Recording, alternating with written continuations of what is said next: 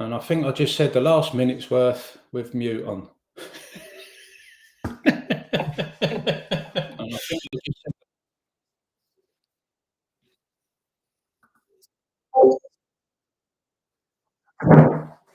yes, yes.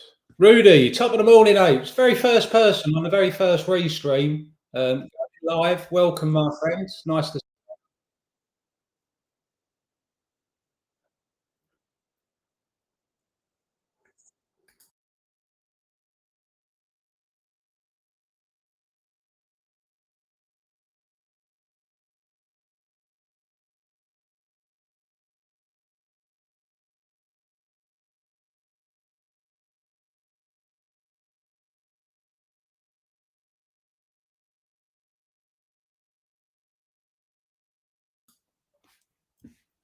Rudy is the only person here. Bear with us, my friend. We're just getting set up. We're just making sure we haven't got no overlay of noise.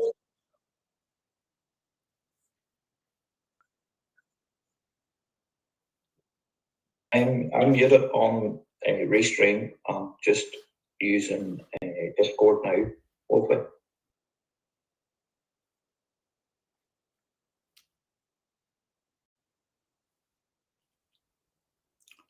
Yeah, for some reason we're getting double feedback. Baby Mama, good morning. Rady Token Baby Code. A very good morning. See you.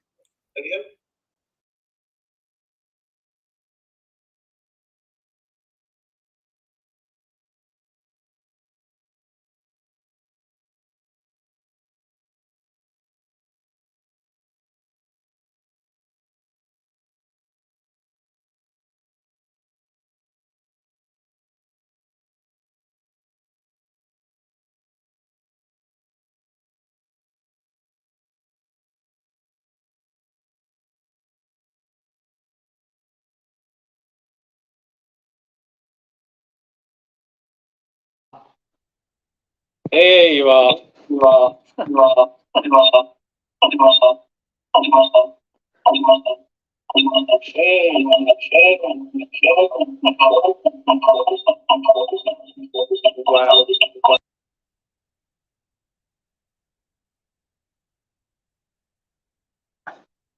So I think we're gonna have to mute on Discord and just have the mics on restream.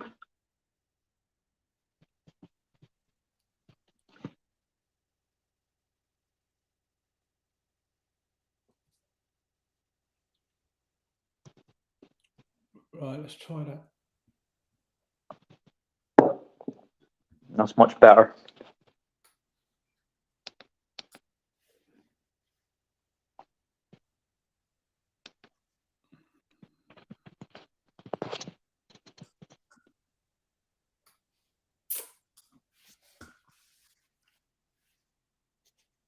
So that's showing me live. That's good. That's good. How do I get rid of this screen?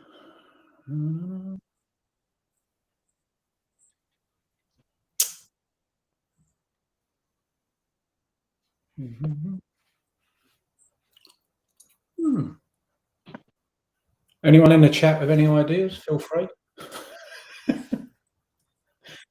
Ever the professional, as we can see. Why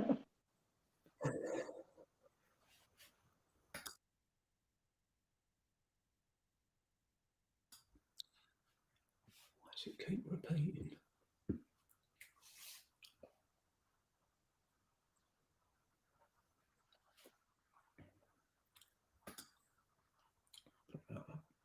There you go. There you go.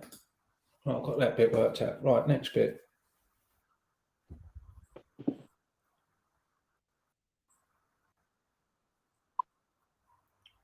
Whenever I say something, there's a delay, but it comes up there. So if I turn the volume down, will that stop?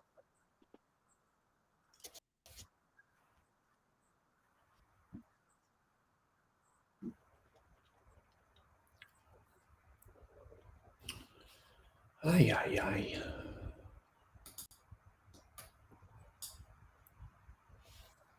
Well, this isn't working as well as it was last night when we finished, but we got the screen up.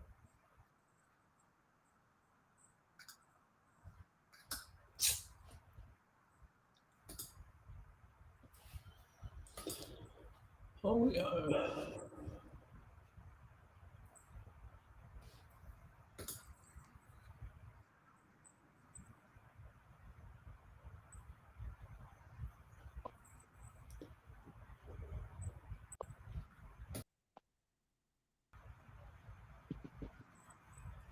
Has that made any difference?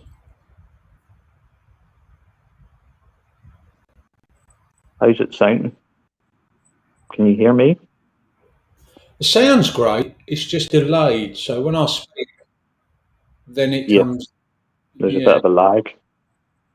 Yeah.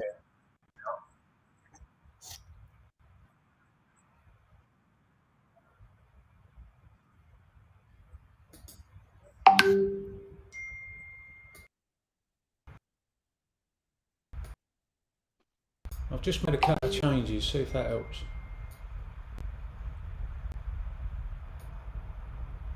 I've just made a couple of changes. See if that helps.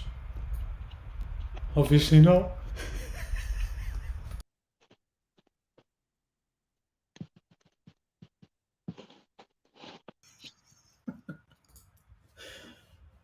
Right, have we got too many up? Let's have a look. I don't want to lose people, but it'll be worth it in the end, people, honestly. You,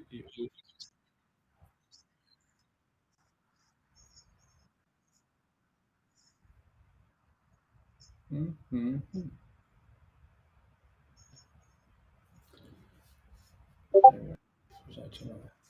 Ape inspection. Right, come on. A few of you in the chat. Any ideas? Can I get rid of all this? You see this?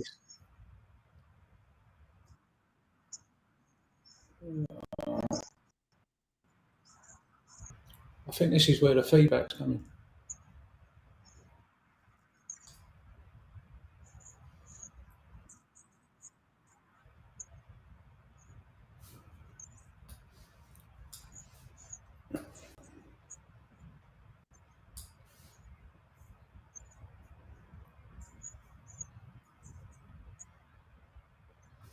Let me try that.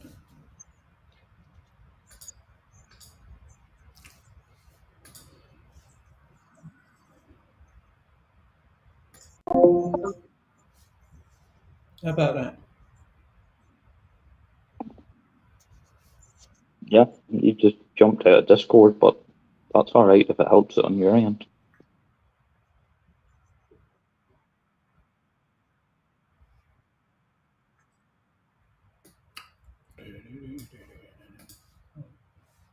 And it looks like we ain't got the feedback. So people that are still listening live, you very patient people. Who do we have? Ruddy. We've Radar, Token, Baby,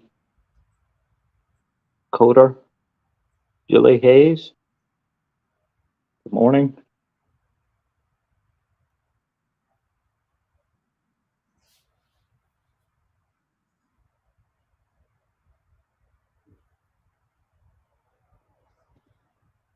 So you've got two authors. These gremlins don't want to leave, Wolfie. They don't want to, they keep coming back to haunt us.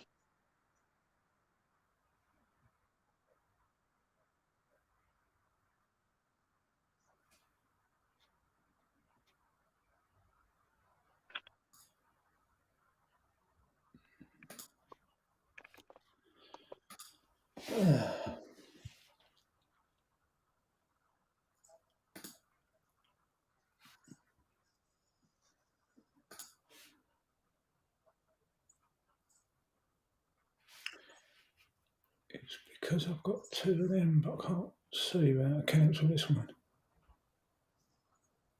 Maybe. Right, let me come out of that. Put that back on now.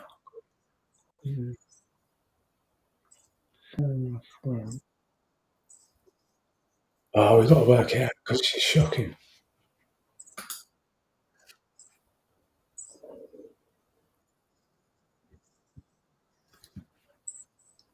It's changed.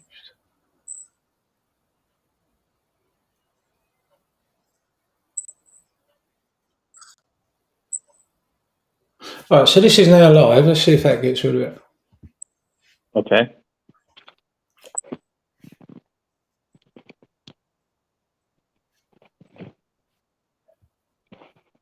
Still.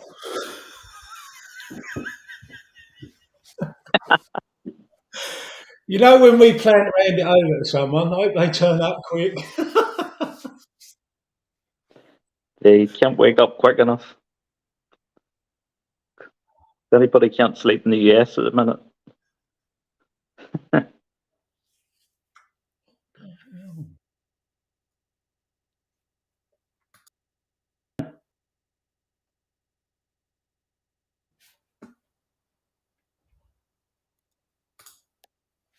Last night was perfect. What the hell has happened today? I'm at a bit of a loss at the moment. We might have to.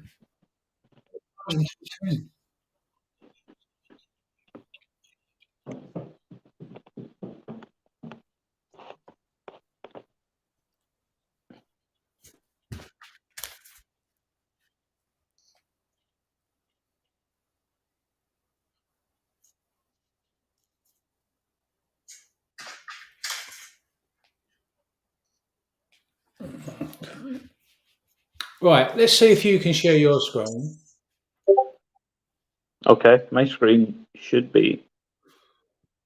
I'm gonna throw it up here now.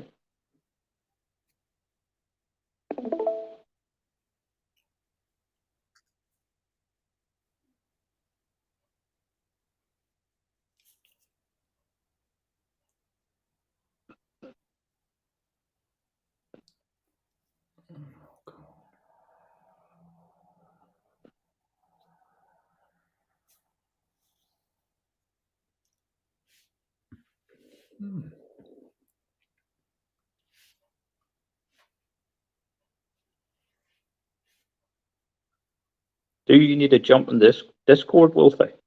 You need to jump in. I don't see you on. Yeah,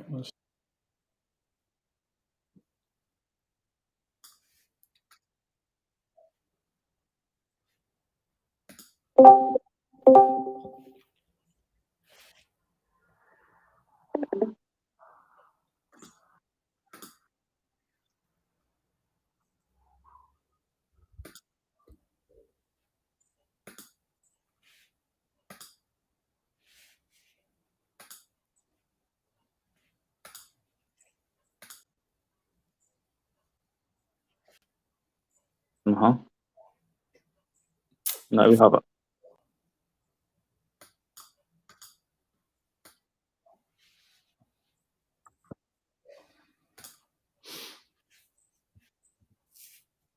Mm-hmm. So that's up and running.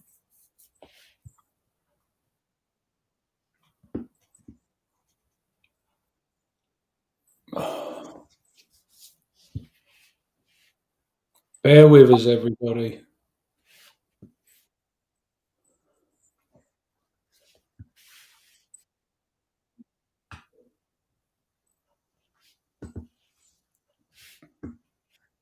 We've Martin, Hilsey, yes, Joshua. Good to see you.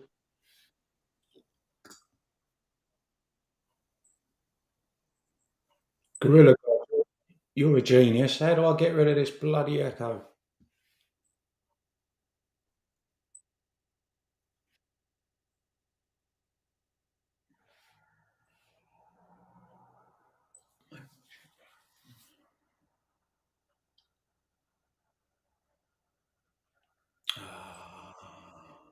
No. Ah!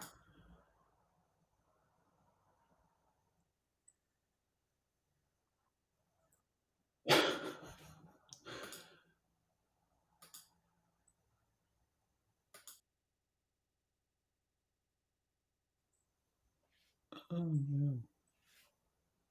Okay, so it appears. Right, definitely. It appears we are not live in YouTube. Going by the chat.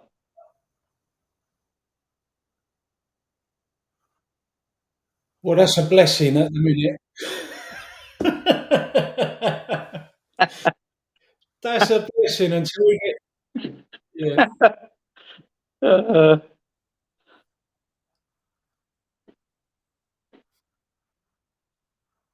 they're saying they don't hear an echo, so maybe it's just on your end. You're getting a bit of feedback.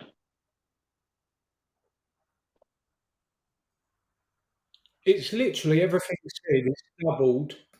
What you say, what I say, comes back double with a delay. It's a 5-10 second delay, and then it comes back in. So even while I'm talking now, the last bit of being said.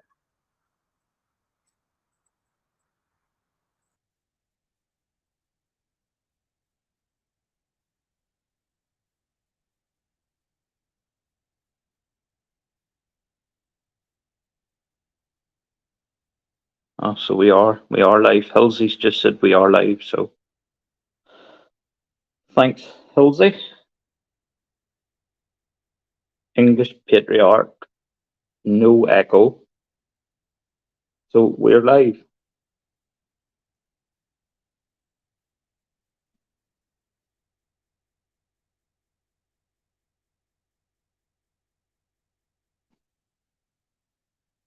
I think now you have it.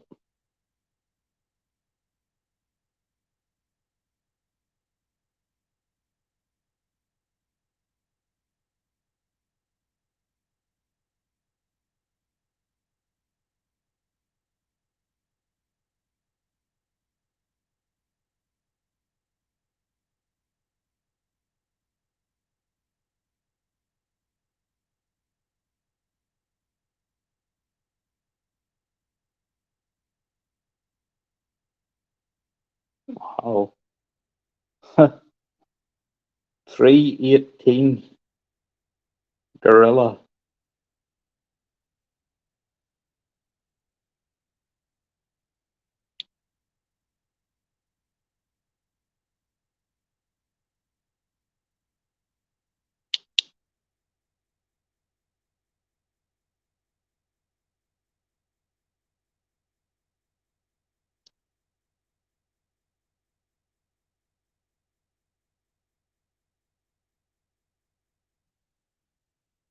They're saying all good on YouTube, Wolfie.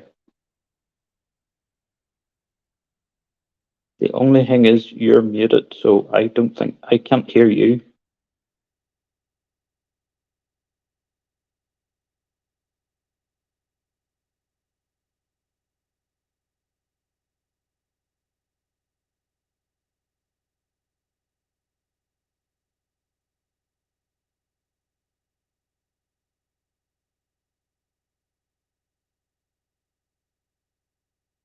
Yeah, cheers, Martin. Yeah, there probably is a delay. Martin. Yeah, there's a delay in sound. No, I had YouTube up on my computer. I wanted to be able to go in and do the chat, but it looks like it's coming up here. So Yeah, it's I fine. guess, yeah, it's all good. I don't need YouTube on because it automatically goes. So my sincere apologies to everyone. So you're double streaming your own stream. It's the viewing numbers up. You know how it works. Well done. Last thing you need is to hear me say everything twice, 3 times, 4 times. Anyway, on that note, welcome, welcome, welcome, welcome. We got a few things in store today. Joe Extra last night on Twitter, I did a space call. I haven't, unfortunately, had a lot of time to talk to everyone about what today's about. But for those that are here, thank you. It's a blessing. It's you, basically. It's a community. People come up in the chat, come up in the Discord, come up on YouTube, type in the messages. We'll go through them. We no rush. We got all day. You might be in a rush, might have things to do, but we'll get to messages and stuff. We'd like people in the Discord so that they can come in and actually talk and be heard live themselves, discuss a number of different things. And finally, for those who'd like to appear live, like you can see my very, very great friend Mick, you can come and do that as well. So there's plenty of options for you. Just for now, we're glad you're here. We did have a different start planned. One where both of us didn't look like complete numpties. However, all good things come to those who wait. So be patient, people. We're just going to play a little something, and probably play a couple of time zones. We hope you like it. Mick, working all the effort. Finish. We hope you like it. Mick, over to you. If you want to introduce yourself just quickly and say hello to all the guys and girls, they're going to come to love you like I do. But for those who don't know you, So basically, hi everyone. I'm Mick. I'm from Ireland, and just like Wolfie says, today basically is about today. I'm just an ordinary person, just like everyone else. I'm nothing special. I'm no one special. I'm just an ape, and I come to know Wolfie through sort of like the think tank and some of the other socials.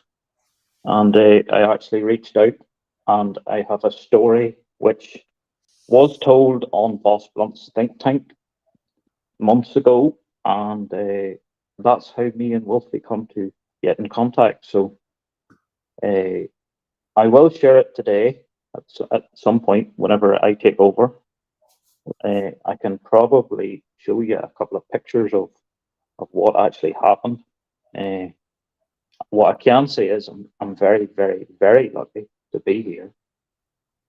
Someone was definitely looking out for me, and that I come to basically get involved in this community through what happened, my accident. So I had an accident. I was incapacitated for months, and to give myself something to occupy myself, I ended up actually turning on YouTube. So I was either going to learn a language or I was going to educate myself in some way. And it just so happened that one of the first videos that came up on my YouTube was a step tutorial video. So it began with crypto at that time, and then eventually it moved into the likes of the meme stocks, AMC, Roaring Kitty, DFE, and the story sort of started from there. So I'll we have something for you, Wolfie. If it's okay with you, we'll maybe start the intro with regards what we had planned, and hopefully the guys and girls in here like it. Well, 25 minutes later than we had planned, I think is probably a good time. So I'm gonna throw this on now. I hope everybody likes it, and enjoy the day, everyone. And thank you for being here. More to the point, thank you for being here.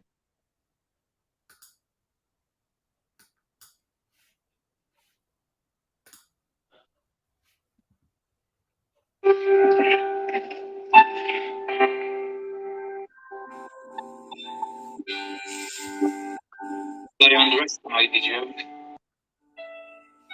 But I didn't. I'm just one of you. You may feel like you stand alone. You may not have family or friends standing with you. But you, us, we have each other. You could be stood in your yard alone right now, going to work and still struggling. You might be ridiculed or ignored. Some may even have laughed at you, belittled you, brushed you off for trying to help them understand. They might not see you, but I do. We all do. We're apes. They don't see your strength. They don't see how every day you have held your conviction that you will fight and fight and fight. You fight every day and stand shoulder to shoulder. Whatever life throws at you, you're here. Whenever you see an ape, you are here. When you see you as I do, how can we lose? They have all the tools, we have you. They break all the rules, we have you. Apes is not a gimmick, it's a belonging, it's a community. Look how strong you are now. You stood up. You stand shoulder to shoulder with people just like you. And we all salute you. The quiet one, the loud one, the introvert, the one that just needs a win. We all need a win. We can all achieve a win. We can do it because you do it. Every day, no matter what, you come back strong. Together, strong.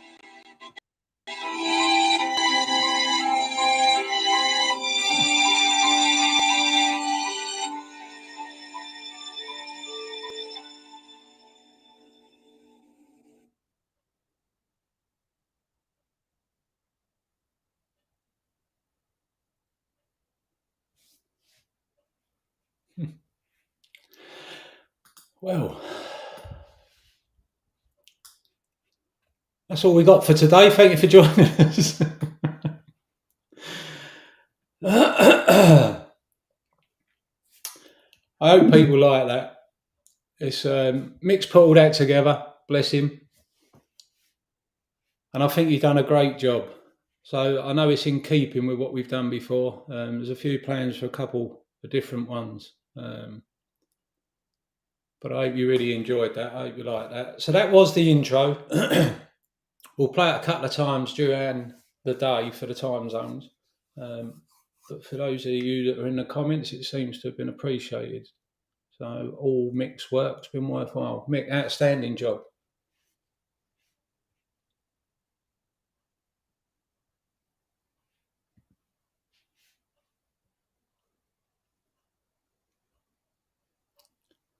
You're on mute, Mick, for some reason, unless you're taking a call.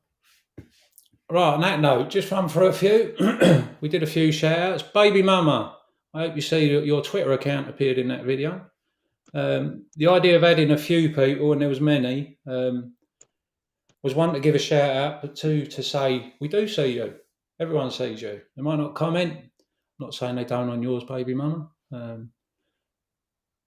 we're all here together. So it was a kind of a balance, we've got some big front runners, Boss Blunts, Bigham's, Randall Cornett, other people, CV Payne, he's out there. We're all together. I like it. So Eric and Andy's, I finished with you last night. It's 1 a.m. Yeah, English Patriot. Yeah. Ilzy, good morning. Gorilla God. Grod. Why say God? He is a bit of a god, to be fair. Who else we got? Martin, my man. It's lovely to see you as always. English Patriot, good lad. I'm watching via YouTube. Lovely. Who else we got? Rhoda, Token Baby Coda. You are live. You're correct. We are. I'm sure at some stages. Yeah. Hi, it's good to have you back, Martin. B3AST804. Beast 804. Look at me getting with it. Look. Nice to see you, Trevor. I'm in YouTube. It sounds fine. Thank you, sir. What else we got? Last couple of shout outs, and then we're going to just let people know what the plan is for today and what the hell is all this about. Right, we're good. We're up to it. God bless you, Mick. English Patriot says, rightly so. So throughout the day, we're going to have a few different people join. Hopefully people we didn't know were going to join, but we'll see how that works. But the people we do know, Joe Extra last night on Twitter, during his space call, was talking with people. Jay Brown was on there, and a number of others, which was pleasing to see. Miho was in there. We had a good conversation, me and Miho. That was nice. So there was a few people there. So Joel's going to be in at some stage, different time zones. So it's not going to be me just sat here chatting all day. You'll be relieved to know. In a short while, Mick's going to take over. He's going to deal with a chat. We're going to bring people in if there's anyone who wants to come and appear live. Within the Discord, when people wake up or people are in there and they join the chat in there, we can hear them, they can contribute as well, and we'll go over a number of things. So today we've got playing Joel Extra, at Joel Extra on Twitter's coming in, lovely guy. We hope Grandpa Barney's going to make an appearance. We all know him. He's everywhere, fully supportive of the entire community. He's a bit like my man Diaz. I love Diaz. He's all over the place, is Grandpa Barney. He's showing support for everyone. So we're hoping he's actually going to come in, and we might even get to see the legend himself live, which would be nice.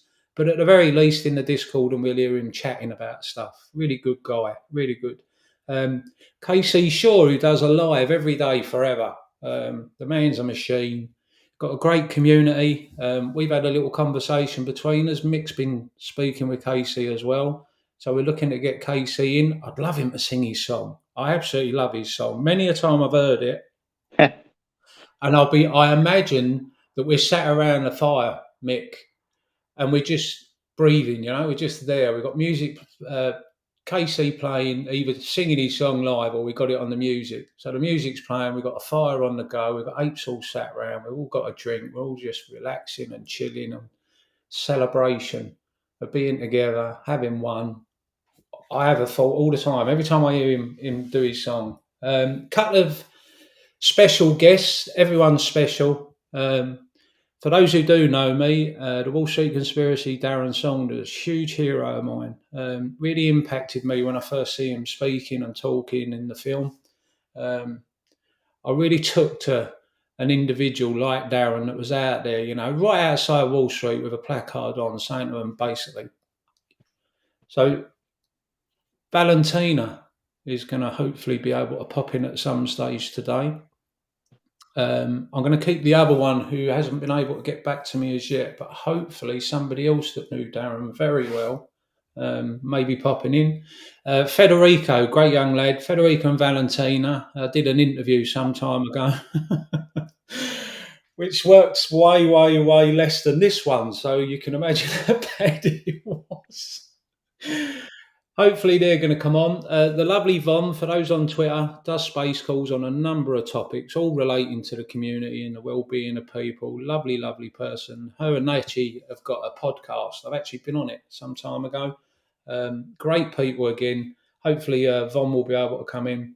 And of course, my dear friend Kershaw, who I met for the first time at the Holloway Lux for the Odeon when Adam Aaron come over to the UK. Got a topic all of her own that she wants to discuss. So it'll be great that we end up with Kershaw being able to join us as well. So there are people amongst those that have confirmed, and during the day they'll pop in, add to the occasion, sit around and chat, maybe answer some questions, bring a few topics, jokes, maybe a song or a poem or two, and we'll go from there. So once we've done the intro, we've got topics. What topics? They're not set in stone, but there'll be things while we're low in number and there's nobody live or anybody talking in the Discord currently. We'll make sure that we start opening up the topics. So the topics will be slightly different, but very much in keeping with the community. So we're told everything's fine, fine, fine. Well, I'm seeing it isn't fine. Outside of the stock market and what's obviously going on with the banks, which most people, if they're paying any attention at all, have seen, and we can talk about that. But it's what's going on in your community, what's going on in your area, your town, your city, your country. I'm well aware in Australia there's big layoffs. In the UK, those on Twitter that follow me, I lost my job just after Christmas, perfectly timed. But was very fortunate to get another job very quickly, which I really needed to. But I am noticing things like houses in the area not selling anywhere near like they were. I have spoken to other people in the area, so there's an issue with that. So it's basically, what are you seeing in your area? What's the impact? They say it's fine. Do you think it's fine? So that would be one topic. Obviously, what's going on in the market can be another topic. So generalised stuff or anything you want. Come in and say hello. Come and share your story. Just come and say, you know, whatever it is you got to say. Keep the swearing to a minimum would be ideal. It is what it is. Stay respectful. We're going to have something at the moment. We don't need it because there's only me and Mick in here live. You all right still, Mick? You doing all right? I'm good. I'm good. I'm good. But when people join, we're going to have topics. So, as a bit of fun, and everyone will get reminded, if you come in like me, we'll test it actually. We're going to test it right now for those that are still in the chat. So, an emoji, we need to come up with an emoji that if someone's talking about a topic that we've heard enough about, or they've talked and you're not really clicking with it, we're going to be polite, very respectful, but we're going to move things on when necessary. So we don't know who's in the chat. We don't know what motivates them or who they are as people. So different things motivate different people. So the mods that are involved are going to be monitoring it depending on how busy, especially. So, yeah, if someone's rambling on like I just have for the last 10 minutes and you think, all right, shut up, move on, we want to see an emoji in the chat, either on YouTube, in the Discord, or obviously on the live feed. For those that have asked, Restream is what I'm using. It works quite well. Kershaw's just dropped in. Hello, Kershaw. Good morning. There you go.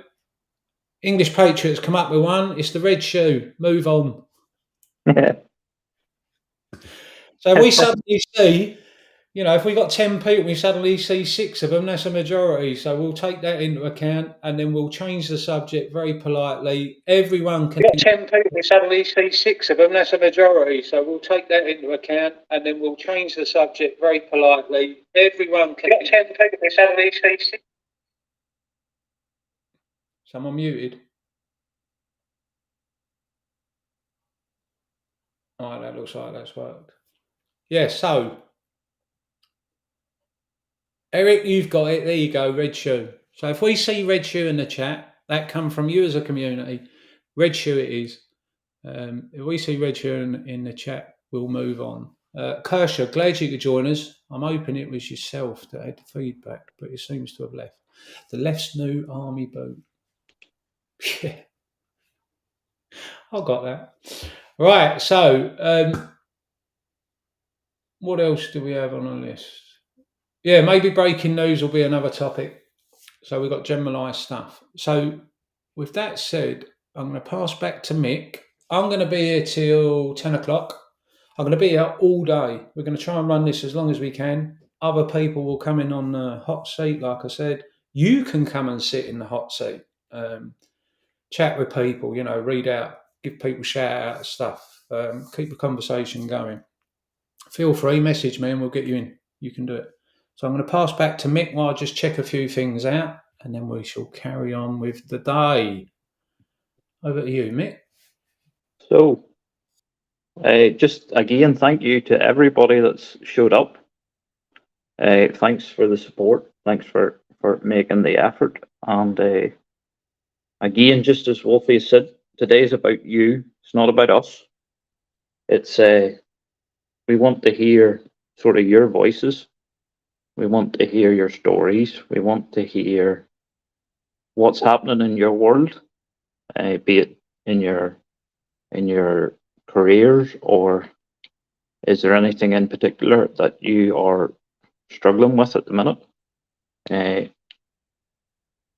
Again, just like Wolfie said, we're going to talk about some of the things that we have noticed that may indicate there is a bit of a slowdown or a bit of something coming that we may or may not want to prepare for. But obviously, we would rather prepare for something as opposed to not.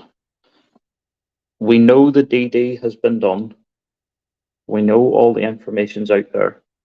But today is also about maybe trying to get us as a community to send a message out to the others, to friends, to family, to work colleagues, and just maybe try and make them aware of what's happening and what's possibly to come, because it's looking like some sort of a market crash or financial crash is about to happen. We don't mean to scare people. We're not here to scare people either. But we are here to try and put some information out and just try and be as prepared as we can be for what's ahead. But today is about you guys, all of you, because I'm just an ordinary person, just like you. This is the first time I've ever done anything of the sort on live on YouTube. So it's I'm a bit out of my comfort zone, but hey, we all are at times. So if we don't put ourselves out there, we're not going to get the message out. And if we don't step forward, our voices don't be heard. So I'm hoping today that some of you guys will come forward, share your stories. If you can, chat. We'd love to hear your voice. We'd love to sort of show everybody how diverse the community is, and that it's not all about the money. It's about the people that we have here, because we have some incredible people in this community. Some have quite a large following that do great DD, but an awful lot of that information also comes from ordinary people just like you and me. So you guys are responsible for the success of this story so far, and that we are hoping that you'll be with us and maybe a few others and see it right through to the end, because for some of us it's been a tough 2 years. We've had our ups and downs. We've had the January, we've had June run-ups, we've had March, but now at the moment there is a bit of uncertainty. As Wolfie has said, there is a bit of breaking news, which I'm sure a lot of you are aware of at the moment, with regards the AMC and Allegheny case, and we will get into that at some point, and we really appreciate you being here. And at that, I see I'm getting a red shoe already. So yeah, you're living up to your reputation with a shoe. It works well then. I don't mean that for you actually. I went a little bit earlier, but that's good. English Patriot. I've just been on Twitter to follow you, my man. But unfortunately, have you seen how many you got? English Patriot. So let me have a look just one more time for see if it's 70, and I will add you. So you don't have to super chat. I don't do super chat on the channel. Just to be clear once more, everything in the channel is for free. Everything Mick's doing, not earning anything. Anything I'm doing, not earning anything. Any money that might end up being made by this channel, a community channel, will go to charity, and everyone in the channel, everyone in the community that are here will get to decide at that stage. It's a long way from that. It's not about making money. We're in a position where we can do this. We're not brilliant at it, but as time moves on, we hope to get better. And then the other thing for everyone to understand is we will run this as long as there's people here. We hope to do at least till late evening so that we can hand it over to somebody else and run it for 24 hours. That's the plan. However, it's also a challenge to the community as a whole that this is step one, day one, try one. What we'd like to think is you watching now and a few of your friends might get together like me, Mick, and a few others did and try and put this together yourself. So it's quite easy. Restream is quite cheap, seems to be working really well. I can see everyone's chatting that. You can come on live up to 10 people. But the challenge really is take what we did today, and you have step 2, and then someone else can take it and it will be step 3. So it won't just be on my YouTube, which we've used for today's event.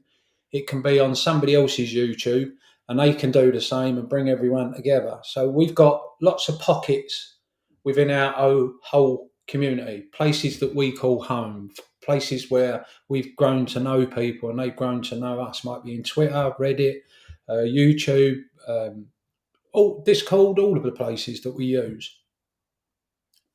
Trying to do that around the whole community, that's the idea behind this. So it isn't a Wolfie day, it isn't a Mick day, it isn't a my YouTube day or trying to generate followers, etc. It's an opportunity that if the community embraces it, they can then take step 2. Somebody else in the community can take step 3, and we can hopefully build some momentum. It's never been done before. If you think about it and you look at everything out there, it's individuals that tend to do really great work or are engaging or funny or whatever for their particular area that they're moving or doing it. And they do great work. But there isn't a community channel that I'm aware of that does this sort of thing. And it's trying to break a little bit of ground, bring the whole community together with a tool that they can all use when they want to use it. If people haven't got a YouTube, you need over 1,000 people on your YouTube that are subscribers to be able to go live, I believe. It might have changed, but it was when I first started up. You're also in a position where in order to earn money for so many hours, so it's not about that. However, I'm willing to allow or make available my YouTube that other people can use to do exactly what me and Mick have been able to put together today. And we hope people will. So through Miho last night on Joel's Extra, at Joel's Extra chat, he was saying, you need to be a bit cautious about that, and rightly so.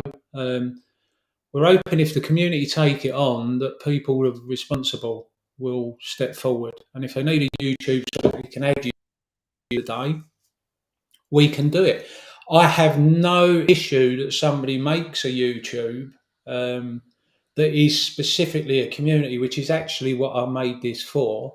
And if more people are behind that and that becomes the one that's used, or different people can be added to it so that they can use it for step 2, 3, 4, 5, I'm all for that. So how we end up proceeding will be on the community as a whole, and we'll keep going, and hopefully it will catch people's attention, and they'll see it for what it actually is, a benefit to us all, to be used by us all, no one in charge, everyone equal. And if you haven't got a following, you can use some of the tools that we've already got in order to be able to go and do step 2, 10, 50, 100. But it really isn't out there. There isn't anything I'm aware of. I haven't seen this anywhere else. Mick hasn't seen it anywhere else. We're not aware that this has ever been done before. So we're trying to break some ground within social media for the best cause, for the best people, for all the people who just don't know. So hopefully that made it clear what it's for. We'll probably repeat that a couple of times during the day. That'll be a great opportunity for you to grab a cup of coffee, do what you got to do, say what you got to say, rather than having to keep listening.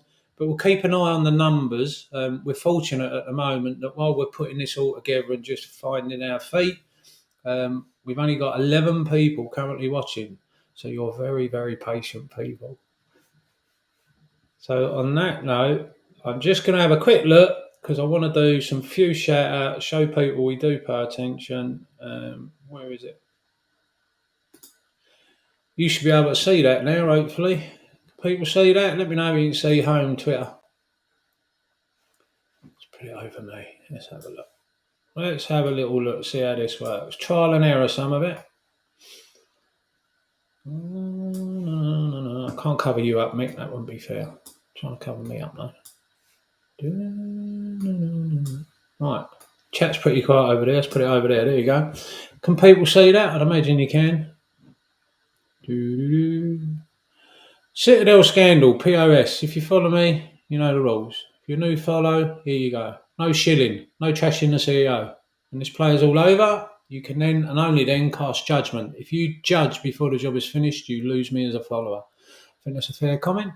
Another good guy, 87% Nick G, the solar guy. Interesting. Feels like I told you so after 5 p.m. Unopposed motion to lift the status quo order. Deal done. Our man Joe Extra will be there later. Remember, we've been here before on the cusp of big news or a big event for our stocks. Those that wish us ill will thrash and scream. Very true. Wish I could have said it properly and done it justice.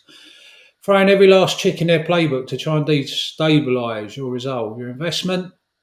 Remember why we are here. Apes together strong. Well said. Feel good factors on there with some nice pictures. Jay Brown, good morning. Everyone, I wish good vibes, conversation, great conflict resolution, and most importantly, connection. What's for you is for you. What's not, you get to decide what you consume. Bloody right, mate. Jody, mother ducking ape for life. The stock market is rigged. Just a PSA for those who didn't know. Ape's not leaving. Peter Han. True facts. Ken Griffin is 53. I am 53. We were both nerds in school. If my parents had been super rich, we could have been roommates at Harvard. Also true, I look at least 10 years younger than Ken. I can vouch for that. Moral, moderate your consumption. I like Peter Han. Oh, another one. Charles V. Payne, CNN poll. This is embarrassing and stupid, and yet it's been the goal at the time. CNN has any non-white person under people of colour. A dumbass lumping of folks with completely different backstories, experience, cultures, and opinions. For those who don't follow, at CV Payne, the rest, hopefully, you see the screen. They're all really good people. Annie. I always think of little Annie, the film. Your new condo awaits, Kenny G. You'll find a bottle of champagne, a lovely bar of extra moisturising soap, and a bag of AMC Perfect popcorn by the bed. A housewarming gift for you. A picture of a prison cell. So, as we can see, Twitter is active. People on there putting some nice posts. Natchy's on there, Direct Pascal, for those who don't know, another great guy. I actually went on some time ago and he did a podcast. First podcast for me. Took my virginity, did Natchy. Yeah. It was worth it. Nice people. Him and Von did it. Yeah, we had a good chat that night. It was nice. Spoken to Von a few times since then. Sunday was the last time on another space call talking about mental health. So if anyone's struggling today, they can come in. It can be a topic. It's all part and parcel of it. Nice socks. Whose socks are they? Who's got them on? Joe Extra. Nice socks. Warm feet. So that will do for Twitter. That will be another thing that we will pop in and out of. Obviously, if Adam Aaron says anything. Quite big news last night. We'll talk about it later, just to do it justice, and we'll see how we get on. So, yeah, we can bring Twitter up anytime we like. Anything happens, let us know in the chat. Mick, you seeing anything in the Discord? Anyone awake?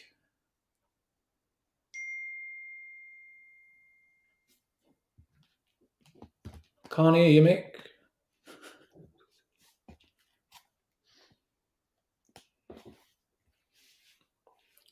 Mick might be busy. So today, anyone write poems?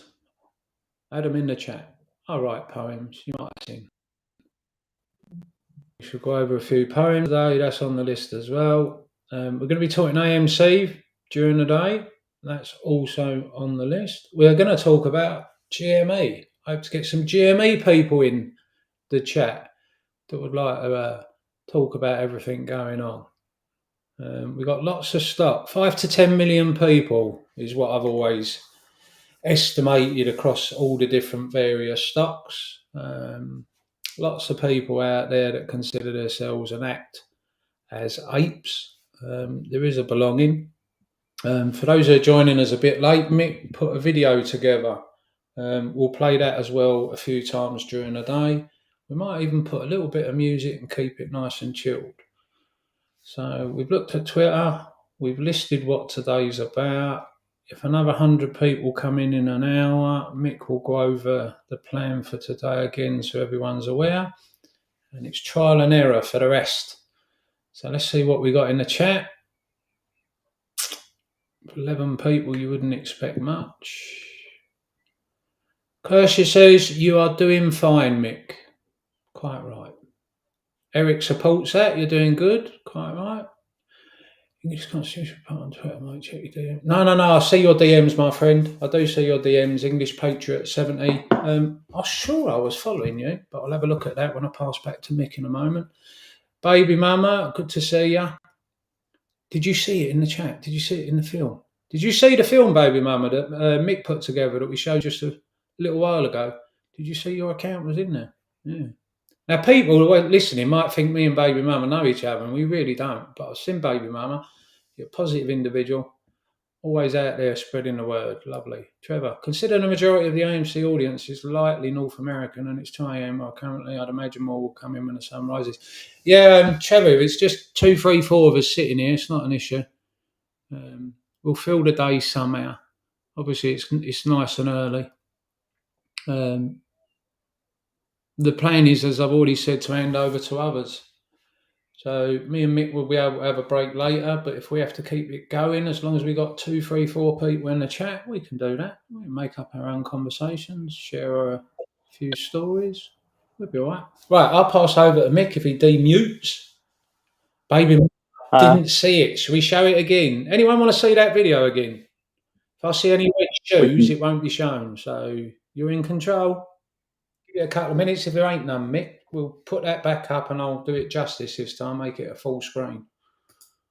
No problem. Excellent. Baby Mama didn't see it. You know, just for Baby Mama, let's chuck it up. Let's do it then. Okay. Let's do it, my friend.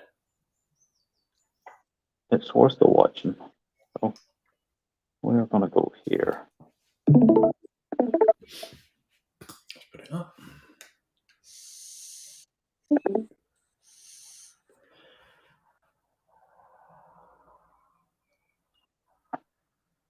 All right, my friend. Yes. Good to go. Perfect. Okay, look, enjoy anyone that hasn't seen, and here we go.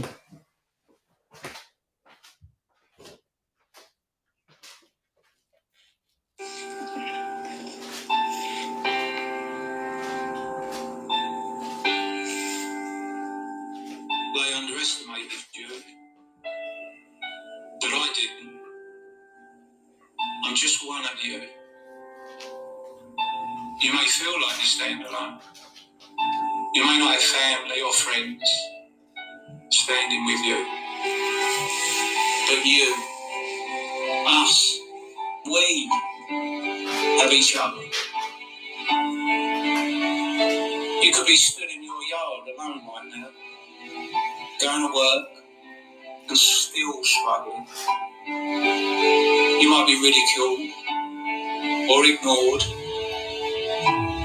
Some may even have laughed at you, belittled you, brushed you off for trying to help them understand.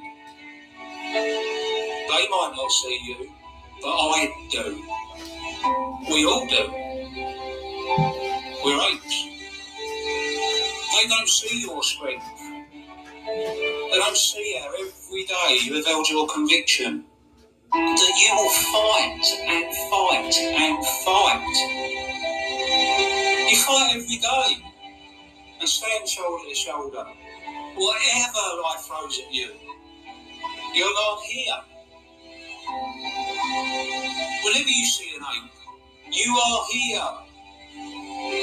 When you see you, as I do, how can we lose? They have all the tools. We have you. They break all the rules. We have you. Apes is not a gimmick. It's a belonging. It's a community. Look how strong you are now. You stood up. You stand shoulder to shoulder with people just like you. And we all salute you. The quiet one, the loud one, the introvert, the one that just needs a win. We all need a win. We can all achieve a win. We can do it because you do it. Every day, no matter what, you come back strong. Together, strong.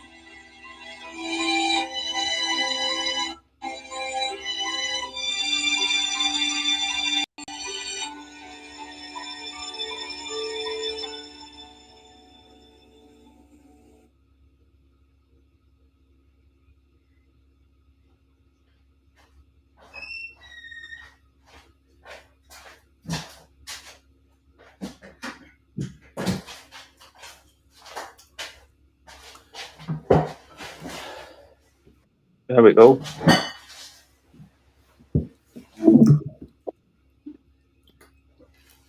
So there you are. Hope you guys enjoyed that. That didn't get to see it. Something we just put together pretty quickly, but at the same time delivers the message quite well. And I hope you've seen a few of you maybe in there in your with regard to your Twitter pages that we wanted to recognise and prove that it's not about who you have or how many followers you have. It's just about us as a community being here and doing what we're doing now. So, well said, my man. Well said. So that will be played a couple of times today. All full credit to Mick. Done all the hard work putting it together. I've got no idea how you do that. As you can see, I'm not very tech savvy, but I'm trying to learn. That's one of the things about this, when hopefully somebody else takes the baton and does step 2, and I really hope that happens. We might have 50, 100 people watch this today. Next one might have 300, then 3,000, 50,000, who knows. Aim for the moon. We're good at that. So a few shout outs again, just to keep it going. I really appreciate people coming in. Baby Mama, you've now seen it. I hope you enjoyed it. Trevor, I'll sleep 3 to 9 a.m. my time, but I'll be back. I'll be back. That'd be great. It says feather, but I hope that's... Yeah, you must type your own name, right? Feather. You'll have to tell me how to pronounce that, my friend. Excuse me. English Patriot, play it again, Sam. Hope you enjoyed it again for the second time. Mr. Fumble in the house. Baby Mama, right back at you. Love this movement. We all win together. Baby Mama, quite right. We the people, quite right. English Patriot, 100%. We are bringing the biggest crime in history. You are all amazing. Right back at you. I think the apes are. For me, of my ripe old age, young or old, we're all in this together. We're still here. No one's left. And I think the video says it all. So that is great. Bringing down the biggest crime cabal in modern and ancient history. You're all amazing. Stay strong. We got this. I concur. 100%. Baby Mama, it was awesome. Thanks for playing it again. No problem. I'm glad you enjoyed it. The idea was we got some big hitters in there, and we got people that have been here a long time. Some with nice amount of following. Nowhere near what everyone should have followers-wise, but they've got what they've got. Baby Mama, you was a perfect example to be able to use to say it's all of us. So I'm glad you liked it. So on that note, anything in the chat, anything specific you want? Because we're going to be time filling. Obviously the time scales. The UK, everyone's working. US, most people are sleeping. I don't have a huge following. Mick doesn't have a huge following. So we're doing well for what we've got. But unless you've got anything specific, any questions in the Discord, anything on the live feed or YouTube, I shall read a poem or two. And then we'll start talking about anything that's going on in the big bad world relating to our beloved stocks. We'll bring up... I use Webull for just for the screen. I've never bought a share through Webull. Those who have, each to their own. But I only just to keep an eye on the stocks and screen, and we can have a little look. I don't look that often anymore. funny enough. Seems to be AMC's between a range. I think that makes sense to most people. Don't need me to say much more on that. But we'll have a look at that as well, and we'll see how we go. So we're nothing in now. Have we lost anyone? No, you're still here, you patient people. So unless I see a red shoe, I'm going to read out a poem I wrote. Mick, you got anything you want to? No, go for it. I'm just setting up a couple of things in the background here for the next few topics. Brilliant. Sort of for when I take over. So you work away. Yeah, no problem. Well, I'm going to finish for my time. I've got a couple of bits. I should be listening. It's on the computer and my phone, so I shall be listening. Any questions, and I'll come back and answer them. But Mick will be great at doing what he's doing. Diaz in the house. Great to see you, my friend. Diaz is a mod, and you, Diaz, and a few of the others that I recognise in here. I once did a chat. It was Saturday night. I'd had a couple of beers, nothing major, but a couple of beers. So I was a little bit, But I thought, sod it, I'm going live. And everyone who came in and watched it, apart from Mr. White, for those that were there, do you remember Mr. White? Everyone who came in, other than Mr. White, got made a mod. Honestly, people had only popped in. What the fuck's this about? And I was like, mod. I had more mods than viewers. Yeah, crazy. Anyway, Diaz, lovely to see you. We've had a few come in. Ilsey was in a bit early and said hello. Yeah, just bloody lovely. So thank you. Right, on that note, I'm going to read a poem and then I'm going to hand over to Mick. Mick's going to look after the next half hour, an hour. If he needs me, he's only got to mention my name. If anything comes up and I'm needed, I'll come back in. But I'm going to do a little bit of digging in the background, see what's going on, see what else is out there. All right, let's have a look. Where is it? Let's have a look. I've got to try and find it now. Oh, I said it was in. Maybe I ain't. Let's have a look on here. Casey's took it on here. Yep, right. So this was written by me. We all came as individuals. We soon became much more. A community then built around us. A message of no more. Their lies they tell. Their stocks they sell. Their IPOs leave us in tatters. It's okay, they all say. You will win one day. That is all that matters. Well, no, it's not actually. Apes are here today. The world will soon hear us and all we've had to say. Their tricks and lies are endless. They make out we're all dumb. They see our lives are worthless. They see it all as fun.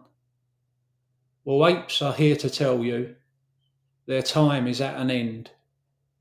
Truth and fight for fairness, we have only just begun. The light we shine so brightly will become brighter than the sun. We will win this battle for our daughters and our sons. A better life for everyone is more than just a dream. First we will kill the cancer the market has now become. Then will we show the people AMC was not just a meme, bought by millions of people. Some bought different ones, but all remained united, together in their quest. We will not go quietly. We won't allow them to rest. So whether you hear us now or then, we really have tried to show you where to look and why as well. Those that do, come join us. You can make an informed decision. Our DD was made and shared. We are not a part of their system. We fight what no one dared. But now we're here and not leaving. Every day we will continue to shout. Our prayers are that we reach you all. Of that there can be no doubt.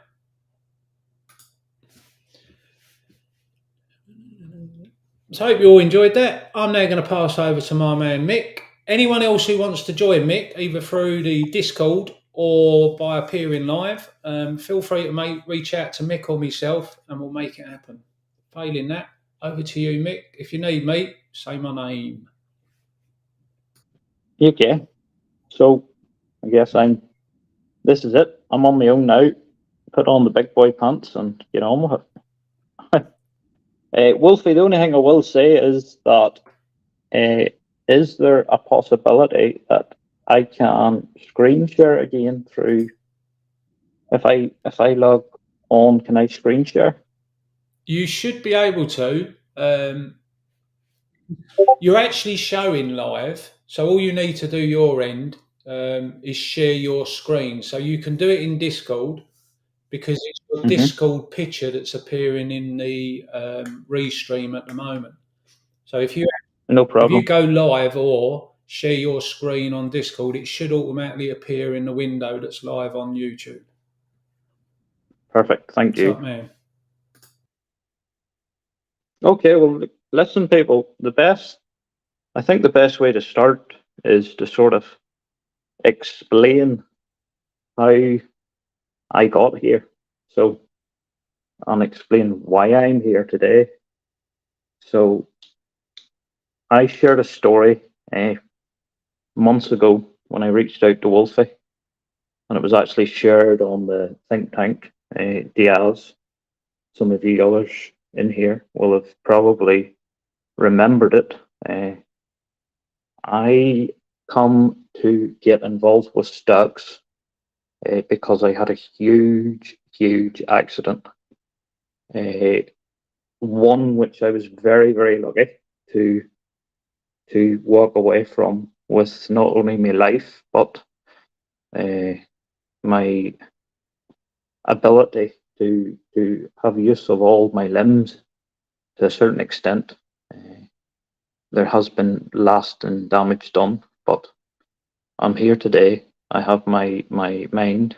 I have my ability relatively. I have my good days. I have my bad days. Put it that way. I could be in front of you today. I could be in bed tomorrow. It's just the way it works. So basically, it was a wonderful summer's evening. I'd arrived home on the Friday. I went to get tires put on my car at a local shop, and it was about a 40-minute journey from where I actually live, because I live quite rural. So I'd just come down from getting the tires on the car. I was coming down a mountain pass, and I'd followed a slow-moving vehicle, like a car, and this guy was doing 35 mile an hour. So look, I sat behind him for possibly 20 minutes. I had an opportunity to pass, but I was in no rush. But then, as we got closer to home, be it maybe frustration or whatever, I thought the car would be turning off down the various sort of coming into the various little villages and towns, and it never. So I knew there was a big slate coming, and I decided that I was going to overtake. Now, when I overtook, I love my cars. Anybody has seen my Twitter, my profile picture's a Lamborghini, which I don't own. It's the dream, but I don't own a Lamborghini. It was something that I rented for an event for critically ill children that I was involved in for raising money. So basically, I'd begun to overtake the car, and the car I had at the time was a performance vehicle, so it was quicker than your ordinary family saloon. Something on par with some of the US guys probably that have the big V8s and stuff. Mine was a V8. It was a naturally aspirated V8, Lexus ISF. which I think are quite popular in America. And I maybe can actually show you the aftermath. Basically, I hadn't driven the car in a few weeks because I was just busy due to work commitments. My job entailed crazy hours. I worked in the fit out industry with doing bars, restaurants, hotels, the likes, and basically I decided to overtake. So if I actually can bring this up, you should be able to see it here now.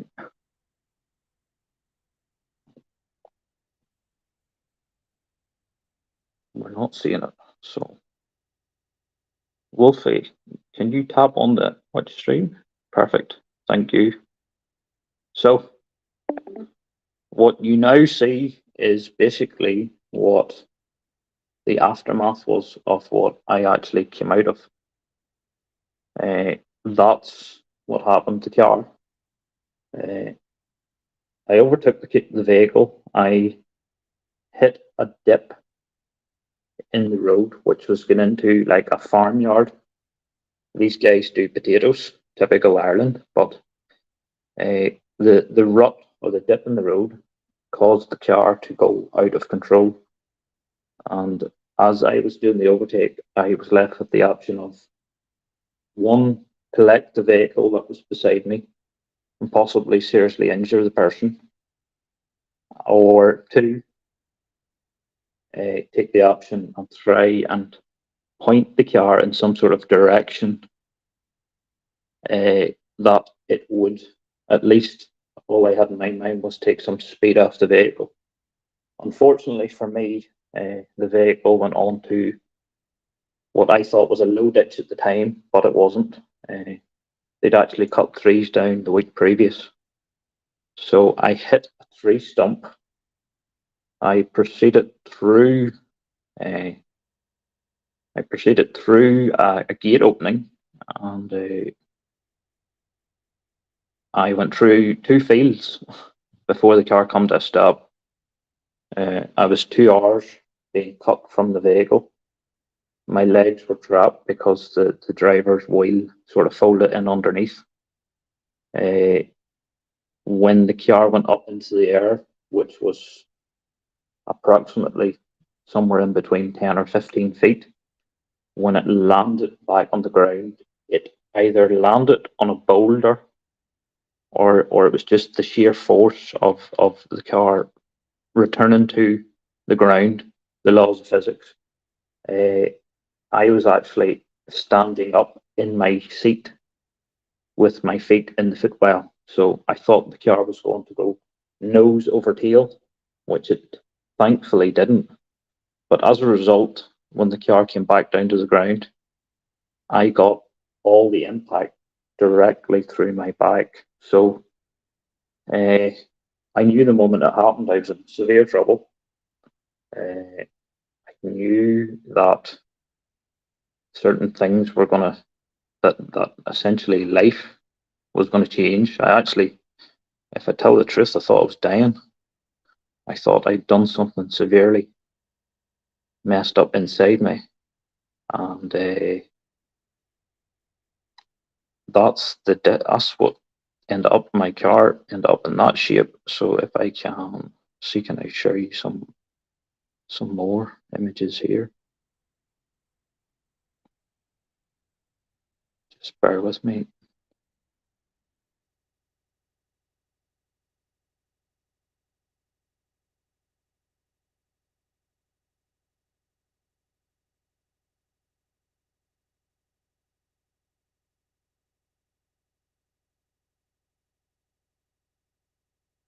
Just pull these up, folks. I don't want to show stuff that's too graphic, but because there are quite a few pictures. But it'll give you a general idea of the sort of carnage and stuff. So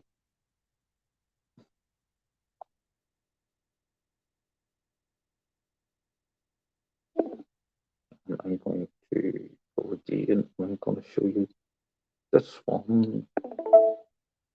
So you should be able to see that's the emergency services trying to get me out.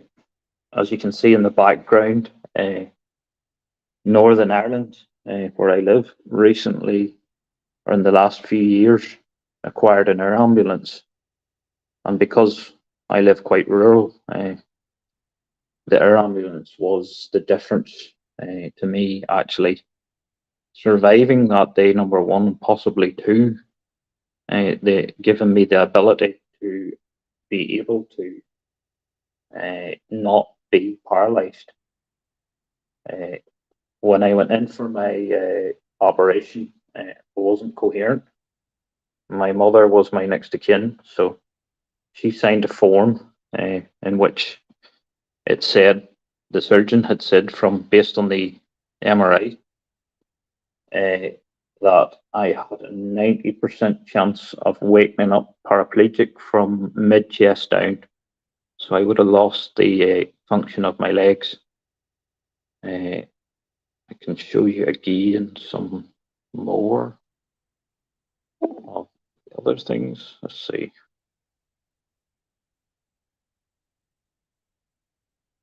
Let's see.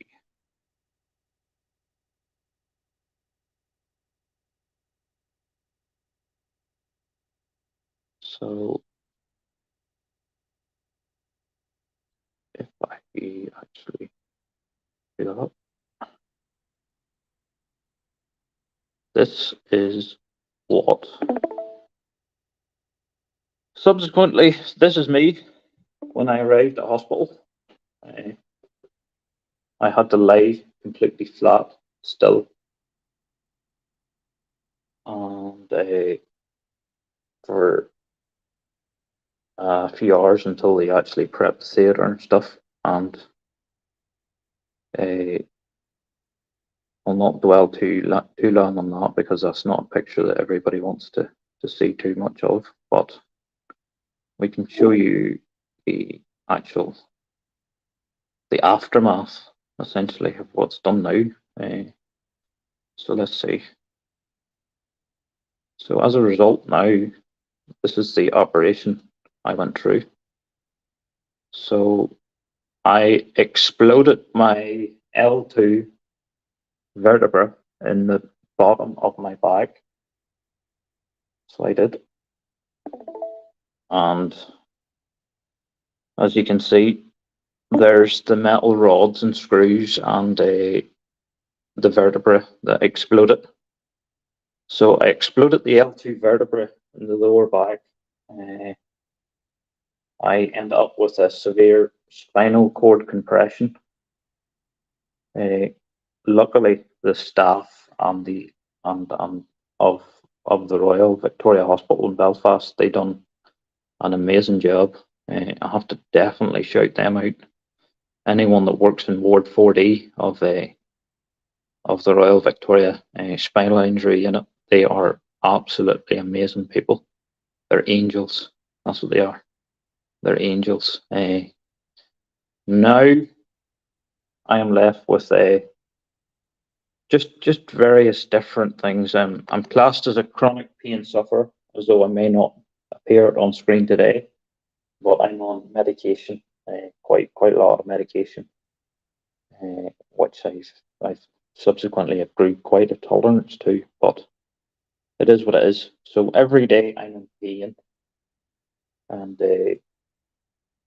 but I am blessed from the fact that I'm even here speaking to you, because the speed I went off the road at, which I won't disclose for obvious reasons, I should not be here. I should be a statistic, basically. I should be a statistic. I should not have made it out. Definitely not. I've never ever spoken to anyone that's came out of anything like that based on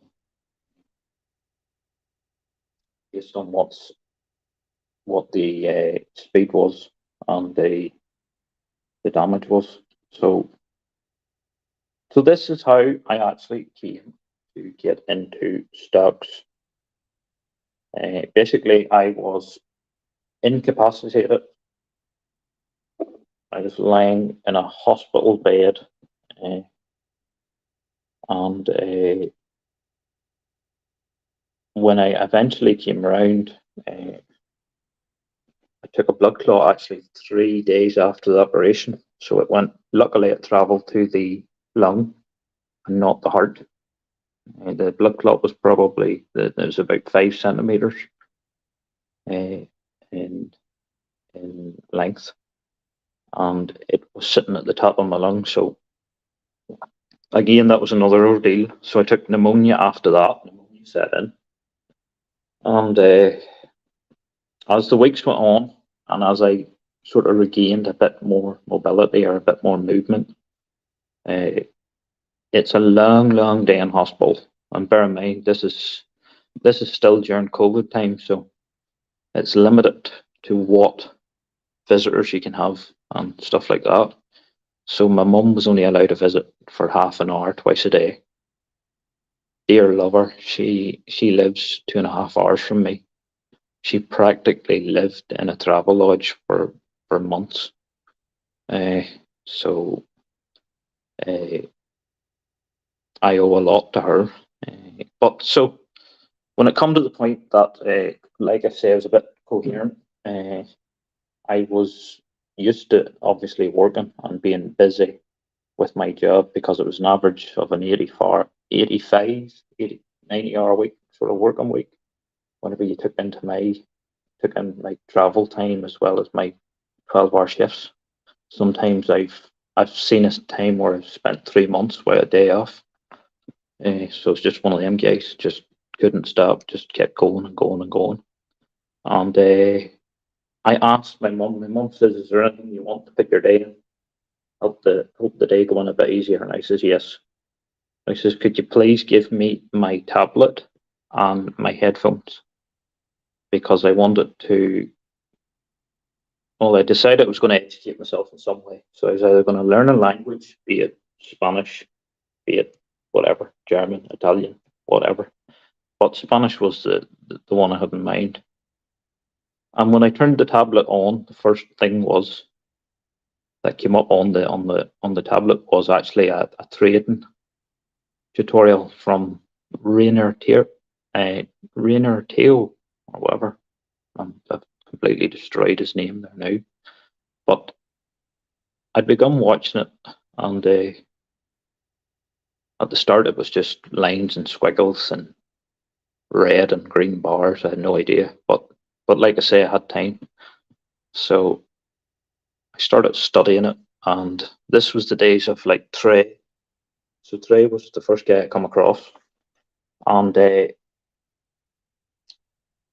started then trading on a virtual app where it's not real money, but it is trading along with the stock market. So, like I say, I got involved with crypto to begin with because that was the crypto bull run. I done quite well out of it because I switched from the actual virtual app till putting some cash in. So I put a small amount of my own money in, which originally was a $2,500 investment, and then I just started trading it from there. I was very fortunate to get out of Ethereum when it reached its high back in June or so 21. I think it reached 4,250. I had a take profit set at 4,200, and it gave me quite a nice figure, put it that way. But then the meme stock started to take off. The days of Roaring Kitty and stuff, and eventually I was watching Trey, and I was starting to watch some movement and stuff like that there. So I got involved with that, and started investing in GME, AMC, predominantly GME at the start actually, but AMC. And ever since then, I've been just like you guys. I've been sort of just buying and hoping and working my way through. And the reason sort of that I tell my story is because I know a lot of people in the community at the minute are actually they're going through a tough time. You know, some of you guys have been here from the very start. It's been 2 years, 2.5 years for some of you. For some of you, it's actually been longer. And we have had huge highs and huge lows. And I just want to make you aware that whenever I see a negative comment or someone saying it's been so long and it's been when's this gonna happen, or you see the comments when Lambo, it's something that for me, holding a stock and holding through this, as you can see, has been the easiest thing I've done in 2 years, because I've been going through stuff that's been way, way, way more difficult than holding a stock.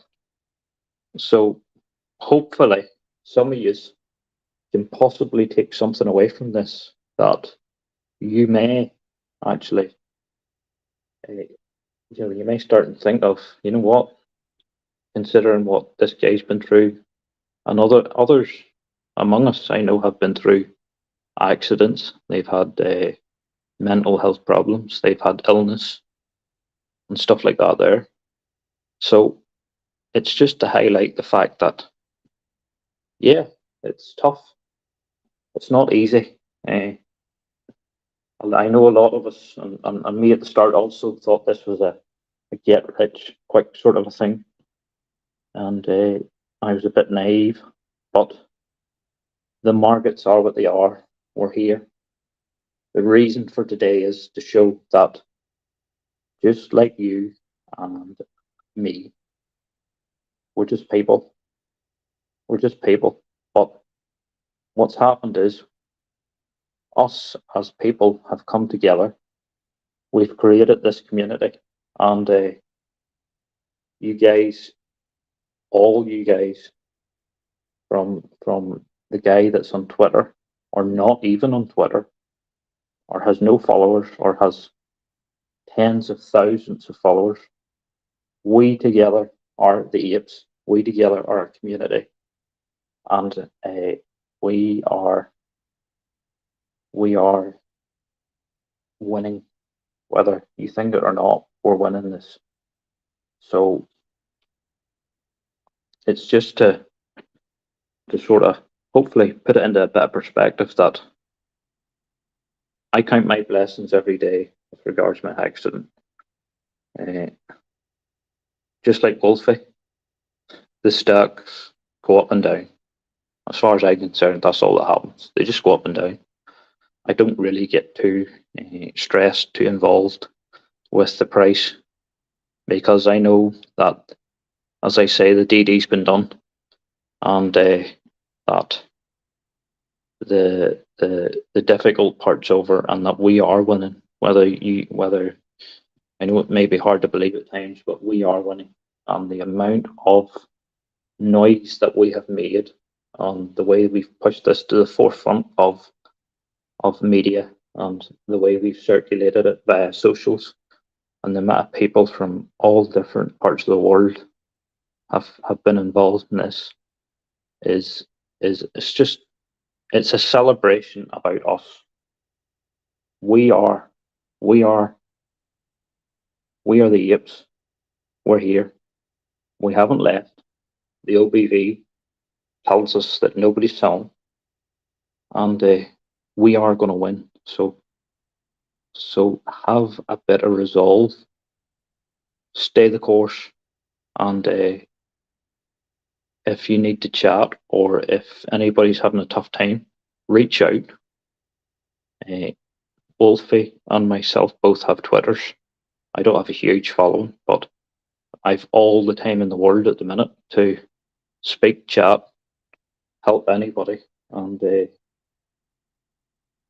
yeah, I just hope that's something good. So, like I say, if any of you guys have stories that you would like to tell, anybody would like to introduce themselves. Anybody who'd like to speak up, uh, I'll check it out in the comments here. I think there's a slight delay in my end, but if there's any of you guys that want to speak up or share anything, please do, because today's about you. It's not about me. It's not about Wolfie. It's not about anything. It's about, I've just decided I'm going to share my story. I'm going to put it out there. And then you may find that there's actually quite a lot of people that are in the same predicament and have, be it yourself or be it family members. I know Nana Ape has had her daughter been through some health issues.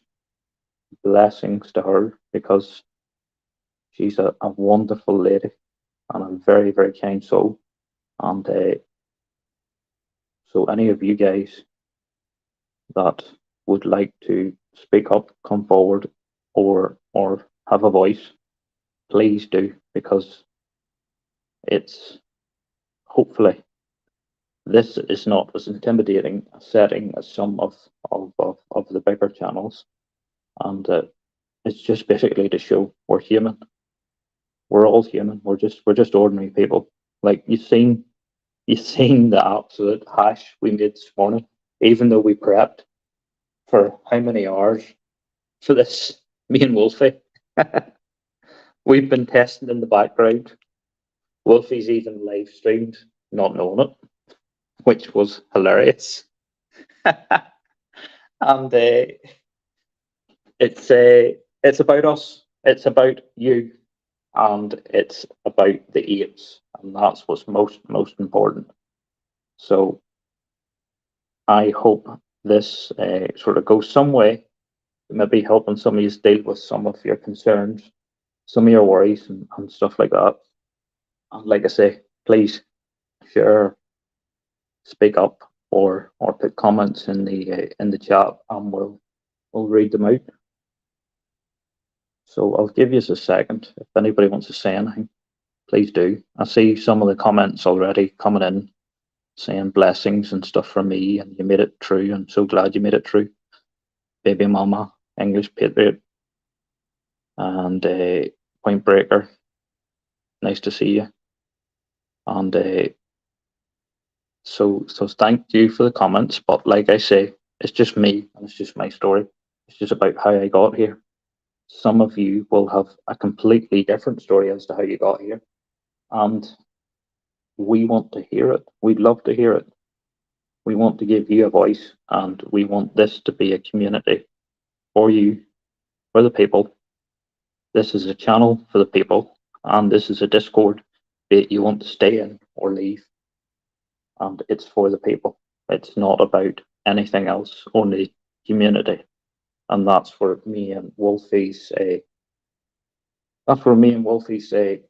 hearts align, because it's about the people. It's not about the money. The money will come, but the people come first. So Wolfie, I'll hand over to you if you want to say anything. Go for it. No problem, my man. I really appreciated you sharing your story. I hoped you would. I didn't want to outright ask, but I'm really, really glad. And for those that have heard it, me and Mick have spoke on and off since he first reached out. We did a shout out for this. It was just an idea, another one of giving the community an opportunity. It was through Boss Blunt's Marcel, who was brilliant. As soon as he heard it, he was all over it, loved it. And a credit to him that we've done it on a number of occasions. Aviator Great, we all know Aviator Great. He shared his story. There was others. Queen Bee, a teacher. Viv, who's had various names, which I won't mention to be PR. And Mick reached out as well, and I was able to read Mick's story out that he wrote. In actual fact, I'm pretty sure I've still got it, and maybe later today, I will read it out once more. For those that have just heard Mick's story, Mick leaves quite a bit out, but it was a little bit different with what he first approached and said to me.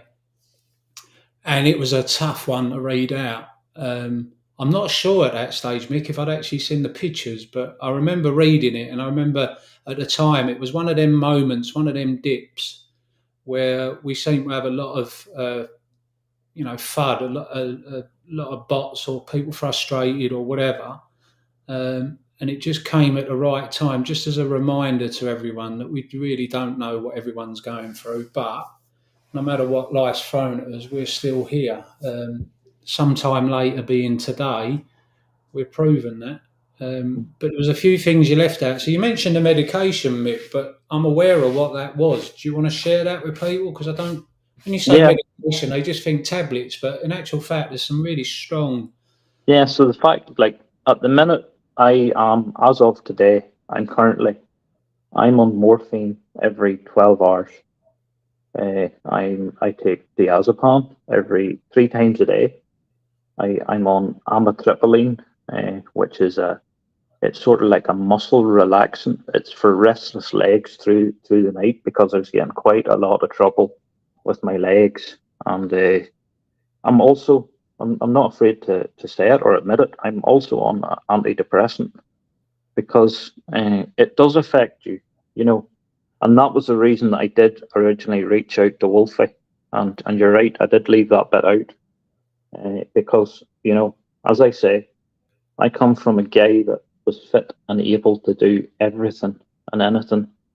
I really, really enjoyed my job. I really enjoyed being around the people that I was working with.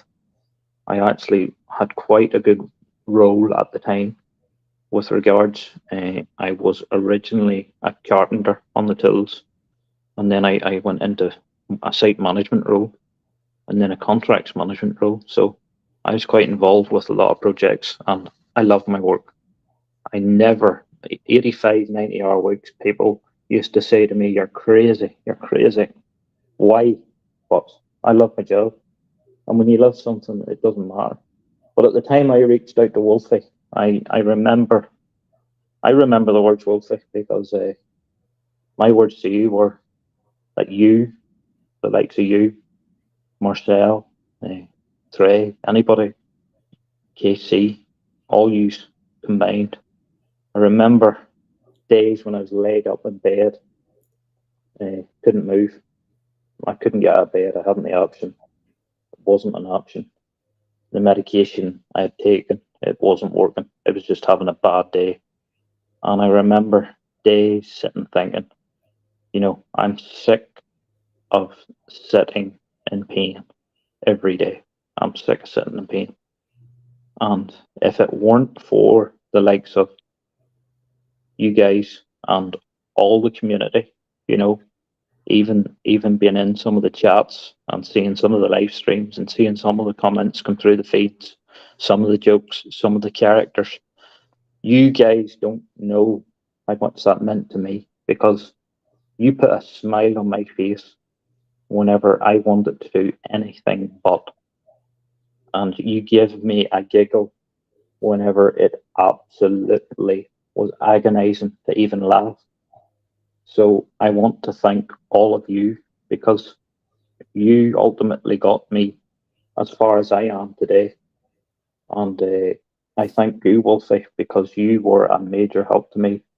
When I reached out to you, you replied immediately. And this is what sort of kicked the whole thing off. And now I can safely say that you're a good friend of mine. I really, really appreciate it. And I remember at the time you're reading out the story, and I could hear a lump in your throat. So I could, and but like I say, it's we all have our struggles, we all have our fights, and I just wanted to share it with you and show you a bit more detail today as to what exactly happened. So, I appreciate that. So, obviously, from the darkest moments, and you've had many, and the fight and the struggle. So, where you at now? Because I understand life's looking great, things have moved on. yeah, like, I mean, for someone on the amount of drugs you are, you make a lot more sense than me, and I'm stone cold sober. until I take my night ones, it may go a bit pear-shaped later on. I could be the guy that fell asleep live on stream. So, where you at now? What's changed in your life? What Well, else is? I know the community has meant a great deal to you. Yeah, And I'm well, what's changed in my life is that, it does change your perspective on life. It cannot not change your perspective on life. It's changed me as a person as well. Because I have so much time now, I try and do as much good as I possibly can. Uh, I'm not no hero. I don't do anything extraordinary. I just try and get involved with, if I see some charitable work going on, I'll try and get involved with it. If I see uh, somebody that's maybe struggling, I'll try and maybe help them out in a way that's maybe discreet, that they don't know. I shared a story with you yesterday. I told you about it, but I'm not there for gratitude or for. But it's changed. I've met. I've went through it. Going through a divorce because well, it's simple. My wife at the time couldn't handle the injury and couldn't handle the fact that we had kids, and then we had my injury and my accident, and it was just too much. And sometimes that's fair enough. It's sometimes too much for people to deal with, and they can't deal with it. So, but now I've met a wonderful girl. We are engaged. We are due to get married, and she's been a huge help in my life with regards to keeping me up on days I'm down.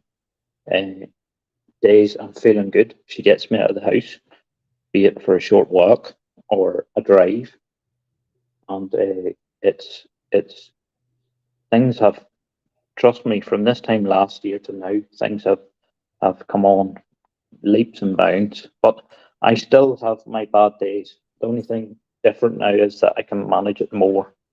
I can. I've learned to deal with it better in my own head. I've learned to accept that this thing at the start where you get a good day and you think you can do everything, and then you realise that you actually can't. And it's just a matter of managing it. So every day you have to manage things, just like it's, you manage your head, you manage your thoughts, you manage your body. More importantly, so it's listening to the body and it's accepting what the body's telling the head. So sometimes you struggle with that because you try and overdo things, and next thing you end up in bed the next day after it. So I know when I take my morning medication, I take it at 9. I know by 10 how my day is going to go. I know what I'm able to do that day and what I'm not able to do. I know if it's a good day or a bad day. The cold and damp, yes. The climate we live in Ireland isn't very good for what I have, but it is what it is. But I'm thankful. But I've learned to deal with it a lot better now. There's light on the horizon, and with each day that passes, things get better slowly, very slowly, but they get better gradually. And that's what I want to just say, is that things do get better. one hell of a story, mate. One hell of a story. Got to hand it to you. I'm glad you've got the new lady in your life, and I wish you both all the love and happiness and success together. She sounds like a walking angel, bless her, and it don't hurt to have one of them in your Exactly. circle. Yeah. So good luck to both of you. And your mum sounds amazing. I guess everyone's mum's amazing, but she must have had her own story to tell and a worry and Oh my God. My mum, Premier Inn, was it? it was a travel lodge. Yeah, travel lodge in Belfast. And you know what? I will say also that the people of the travel lodge, she sort of briefly told them why she was staying so regular. And they actually give her a special rate. Well, Uh, yeah, they done, like, it's amazing some of the people that are out there, yeah, just like some of the people that we have in here. yeah, It's amazing the people that we have around us, and it's amazing the amount of people that are willing to help if they just know that someone's struggling. yeah. And yeah, that, like, and as for my mom knows I love cars. I've loved cars all my life.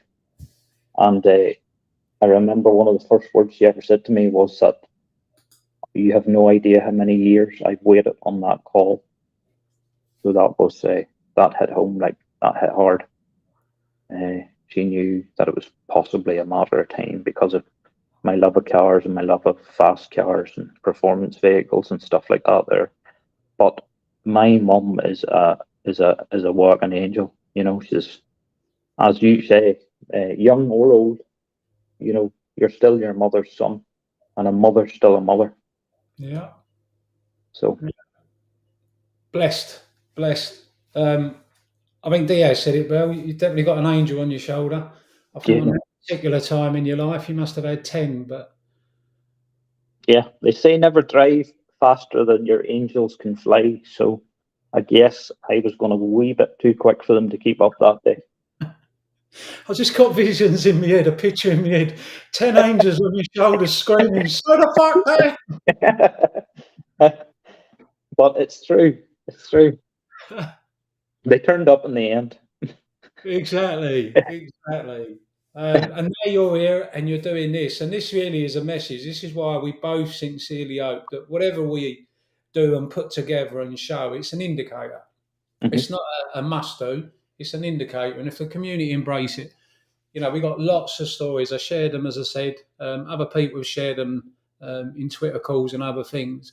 And it doesn't have to be all that because it's an uplifting tale. In actual fact, it's an inspiration tale. What you share, and you can't sugarcoat lying in hospital, unable to move, not knowing if you're going to live and die, and you can't sugarcoat that. But during this whole play, people like you have been literally facing death or had terrible illnesses or bad accidents or things have happened in the family. We've lost people as we go.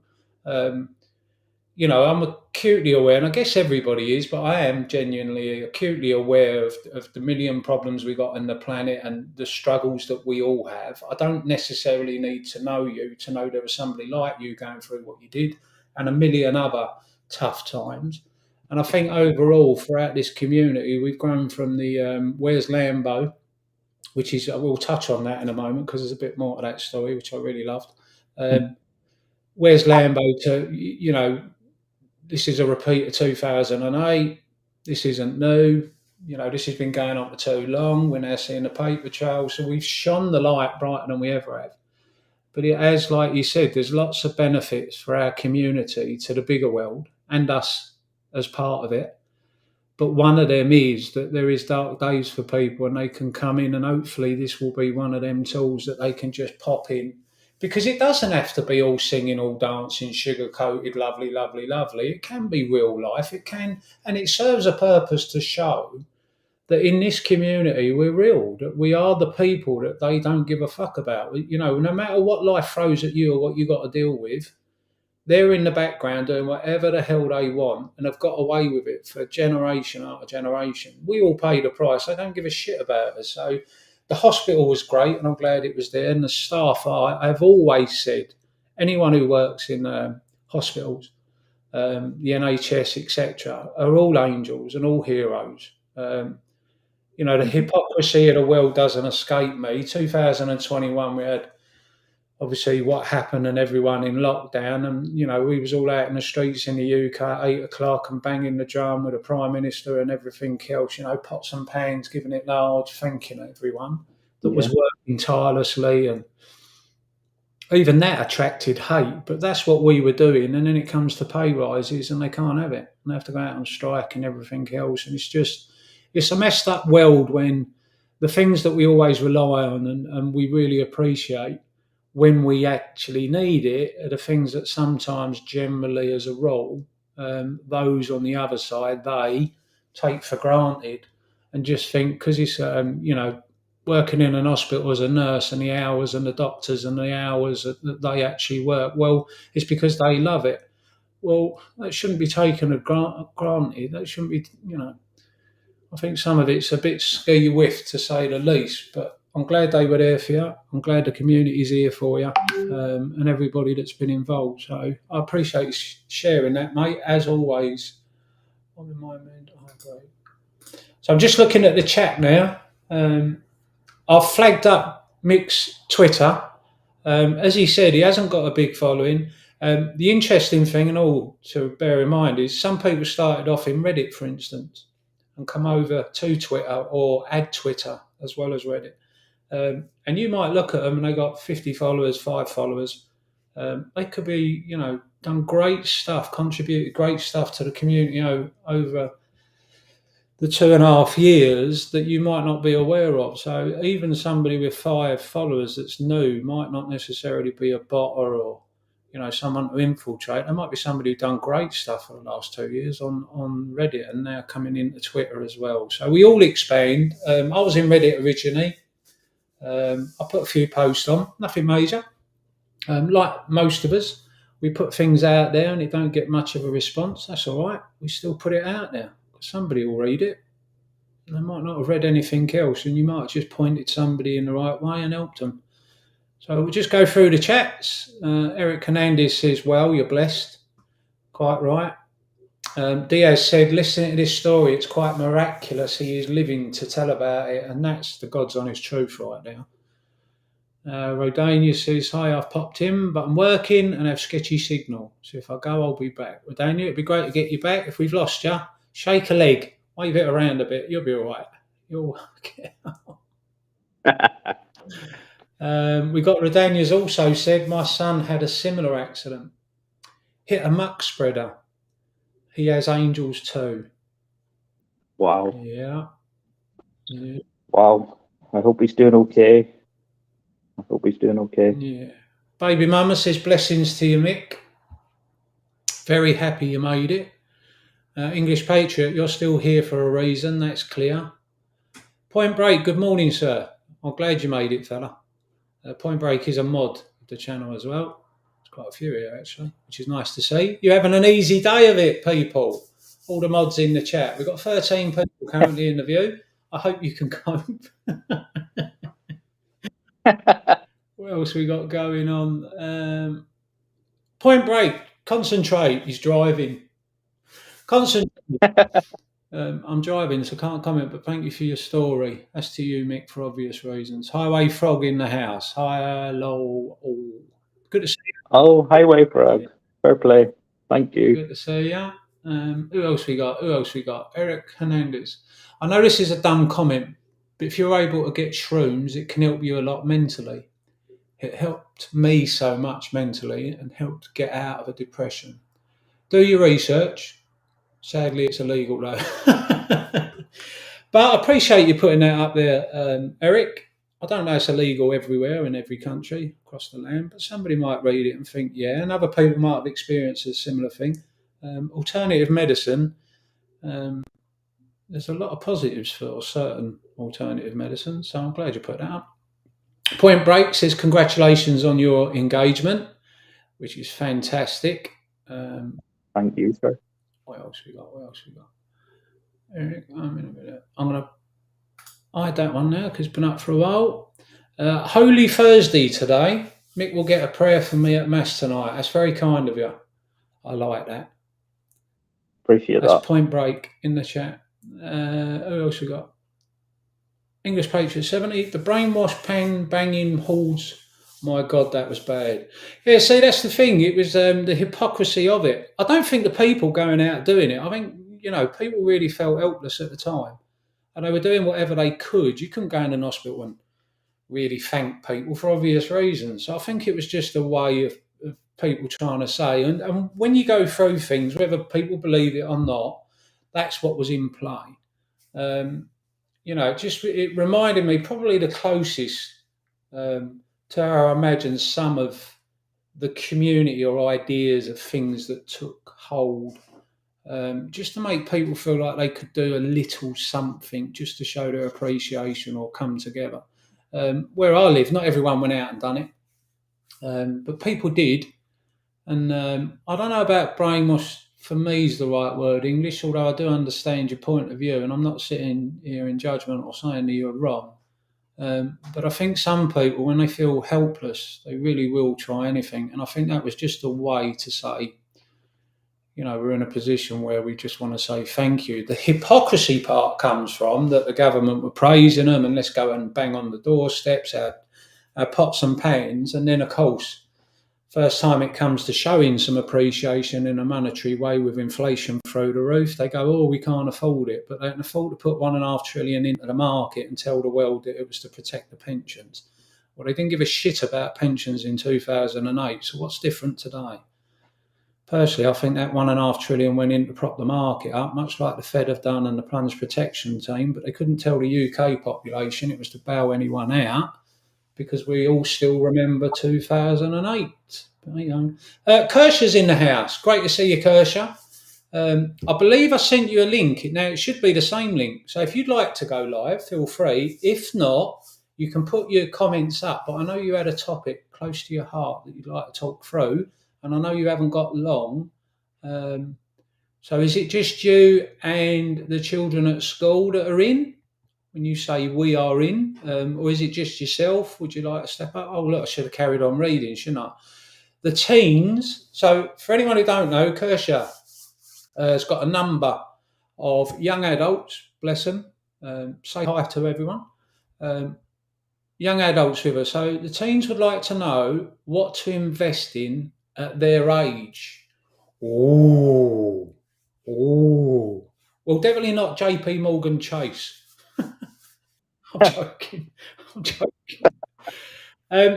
Probably the best advice would be to have a look.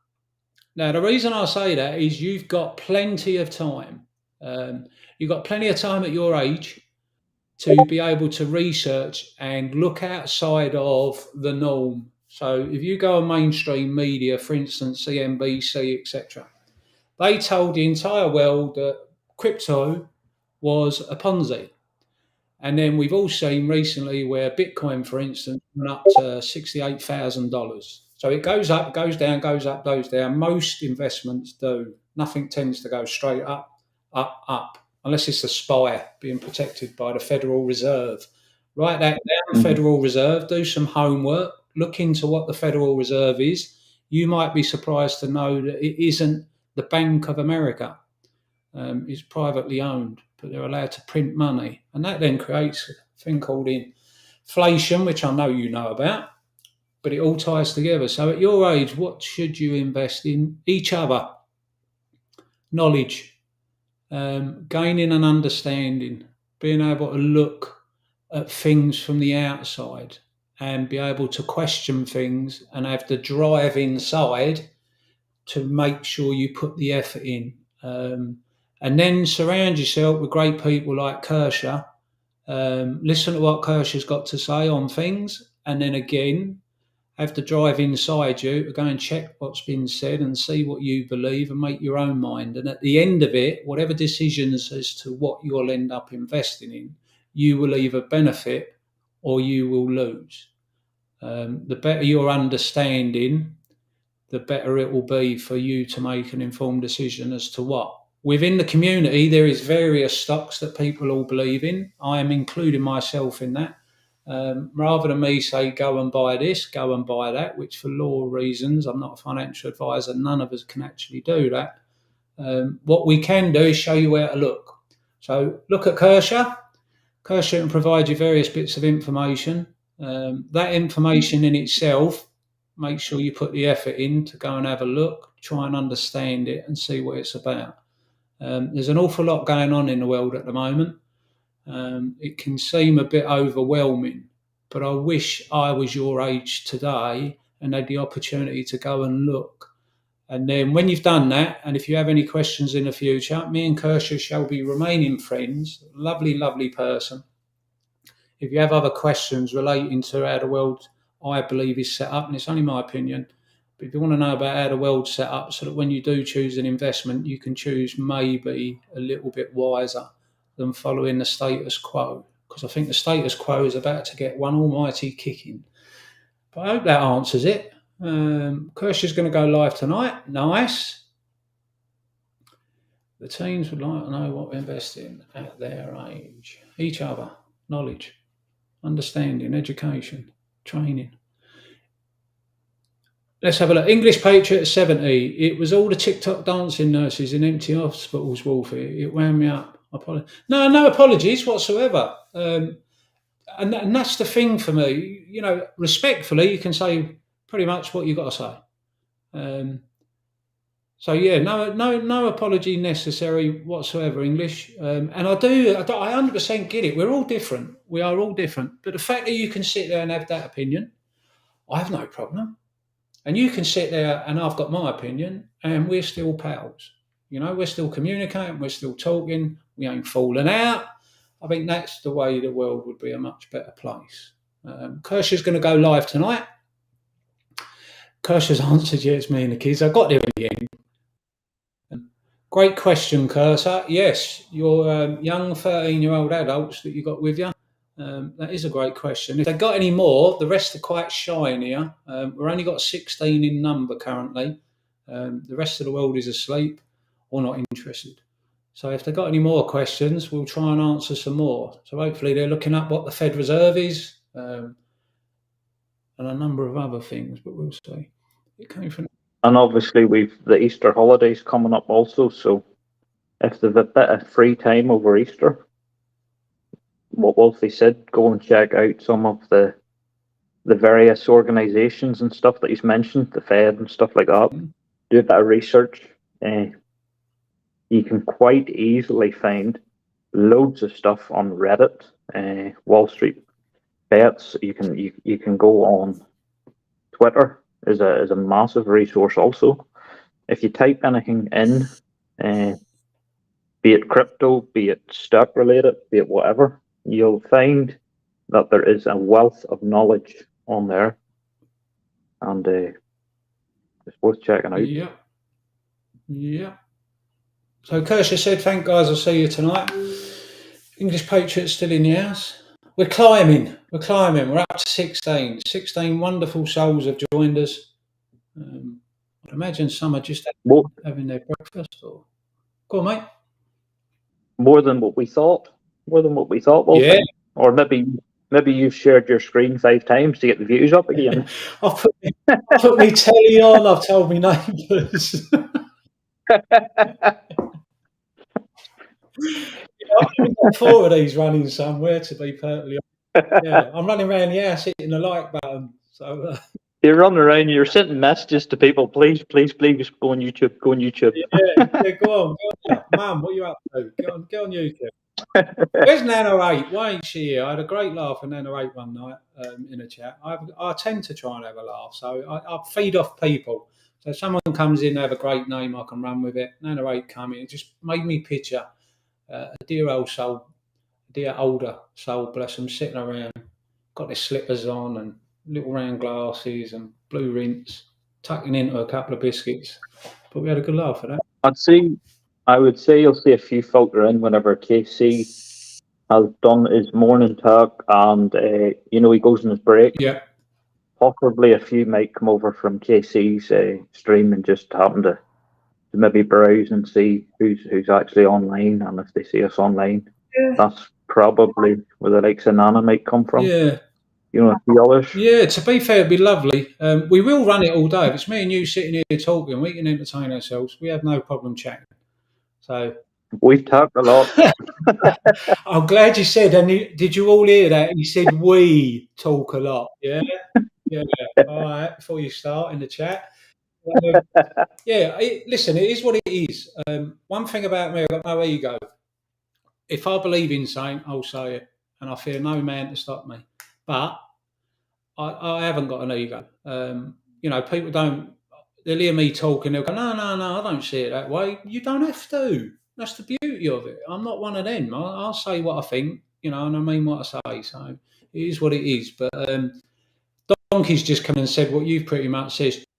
B.A. Donkey Kong, bar Donkey Kong. I hope I got that right and done it justice. Just getting into work. Well, you have a great day. Don't know what you do, but whatever it is, do it safely. Try your best to enjoy it. I hope you do have a great day. Lots of people are just starting their day on the east coast of the US. Quite right. Hopefully a few people can jump in. But like I say, sometimes it works. And because we're learning, it doesn't hurt just to have 10 more than I expected. Exactly. So it give us a chance just to get used to what we're doing. And like I said earlier, we'll pass the baton on, hopefully, within the community. If the community don't pick it up, don't think it's a great idea, we'll carry on doing it and we'll get better and stronger, and we'll bring more and more stuff to the space. So, link to spaces if possible. Ain't a bad shout. What we've got is, in order to dig it out, see what I mean about learning. So, what we got? What I'm using here, for anybody who wants to know, the software is Restream. So, my understanding is there's a watermark that will appear on YouTube, which I can't see. I'm going to leave it up. I'm not affiliated. I don't know anybody else who used this. I just Google searched it and went through things until I found what I was felt was appropriate on feedback from people that used it. For instance, being able to do that. No disrespect to anyone at YouTube that come up with a format. Super Chat's a great thing. Show you support, helps people. I don't know.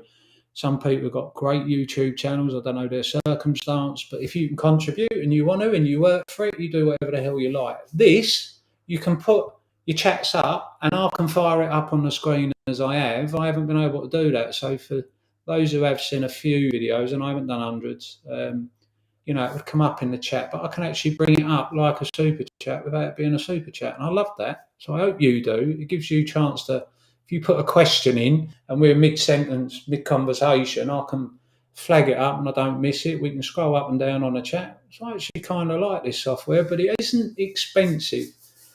So where we've talked... Yeah, go on. I like it. No, I like it because, like you say, the way that the comments are coming up, we can see them quite clearly at the bottom. Just like you say, a super chat, only not a super chat, costs nothing. Yeah. And we can interact with whoever wants to put a comment in, and we'll see it quite easily. Yeah, exactly right. For me, it's so far at least, it's working really well. We can have up to 10 people live. So obviously, we've got Mick in here live. Later, we're going to have Kershaw. Joe Extra, at Joe Extra on Twitter, is going to jump in as well, and a few others. And then they can sit where me and Mick are. We're going to take a break. They'll be able to bring in other people, from the US or around the world that are willing to come in and have a chat. And there is a real possibility of this being, hopefully, embraced by the community, where no one's in charge. It's the community channel, which is what it was initially set up for. It meant if I was, panicking because I thought maybe a catalyst was going to send or something big come out, like when Ape was released, I did a video because I was a bit panicked. Hang on, this might be a catalyst. There's going to be millions left behind. Blah. Get a load of info out as quick as possible. So, but yeah, we'll see. Something's just caught my attention. Eric Hernandez, do you guys pay attention to American politics since you guys aren't from the US? Mick, you want to answer and then I'll answer, because I definitely do. Yeah, I would say I do. I would say predominantly anything to do with politics at the minute, I would actually watch more so in the US, because I feel the US has a bigger say, let's say, in what goes on in the world than us here in the UK, or I'm in Northern Ireland, so still classed as part of the UK. And I do think America has a big say in what goes on and what's in plan for the future. That's what I will say. So I do keep quite a good eye on American politics. Yeah. And for me, Eric, I've always watched. I remember things from Reagan era. I was born in 71, so Reagan was around the 80s, so 8, 9, 10, 11. The UK has always affection for America, going back many, many, many years. I have a love for people around the planet, people I'll never meet. What happens in other countries does affect me, in as much as I think there's people like English Patriot out there, yourself, Eric. We got people out there like Mick, like me. We're the same, really. I think live in different areas, might have a different culture and a different way of being, but ultimately, I think people generally, as a rule, are much the same. So I do pay attention to the American politics. They say over here in the UK, when America sneezes, we get a cold. And I think that sums up what Mick was just saying about the US being a number one country and the US dollar obviously being the number one currency. See how much Yeah. longer. Nothing being And I suppose American people, that's just how the world works. English patriarch, 1796 patriarch says not anymore, Mick. So, yeah, you have a point there with regards to America maybe are starting to lose a certain amount of their say. We all know what's going on in the world at the minute, or at least we've all heard the mention of the word the BRICS and stuff like that there. And if that does come into effect, obviously it's going to affect the US dollar and its value. And I suppose that's why we do sort of keep, or I do keep sort of quite a close eye on what's going on, because ultimately it's going to have a knock-on effect for everybody in the world. It doesn't matter where you live. We're all going to feel a change, or we're all going to be affected by whatever comes into place, be it the dollar be replaced by something else, such as the BRICS, or be it oil being no longer bought in dollars, or being bought in a different currency.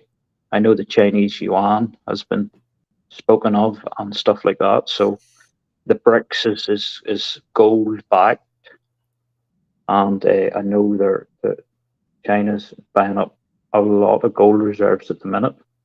And the crazy thing is that, in my opinion, America's selling it. So there's a bit of uncertainty there. It's definitely worth keeping an eye on, and even more so now than ever. There's an awful lot moving around. I think deliberately so. I have a way of looking at the world that over time, the way I look at the world is dated from observing, and it's a playbook. Confusion, create fear, uncertainty and doubt, create divide. Different experts will appear on mainstream media and say the opposite end, and you're sat there thinking, what the hell, because you're too busy and you ain't spent 20 years, 30 years, 40 years watching or in the financial industry or aware of some of the rules, etc. So you're just sitting there thinking, well, and that's deliberate, Have you got anything more specific on that, Eric, regarding the politics in the US? Because I've got strong feelings generated by living here in the UK about standard of living and the lies that have been told to us, both parties, all parties. I'm of the belief that if you rolled every political party together, you still wouldn't have a good government. But if you've got anything specific, through this play, I've learned about people like Ron Paul, criticising the Fed for many, many years, and lots of others. CV Payne, unfortunately, he follows me. I don't know why on Twitter, but I follow him as well. I think he does great work, but I am aware that there is people that are at the other side of the political side that won't watch Fox, and other reasons. I'm aware there's other reasons. Gasparino's enough to stop anyone ever watching anything on Fox, but I like CV Payne. And one thing I will do is I will listen to most, if not all, people, and I can pull info out, and then I tend to try and join the dots up for myself. So much like what we just spoke with Kirsha and the young adults that she's around at the moment, being able to take what you see presented, and if you look at the world the way I do at least, and then are able to join dots or know where to go to look, or how over life you've learned to question things. There's an awful lot going on at the moment that's there, which is a playbook. But ultimately, what we tend to be told for the most part isn't what ends up either happening, or the truth, or the full story.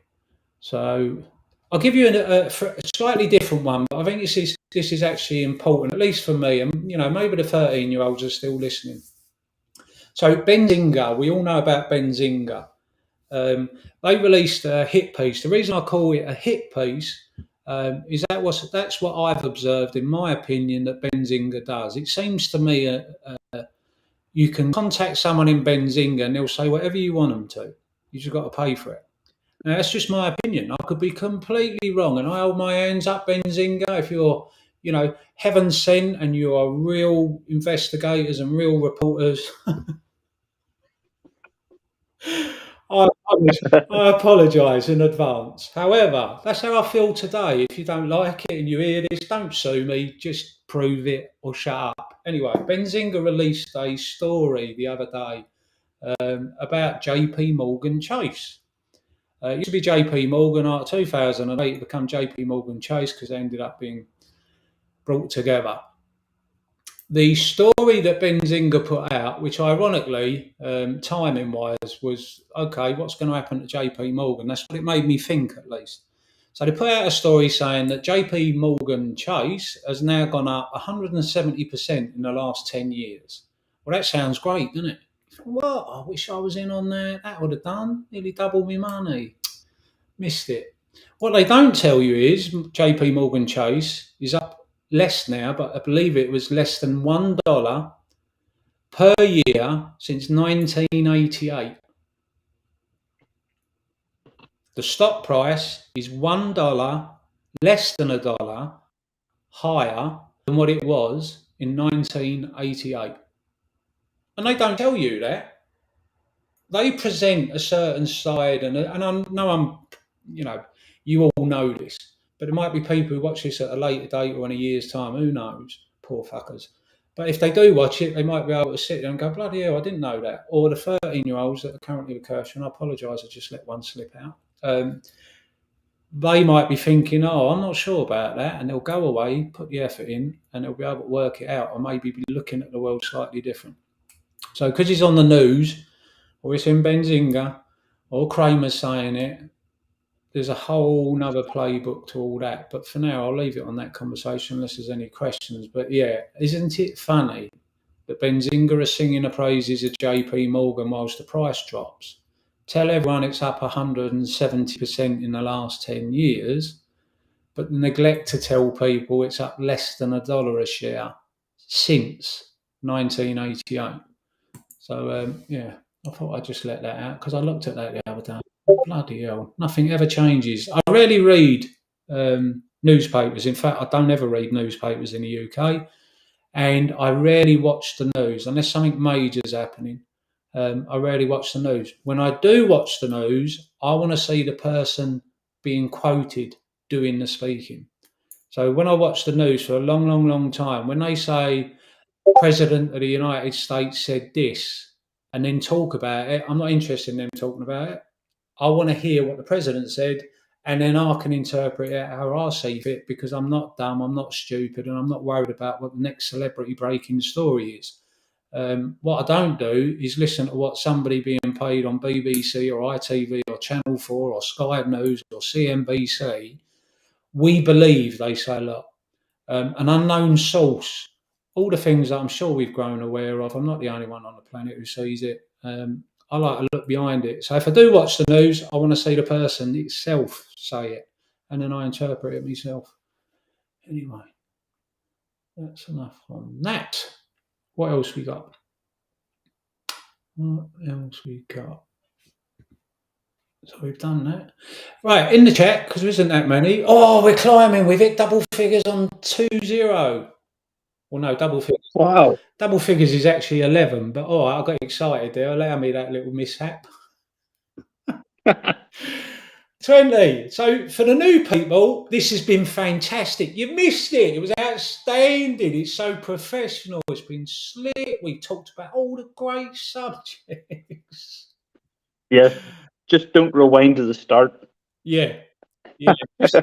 Yeah. No, in actual fact, I think it's real people trying. Not Exactly. we're not here for everything, money and all that crap. We're here for you. You're here for us, and we're going to pass it over soon to somebody else, hopefully. Mike Jones, this is odd. How come there's a stream? Not sure what you mean by that, apart from maybe there's not really a lot. I don't think there is, actually. I apologise if there's people out there. If there is, put them in the chat. If you're aware of anyone out there that puts out streams and stuff early morning, let me know. I've got no problem with people putting in the chat, good people. Please don't come in and pump your own stations or please don't do that. But if you know of people out there that are trying to do good by our community and you trust them, people can go and make their own mind up on whether they like it or not. But if you've got anybody out there that does an early morning one, more UK European time that we're not aware of, flag it up, because it'd be great to know. It's impossible to stay on top of everybody and know what everybody's saying or who broke it first or who talked about it first. I don't get into all that. So if there are people out there that I haven't seen, it's just enough hours in a day. So, Mick, we've now got Eric Hernandez. What scares me is Mexico wanting to join BRICS and how the US respond since I'm Mexican American. Maybe it's nothing, but there's already politicians talking about going into Mexico for the cartels. Hopefully, it's just me overthinking. Eric, I hear what you're saying. You're in the thick of it, you're paying attention. I don't think that's unreasonable to have that as a consideration or a concern. I think the world's aware of the cartels. I think if you do enough digging, you're aware of the interaction between certain organisations within the United States of America that seem to have worked very closely, if not organising some of them cartels. Can I prove it? Well, I think there's people out there that have gone on record and stuff, but as always, those with the power tend to be what comes out as the truth. You read into that whatever the hell you like. I'm willing to stand by it in a court of law. But yeah, I don't think that's unreasonable where you're looking at that, to be perfectly honest. For me, I'd need to know a lot more. What I would say is I grew up being told that the Cold War was going to be nuclear World War III. I grew up at a young age watching things on telly and being told in the news, climb under a table in the kitchen. To this day, thank God, we've never had a nuclear war. It is something out there that, these things, something like you mentioned back in my day, it would have been something like that. Weapons of mass destruction, we're probably all old enough to remember that crap going around the world, telling everyone that weapons of mass destruction was why we had to go into yet another war. Turned out to be untrue, but so something to consider. Do your own homework. If I get a chance, I will try and look into it a little bit more. Things like that, from what you've indicated on your concerns, for me personally, wouldn't happen immediately. I think there would be too much noise between now and when it maybe would. So I don't know who said that, to understand who they might be linked to or what their motives might be for saying it. And quite often something does happen and straight away mainstream media go into overdrive. Got to be first, got to be first, got to be first. Didn't fact check anything, but go to somebody who is one of them. I know everything about everything at all times. Nobody knows everything about everything at all times. It's impossible. The world's a big place. There's a shit ton goes on every single second of every day. Things are changing. So they go and ask these people, congressmen and women, etc. Oh, what do you think? What do you think? And rather than say, I don't know, I'll have to come back to you, let me look into it and do some homework, they'll just spout out any crap that they think.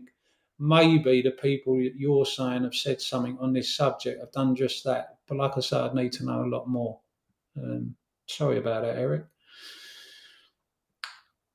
Bar Donkey Kong, I hang out with KC most days. You are a wise person. KC Shaw genuinely is somebody that I will listen to, and nobody knows I'm there. Quite often, if I'm out and about work, sometimes when I'm home and there's not a lot for me to do, I always, even if it's on in the background, I put KC on. I love his song. I like what he does, and I love how he does it. And he's somebody I can listen to all day long. I think he's got a great personality. He's warm and welcoming to everyone. I will say, he's more tolerant than me because some of the conversation or things people put up there, he is brilliant at handling it. Me, I'd like to think I'm very considerate and very kind and very courteous to people, but sometimes. But it's a brilliant community in there, so I'm glad you managed to pop in, and I completely agree. Anyone who hasn't seen KC Shaw, type it in. I always go on, even if I haven't got 5 minutes, I'll go on and I'll chuck a like on. I don't have to hear every word Casey says. I just know he's just a really nice guy. I could sit and get pissed with Casey Shaw, couldn't you, Mick? I would love to. And I would love to. I could sit in the back of a proper van with a fire going, with his music in the background, and we're just sitting there getting absolutely rat-arsed. I think he would be great company. I could picture him with the guitar and singing a few songs and just giggling at absolutely nothing. He's that kind of character. He's something else, but he's a really good heart. Yeah, And he streams every day for 8.5 hours. yeah.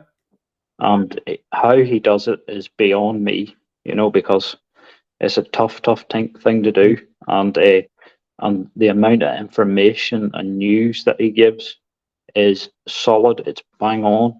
He takes nothing at, like, trust me, bro. Mm. He does his background checks. He does his due diligence. He brings the facts, and if he makes a mistake, he holds his hands up. He's one of the most genuine characters Yeah. out there.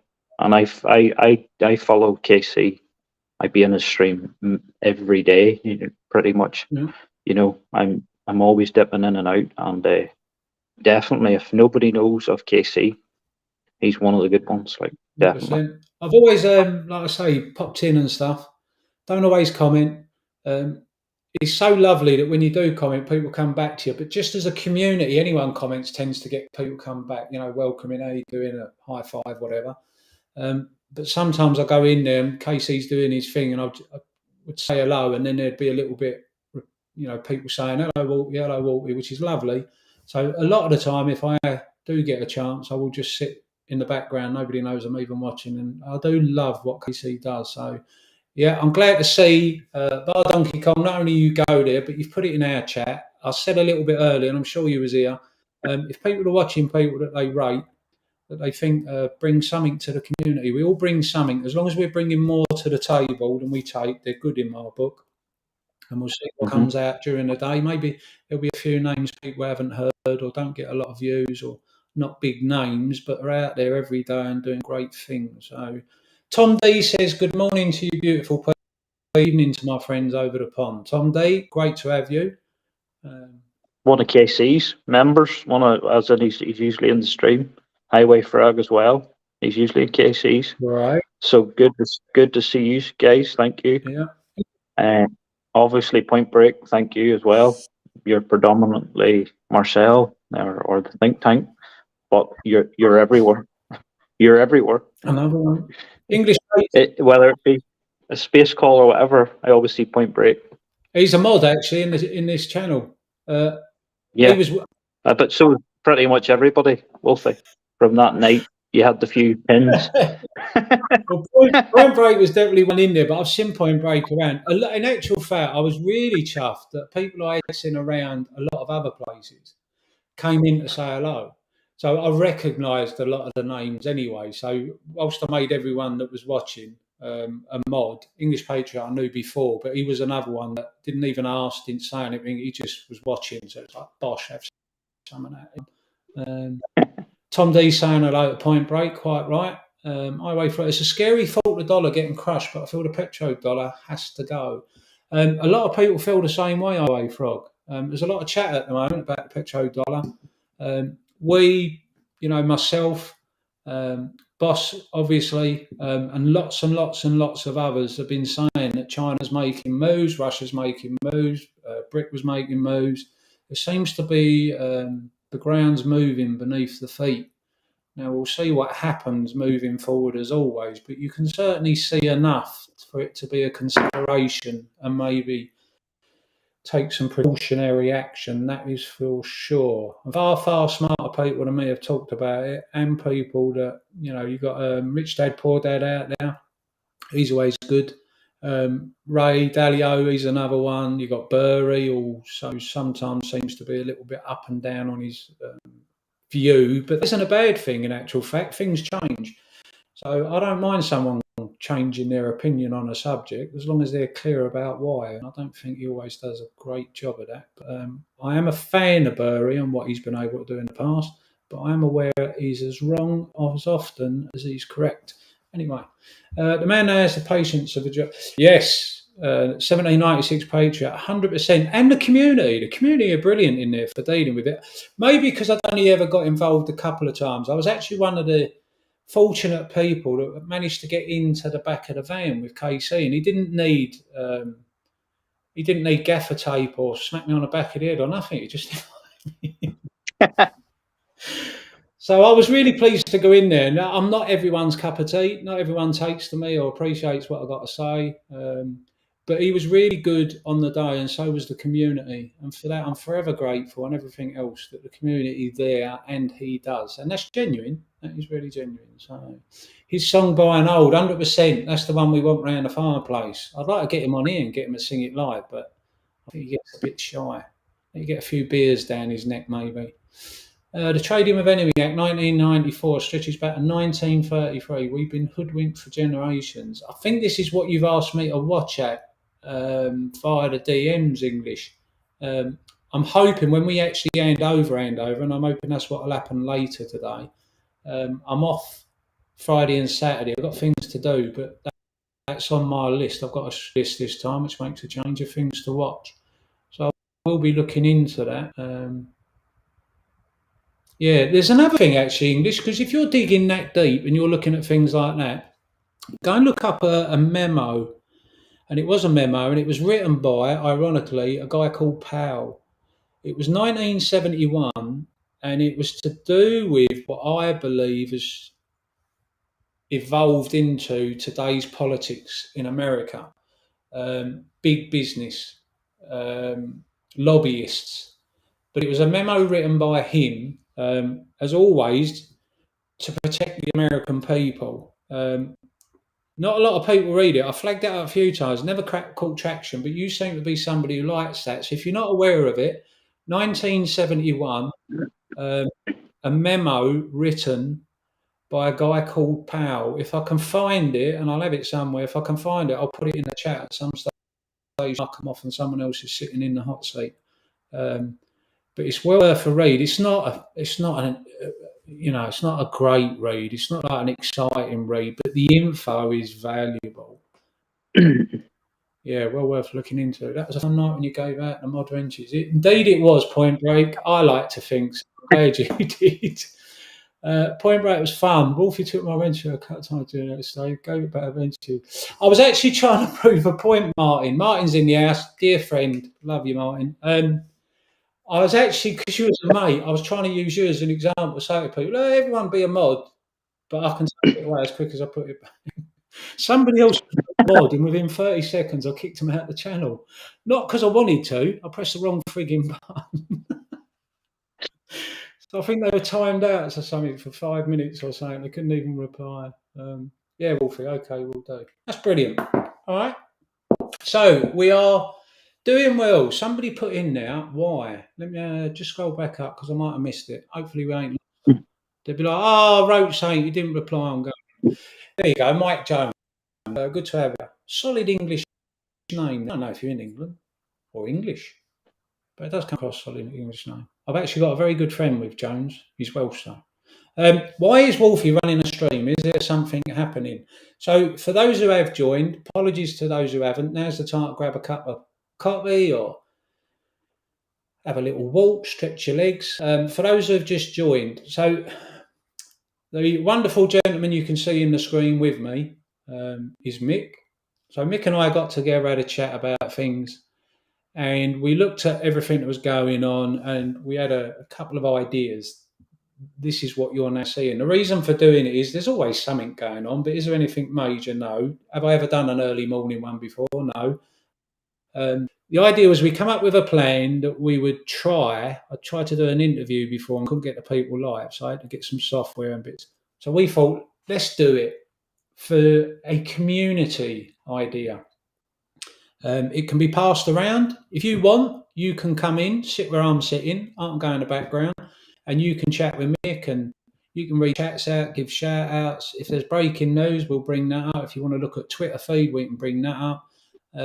Want to look at the chat on YouTube, it's already coming up. So it was an idea that through the different time zones, we would give everybody an opportunity to be able to sit in a hot seat, either live, like we are and Mick is, or maybe use the free Discord channel, which you can go in and join right now for nothing. And when you've said your piece or you've listened enough, you can leave and come out of the Discord. So we as a community, somebody else can do this, the next one, step two, number two. They can get maybe Restream, not affiliated, not paid nothing for it, but so far it's worked extremely well. Others have limitations or more complicated or something to be tougher. This I can send a link and you can sit here where I am, as I have with Mick. So it don't cost you anything. You just got to copy and paste into your browser, and it seems to work fine. So the idea was that we'd get together, use all the tools, send a message out to those that we're involved in, or we know, or we talk, or we see on Twitter. And if people want to come in and join, currently we've got 21, they can come in. They can talk through Discord, so they're not seen live as well, free of charge. And they can comment via messages in a few different places, in the Discord, on the YouTube. Even if you come on here live, you can, if you use the link for this live feed through Restream, you can comment in the chat. So that was the initial plan, and then the hope or belief was that we could have people share their stories, talk about what's going on in their own communities, impact. They're telling their world, oh, it's fine, it's fine, you know, it's fine, it's fine. Well, I'm seeing where I live in the UK, I'm in Essex, it isn't fine. There is indicators of things that could happen that are coming, that are already in place, that, you know, maybe other people ain't aware of. And during our conversations, somebody who don't know anything about anything might just happen to clip on, hear what we're saying, stick around, and they'll go away and they'll start looking into it. And hopefully they can be prepared or make an informed decision. Once we've done that, no money made will come to us. Anything made through this channel will always, every single cent, and it's a long way away from making any money, will go to charity. It's not about building a following or even creating another than a community tool that anyone can use. Now, when I say anyone can use, you need to go live on YouTube. You've got to have 1,000 followers. Well, you can use this, my channel, our channel, the community tool channel, that will allow you to be able to get a few of your pals together that might get, you know, you use whatever you want, but you might get Restream software. You might add your Twitter account. You might add a Discord like we have. And then you're going to be in a time zone where hopefully more people will come in, and we'll see if we can build it. We're step one. You could be step two. Somebody else will be step three. And hopefully over time, we will have a central community tool that everyone in their own little pocket within this community can come together or join in, or, you know, have a laugh or share a poem or sing a song or show some art or whatever it is, because it shows we're all real people. And Mick shared his own story earlier.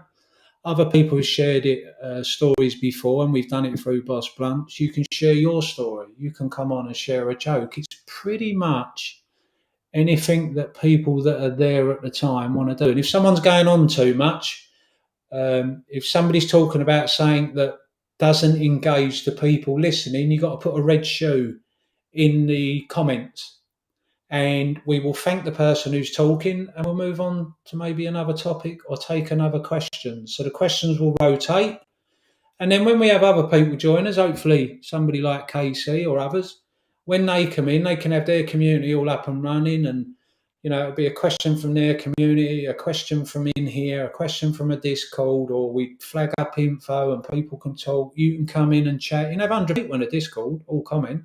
Well, if we had 10 people in this, because you can have 10 people live, if we had 10 people in this, you could have 1,000 people that could all contribute to the conversation. Now, how that works, we'll find out if ever it gets that much support. But between now and then, we'll keep offering things and hope something comes from it. What I will say is, I've not seen this anywhere. I haven't seen anywhere other than, for the most part, one, maybe two people sit and do all the talking. Now, at the moment, because of our numbers, the UK time, there's only a couple of us and everyone else is adding in on the chat rather than being in a Discord or being live with us. But I'd like to think over time people can appreciate you don't have a community tool where you could have 1,000, 5,000, 50, 100. Now, all right, we're talking about shooting to the moon, but we're good at that. That's what we're here. So hopefully people would appreciate it. If it's not been done before, we might do some groundbreaking stuff over the next 2, 3, 15, 50 steps that someone else will take the baton and they will do similar to what we have in regarding setup to allow everyone to join in. They'll come up and add ideas of their own. They'll be far better at producing or presenting it. They'll be able to bring other things to it. And we'll see where we go. So the red shoe is like, think of X Factor. Oh, Wolfie, shut up, I've had enough. We'll put a red shoe in. And if there's enough red shoes appear, I have to shut up. That's how it works. So is it people don't like me? There's none of that. Leave your ego at the door. You're coming in amongst friends. You're going to act as friends. You're going to be polite and courteous, etc. But you can say what you've got to say and we can have a giggle as well. So I was really hoping the red shoes started appearing, but no. Damn it, no. I got them earlier. I got them first. Did you? I hope that answers their question. If you want to deal with chats, we're back to English Patriot 70. Found it. The Lewis Powell memo. That's the one. That's the one. A corporate blueprint. Yes, like I say, it's not the greatest read. The info is, for me, look at the world was like, fuck me, I've actually found out where all this shit began. And I'm talking about American politics, but UK politics and others. I think America's a little bit more blatant in some of the things they do in comparison to the UK side of things, but I don't see it any different. And that blueprint is what, when I refer to playbooks, that's what I mean, blueprint. But that was actually written down, and from there I noticed changes, pensions. When Reagan changed the pensions and to give you control, put you in control. No, it was because when the markets crash, a black hole appears, but the companies had to give it because it was a guaranteed pension on retirement. When it went to 401ks, it wasn't a guaranteed pension on retirement, and you now took the risk depending on where your pension was invested.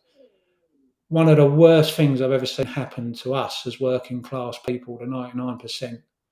Scandalous, but anyhow. Martin's in there. Yeah, if you want to take over from Point Break 4, then I'm going to make a quick coffee.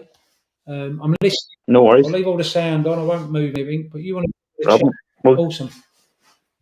Go for it.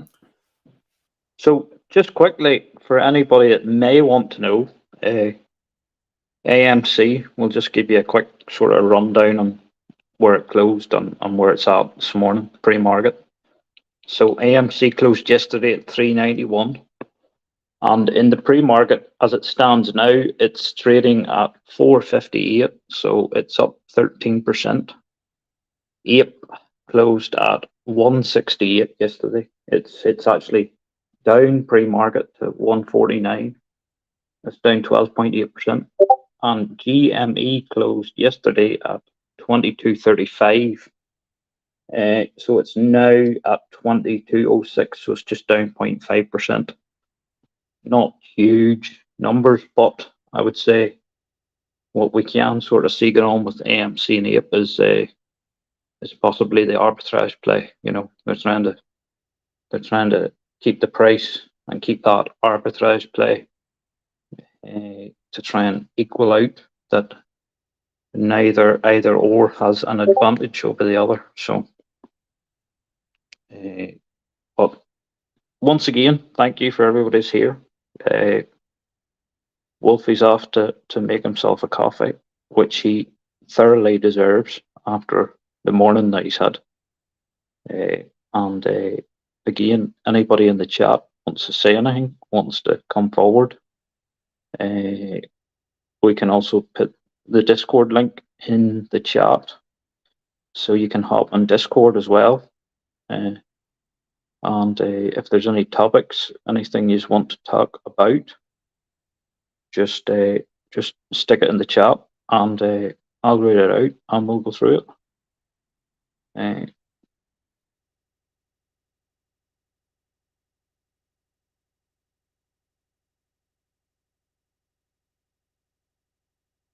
I have a couple of things here that we can pull up, but Just a quick, probably just a quick yeah, one. Can we get on your screen the Discord, a link, so that people can be able to join and stuff? certainly. Even Yeah. if we put it in the chat. So let's go.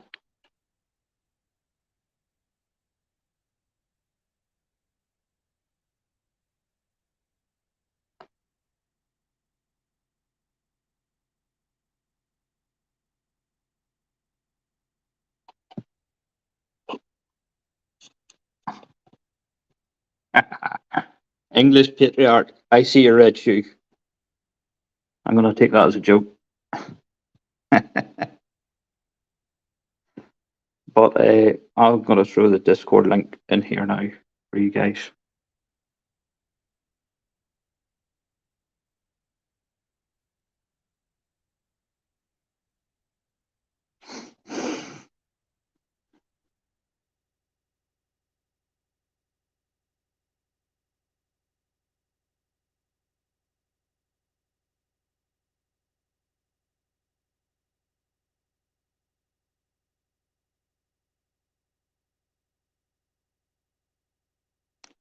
Bear with me just a second. Let me get this in here.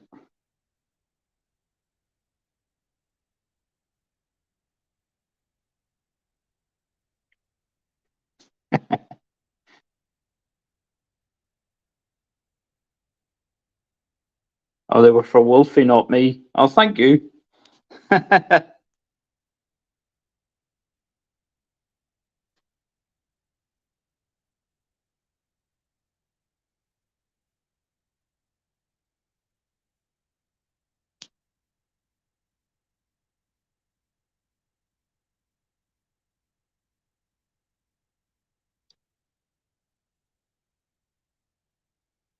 No, I can't. I can't seem to get it on, Wolfie. If you can maybe share it.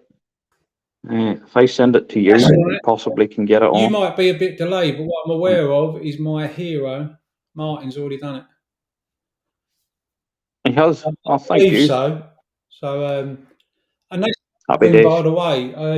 Good guys, especially if I know them. But if you're going to vouch for them, please be, truthful on that. Hello, everyone. Morning. If you want to put people's discords in that work hard or have done well or have got a great community or are doing things in to do with what we're, apes, feel free. But Martin's put it in there, which is really good of him, because we're techno beginners. I think is probably the most politest way of saying it. If Martin only knew and the rest what we're working with at the minute, it's very, very limited. The other thing about I have to say is, when I very first time, for anybody who's never tried doing YouTube, I actually set the YouTube channel up, which I'll use for crypto way back, 2016, 17. I never used it. I did do videos, funny enough, talking about Bitcoin was the Fabergé egg. It was the Mona Lisa. It was always going to be the gold standard. And I had real knowledgeable people who knew far more about crypto, been in it far longer than me, going, "You're mad, crypto's a currency, crypto's this." It was never going to be. I never see it. It should have been. It's exactly what the white paper by Satoshi Nakamoto said. That's what it was meant to be for, a new currency. And it was brought out around 2008, the white paper, because of the market crash and stuff. But I didn't bloody see it, did I? I've become aware of crypto as a thing late 2016, middle of the end of the year, and then as soon as I see it, I was like, I'm all over it. I'm not a fan of the banks, the financial system, central banks. I'm not a fan. I've never been a fan. I only see anything they do as a money scoop. They literally put their arm around the entire 99% of us, and they take off everyone possible. So when I read it, I thought, oh, an answer. And for those who don't know, blockchain technology in itself, what Satoshi Nakamoto, whoever he or they were, um, it was the most simplistic thing, but it was sheer brilliance. It meant that I could pay Mick But until he come up with the answer, I could also pay Martin with the same crypto, Bitcoin. What they worked out was a way that they'd use 1,000 computers that would verify that I had the Bitcoin and that I paid Mick so that I couldn't pay somebody else. So it cut out on all fraud and all sorts of things. And had a way of working that isn't like the banks, which cracks me up when they say, oh, yeah, but you're going to have terrorists use it, which is what they were telling everyone, stay away, it's a Ponzi. And I thought, so's fiat. I mean, how many fines are we now aware of? JP Morgan's of the world, the big banks of the world have been fined for money laundering, this, that, and the other. But don't use crypto, they'll say, because use it for money laundering. Are you having a laugh? It's like, Jesus Christ. But yeah, there was a little bit of a rant for you. I don't know where I was going with that because I lost it a bit. Yeah, Wolfie, I'm still waiting on that payment. Payment in kind, my friend. Payment in kind. I'll buy you a couple of beers and a pretzel. We'll keep it international. Yeah, I don't know what that was. Anyway, that's all I got to say on that.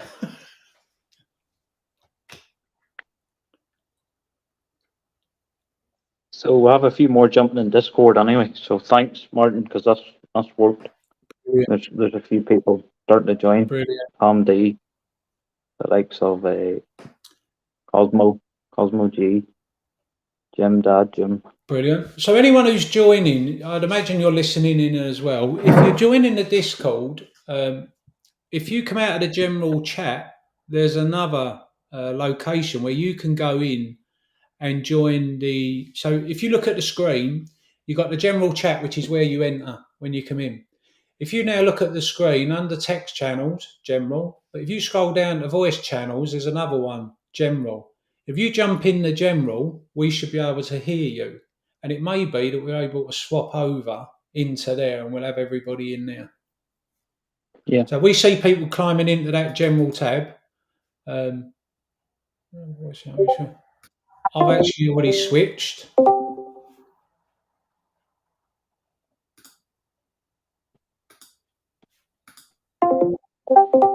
Yeah, we'll stay where we are, Mick, because I lose you. Yeah, it's okay. But if it comes to, we can jump into the general as well with the rest. Yeah. And that should negate any sort of issues. Yeah. So if people do want to be heard, you could be the very first person on the very first step of hopefully what will be a community tool to be the speaker. Boom! Get your backside in here. As Martin says, get your ass, get in there, you mad. Well, I'll not say that word. Exactly. Next Discord.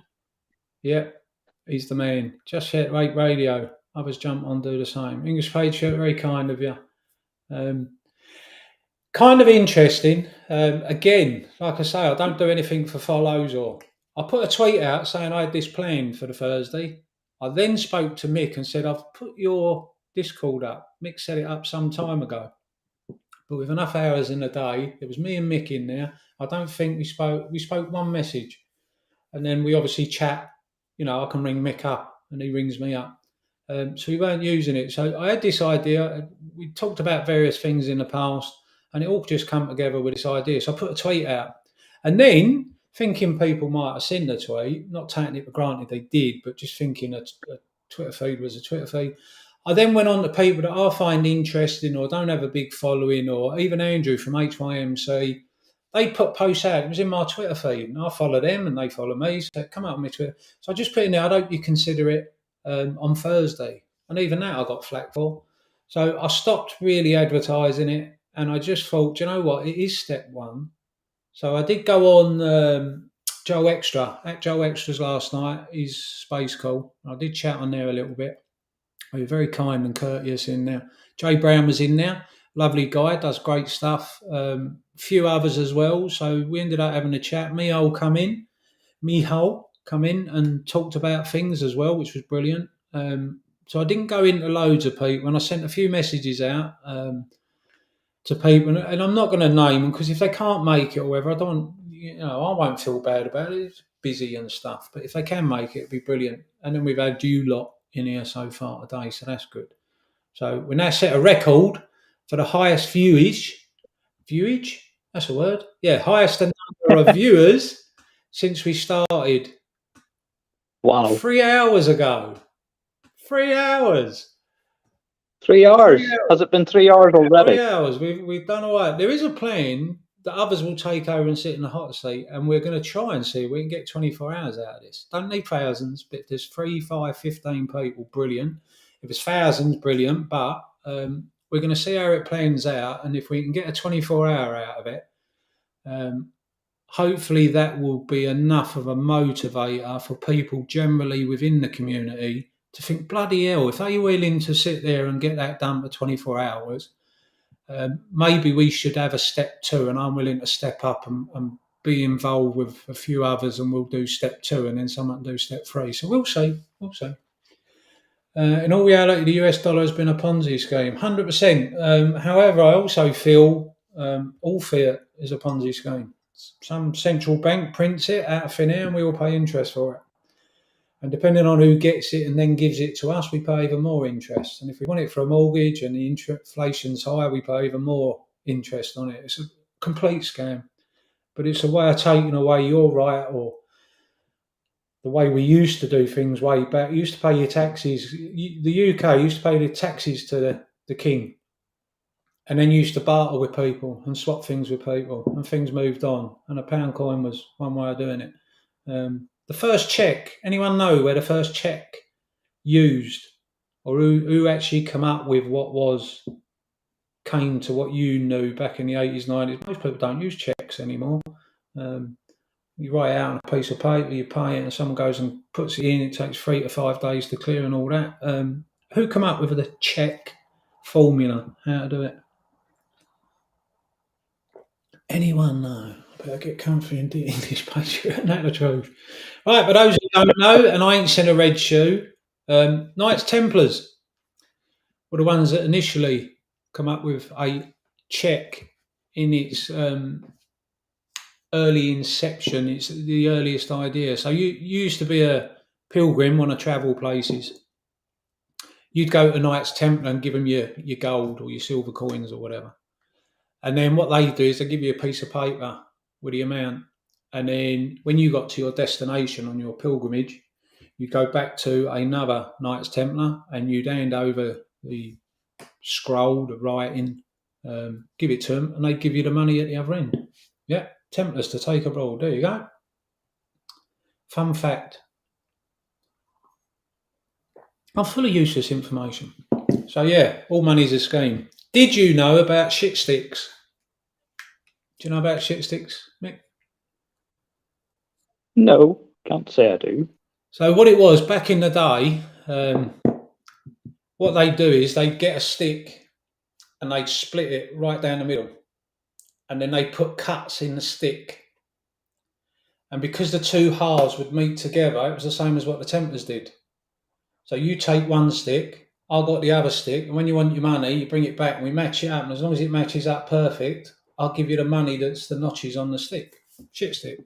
Wow. Yeah. Yeah. Interesting. What's another one? Random. We should have this as a segment. We were going to say we were going to do segments. We should have this. Random knowledge, random information, random crap, something like that. We should add that. We could add that in there. What was the other one I was just about to say? It's gone there. Oh, it's a shame, because that was the most interesting one I had, and I've forgotten what it was. Oh, yeah. Too Big to Fail. What year did Too Big to Fail become something publicly known? Well, originally it was suppressed, wasn't it? They stopped it coming out. But when was that? When do you think it was suppressed? How long do you think Too Big to Fail has been a thing? I think it was only a matter of days, was it? And then it was taken down again, and it disappeared. No. And then it only re-emerged and went 250 years. Too Big to Fail has been around for 250 years. Goes back to the big tea company. Wow. It was worldwide. and there was talks. I believe there was a Scottish guy that wrote about it or said about it, but it was 250 years ago and too big to fail because the tea company was so huge, so global, that if it fell with the people that had the investments, and it did fail, but at the time it was, we need to save this, so people need to help out, countries need to help out, this, that, and the other. But yeah, too big to fail is a 250-year-old saying. It's not new. So it didn't come out in 2008. That's when people really maybe probably first started hearing that term, too big to fail with the banks. But it's not. It's been around for 250 years, and the financial powers change. But for me, finance and how it's organised and the people behind it and what it's there for and the ramifications to us have only ever got worse, but they've pretty much been the same the entire time in my perception of how everything works. Keep us where we are and the status quo the same. Now, while some towards the very top change, Enron was the number one company that went. Amazon at the moment ain't looking too clever, but that's a big, huge company. The world does change, it does move on, but the powers that be right at the very top never lose. So they always back the winners, they're always involved, they're always the earliest in. And if everybody's going to leave, you're guaranteed they're the first out. So, yeah, 250 years. I hope people found that interesting because I didn't see a red shoe. Yes. Roll. I'm on a roll. I'm actually trying to see, can I get a bit of stuff through in here What? with regards. Mine, we were speaking earlier about, obviously, probably as people are wakening up or last night later on, with regards to the AMC and the Allegheny case, where the judge rejected the motion for the status quo. So what I'm going to do is I'm going to stick it in the breaking news section of Discord, and you guys can get a look. You can read through the document, and all being well. So that's it in there now. So have a look, scroll down through it. It's actually quite interesting to read. The reasons behind essentially why the judge has decided to do what she's done and deny the motion. She's known to be quite a thorough person. She's known to. There was a quote or a reference made that she's been known to actually go into the weeds to find out everything. And essentially, the gist of it is that the reason the motion has been denied is because they see that both parties have come to some sort of agreement, but she has said or expressed concern that it's not at the shareholders or the investors. They haven't had their say. So although we have voted for the motion that passed with the 3 yeses on all the what was asked of Adam Aaron at the last one, at the last the last shareholder meeting, then there was a vote put out. She has said that she's raised concerns that it's essentially just the corporate level that have made the agreement, and she wants to have the investors' best wishes at heart. So she's denied the motion. So something more is going to need done, possibly in the future, be it another vote of this motion, whether us as shareholders are in agreement that the motion should be passed, so that they have something substantiated that they can take to the courtroom and they can present in front of the judge and say, look, we went back to our shareholders. They, just like in the last three questions or the last 3 votes, they are still in favour of the motion and they are in favour of this agreement which we come to with the hedge fund, or the pension fund. So it's interesting. It's maybe not the news everybody wanted to hear. It's maybe not ideal, I know, but we were sort of hoping this was going to be done and dusted, and that this was going to sort of be put to bed. pretty quickly, but it's looking like it's going to drag on a little bit longer, folks. Well, I'll definitely have a look. The last 5 days, really, it was 12-hour days at work. But I know this news broke yesterday. I know Boss Blunts has done a video. All his videos are great, so people can go and get a head start. Go and watch Boss. I haven't looked into it. I haven't had time, especially yesterday. For those who don't know, we're not techno savvy. We're learning as we go, thinking on our feet. But we are in a position where we put this much together, so that's good. But because of that, like last night, we spent 5 hours. I was out all day, 5 o'clock last night to 10, and then the night before that was 9 hours. Oh, I was even watching videos with like 8-year-olds saying it's easy, you just do this, and I'm sitting there thinking, no, it ain't easy. But we got there in the end. So, and I'd like to think people like it. Yeah, we got there. Well, Chucking out English, Indian British Tea Company, quite correct. I like doing this. I like putting these up. People can see what people are saying. That's nice. You can all read them, but it's nice to put one up and we can come back to it. So thankfully, our numbers are what they are. But if we had 100 people, it's a way that when I sit back and someone's in the hot seat, I can pinpoint anything worth talking about or anything good or new people come in, give shout outs. It's nice. Anyway, yeah. I see, but Donkey Kong has said he's looking forward to seeing the cost to borrow for AMC today. Yeah, because I know it shot up exponentially last night. I think the cost to borrow max was actually sitting at over 1,000%. So that will be interesting. No doubt.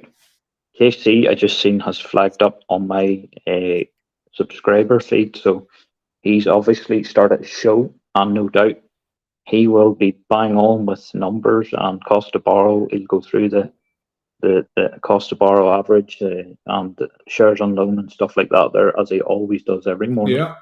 And it'll be interesting to see. We're not so much about that today. Today's more just about us as apes just coming together, having a chit chat, having a talk. Yeah. Yes, we can dip in and out of the markets, report some figures, look at some cost of borrows. As we say, the floor is yours. Anything in the comment section you want to talk about, we'll talk about. And just keep them coming. And don't be afraid to jump in, and don't be afraid to shout out or speak if you want to. Well, that was one of the things that we did talk about, was the concern or consideration not to tread on anyone else's toes. And obviously KC does brilliant stuff and has done day after day after day after day forever. But the idea of doing this wasn't to tread on anyone's toes. Hopefully KC will appear at some stage. He can do it while he's live.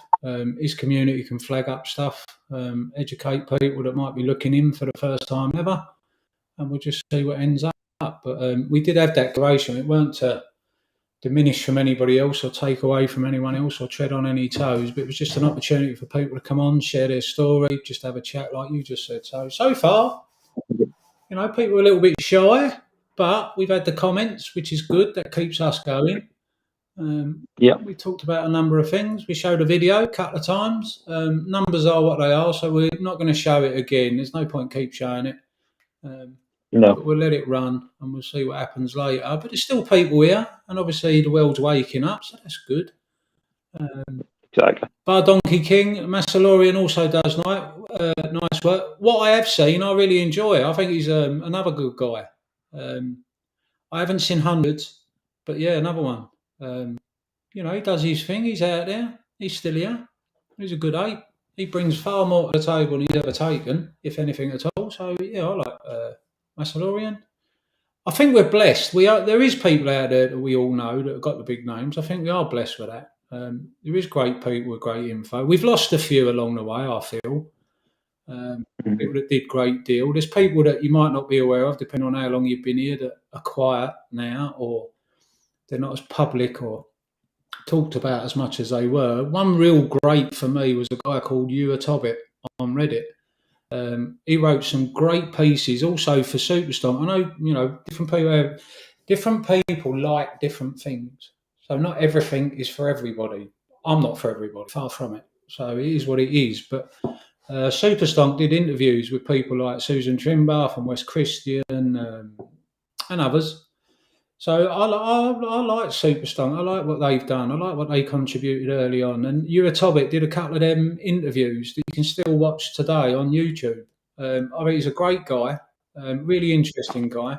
But he obviously worked really, really hard to get an understanding, and he feels it. You know, you can see the passion in the guy and the emotion in him. But he's a real savvy guy. I just like the cut of his jib, as they say. So if anyone hasn't never seen, go on Reddit, look up u/Topic.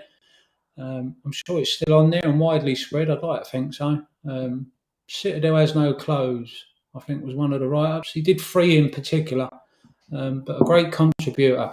I don't know what's happening to Topic. He could be very, very active still, but I rarely go on Reddit now. Hours in a day, it just ain't enough. But occasionally I pop in and see what the discussions are and stuff, but I don't get overly involved. Twitter really can take most of it, and then working along and everything counts. Right, so where are we at?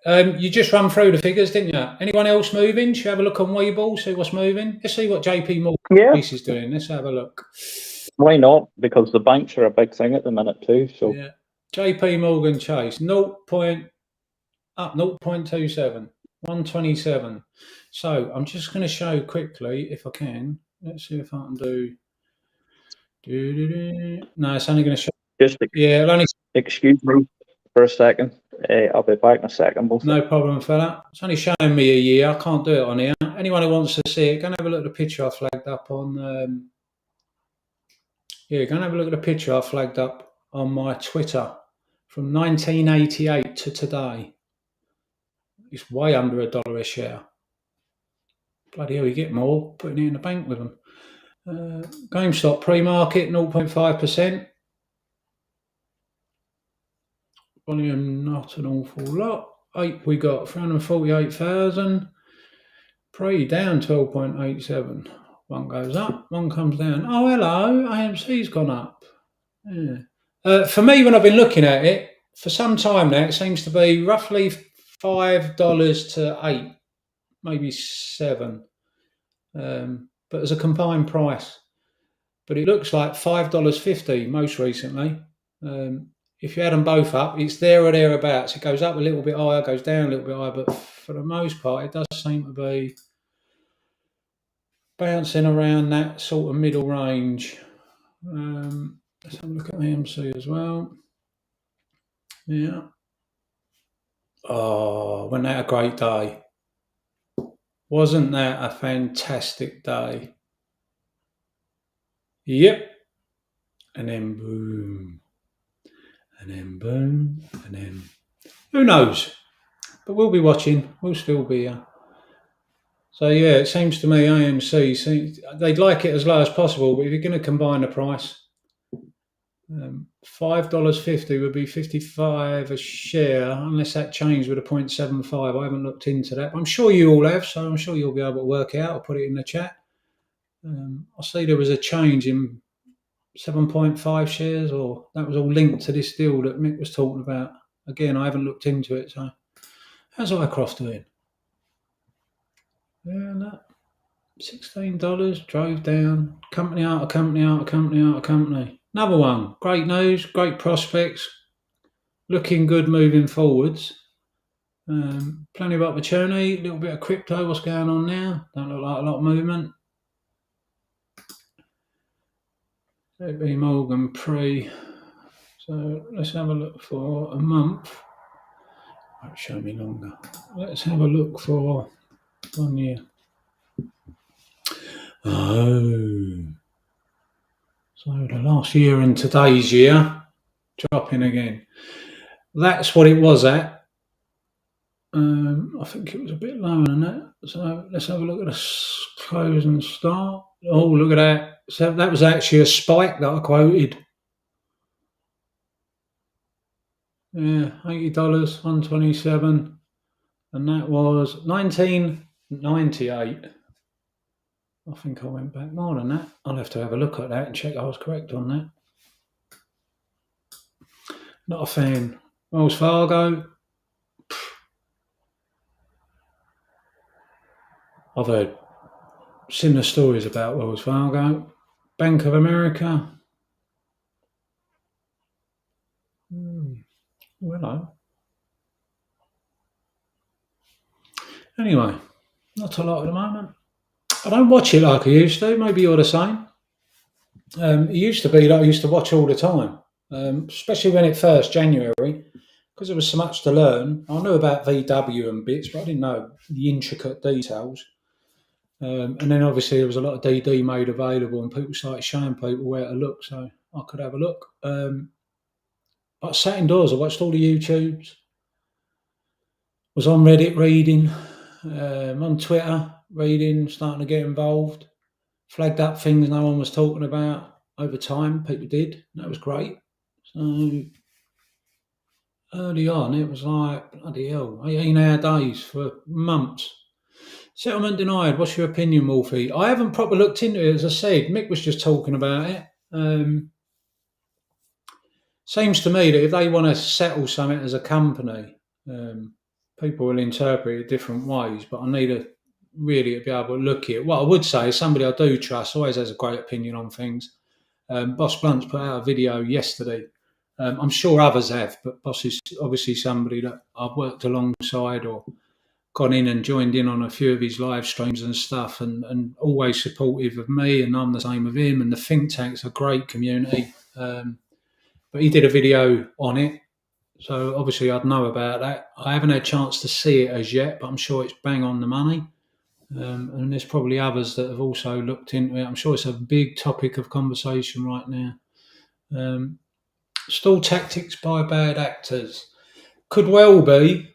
Let's be honest, I don't think they're in a hurry for this to actually complete, to be done, signed, sealed, and delivered, as they say. So I would not be the slightest bit surprised. I'd imagine if it's in the judge, I'd like to think it's all about law. So for whatever reason she's flagged up or he flagged up regarding the issue, I believe it's a lady, from what Mick said. Yeah, I pretty much think it's possibly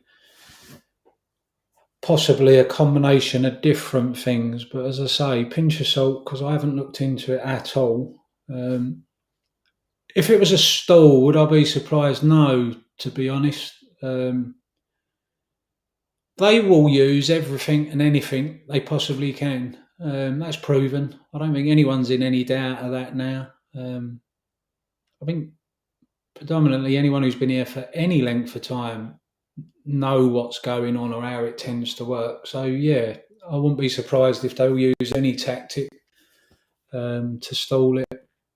So like always, it'd be interesting to see. It's kind of different for myself in how I sort of looked at this play, because I've genuinely believed for February, March, April, it could squeeze at any second. That's just me. It's my opinion. That's how I look at things. And that's made my journey maybe a little bit different from some. And whilst the catalysts come up, and I enjoy Green Days, I think Green Days are fucking great. It means absolutely nothing. But within the community, Green Days tends to make a few more people a bit more buoyant, gives them a bit more optimism, gives them a bounce back in their step. If it's going up, it's going down. If it's going down, I think it's costing them money. If it's going up, I think we're getting closer. Other days I have different opinions, but it's all the same. It doesn't really add up. When I'm, see a lot of the stuff that we talk about, I'm thankful we do. I'm thankful it's there. But do I necessarily need it as an individual? I enjoy the fact that it's there and I take it on board. But for me personally, I'm here till the end. I believe in what I know. I believe in the DD that I've read or been a part of or seen. So between the start and the end, there's going to be all sorts of things. So rather than get overly excited or too involved, I certainly don't join in any of the drama, and I certainly don't panic about anything. And if they do this and they do that and they do this and they do that, if we use the tools that are available, if we register our vote or our say or our voice, you might not think it's worthwhile. I've been a big advocate of people contacting their congressmen and women, email if they don't respond and they come out after it's all over and we were 100% correct on everything and they all go, oh, it's terrible. You can come up and show the people that voted them in. Well, where was you? We've got great people release where they're voting.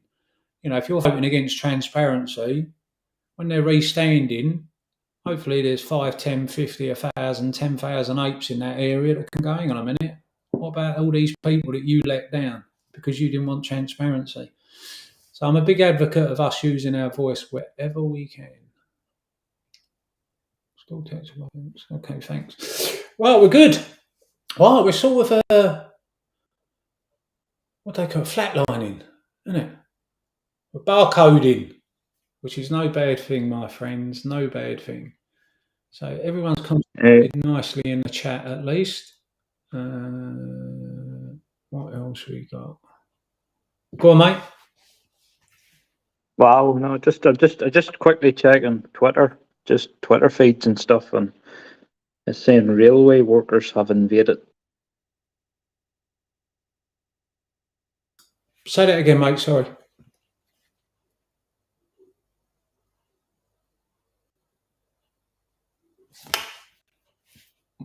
I think you're muted, Mick.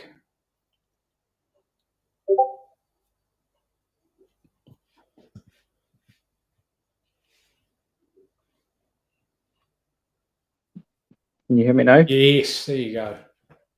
Yeah, sorry. No, just on Twitter there, it's just saying that there's the railway workers have invaded BlackRock's offices in Paris. So you can see them going in with flares and stuff. And there's a bit of a... Yeah.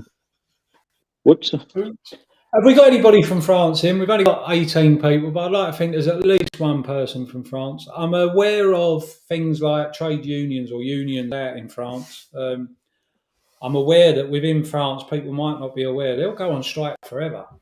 I'm going back a few years now, but yeah, they got no problem with going on strike and making themselves heard and getting out in the streets and stuff in comparison to most countries. So I'm not surprised to hear that they've gone into BlackRock. I'd like to get some clips of that up. Just from my own personal, so I can see it. I'll go on Twitter a bit later, get back and catch up on it. Yeah. 1796 Patriot says that KC said he's going to go through the numbers and then he is going to try and join. He has difficulty mixing streams though, so we'll see. Yeah, if we can get him in. It'll be interesting for us. It'd be interesting for us to try and see if we can work around it. But it will be interesting for others if anyone out there wants to take it on and do step 2. We can show what does work, and then they might be more tech savvy and work out how to go the next step. But hopefully, we can get somebody in that can bring on a live, or because he can just join through the link. Exactly. And then it's a case like you done. If you want to share your screen, or if KC wanted to share his screen, he should be able to do this. Well, he's already on Discord, so he should be fit to just go into Discord and screen share. Yeah. And that would be good, because he always brings some good info. Yeah. English Patriots. Whereas we're just here having a chat. Yeah, exactly. Just a casual chat. Yeah. English Patriots on a roll now. Macron is Rothschild's puppet. Vive la France. Indeed, vive la France. I see all of them as puppets. I know there's strong belief and good grounds and reasoning, logical argument that Rothschild is one of the very top. I got a feeling they're the very top of the public knowledge. They're the families that we know about. They're the people that are probably, possibly, maybe second tier. I think there's people above them personally. Can I prove it? No. Do I know who they are? I could guess. But yeah, I think Rothschild is. Let's imagine you as running the world. Just go with it. Let's have a talk about this. Let's imagine you're right at the very top. Your family or your organisation or the people who are immediately around your family for generations have been right at the very top. And you wanted to put a spider's web, a global spider's web around the world. Now, you'd need to understand about strategy and tools needed and how you'd be able to achieve that plan. So early on, it would be quite easy. You haven't got mainstream media, you haven't got people that can talk to each other. Back in the day, if you went from village to village, you had to be a Freemason to do so. You had to work with stone masonry to be able to do it. Generally, as well, you stayed in your village. So it's quite easy to keep people, very sheltered from everything. The kings would collect the taxes, and everyone else would go about, ploughing the fields and living off the land, etc.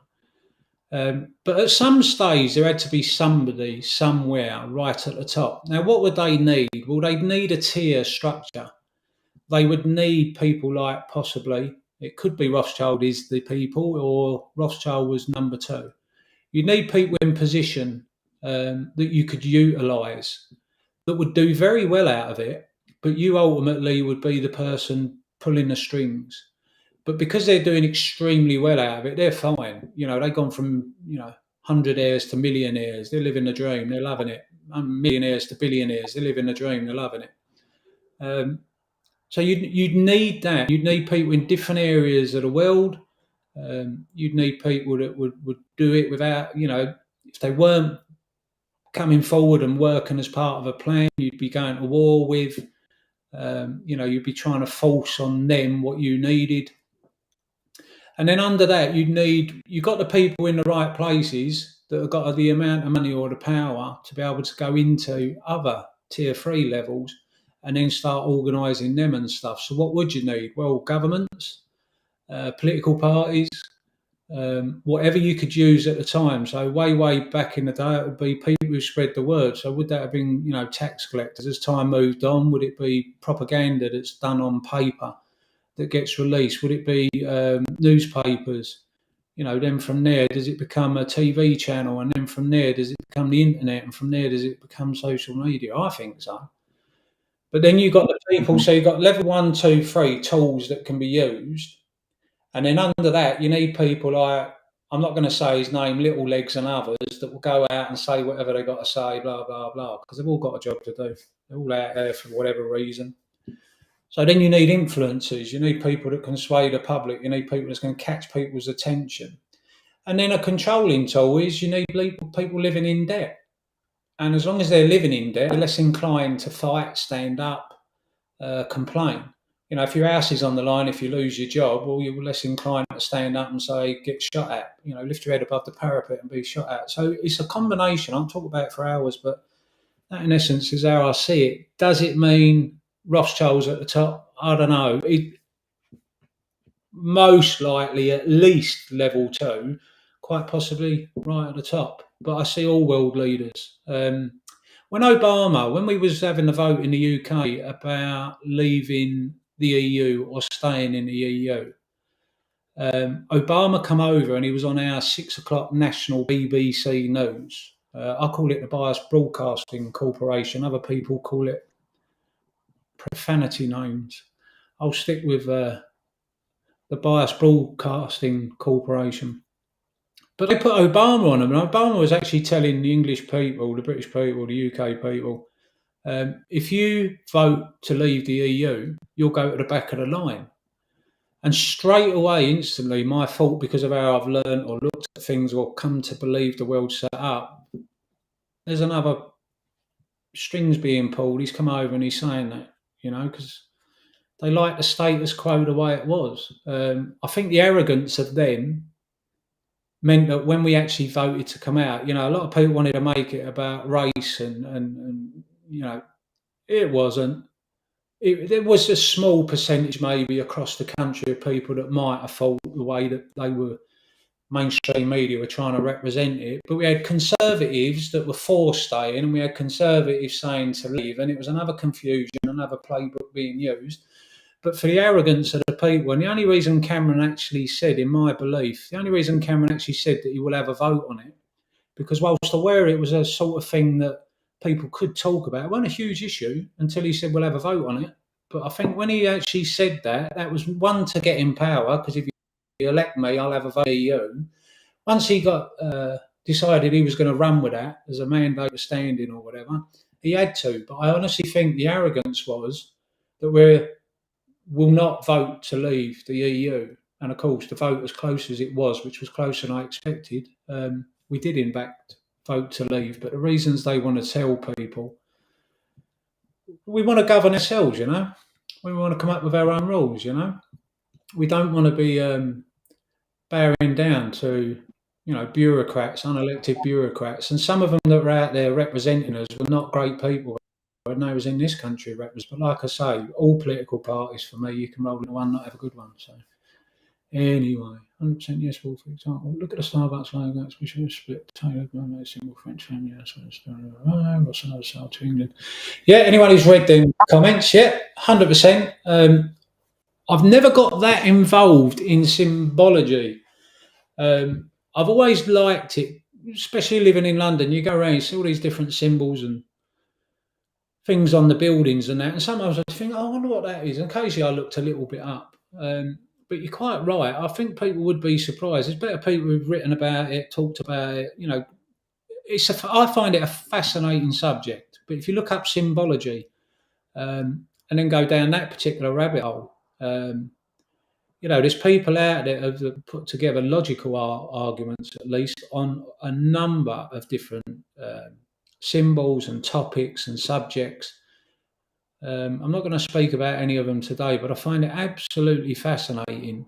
And it does seem to be that as you go back through history and things become widely supported, you can see that a lot of the symbology that appears in that appeared before in something completely different.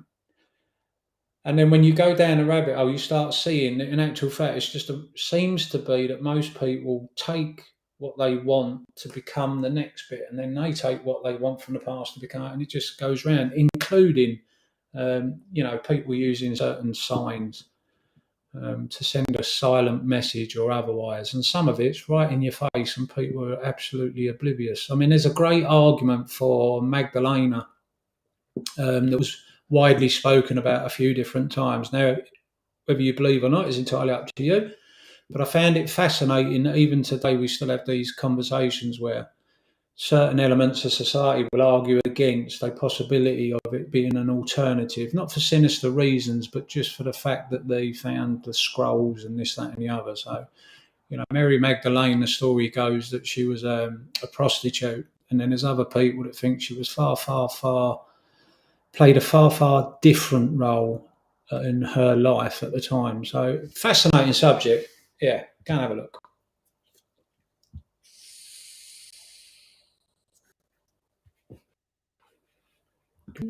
Right, what else have we got going on? Anything exciting? Mixtape. No, I'm just scanning through Twitter just to see is there anything worth bringing up. There's an awful lot of chat of Allegheny, the lawsuit being denied, motion denied. What people saying? Let's share it. They're just pretty angry at the minute, to be honest. There's some people are celebrating the motion being denied and claiming the judge is protecting shareholders.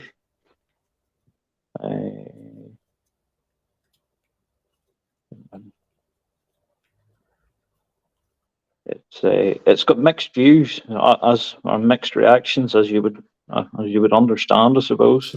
Everybody has their theory, don't they? Yeah, surprise. So, it's taking nothing away from people, but if it's only just happened, I don't know that we got everyone on Twitter is a legal expert, but we'll have a lot of people that, for different reasons, either lashing out, frustrated, pissed off, not another delay, whatever. And you can understand it all, but it's kind of, if you step back and look at it for what it actually is, anyone that's looking in, they ain't got a clue what to make of it. Mm-hmm.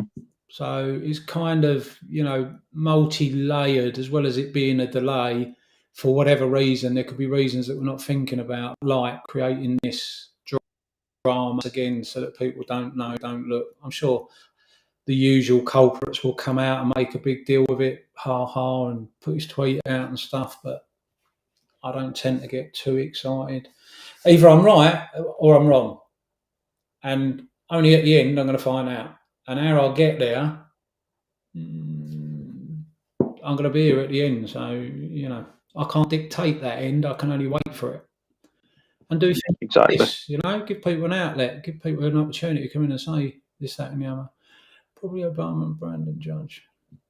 Somebody, Kiwi Girl, great person on Twitter, at Kiwi Girl, sent me a DM regarding concerns about the judge or a judge that was in the same area as the judge that was going to be looking at this case. They raised that concern. If you want to know what their concerns were, have a look, see if they put anything on their Twitter. It was a DM. I hope they don't mind me using their name. They're a great person, Kiwi.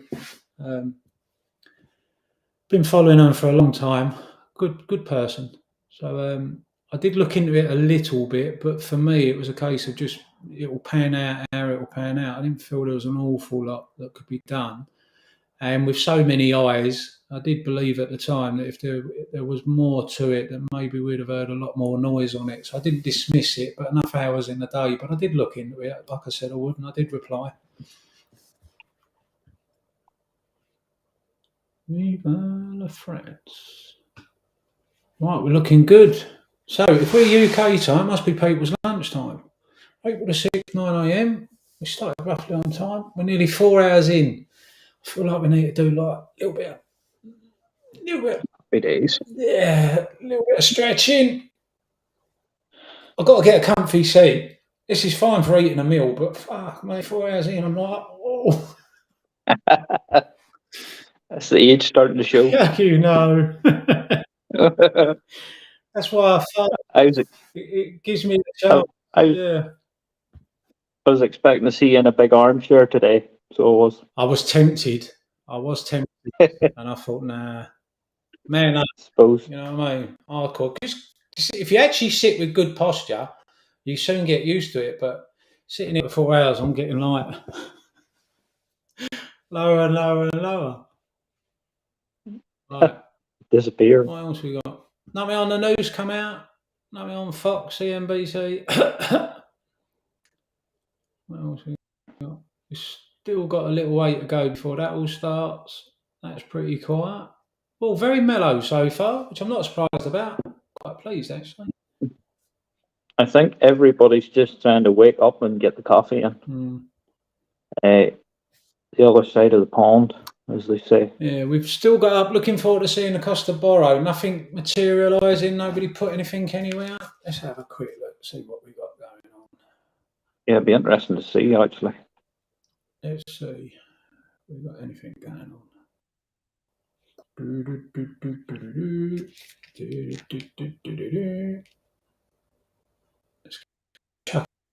I am number 40 like on KC. Told you. Whoa. Told you I'd do it all the time. Right, let's just have a quick look on. See if anyone's put anything out of cost of borrow. Twitter. What's going on in Twitter? Crazy lady. AMC far better than Ape yesterday. I tweeted AMC looked like a gap fill, especially for traders who are not in this community.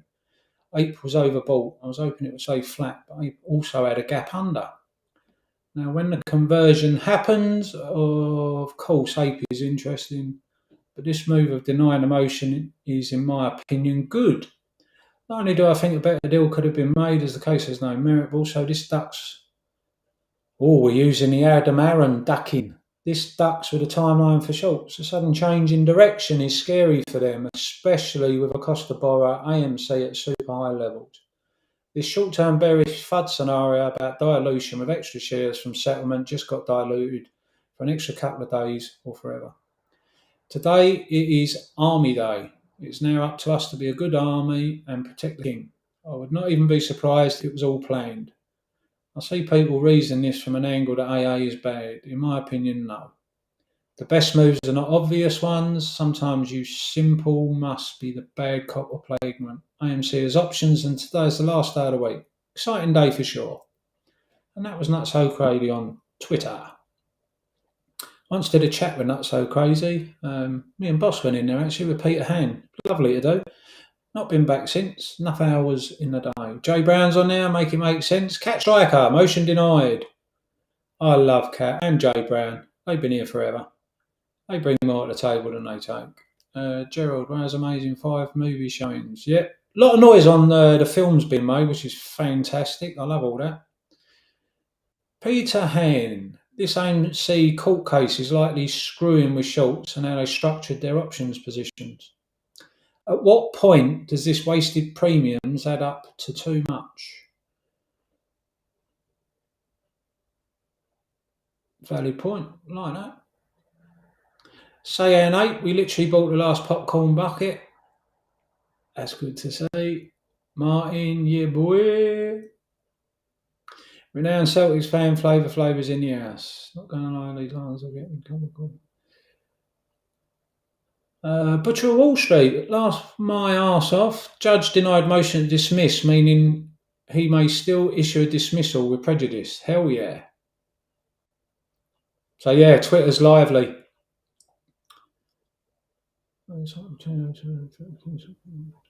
KC's put up on Twitter today, sometime between 11:10 a.m. and 12 p.m. Eastern, 30,000 contracts for both calls and puts were purchased at a $10 strike for AMC. This effectively raised the IV and the delta for anyone wanting to buy a position under a $10 strike, essentially pricing out investors from opening a position. I wonder why it is. Indeed, KC. Hopefully he can expand on that when he comes in. I think it's self-explanatory, but it might be good.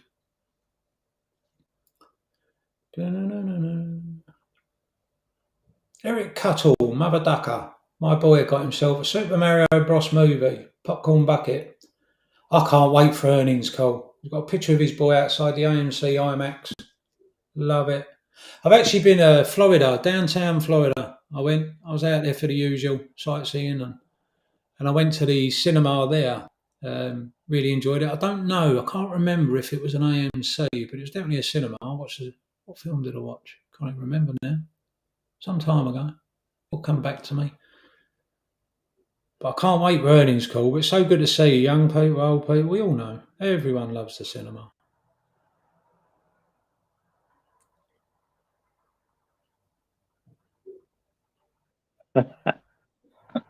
English Patriarch says, do you Wolfie put on some cycling shorts for a bit extra padding?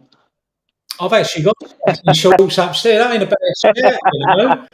That ain't a bad shout. I kind of like that. I was training for a marathon and I was running too far and I ended up hurting both ankles. But I had the Surrey half marathon and then 6 weeks later the Brighton marathon, full marathon. And it was the first time I'd ever run in 30 odd years, but I trained leading up to both and I busted both ankles. So I'd done the Surrey half. They both give out again 3 miles into the Surrey half marathon. And I'm really proud of myself that I finished, but it was for charity. So I had to. I felt like I had no choice. But I managed to get around a reasonable time. But then 6 weeks later, I had to go and run a full marathon. And I'm thinking, like, my ankles were like... So I bought a bike. And I went out on a bike and I was doing 30, 40, 50-mile rides on bikes. And they reckon it's about 3 to 1. So I was just trying to keep my cardio. But I didn't run between the Surrey half. I think I did 2 runs, short runs. And then turned up and then went and done the Brighton. But I got to the halfway mark and I was on for 3 hours 30 for the marathon, which I was like, I had no idea. I looked afterwards. But I got to the halfway mark and we had people there, Duchenne's. It's a life-limiting disease for kids. And that's who I was running for. And they turn up on the day and give you support. And it was lovely to see them. And it gave me a big lift. But I got there and I would have been on for 3 hours 30. But then I got to mile 16 and it all went beat on. one mile took me 49 minutes. So I finished just outside 5 hours something. But oh, well, at least you finished. I definitely finished. It was probably physically, it was the toughest thing I ever had to get through. I don't mind admitting, if ever you're going to do a marathon's fine. We can, as human beings, we can cope with a marathon, but you do have to put the groundwork in. It's not a Yeah, shortcut. Yeah, you can hobble round, but you need to really build your body up. It is quite some task. When they talk about marathon initially, and he run the marathon, in Athens and then dies, I can understand that. Because there was one or two moments I was really worried. yeah, no, I totally get where you're coming from, because as you know, I used to do a lot of road cycling, Yeah, and as I say, at my peak, I was doing 300 mile a week in the summer on the yeah. bicycle, and in the winter, I was trying to do somewhere in between 100 and 150 just to keep winter training in. And I tell you what, you gradually build yourself up and build yourself up and build yourself up. So you go out for 5 mile, then you'll try and get to 10, Mm. then you'll try and get to 15, 20. And then before you know it, you're at 50 and 60 mile as an ordinary spin. And but once you hit that wall, boy, do you hit that wall. Boy, does the body shuts down fast. Like, Well, it's kind of because I've done it running. I was running about 70, 80 miles a week, so I was on good training position leading up to doing them, and the ankles went. But I remember the first time I went out on a bike. I just went round. I went on a Facebook shop. I just needed a bike, and I went round and picked it out. And I said to the guy, "Look, I'm not going to sell it on. I'm doing a charity thing, so I appreciate the price you sold it to me for. I will keep it and I will use it because I need it." "Oh no, you can sell it on if you want. I'm fine." I was like, "Okay." So anyway, I went out on it, and like I say, I think the very first bike ride I did was about 30 miles, and I rode all round Essex and come back. And I pedalled downhill, uphill. I pedalled, kept it going. And then when I got back here, I tried to get off the bike and fell over. All my legs had gone to shit. It's like the weird. I could run and run and run, but running isn't cycling. You use different parts of the muscle and everything. But so by the time I got off, they were complete mush, and I just went, "Wait!" I couldn't lift my leg yeah, over or put it out to stop me. I was like, "Whoa, yeah." Hey ho. it happened to me before. You know the way you get the cycling pedals, which have the cleats. Then you clip in essentially to the pedal on the bike, Yeah. and once you click in, like, unless you twist that heel to click out, you're not getting released. Like, and I was in the middle of my hometown one day, come to a red traffic light, and just totally forgot, and luckily, I fell to the footpath side and not against the car beside me. But oh my god, talk about embarrassing! I got off And it all happens in slow motion, it. and there's nothing you can You know, do. didn't you? You get that. You get to a certain bank of angle, and it's just like a ship. You're going. That's it. Tough. It's happening. I think every cyclist, because I didn't have the cleats, but I got friends at work that also, they weren't running at the time, they were on the bikes, and they go out and do the long bikes. We got a couple of good events over in the UK where you can ride to down to Brighton and stuff and all around London, and it was really good for them. They loved it, but they used the cleats, and they all had the similar story that they'd be out and all of a sudden they'd end up in a bush or get in someone's car and they're screaming out and get yeah. Because as you know, drivers don't, on the whole, particularly care or like cyclists. I went out the other No, there's a day, four deep on the road and six back for a whoa. country lane in Essex, and it was like, come on now, like you can't, yeah. But anyhow, Yeah, it's a big area of contention still. Even still, yeah, it's the motorists and cyclists. There's just, I don't think that conversation or that battle's ever going to be won with regards mutual agreement. I don't think it's ever going to be won. Everybody sees cyclists as holding them back, and yeah, and it's actually some of them are pretty good, but others give it a bad name.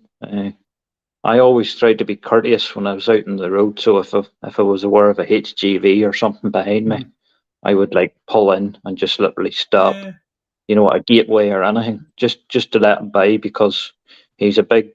He's obviously quite a long vehicle, and for him even to move out 2-3 feet in the road is putting me in danger, and it's putting himself in danger to get back in again. So very true. You just have to be aware, like, you know. Without a doubt. You have to be aware. I mean, I was lucky where we are. We didn't have, when I was out, and I did maybe 5 or 6 bike rides. But we got a trail where I am, which is an old railway line that's not used anymore. So I'd often go on that, which is like a dirt, pebbly type surface, and I'd just ride from one end to the other, and that worked well. It's tree lined, it's a little bit foresty, it's pretty flat. There's a bit of a climb and a drop, but you know, I used to love that. I've just seen in here, Casey saying he'll be there in 7 minutes. If you want to send the same link I sent to you to KC if you can, and he sees it, hopefully he can join live, and we'll be able to see him on there. And then what we'll no worries. Nobody tell him. What we're going to do is when he comes on, we're going to say hello and give him some love because he deserves it. But then we're going to fuck off and leave him to it.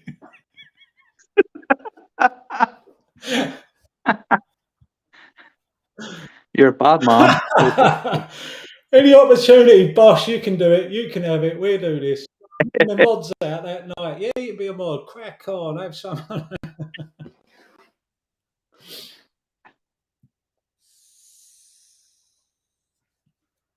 Right. Oh, Patriots Club, I'm just climbing up the chat. I see you're up to 53 likes. Nice. That's fucking great.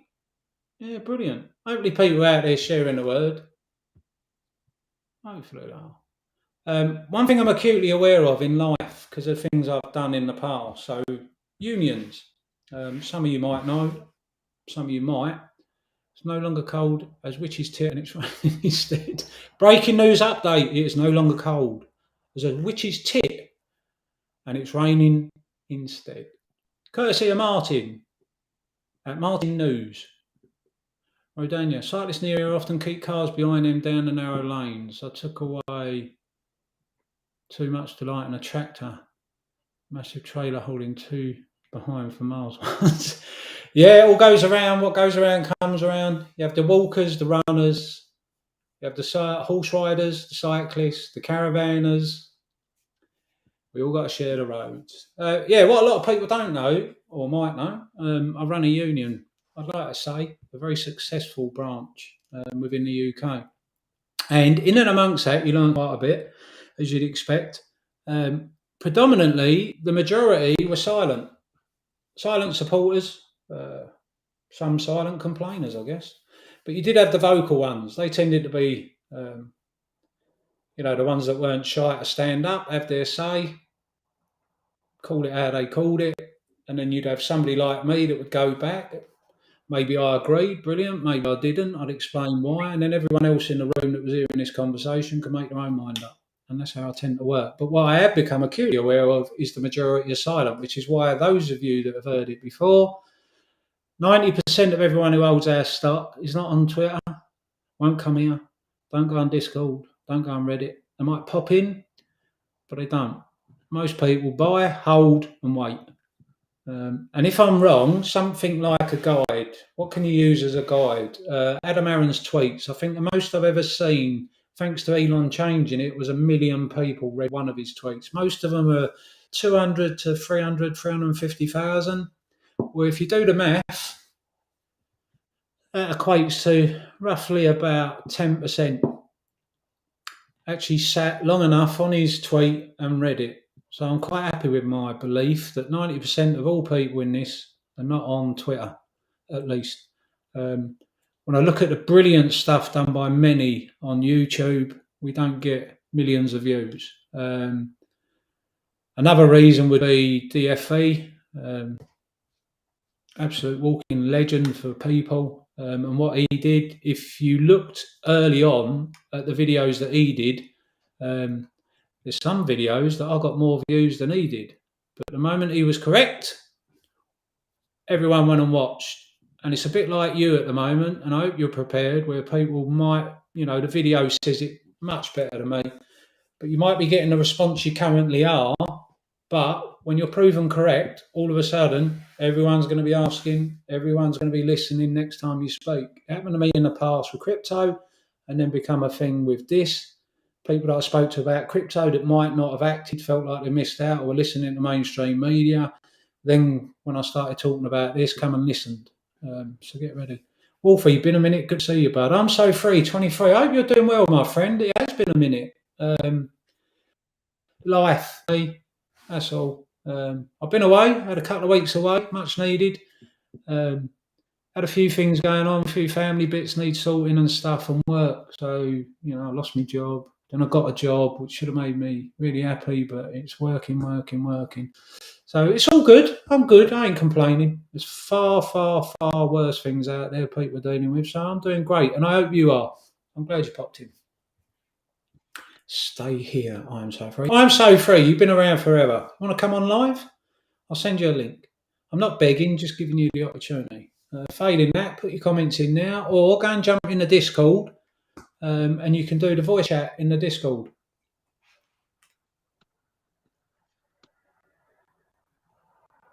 I'm so glad I don't drink cold coffee. Hi, message from the stream. Right, so what we got in there? 16 people. Have a quick vote if you can. You might be listening at work. Do we like the chat bit? You like seeing it?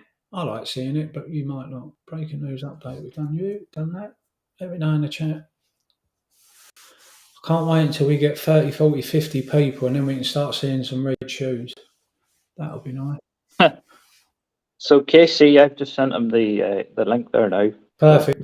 No worries. I'm free, no problem, my friend. It was an open invite. We're open to go to, not me and Mick, we'll be shattered. But we're open, other people will sit in the hot seat, so to speak, and carry on. And then they can bring their things. And there's people out there far, far better and brilliant at flagging things up. But hopefully we can build it as a community tool, as said enough already today. That should have got a red shoe, shouldn't it, Mick? That should have been a red shoe in there. Said it enough. I'm so free, 23. Wolfie, been a minute. Good to see you, bud. So yeah, he's a good on his own. Bit of love in the chat, which is always nice to see. Always pops in. I'm so free. Has done since day one. One of the very early ones that would pop in, hear me out, contribute. So that was always good.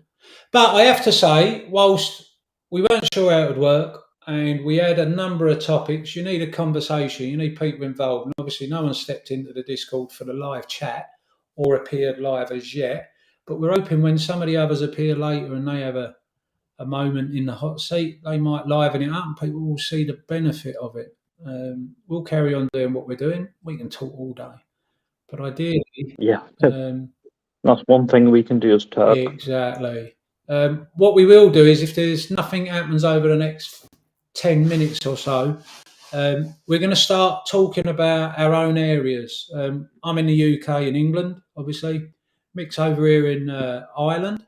And we're going to talk about what we're seeing going on in our areas. And hopefully for those still listening, you may be able to contribute with what you're seeing. So Mick will tell you what he's seen since the last 6 months, maybe. And I'll talk about even one guy that I was talking with yesterday, give me an insight into things going on in my area I wasn't quite aware of, although I'd started seeing a few signs. So in the next 10 minutes or so, we'll start talking about it's fine. No, it's not. We'll have a go at that. Yeah. Sounds like a plan. Yeah, and again, it's not to scare anyone. It's just to help people sort of maybe be more aware of what's actually happening around them that they may not just see at the moment. They may not just be paying attention enough to pick up on it. But hopefully after we've raised a couple of concerns or a couple of things that we've noticed, hopefully you will see also that maybe the same thing's happening in your area. Yeah. And I have a funny feeling we're going to see a bit of a pattern start to appear. And then we will notice that this is actually it's starting to creep in sort of everywhere. Yeah. Trillionaires move the money first, billionaires follow. They tell the millionaires who tell everyone, and it all goes to shit. Trillionaires can be country, can be big organisations, can be very, very, very rich families. They're in everything. Anything where there's money to be made, they're in it, so they can control it. They get in and buy a stock first. trillionaires or billionaires, and then the millionaires see it and they buy the stock and it goes up, and then we all see it and we all jump in, and then the billionaire sells all these shares, maybe slowly. It all then drops back down. He gets out of the top, makes a killing. Millionaires follow. They start selling because they're seeing the billionaire selling, and then all the pension funds are left, and all of us are left. If we don't get out and panic, all of us are left holding the bag, and then sooner or later, normally later, they'll run it back up again, and rinse and repeat, and rinse and repeat. Unless you're Enron, then they'll just bankrupt you. There's a saying over here where they say it over here it works in like 3 generations. So they say one generation makes it, the other one spends it, and the next generation ends up broke and trying to replenish making it again. So it goes through 3 generations of a cycle. So I think if you look at a cycle of 3 generations, that adds up to, I'd say, 80 years. And then if you look at the big crashes, they're every 75 to 100 years. So that is actually in keeping. I tend to see it a little bit different. Anytime we in the 90% as a majority start getting ahead, we buy an house nice and cheap, and then 10, 15, 20 years, it's gone up to a nice amount. Over that time, things change, circumstance changes, health changes. You have kids coming into it. So we're going on our holidays. Maybe we've got credit cards. Maybe we've got car loans now. Maybe we take equity out, put a new kitchen in, etc., etc. So until the day you actually have paid your house, it's a liability, not an asset. But what we tend to do is get ourselves sometimes into position through life, because it happens. We lose our job and stuff. We ain't got no money. We might take a loan out, and it's cheaper to take a loan out with the house as collateral against it. But whatever, and it's all designed and out there. And they approach you. I get letters and emails now. Do you want to borrow money? Do you want to borrow money? No, I fucking don't. But people do. They're enjoying their lives. Got great jobs. Everything's looking rosy. And then every 10 to 15 years, there's an housing market crash, and they tell everyone it's average 20%. Well, it's depending on where you live in your country, it's more than 20%. So when it's average, it isn't every time there's a crash, all houses lose 20%. It's every house in that country that lost a percentage ends up at 20%. I'm sure everyone knows that. But if we end up in a really bad crash this time round, it seems to me it's just the cycle repeating. So what tends to happen is, you say 3 decades, I'm saying it's immaterial. It depends on where they're armed for their motivations. But it definitely sits with the big crashes. The Depression was 1929, 1933. We're well overdue. But the market itself, stock market, crashes every 10, 15 years. 2019, it actually crashed, but the money went into it. The Fed were printing. Go and have a look at JP Morgan when Benzinga talks about the price going up. Look when it went up the most. I mean, it's 2019. It literally does that. Well, that was because there was a lot of money being pumped in, free money, low interest money. That's why it went the way it did. It didn't go up 170% because they improved the business. They started selling popcorn. They bought a gold and silver company. It went up because it had the free money from the Fed to invest in it, and they invested every penny in this asset, that asset. And everything was also getting invested in. That all went up as well. That's why it's an everything bubble. So much money was printed, not just in the US, across the central banks, and so much money was pumped in. It ends up, it goes the way it has. But the housing, for most working people, the housing is the biggest thing you'll ever buy. You live in it, you look after it. Sometimes you take money out against it. And then every now and again, they'll fuck up, or they'll do something or create something that means massive employment, market crash, go to another war, funds ain't there because they've been redirected. And then the housing market ends up crashing because people ain't paying a mortgage, ain't got a job, whatever. And then it comes out, scoops it all back. So the people that have put 100 grand deposit down for a 300 grand house that drops 50% has lost their deposit and still in debt banks for 50 grand. It's like, wow. JC wants to know how to. 1796 Patriot. Mick sent to his Twitter DM a link. If he just takes that link and sticks it into his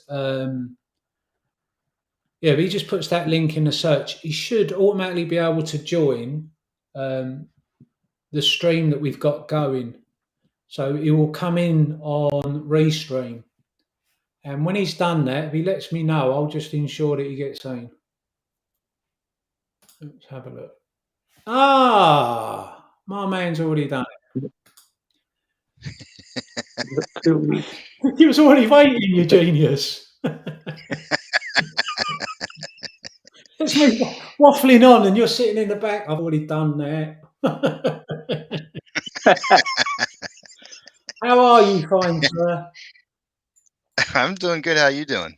We're hanging in there now. We're flaking a little bit. It's got to be honest. It's 4 hours in, so we're doing all right. It's great to have company, and it's great that you've stepped in and gone on the live chat. So most people, what we to 18. You've bumped it up by 2 people. You're a good lad, but most people know who you are, so it's not a problem if you don't want to be seen. But yeah, very glad that you joined, my friend. It's very good of you. So the problem is that whenever since I'm live streaming right now as well, my camera won't allow me to put the image through to 2 different locations. So unfortunately, I can't. I tried to hit the camera button, but it says it's already in use, and so I can't. I unfortunately can't. I can't get it I'd have to end my. Well, actually, you know what? I could probably take myself off of the. Let's see here. Hold on a second. Maybe I can do this. If I just take myself off of my stream and then hit camera. Yep, there we go. Figured it out. There I am. Wolfie, it took me and you 9 hours. I was just about to I'd say, say where to was do you that. yesterday when we did the video? We have had such fun trying to put this together. No one will ever see it, but honestly, if you'd have seen us banging their heads against the brick wall, I'm watching videos of 8-year-olds saying it's easy, piece of piss. Just click here, and I'm like, no. So yeah, it's great to see you. I've had the honour of being in the back of the van, so for obvious reasons, everything you've ever done, I'm going to reach out and say you were very kind to me, and if we can get you interested in, you can pop in and say hello. So I'm chuffed to bits that you've been able to. I really appreciate that you've had time to show. How was the live so far today? I did go in. I was number 40 like. I often just pop in if I ain't got time, but I'll always hit a like. I was number 40 today, but how's it gone today? What you seeing, Casey? Well, I mean, I'm pretty sure that the price is moving the way that it is due to the fact of the uncertainty over the judge not approving the agreement, the settlement between Allegheny and AMC. But I'm bullish about the fact that didn't go through because it tells me the judge wants to see something more, a little bit, kind of dive into it a little bit deeper. At least that's what it seems like it's kind of signaling to me, and I like that. We always talk about due diligence. I kind of like the idea that this judge is going like, wait a minute, there's something more going on here than just you guys bringing up a lawsuit and then you coming up with a settlement. Let's get this ironed out. We'll figure it out and see what's happening here and see what the real true intentions are and instead of just making this a money power grab kind of thing. And I love that. I love that. I love judges who like to think outside the box, who don't just sit there and just be like, just go with the flow kind of thing. So that kind of excites me. We're always talking about do your due diligence, and I feel like that's what this judge is doing. So I'm all for it. Let's dive into this and figure out what the heck's going on. Well, it looks like a great perspective you've got on it. I did say before you jumped in, I haven't had a chance. Mick spoke about it eloquently a bit earlier, but it seems very much in keeping with your views. I know Boss did a video last night, which I haven't had a chance to see, mainly because I couldn't work out how to do what you did instantly. So it took a bit of time, but yeah, I've obviously seen it's hit. So in the community that you've got, what's their sort of feedback? What their take? Much the same, I'd like to think, or Um, well, usually in the mornings, I don't really have a chance to kind of read what everybody's saying, but I feel like most of the things that people have said so far have been kind of positive towards this. I know a lot of people really want to see some kind of resolution one way or the other. I think just being up in the air is always kind of, or having unknowns is always kind of frustrating. But so I definitely sense, frustration and just kind of the unknowns. But at the same time, I mean, we know what it's like to be unknown for 2 years now. So Yeah. it's not like we're strangers to unknowns. So No, very true. yeah. Very true. For me, it's like everything else. It's something else that we'll grow to understand, and it'll hold us in good stead for, especially for those younger. But for all of us, it'll hold us in good stead as life moves on. We'll get involved in other things. Who knows what a year, 2 years, 5 years we'll be doing? But something like this coming up is a learning curve, and I think depending on how you look at it and approach it, um, I'm aware, and lots of people are in a position where they want it over, and I get that 100%. I'd like it over, truth be known, but I'm willing, like they are, to go through the journey to get there. So for Mhm. me, it's just another added insight into how this seems to work or pan out. So for me, it's always interesting. Sometimes frustrating, sometimes annoying, the stuff that comes out or we have to deal with, but eventually it'll hold us all in good stead. So it is what it is. No doubt Adam Aaron will come out sooner or later and drop a comment or something, and that will give the haters something to get at, and all the positive people like myself and you and others to, interesting times. And KC, it's good to have you. Thank you for coming in. Oh, thanks for having me. You've been an absolute inspiration. And what I will say is that trust me, having done what me and Wolfie have done over the last 2 days, I have now a whole new level of respect for what you do. Trust me, a whole new level. Four hours is getting to you, huh? You're at the halfway mark, guys. You're halfway there. You're halfway Yeah, what I do every single day. It's the 25 hours we put in before to get to the 4 hour bit. No, I'm with KC, man. We need to man up. We're like, come on now, we can do this. It's funny. But what I will say is, go ahead. Go ahead. Sorry. Go ahead. No, you go for it. I was just going to say, Tony sent me a link last night to come onto his stream, and I've told him on a couple occasions before. I was like, dude, I can't. I do 9 hours on Monday through Friday. I can't do another like hour or two at night. It's just like it's going way too far. My mind. If you guys knew what my mind after I'm done, I've made every time I've ever tried to make like a tweet or something, and in the aftermarket hours it ends up being horrible because my mind is just like spaghetti, and it's just like, just don't do it. Just leave everything alone until you get a nap in or something, and it's not easy. So if I ever back out of doing like some kind of space call talking or joining in an event or something like that after I've already streamed for 9 hours, it's hopefully people can understand. Big time. Yeah. Big time. Much respect. Without a doubt. Like I say, we're 4 hours plus in. We had a few plans, but we have the numbers that have been in means it's been easily manageable in as much as people are putting in the chat what they want to say and stuff. And we've talked about various topics. Mick shared his story, which I know you're aware of. So it's been more generalised stuff as opposed to going deep dive into anything. So if there'd have been more people and the topic come up, we may well have done it. But I don't know about Adam Aaron, so I'm glad that you came in for the few that are here and have said what you've got to say on that particular topic. But damn, man, you make this look so easy. I feel like I'm running a marathon. I hit the 1940. We were just talking. It took me 46 minutes in one marathon to run one particular mile. I'm feeling like that now. We'll mix it up. We'll chuck a few more things in. But so, what else you got to bring to the table? You're aware of why we're doing this or what the reasons were, I believe. But what else? I missed that last part. Can you say the last part one more time? Yes, I'm aware of the reasons. I'd like to think you're aware of what we're doing today. We've spoken previously. You asked me, what's the Saturday night about? And it was because it's a Saturday night where no one really does much. So I weren't feeling like I was treading on any toes, but it gave me a chance just to sit and have a laugh and a giggle.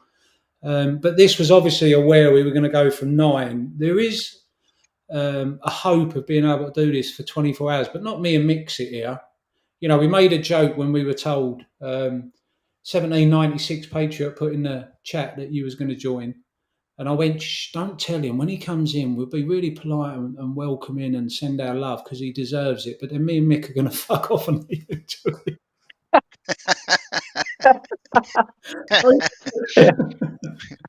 So you want to So put on that together a note, 24-hour place where people can just go and see what's happening or current news, or is that essentially what you're trying to? Pretty. I guess this is kind of okay. Sorry, mate, go on. I guess this was news to me. I thought we were just coming together to talk about the history of what's been happening. So this is news. I didn't know. Okay, so in its entirety, abbreviated version, the hope is that I was only going to come in till 10, which I did do, a little bit later, 10 past. Then Mick took over. And then once Mick had a go in the hot seat, we bring anybody who wanted to go and sit in the hot seat so that they could do what we just done. Now, obviously, time zones, UK, Thursday, most people are working. We weren't expecting hundreds, but what we've done, we've worked well with. But then the hope is over the next 2 hours, 3 hours, 4 hours, 5 hours, whatever. We have got people like at Joel Extra. Joel, great guy, does Twitter space calls. He's going to come in and sit in the hot seat. He'll look after whoever's in there, and then me and Mick will have a chance to sit in the background, have a bit of a break, grab some food or whatever.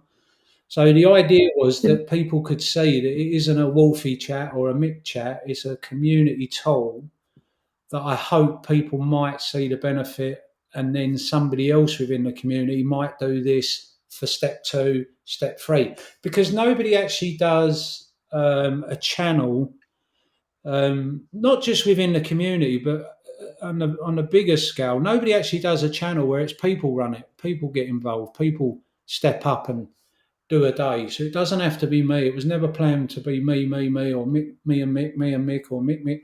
It was an idea that hopefully, if people can embrace the concept, that they'll run with it for step 2, and it'll be somebody else with 3, 4, 5 other people.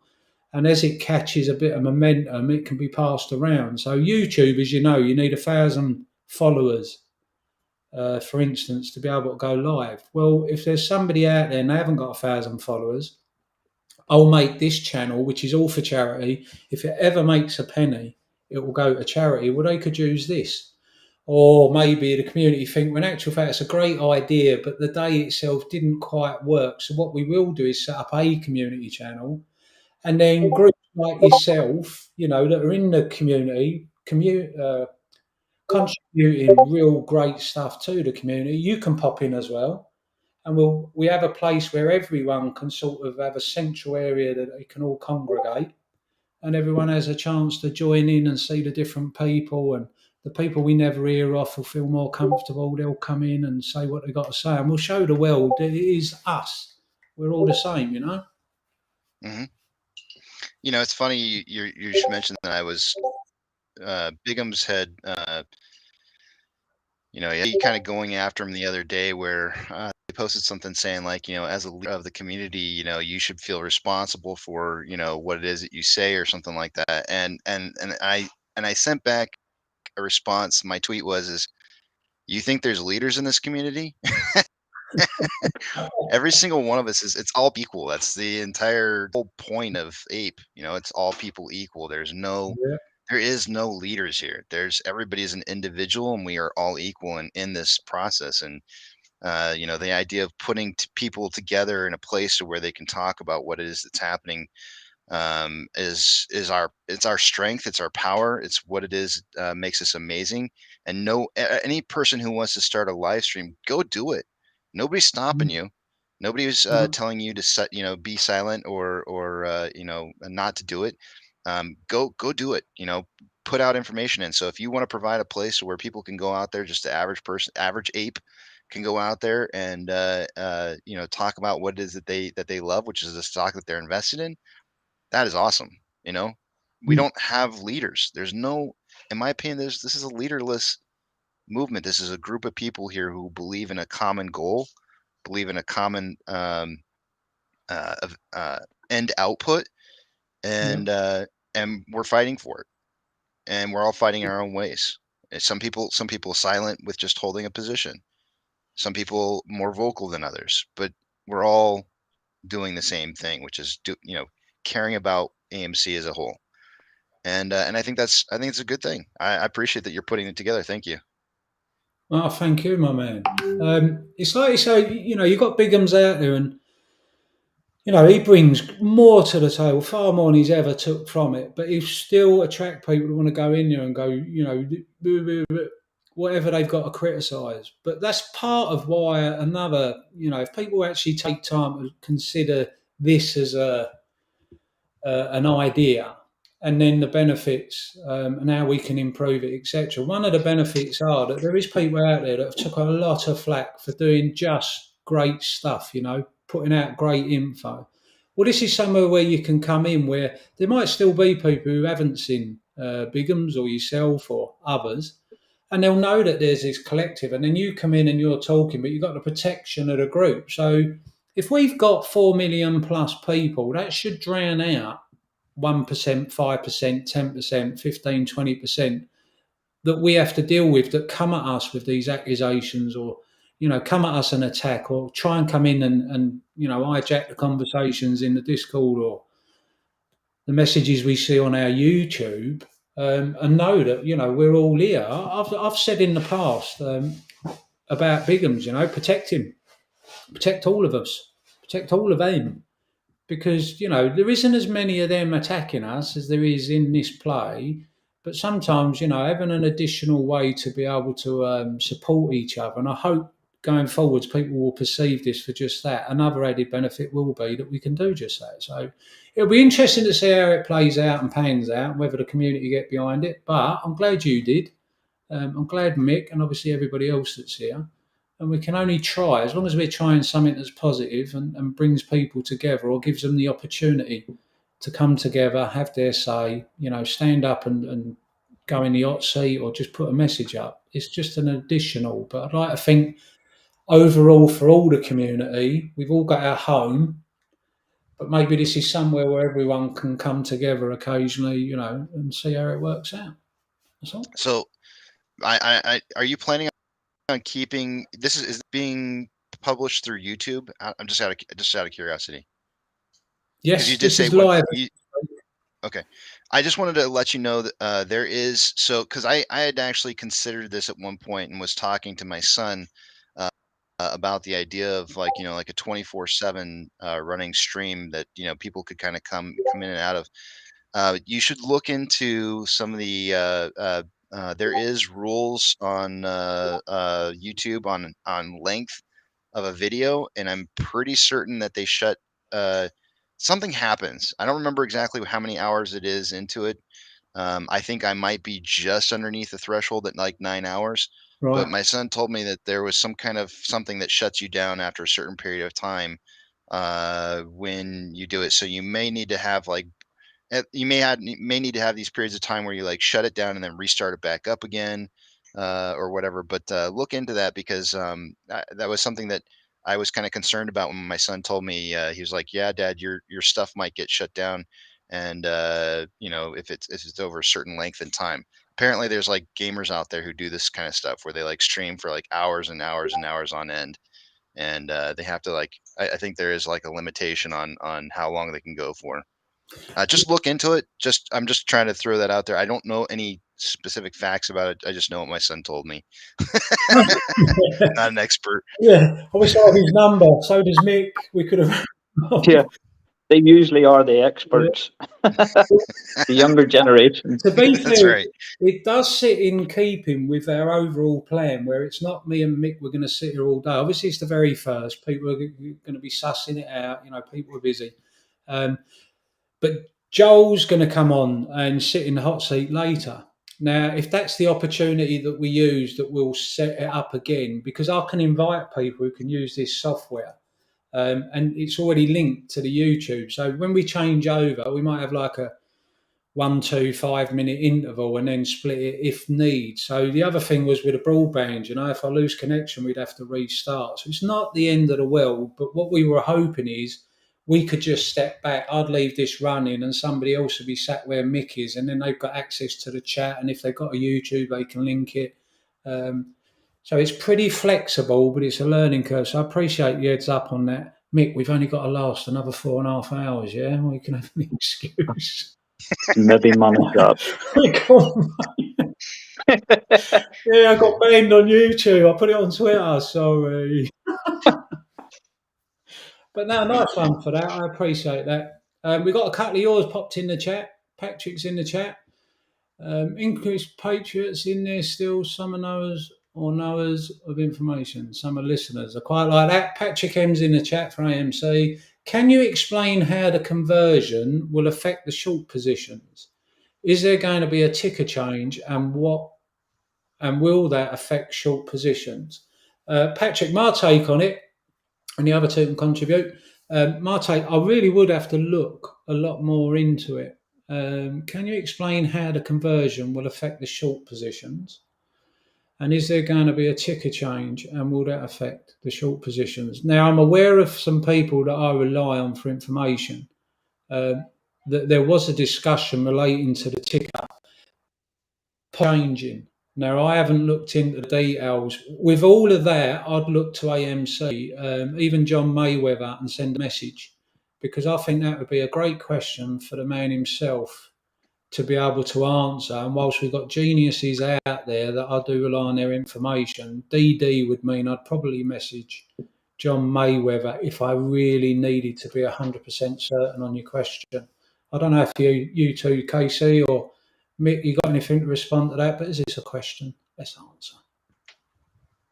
No, I do. Well, I don't really have much of a.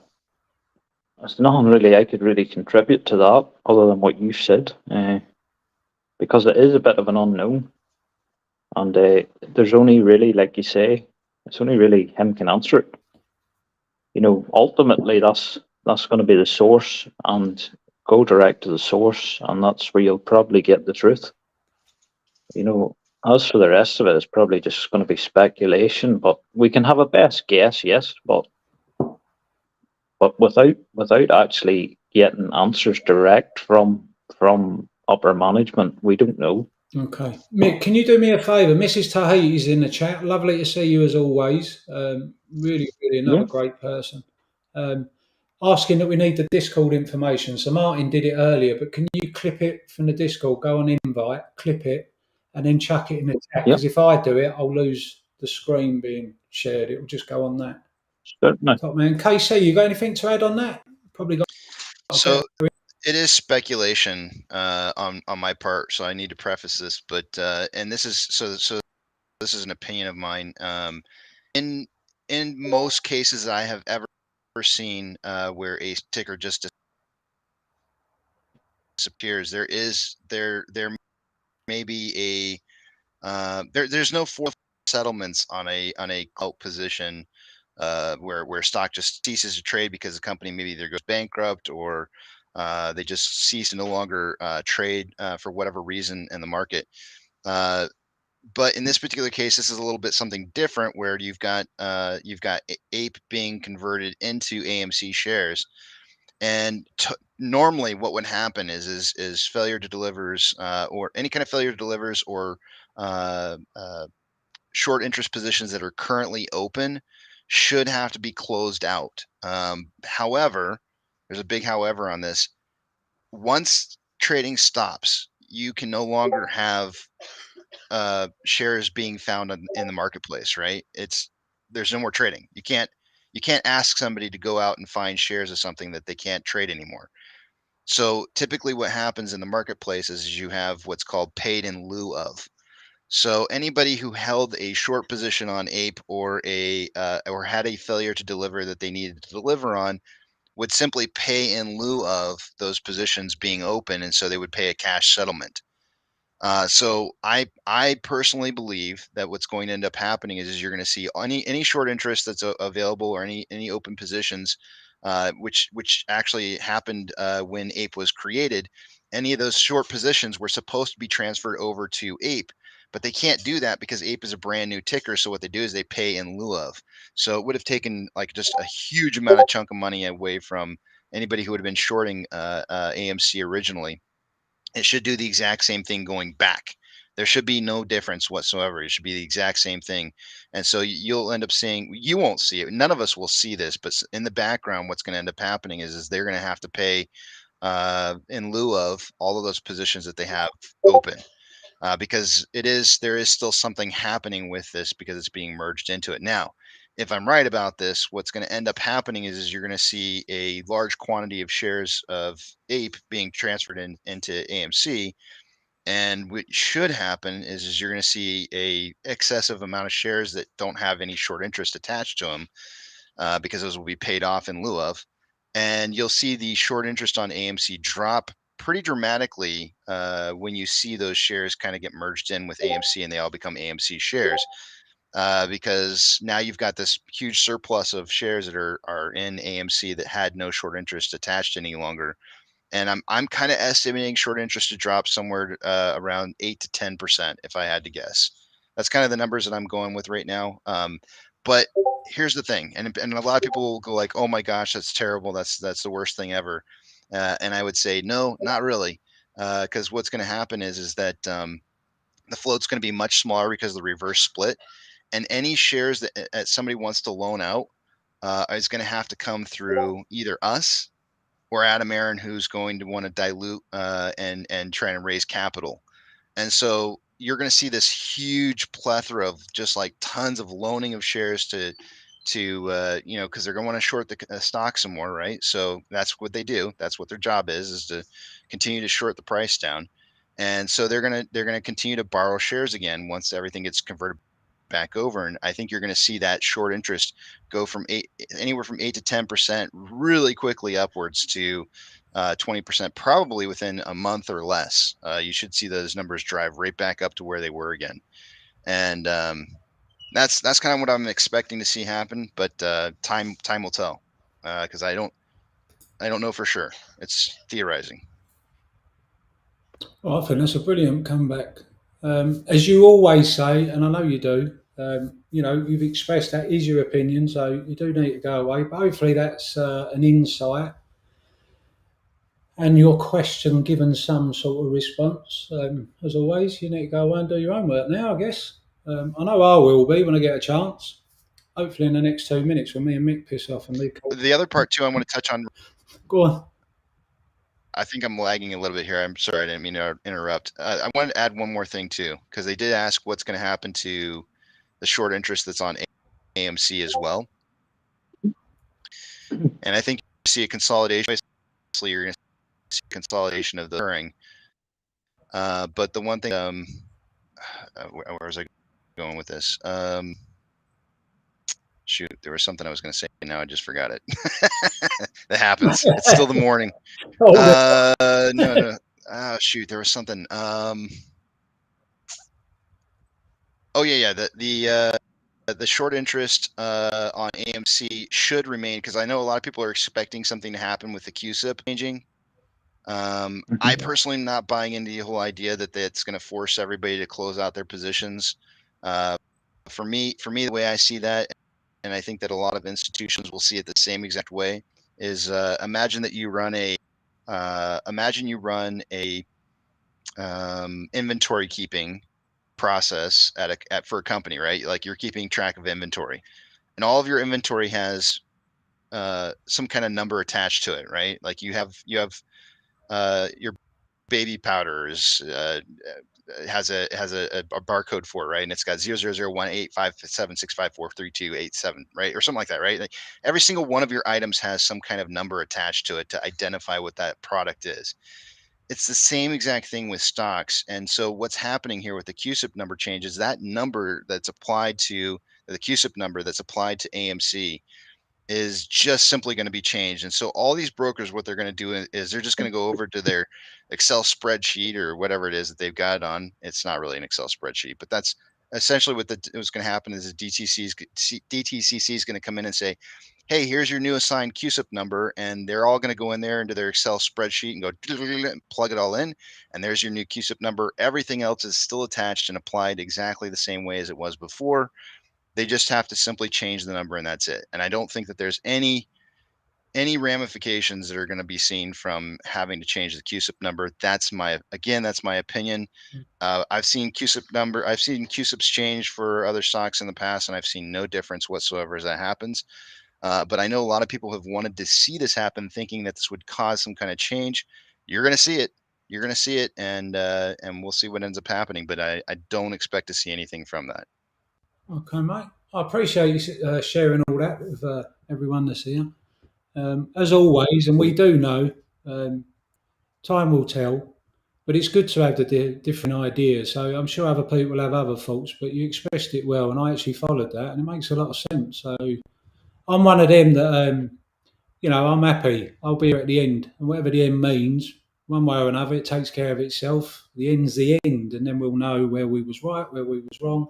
Everything in between's a learning curve, but we're going to be much better off at the end of it. So people like you putting out the info and expressing your opinions and your beliefs or your views, it always comes with that caveat. People still need to go away and do their own work, but as one individual, you're willing to say what you've said, and top man for doing so, as always. I gotta say, Jabib's on my live stream just said QuickBooks. Do you remember how we found out Sam Bankman-Fried was using QuickBooks to do his numbers for FTX? I forgot. I forgot. They don't use Excel. They use QuickBooks. I completely forgot. Apparently, that's the thing. So thank you, Jabibs. I appreciate you for mentioning QuickBooks. I completely forgot about that. That was shocking. Well, I ain't seen any other questions in there, but as you've graced us with your presence, I've got a couple. Real quick, somebody mentioned also that BlackRock offices occupied by French citizens. I don't know if there's any truth. I haven't looked into it yet to see if that's accurate or not, but that was discussed on my live stream as well. Somebody brought that up. Okay. Yeah. That's good. Yeah, funny. I noticed it on Twitter. There was a bit of video footage and stuff, so I don't know what's going on over there. Interesting. We touched on it earlier. I also hadn't seen it. I'm gonna go on. Just a second. Buffering. I'm sorry, guys. That's okay. Maybe Wolfie, seeing as Casey's in here, and maybe a couple of the others that maybe weren't in earlier, maybe we can give them a quick sneak peek at the video if they want. Yeah, I'm cool with that. Because you're here, Casey, hopefully for the next 20, no, what are we down to? 17 hours, that would be great. But there is a couple of bits. I just wonder what was going on in your community, your area. Are you seeing anything? I know obviously inflation is what it is, but are you noticing anything in your area regarding them telling us it's fine, but as well as people maybe struggling, is there things grinding to a halt or still selling at the same pace or anything you might have observed? But yeah, by all means, Mick, if you want to show that, gives me a chance just to go to the gentleman's room. And then it's no issue. Right, let me just. I can do that. Bear with us, Casey. Mick spent time putting together another video. You'll appreciate it, but there's a couple in here earlier. They might not have seen it, so we'll put Mick, it hold over. up just 1 second. Hold up 1 second. Let me. I want to add something real quick to my my live stream. I'm gonna try and get your guys' picture up here. Give me just one. Can you hold off on playing that for just 1 second? I want to get that up so everybody can see it. Certainly. Hold on.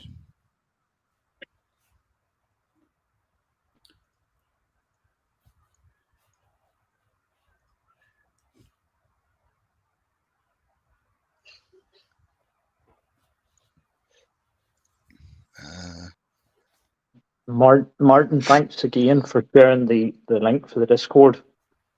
Yeah, just seen you done that there again. Literally, Wolfie had asked for it, and before I had it done, you had it done. So Martin's on the ball, big time. Cheers. He's top fella. Mrs. Tahiti will be pleased. Having been here for a long, long time, she's obviously a very patient lady, but sometimes. Yeah. I'm only joking. I'll let Casey do what he's got, and then you can chat the video on. We'll try and do it justice and make sure everyone can see it. And then you and Casey, because you know Casey well. I know you're in Casey's Discord and watch him a lot of days. Said some very I do indeed. said some very kind things, and rightly so earlier, which was nice. So I'll leave you to it for a little while, but I'll be listening in. I'll just take the opportunity to grab something to eat if I can, because you haven't eaten today. I haven't seen you eat anything either. Yeah, you haven't seen me eat anything, no, but when I was after for a while, I took a nibble at the leg of this chair. If you're all right doing it, I'll leave you with Casey. You can have a little chat, and I'll come back and join in myself. I won't. The only thing before you go is I will need you to, once I share my screen, Yeah. I will need you to, even if you want to do it now, sure I can play it anytime. Yeah. If you want to do that now, if I throw that up, Yeah. it leaves that at any point I can play that That's now. it. Okay. So that's perfect. I'm good to When go. you I'm ready play to. I've got you up, so you're good. You can play. Brilliant. Brilliant. So perfect. Okay, I'll leave it. So hopefully, okay. So hopefully enjoy. This is just a wee quick flick we put together, and let's go.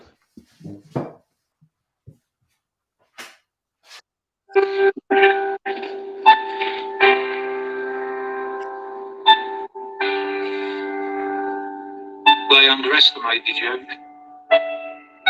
but I didn't. I'm just one of you. You may feel like you stand alone. You may not have family or friends standing with you. But you, us, we have each other. You could be stood in your yard alone right now, trying to work and still struggling. You might be ridiculed or ignored. Some may even have laughed at you, belittled you, thrust you off and tried to help them understand. They might not see you, but I do. We all do. We're apes. When I see your strength, and I see how every day you build your conviction, that you'll fight and fight and fight. Fight every day. And stand shoulder to shoulder. So whenever life throws at you, you're only here. You know, you are here. You see you as I do. How can we lose? We have all the tools. We have you. They break all the rules. We have you. Apes is not a gimmick. It's a belonging. It's a community. Look how strong you are now. You stood up. You stand shoulder to shoulder with people just like you. And we all salute you. The quiet one, the loud one, the introvert, the one that just needs a win. We all need a win. We can all achieve a win. We can do it because you do it. Every day, no matter what, you can't stand wrong. Together. Wrong.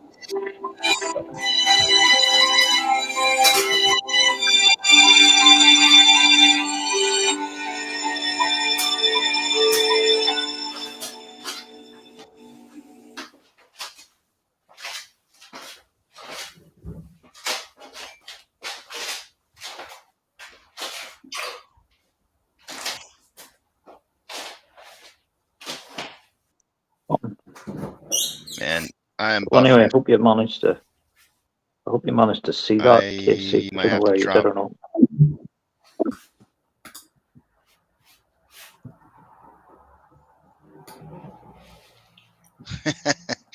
Can you put out a link real quick for me to copy for that? Because I'm buffering so bad. I think people wanted to see it, but it didn't show up very well. Certainly, no worries.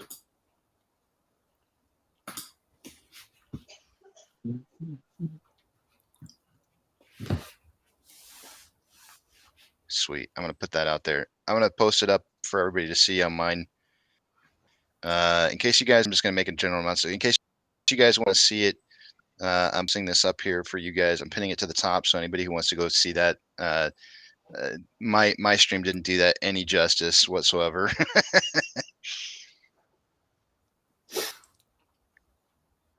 That's fine. That's fine.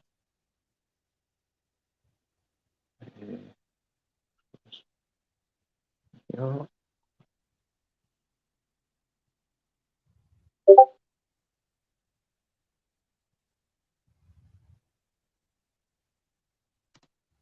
So just through the link in Discord in general, it's in the general section.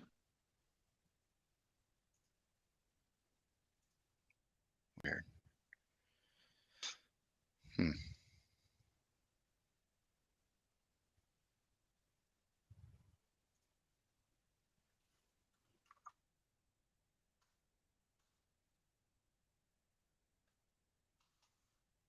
I see Martin has put in BlackRock headquarters in Paris has been breached and taken over by a mob of people. Yes.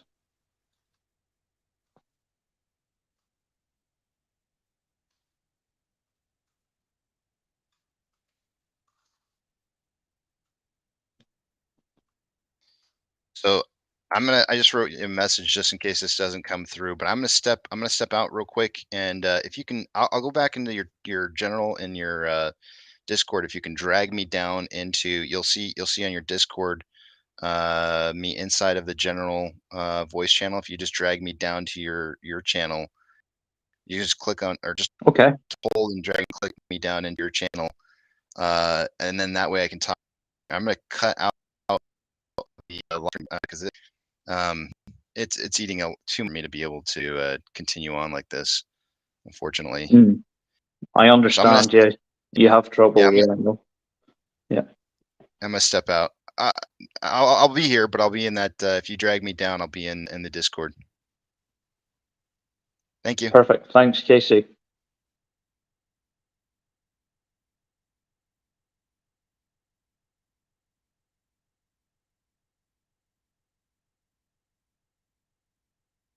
He makes it look so easy.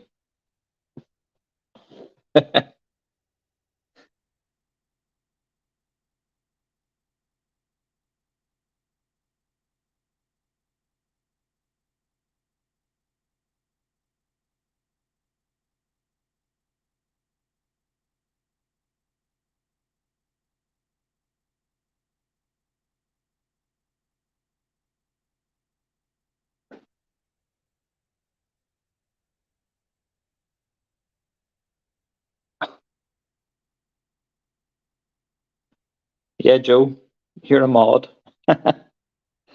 Tom D. Good to see you. Good to see you all. English Patriot.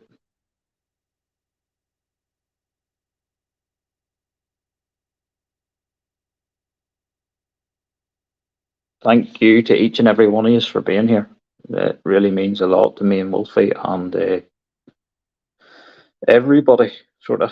This is, like I say, if you haven't already heard, today is just literally about us apes getting together, having a bit of a chit chat, just showing that, you know, everybody has a voice and that this channel's not about me, it's not about Wolfie.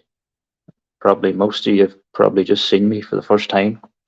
I do be in KC's stream pretty much daily, but it's just simply about showing people that we're all human, we're only here, and together we actually are an amazing community of people. We have an awful lot of very influential people and intelligent people, and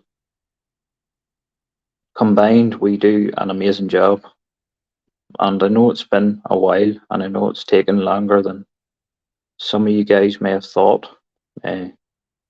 Maybe some people's in that's new, and but we're winning, which is the main thing.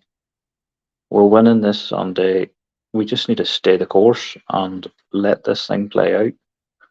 I did share my story a little bit earlier on, and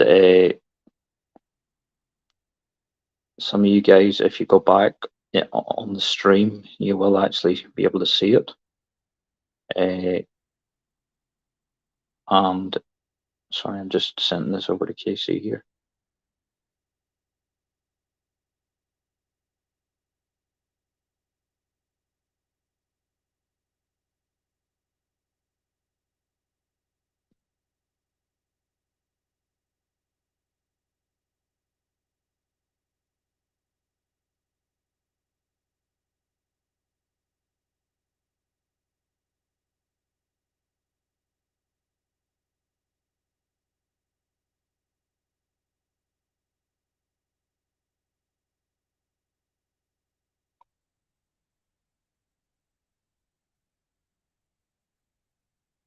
Just bear with me.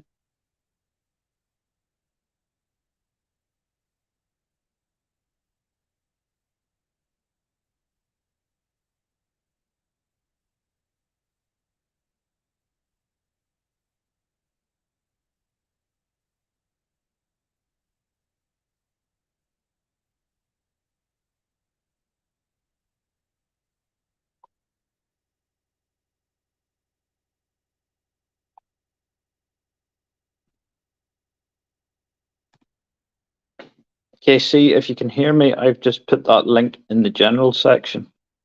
Hopefully you can get it there now for the video.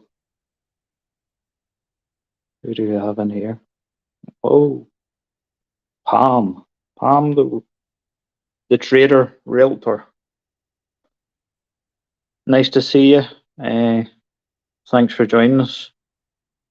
You probably have no idea who I am. But I'm here today with Wolfie, and along with everybody else, and we're just sort of getting together, having a bit of a chit chat, and it's good to see you. Good to see you here. Thanks for showing up. Thanks for giving us a bit of support. And as I say, it's not about us. It's not about followers. It's not about anything other than just apes and the ape community itself. We just want to highlight the good people we have in here, and show the diversity of the people we have from all over the world. So now that the US is waking up and your morning has started, hopefully we'll get a few more filtering in from that side of the pond. And if there's anything, any questions, any comments, any shout outs, anything you want to say in the comments, or if you want to jump into Discord and speak on the voice channel, you're more than welcome. It's like I say, not about me and Wolfie speaking all day. It's about you guys coming forward, shouting out, having your say, and speaking about anything. We want to hear you. We want to hear your stories. We want to hear where you're from. We're going to go into a couple of topics now soon with regards to things that me and Wolfie have spoke about, things that are happening that we've noticed in our areas, be it in the business and construction world, and there's early signs of things slowing down, and maybe not everybody's aware of it, but we have seen the likes of some of the big companies already starting to do some layoffs, likes of Amazon and a few of the others, Netflix, Facebook. And usually when things like that's happening, it's happening for a reason. Mm-hmm. So we are just trying to take that and sort of put eyes on it in like a general level or a general perspective, because it's actually happening on a smaller scale only we haven't really realised it yet. And hopefully today you'll be able to it'll open your eyes a little. And maybe we hope to hear from some of you guys that maybe have noticed things in your areas, and we may begin to see a pattern start to appear from all areas of the US, and be it the UK, Ireland, Europe, wherever. And we can sort of then see together that there is an actual correlation as to what's going on at the moment, and it's actually happening everywhere. Yeah, without a doubt. We'll get on to that. You can open it up. Do you need a break? You doing all right? I'm fine. Yeah, I'm fine, fella. Yeah, I'm okay. Top fella, top man. KC's saying if we can get him into, he's a mod and that, isn't he? So can we drag him into the chat we're using for this purpose today? Hopefully. Yeah. Yeah, we can. We should be able to. Perfect. Let me find him.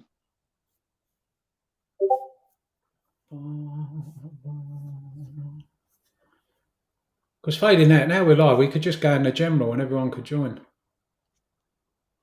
You go in the general first. Okay.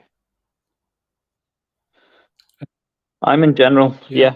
I sent him the link. The trouble is, hang on, I need to just change the settings because I just realised it's just set to private, so I need to change that. That's fine. Remember. He's getting an error message. The video is unavailable. Okay. You probably need to post. That's okay. Yeah, post it. That's okay. On your YouTube. Have it sorted. Have it sorted now. Have it sorted. You're the man. And I shall have it in business in general now.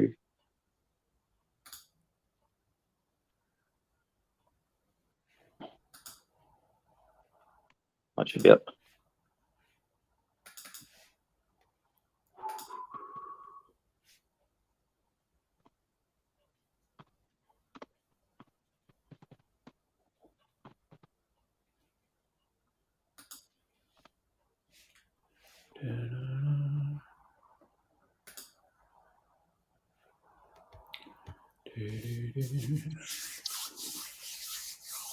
How are you doing, sir?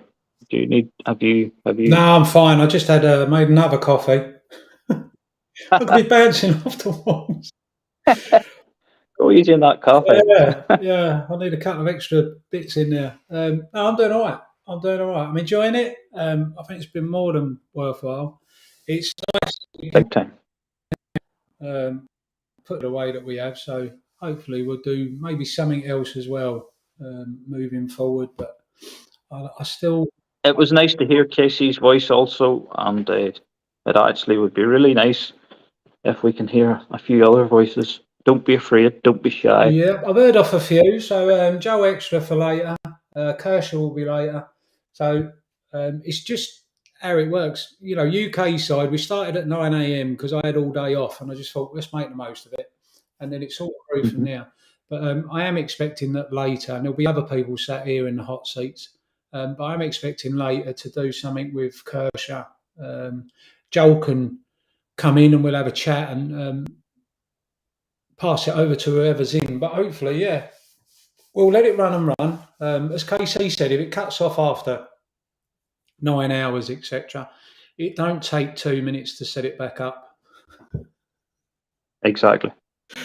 And it allows Grandpa Barney, he said he would pop in. Yeah. If work allowed. So it'd be good to hear from him also. Yeah, people tend to come alive at night, so nearly took the whole table over. Hang on a minute. That was like one of them moments when you're on the bike and you got the cleats. You haven't clipped out. It was close. Oh God. 50-50. Here we go. That's better. Right, so hopefully Casey can come in on there. You can go in the mods only chat. But in actual fact, Mick, do you want to see if you can go into the general and have your camera up, and then I'll follow you in, and it should literally just carry on. Or do you want me to Okay. No, I'll go in. That's no worries. go? Give me 2 seconds. It should be straightforward, he says. Yep, some mix back in now, so bear with us.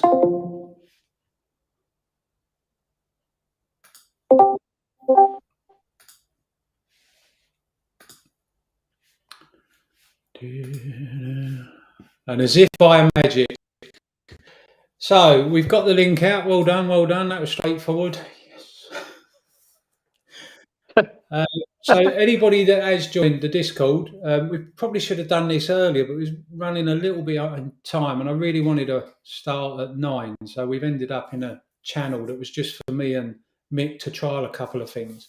But now we're in the general chat for the Discord itself. So anyone who comes into that general chat now, unless you're muted, be aware anything you say will appear in the live video. Hopefully KC can see that and can join it and join in. He'd be most welcome. I know he's doing his live and stuff, so he was saying he was having a few issues with the buffering. He's having a few issues with this video also, so I'm going to try and send it to him in another way. Oh. So I'm going to try and send it to him. I'll send it to him through Twitter here now. Hopefully that works. Well, probably easier, and if you can upload it to your YouTube channel. It's on YouTube as well now. I've switched the settings, so it's no longer private; it's public. Okay. So by rights, it should be able to be viewed on my YouTube. So if you chuck in the type your YouTube channel, and then people can look it up at their own convenience, and then it will be there anyway. So rather than have to go back through what we're up to now, 5 hours, 7 minutes, edge intervals, market opening. We're doing all right. So yeah, if it goes on your YouTube, then chuck that in the chat so people can see it.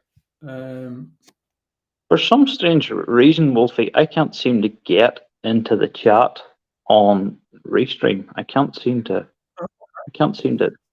put any input in, which is strange. Send me your YouTube stuff. Okay. Yeah, while you're chatting. No worries. And then when you're ready, unless KC comes in with another topic, talk about obviously what you're seeing going on regarding stuff you talked about.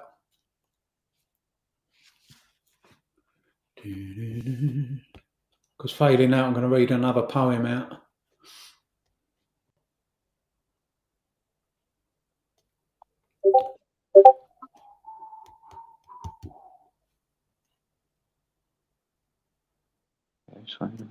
All right.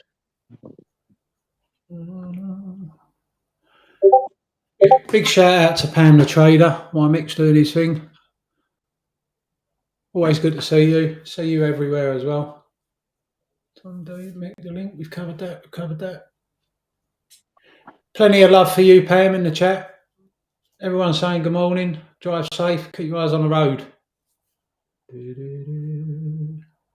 Tom D, I'm so happy I found this community. Back at you, Tom. Sigurd Werdeman, I hope I pronounced that correctly. Greetings from Denmark. Greetings. It's lovely to have you here, sir. Who else you got? English Patriot's burning. Patriot. Black Rock's burning, yeah. Joe Pounce, I'm a mod in here. Welcome, Joe. Good to see you. Listening to these guys, I trust settles nerves.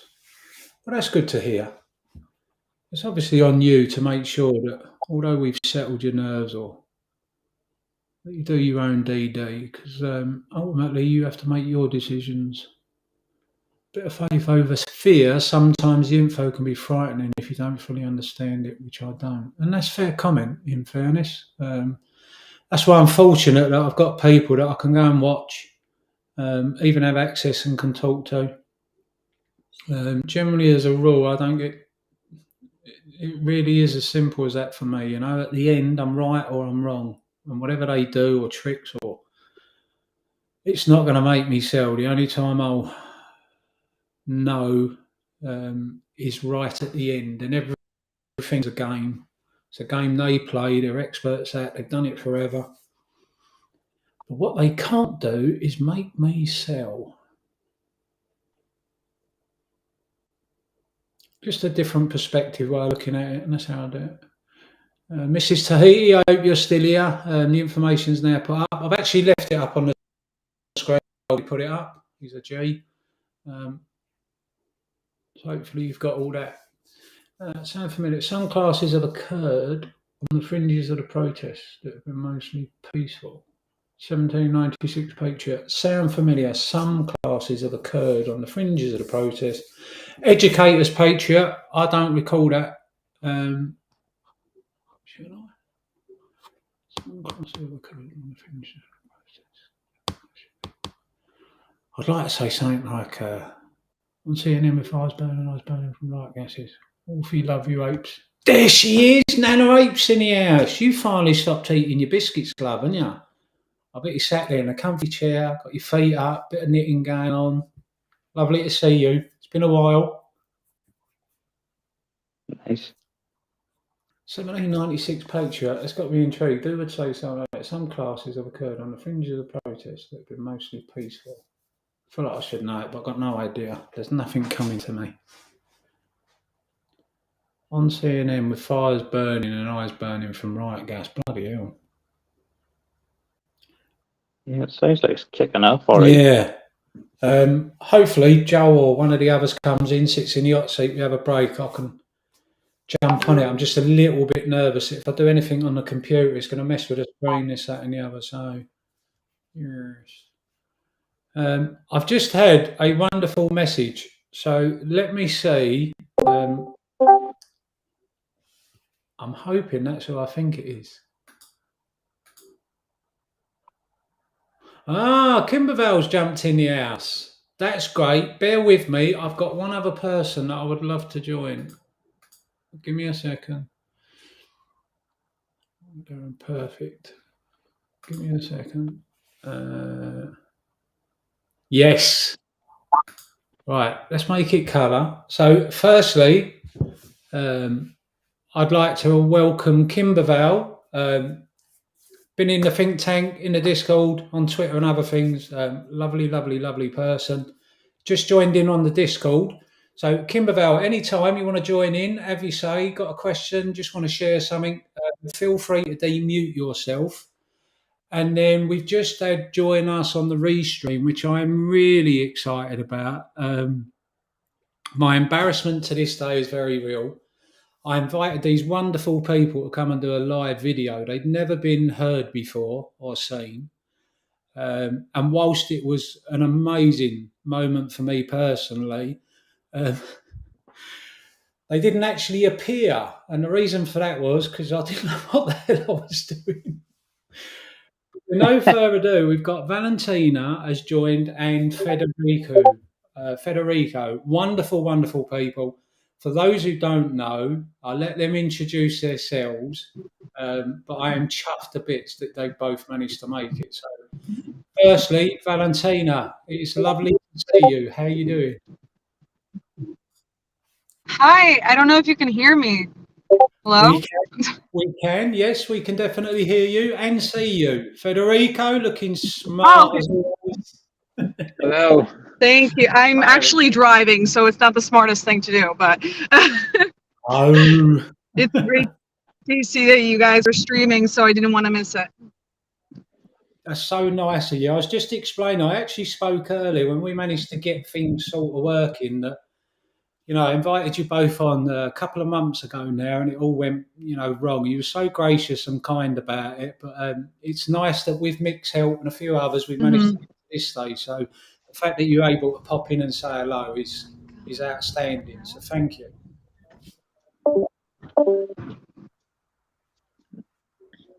Hello?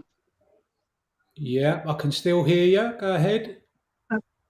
Amazing. Okay, just wanted to know how it's going in the live and what you guys are discussing now. Well, we're going to discuss you. So if you'd like to introduce yourself, Of say a course. little bit Yeah. about it. Well, for those who may not know me, which is I think the vast majority, I am Daring's stepdaughter. Daring Saunders' stepdaughter. Okay. Yeah. Yes, sorry. And well, I actually discovered about the fact that my stepfather had left this amazing movie, this amazing discovery, and he sadly passed in 2012.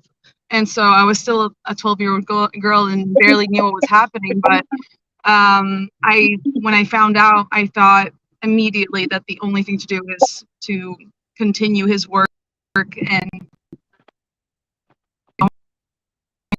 just make what's right and just bring justice this whole situation, which is fucked up. And yeah, it's for the future of our economic system, but for what we're living in now. And I don't have many resources, but I'll do as much as I possibly can. So yeah. Well, it's amazing to have you. We've just had somebody join in the chat. If you just mute yourself, we've got Valentina in a minute. You'll be up. I've got Valentina and Federico just to speak, and then we'll come back to yourself, and then you can have a little chat, put out what you got to say and stuff, and join in for the rest. So just mute yourself for now, so we don't get the double feedback. If you be so kind in the Discord, can you mute? I can. Perfect. Hey, If he just mutes, that would be awesome. it's okay. I can do it. Oh, you cut him off. He'll come. No, I didn't. I didn't cut him. I didn't cut him off. It wasn't me. Hopefully, Somebody's done it, but it wasn't me. hopefully he'll come back. Right. So, for those who don't know, you heard that, Valentina. Love the fact that you're here. So now, Federico, how you doing, mate?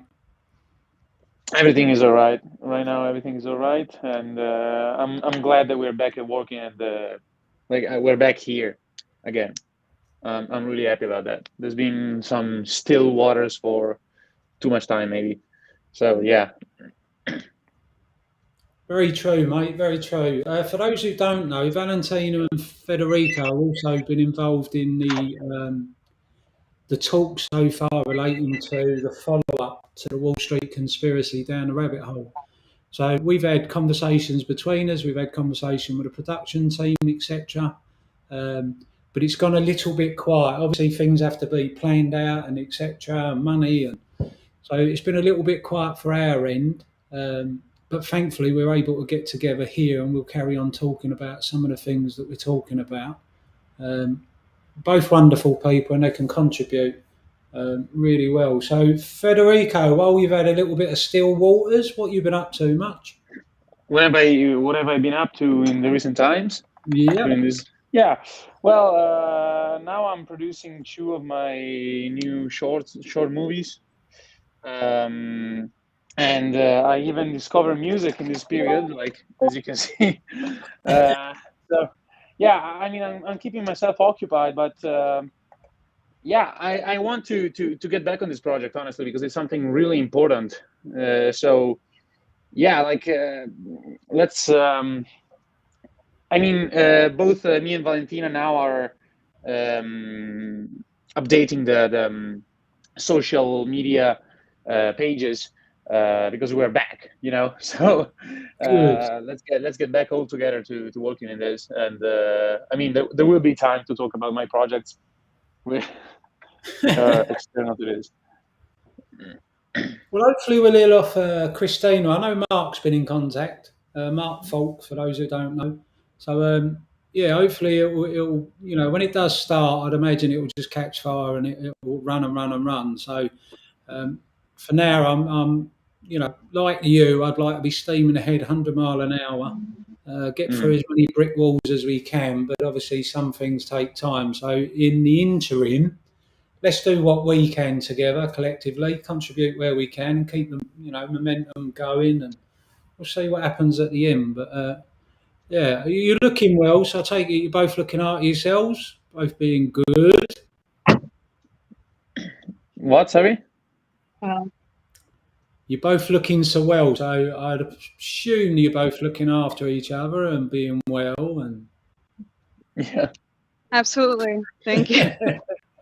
Well, I mean, you guys are looking well as well. I mean, as active as always, and that's what counts yeah, for these things. yeah, we put an idea together. You'd know. I know we've talked before about different social networks and ideas, but we had this idea that we put something together that would give the community a tool where the different pockets throughout the community could possibly congregate now and again and give the guys. So we've had a gentleman just join us. I'm going to come to you shortly, sir. So stay with us. Don't leave. So the idea is to try and generate a community tool that anyone can do. So Federico, you're pretty savvy. I'm using Restream, which seems to have worked really well today. It's obviously allowed you to come on, which is far, far better than the previous occasion we tried. We set up a Discord channel. Yeah, we set up a Discord channel, which we've also been able to use, and I've linked it to the YouTube, so it automatically goes live straight out on YouTube. My proposal is, say somebody like yourself might not have a YouTube with 1,000 followers. Well, you can use this, and then you and 4, 5, 6 others can do something similar, and that would give somebody else a chance. So it isn't the Wolfie show or the Mick show. It would be everyone can use this as a resource, as a tool, and then hopefully it will become much more of a benefit to the community, and the structure and the info in it can become much more of a presentation. But I'm aware social network, I'm not aware of anything that is a community driven project, just rather a small group or an individual.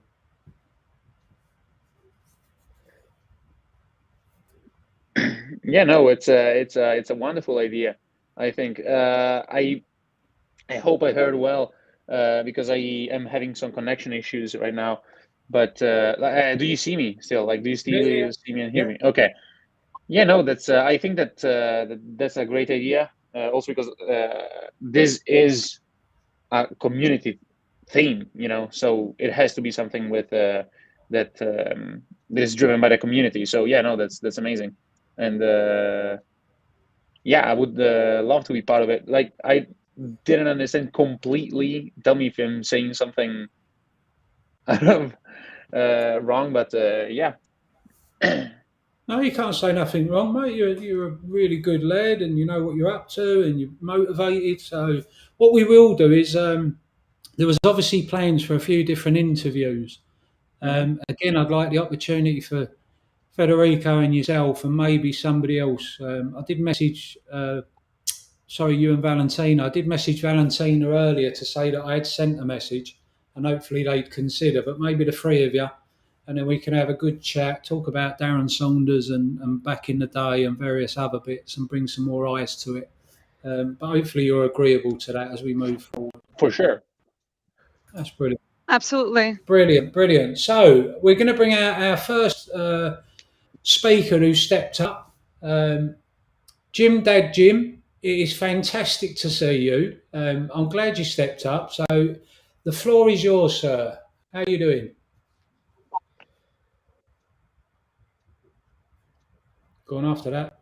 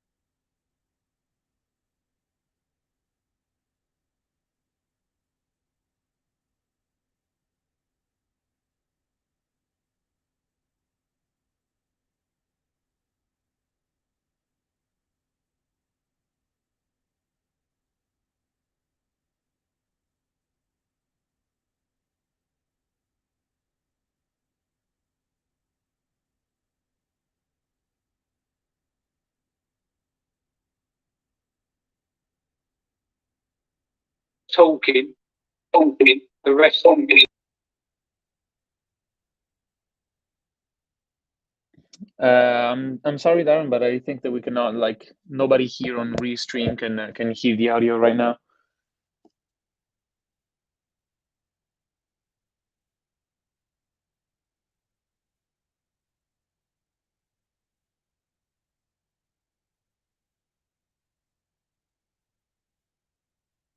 Make that horrendous noise again.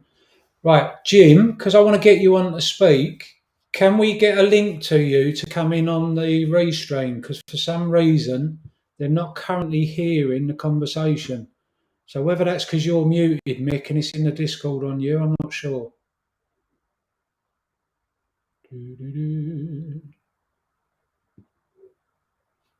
Mick, can you hear?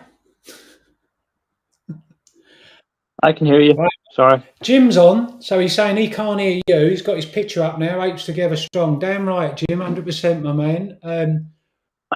I think we have a problem with when we go to try and go to Discord and turn on the voice on Discord, we can't actually do both at the same time because we're getting the feedback then. Right. So Kimberville's saying she can hear. So, Jim, we just do a quick test, mate. Just say something to the camera and we'll see if we can hear you now.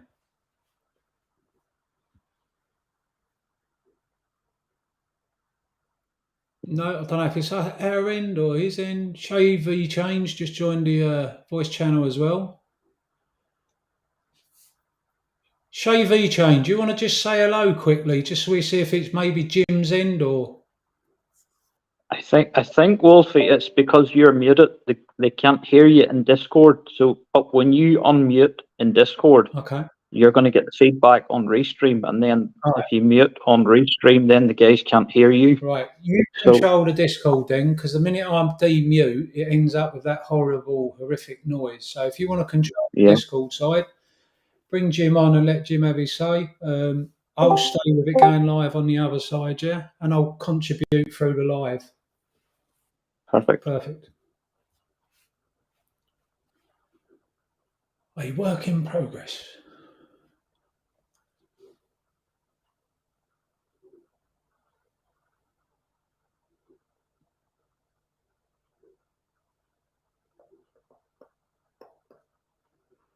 Hello?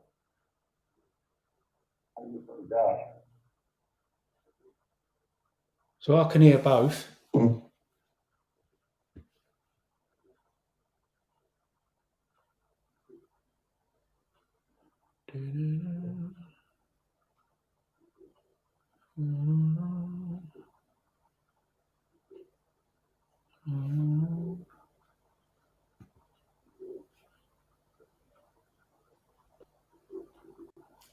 No, we seem to have a problem in Discord. Okay. When I unmute, I can't. The guys don't seem to be able to hear me. Okay. The only thing we can do is send a link to join on Restream, and same for Shay Vijay. That'll do. Okay. I'll do that. All right, I'll leave that with you. We'll just have a touch on a couple of the chats.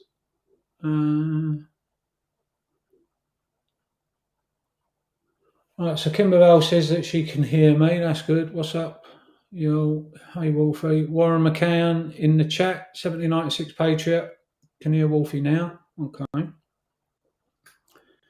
Problem I have for everyone is, in order to be able to speak to Jim and go on the Discord chat, it creates one hell of a terrible noise for feedback for some reason. But it is a trial and error, as I said. Hopefully Mick can work it out. If not, Jim, we need to send you a message so that you can come actually straight on to the Restream. It's only a link that you'll put in your search. Hopefully you can hear me. So the link's now in general. If anybody wants to go into there, they should get the Restream link, and we can switch them over to Restream off the voice channel. Well, hopefully Jim's heard that. It looks like Chev might have done, so hopefully he'll jump over. Can you hear Mick as well? Can you hear Wolfie? Okay. It's Jim Dad Jim that we need. He was the first, but We need him to be able to swap over, bless him. Right, we'll work it out. We'll work it out.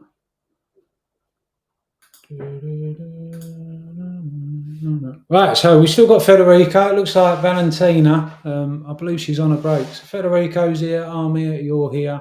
If we can get them two others over, that would be awesome. Kimbervale, you was going to join, I believe. If that's still the case, you probably need to use that link yourself. There's up to 10 people at a time that we can have join and speak freely. I should join you. You're saying on Discord.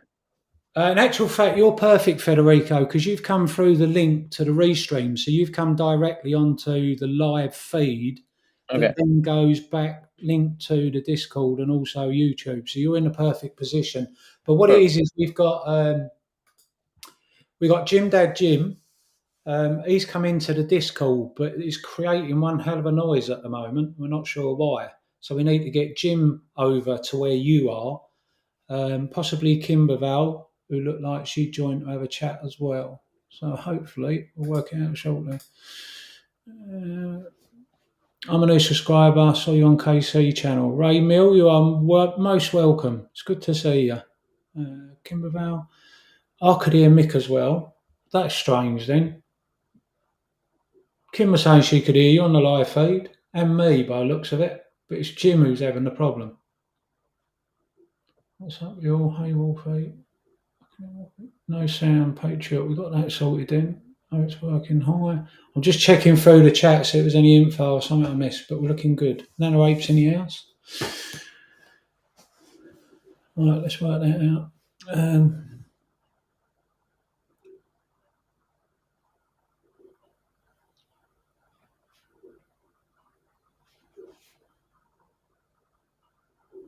Right, Mick, if you unmute.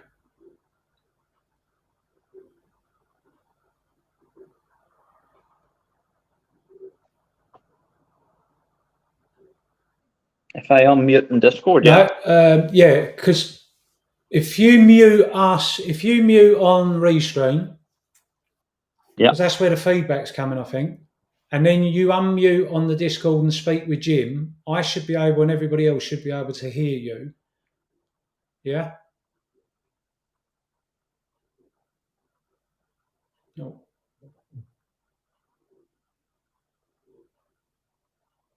Waiting for the sun to come out. I can hear Jim.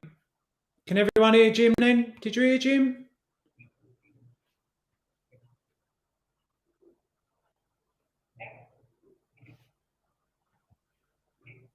Jeopardy music, Patriot. We need something to fill the gap. Jim, are you watching live? Jim's not watching live. Jim's watching in Discord, I believe.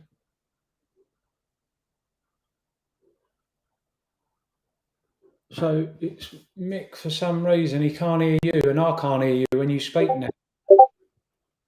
No, I seems to be when I unmute in Discord that Jim can't hear me. Right.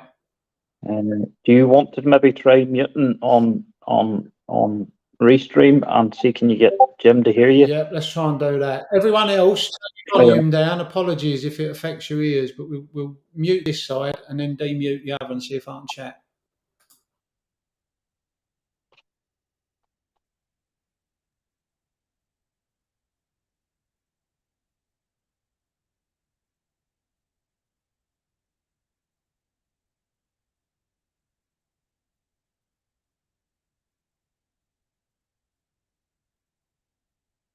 Thanks, sir. Thanks, sir. Thank you, sir.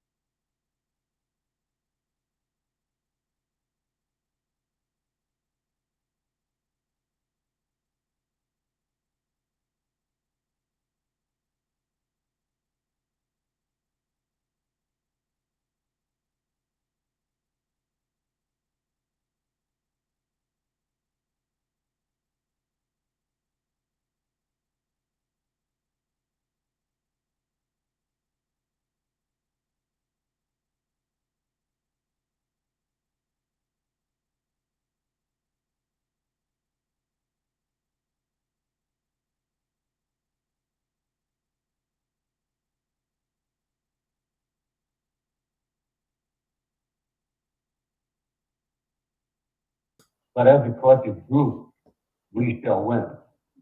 So I'll turn the mic over to, not to Wolfie. How you doing, my friend? I like that smile, brother. So yeah, Wolfie, between you and me, when you talk, I love your accent, but I think you bring a lot to the table. And, you know, how we all discovered each other is a miracle.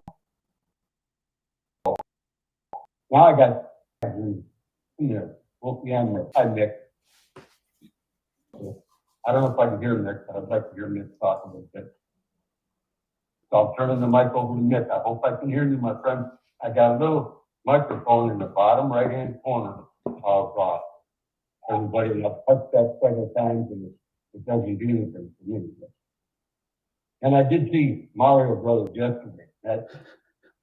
My kids went through that. You know, my kids are 45 and 39, and so I got a broken foot right now. So I just went to the Mario Brothers thing, and you know, I think it's gonna be, it's gonna be good. I mean, I enjoyed the movie, and it's you know, something that I was never a part of. And, Nintendo, but I did come through that era of Nintendo, and my kids had some, and you know, but I was too busy working to take time to do video games and stuff. But the Mario movie, from my perspective, I've been to, I can bring the receipts. I've been to 30 or 40 movies in the last 8-10 months. But, and I enjoy it all. I mean, AMC Theater, the actual AMC Theater, that is my theater.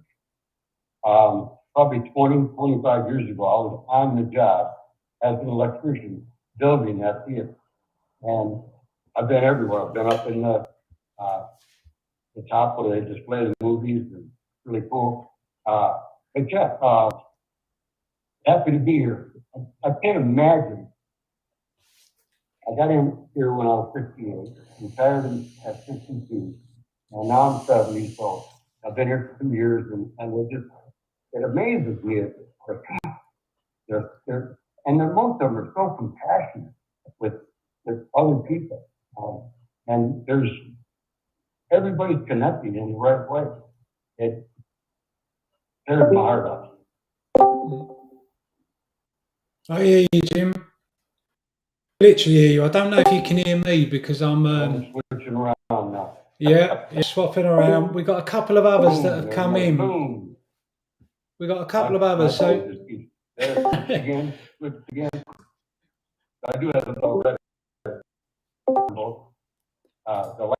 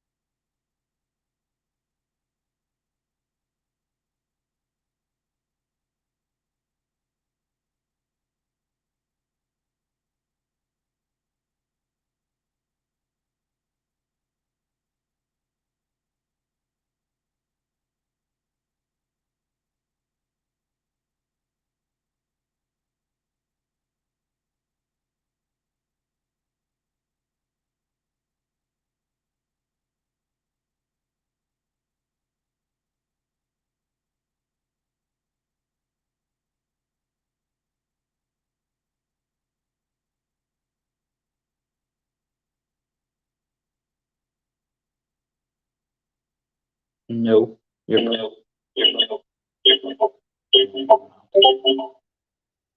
yeah. See the minute I unmute and try and talk on Discord, you get the horrible feedback from me. So you must be muted on Restream, Wolfie.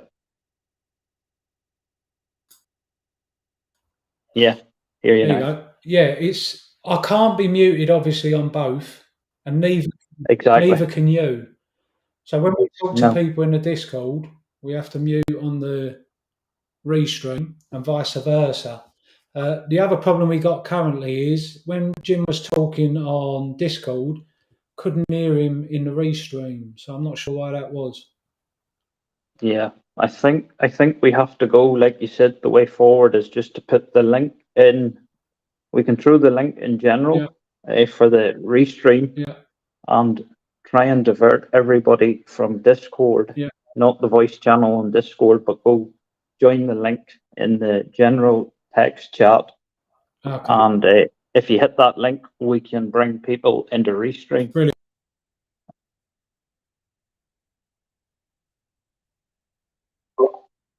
Right, Jim, you got me at Restream.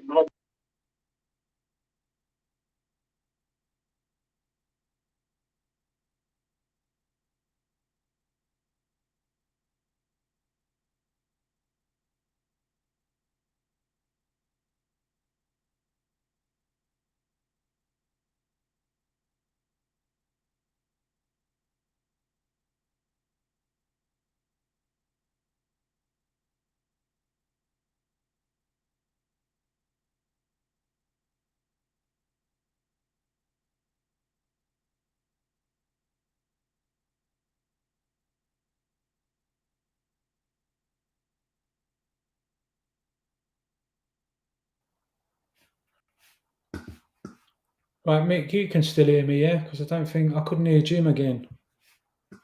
Oh, technology. Why can't we just meet up in a pub? V-Chain, nothing Wolfie. Right, V-Chain, the same for yourself. If you want to appear live, you're more than welcome. You'll need to go into the Discord and get the link.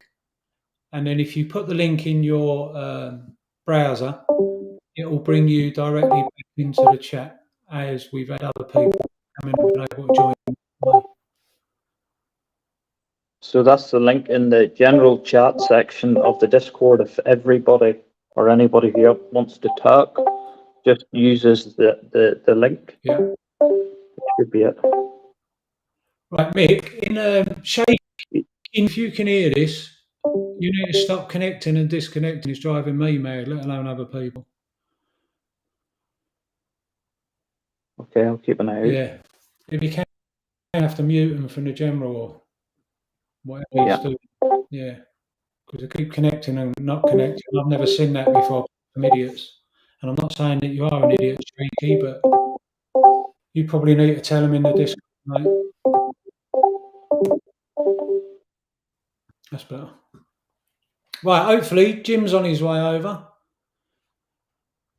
Everyone should be able to hear me now on the YouTube. Yes.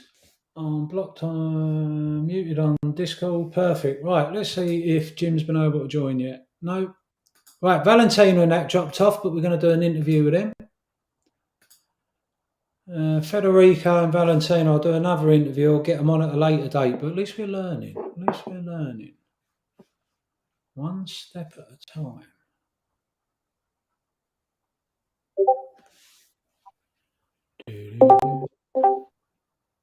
That's Jim's coming back into the Discord, so it'd be a shame if we can't get Jim over, because I liked what he had to say.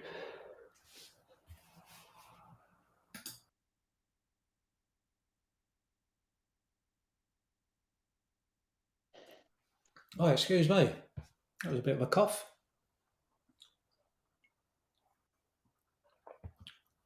I think if we can't get an answer to it, we might have to end the live for a little while. I'd rather try and get to the bottom of it now. We've got 11 people. But if you're going to patiently just sit there while we mess around, then I'll leave it live. But if not, I'll cancel it and we'll come back in, which might take care of KC's concern regarding the 9 hours as well. So let us know in the chat if you're happy to just sit tight until we work it out.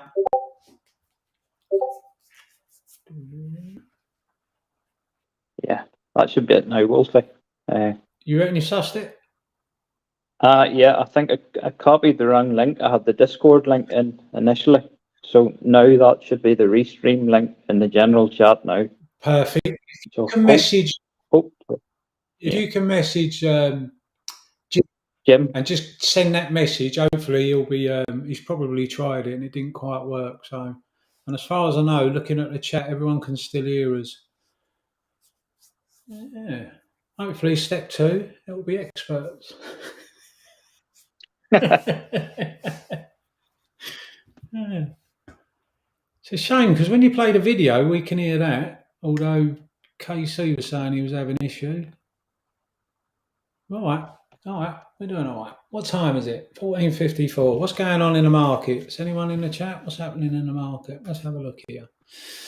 Still here, not leaving. Highway Frog, top person as always. Free chain you in there, no problems, just chilling. Okay, mate. Yeah, no worries. Mick put the wrong link for Jim to join us live, so hopefully Jim will come in. I'm not going to say anything that Jim just said. We've got time. There's not a mad rush for people stepping up, so he's got all the time in the world. He can come in and share with everyone what he just said. Hopefully he's got time. He's out and about. He's out, as Mickey Flanagan would say. So hopefully we can get him back in.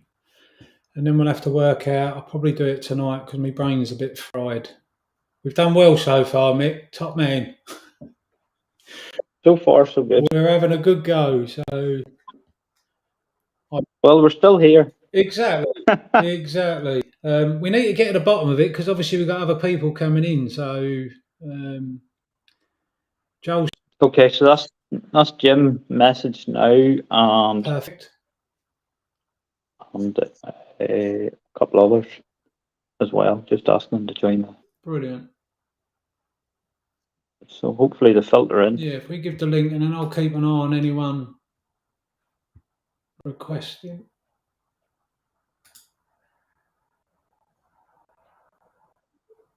I'll even mess around with the layout.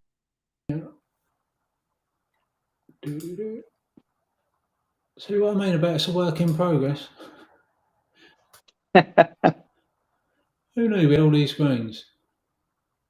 Selection not available while live. That's right. Shift 4. Let's have a look at that. That was pretty good. That was pretty good. Right, so we've got Kim's joined us live. No picture. How you doing, Kim?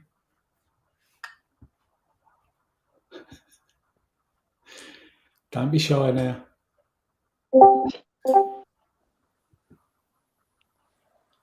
Jim's Can you back. hear me? We can now. How you doing, Kim? You good? Yeah, I'm good. I can be your tester. If it's working, then I'll be glad for you guys. Oh, we got a sympathy vote there, Mick. Did you hear that? I heard that, yeah. The link's working so people can join and do what you've just done. Obviously, you're here now, having done it. There's no cost for anyone. They've just got to literally copy and paste it, and then they can join. So if we can get that info through to Jim, that would be great. But yeah, it was quite easy. You just click on the link and you put your name in, and that's it. There you go. See? Easy. How's your day, Kim? How are you doing? I'm good. How are you? I'm doing all right. Sort of, winging it. We never professed to be experts. We just had a good idea and we're doing our damnedest to at least get it up and running. And then the hope is, as I'm sure you heard, that other people might take it on and do step 2 and then somebody else for step 3. So it's not for us to do it every day. We got some of the most patient people that have been watching. I don't think we've dropped under 11 since probably 10 a.m. people. So for those that are still here, they've done extremely well. It's not quite your slick boss blunt delivery, but Well, I mean, he's been doing that for over a year, a year and a half. Very true, and he makes it look so easy. We were blessed with KC popped in earlier as well, sharing some info. I don't know he- if you've seen. I don't know if you've seen Boss's first live, but he was saying, "I don't know if this is working right now." Yeah, I mean, it happens to everyone. That's very kind of you. We spent a lot of time yesterday and the day before, and I was watching YouTube videos of 8-year-olds saying it's easy. You do this, you do that. Click on this, it's easy. I'm like, no, it ain't. The world's topsy-turvy. So when people say to me, "Oh, the youth of today," I think, yeah, they're smarter than us when it comes to half of what we use nowadays. So here's what it. There's a first time for everything, and the second time will be better. We'd like to think so, but again, if no one picks this up, we will better and we'll do it again. And next time, because we imagined it as 5, 6 people sitting around just talking. Mhm. We're looking at the market and breaking news or whatever, and we're just general talk. And Mick's got a subject he's going to talk about soon, relating to his own area and what he's seen. So we had a few ideas and stuff, but as it's panned out so far, 3 o'clock, so we're 6 hours in, we're still here, but it'll get better if we do it. But the actual idea is that somebody else will run with step 2. So we're step 1. We've put it all together. We think it's a great idea. Community or people within the community want to embrace it. They can use everything for step 2, and then they can do what me and Mick have attempted today, probably much better than what we've been able to so far. And then somebody else after them can take it and run with step 3. So it's not to build my following or Mick's following or anything else. It was just to say there's nothing like this that I'm aware of anywhere where the entire community can get involved, take control, play their part, sit in the hot seat, etc. So for that reason, I think hopefully people will get that. And as bad as we've done it, they'll still see the benefit of putting something like this. So, for instance, first time I've ever spoken to you, I heard you speak.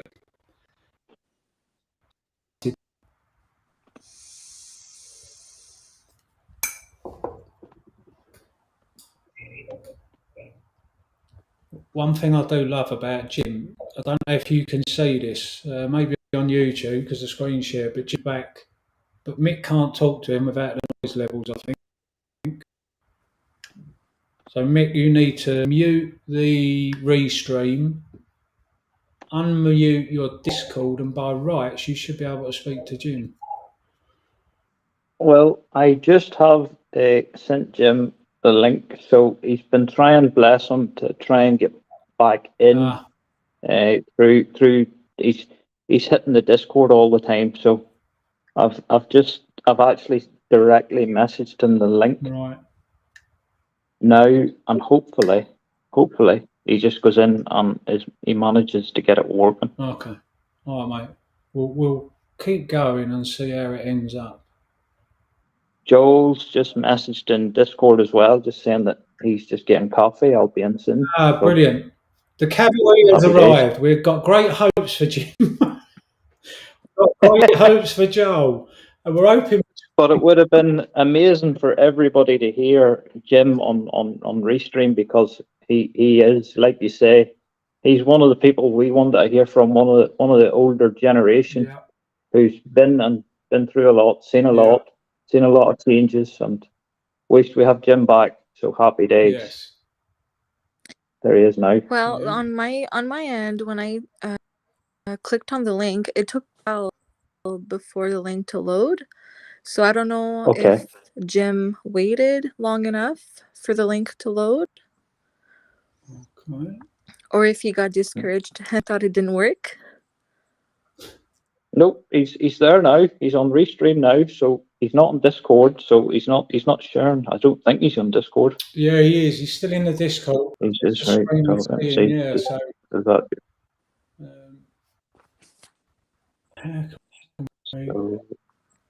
He's still there, isn't he? Yeah. He's still in the Discord. I've actually got up for the people that are in. So there's myself, obviously. Which was Super Stephen and Discord also. So brilliant. So if they use the cavalry, The cavalry's arrived. Good. Good.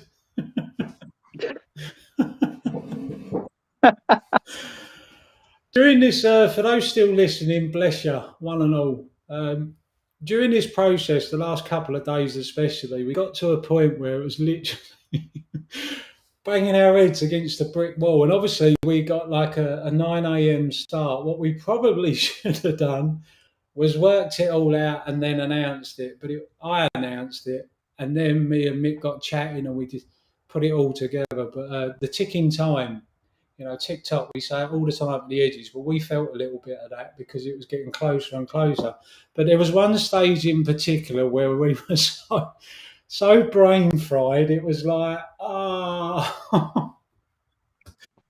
So I'm hoping if the Canaries turned up, we can take a bit of a reprieve. Joe and Jim and Kim and a few others maybe in the chat can keep going. We can have a little reprieve and a little break. I'm going to grab some fresh air on the front doorstep, watch the well clouds go by, come back in, and we'll carry on. But for those that are here, don't leave. We've got people still here. Right, I've got nobody else seem to be joining, and Jim's sitting there patiently on. Bless him. Yeah. Right, Mick, if you can just keep people happy, I'm actually going to go to Discord from another room on my phone, and I'm going to speak to Mick that way. Sorry, speak to Jim that way, yeah? Go for it. Well, I'll have to disconnect here, so.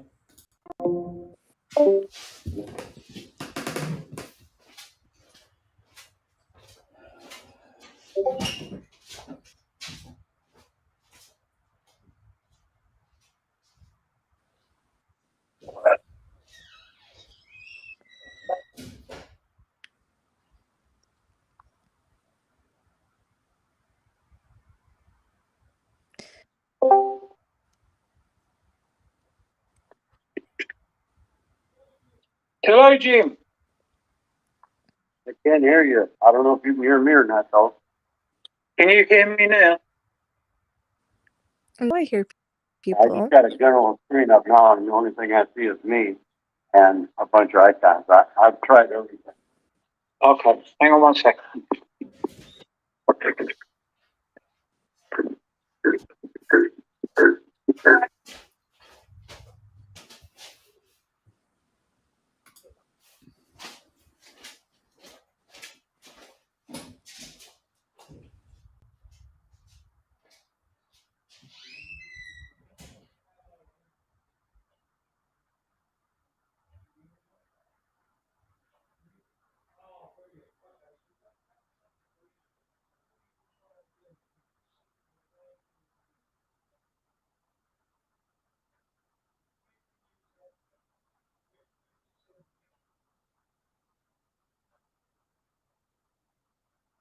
You're going to get feedback here, probably.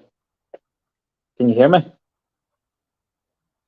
Yeah, I think for some reason it's your end, Mick. We can't hear you on Discord. That's what the problem is.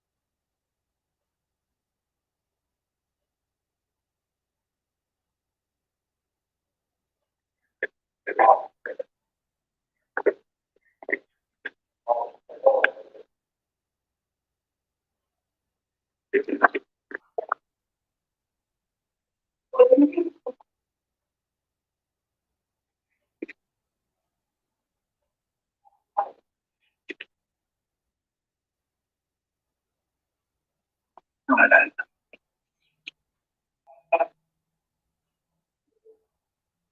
try and send it again. Just.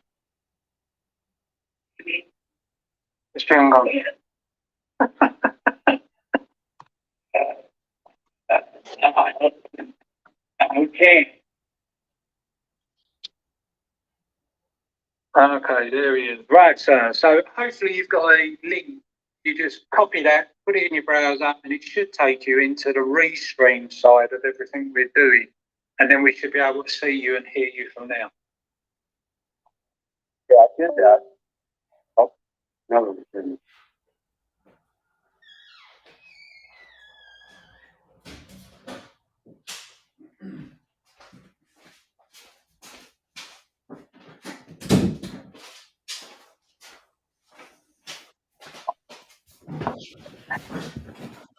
I hear them both now. How's that work then?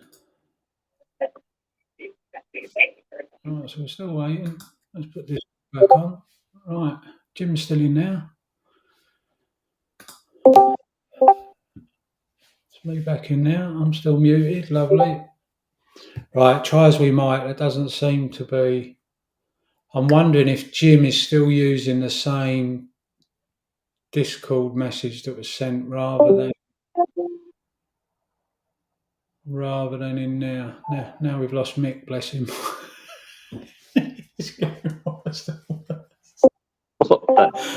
I'm here. You're back. There you go. I'm You're here. back. You had to hear it.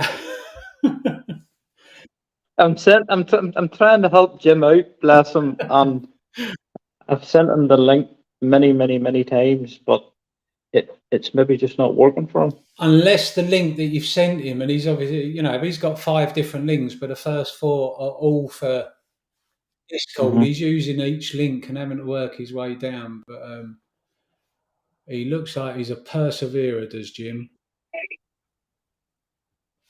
So I'd like to think he'll find it and he'll get there. And if he does, I want to see lots of hearts in the chat because he's a hero. Right, what we got? V-Changer said I hear them both. Yeah. Interesting. Such a shame. See, I think because my mic's unmuted, whenever you guys go over to talk, it's coming through, and the rest of the ones in Restream can hear it. So that's where they're sort of hearing the voice from, probably. Yeah. I mean, I'm muted in Discord, and I'm obviously not muted on the Restream, and that works fine. But if I open both up, then we get that horrible feedback. Exactly. Now, in order to talk to Jim, because of the noise it created, I ended up shutting Discord down, going in the front room, putting it on my phone, and I was able to talk to Jim that way and explain. But you could still hear it on the live stream. So I'll be damned if I know. I keep saying I'm going to go to a local college near here where people are doing courses for this kind of thing. I'm just going to get a couple of the people there to come round and sort this all out. So it's seemingly easy because, I mean, considering we've managed to get this far, we've done all right. But obviously it gets a bit frustrating. But we've got Joel sat in the background. At some stage he's going to join. He may know better. And obviously we had Kim come in, bless her, which was helpful. Thank you for that, Kim. I shall remember your assistance. But yeah, we're still live, so My microphone down. Right, we're getting a little bit of echo. Yeah, we're getting a little bit of echo off of Jim. So Wolfie, he's actually, that's what I think, he's coming through my mic, so the next time Jim comes up and I can speak, I'm going to mute on both. Right. And allow you just to communicate with him. Okay, let's try it. And hopefully you'll be able to talk him through it, all being well. Let's try it. He did say just before he left there, he did say, I'm going to retry and come back. So cool. Once I see him popping in, I'll mute and I'll let you just speak to No him. worries. Now, Grandpa in the house has just joined.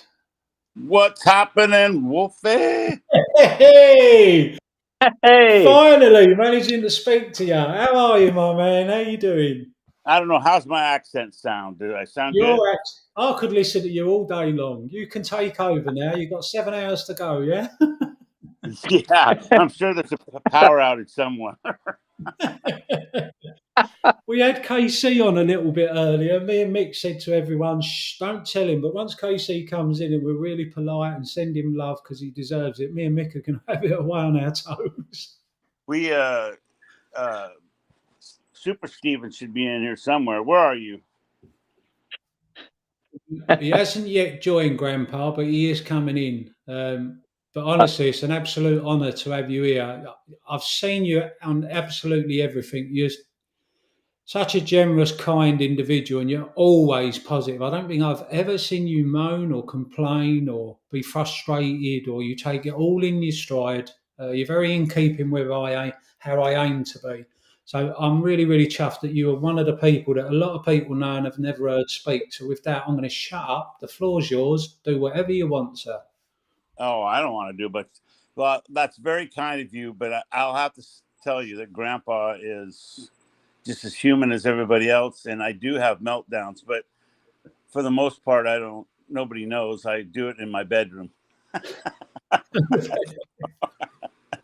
And it has to do, it doesn't have to do with the people. It has to do with all the crime and everything. Sometimes it just really pisses me off. That's good to hear. I can feel a few rants in you. Oh yeah. I'm a lineman, man. I get all crazy. Well, in actual fact, I'm really pleased to hear it, and I'm sure everyone else will be equally the same. However, within the community, you carry yourself with absolute top drawer attitude, and your enthusiasm and your support of absolutely everybody has not gone unnoticed. So, to get you in here, feel free to have a rant, sing a song, tell a joke, tell us about yourself and what you do, because I know lots of people see you're around, but you haven't been in a position, or they haven't been in the chats when been able to release a little bit of info. But we've talked privately on a few occasions, not at length, but this is our chance. So if you want to tell us, a little bit about yourself or your story, if you're happy to do so, feel free, my man. Oh well, what I just I take the opportunity to send out the love to people, and a lot of people do. A lot of people do a lot of deep diving, and there's tons of wonderful people out there that are, doing work for the community. They're spending hours and days and months digging up stuff to support the community. And so I just try to say thank you in my own way, and that's giving back to them for their time. So, I'm I live about 30 minutes south of Seattle, and I'm a high voltage lineman / first responder. So I'm the guy that when your power goes out gets woke up in the middle of the night and told to get your ass out of bed and go to work. So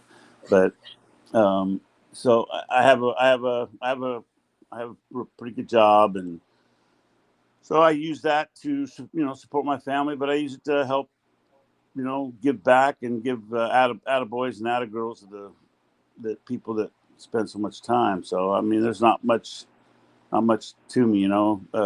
I get out of line and Grandma slaps me around, keeps me in line.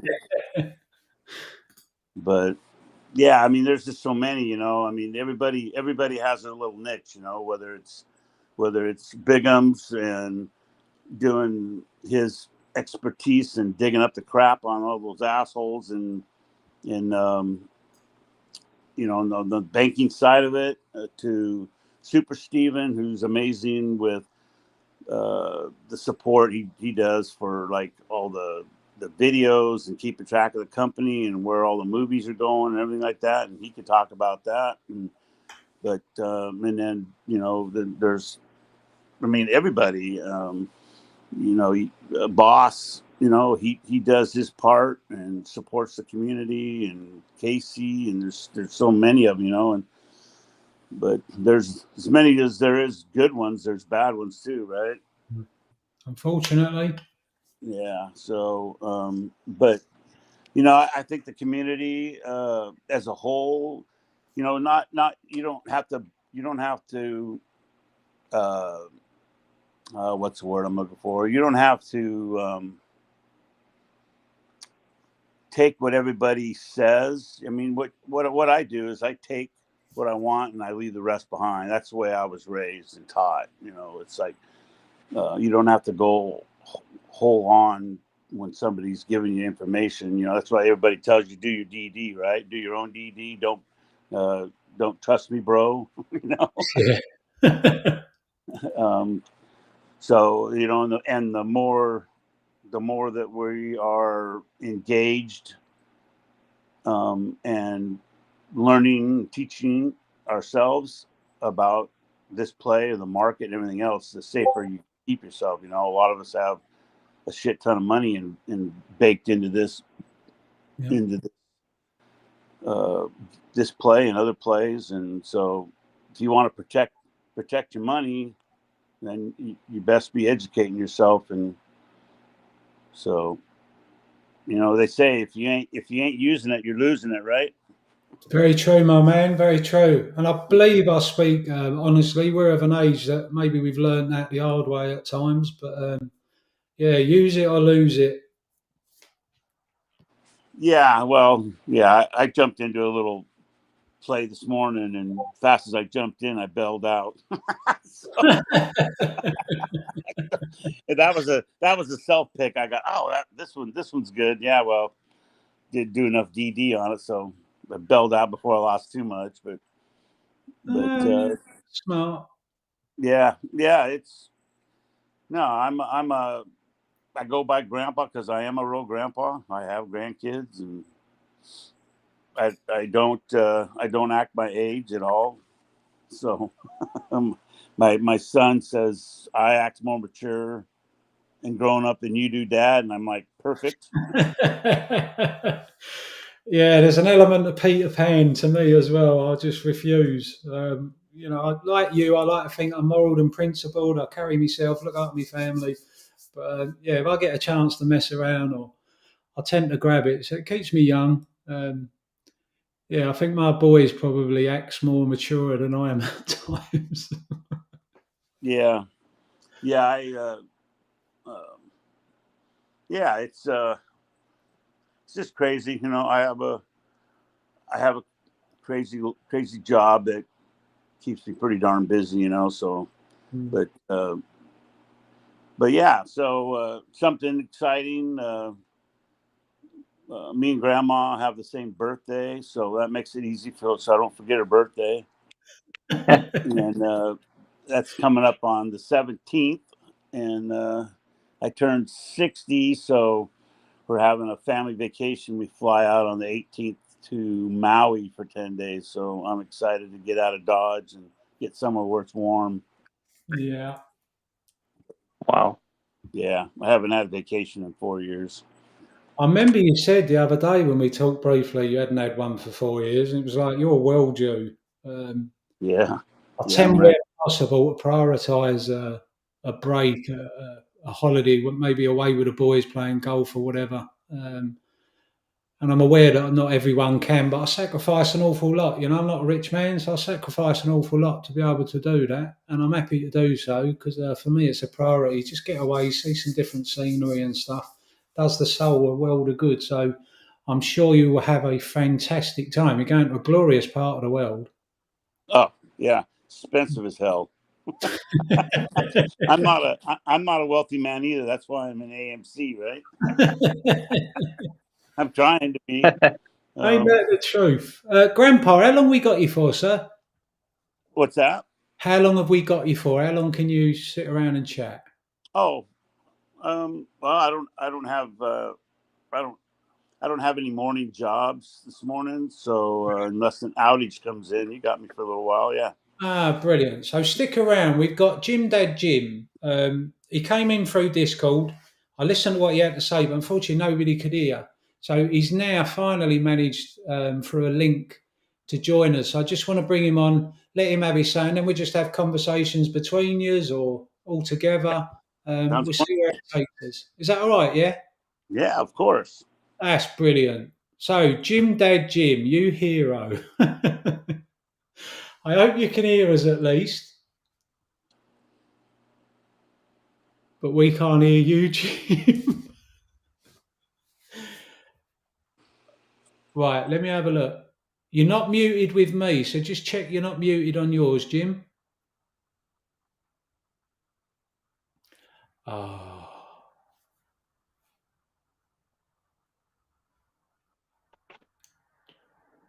No, I can't hear you, mate.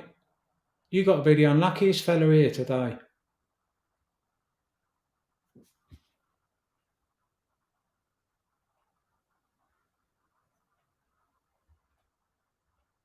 Yeah, okay. Your voice level's up. You're on colour. You got the camera. You should be able to speak. And I don't know why. It can't be our end because Grandpa was speaking. Mick, you can still speak as well, can't you, mate? Yeah, I'm still Can you- here. Hopefully, he should have the little mic and the video window at the very bottom that he can just activate his mic. But Can you hear that, Jim?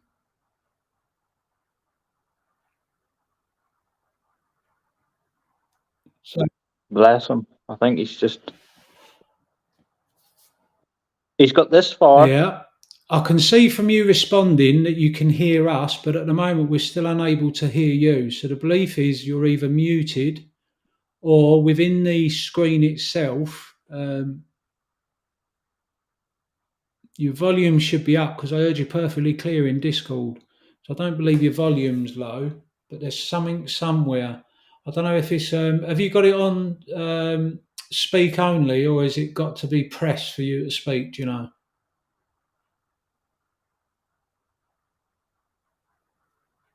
Yeah. I see him. He's turning the phone every which way he can to try and see can he get a different menu probably up. Yeah. Bless him. The best. That's all I can really help and say is that obviously what we have, Wolfie, at the bottom of the screen is the microphone button, the video, and then the three little dots, Yeah. It's the one there. which Jim should have, hopefully. Well, Jim should be able to see the screen, so I'm sort of running my mouse over it, bottom left corner. Yes. And then you got the camera, which you don't want to disable. So the only one Jim needs is that one, isn't it?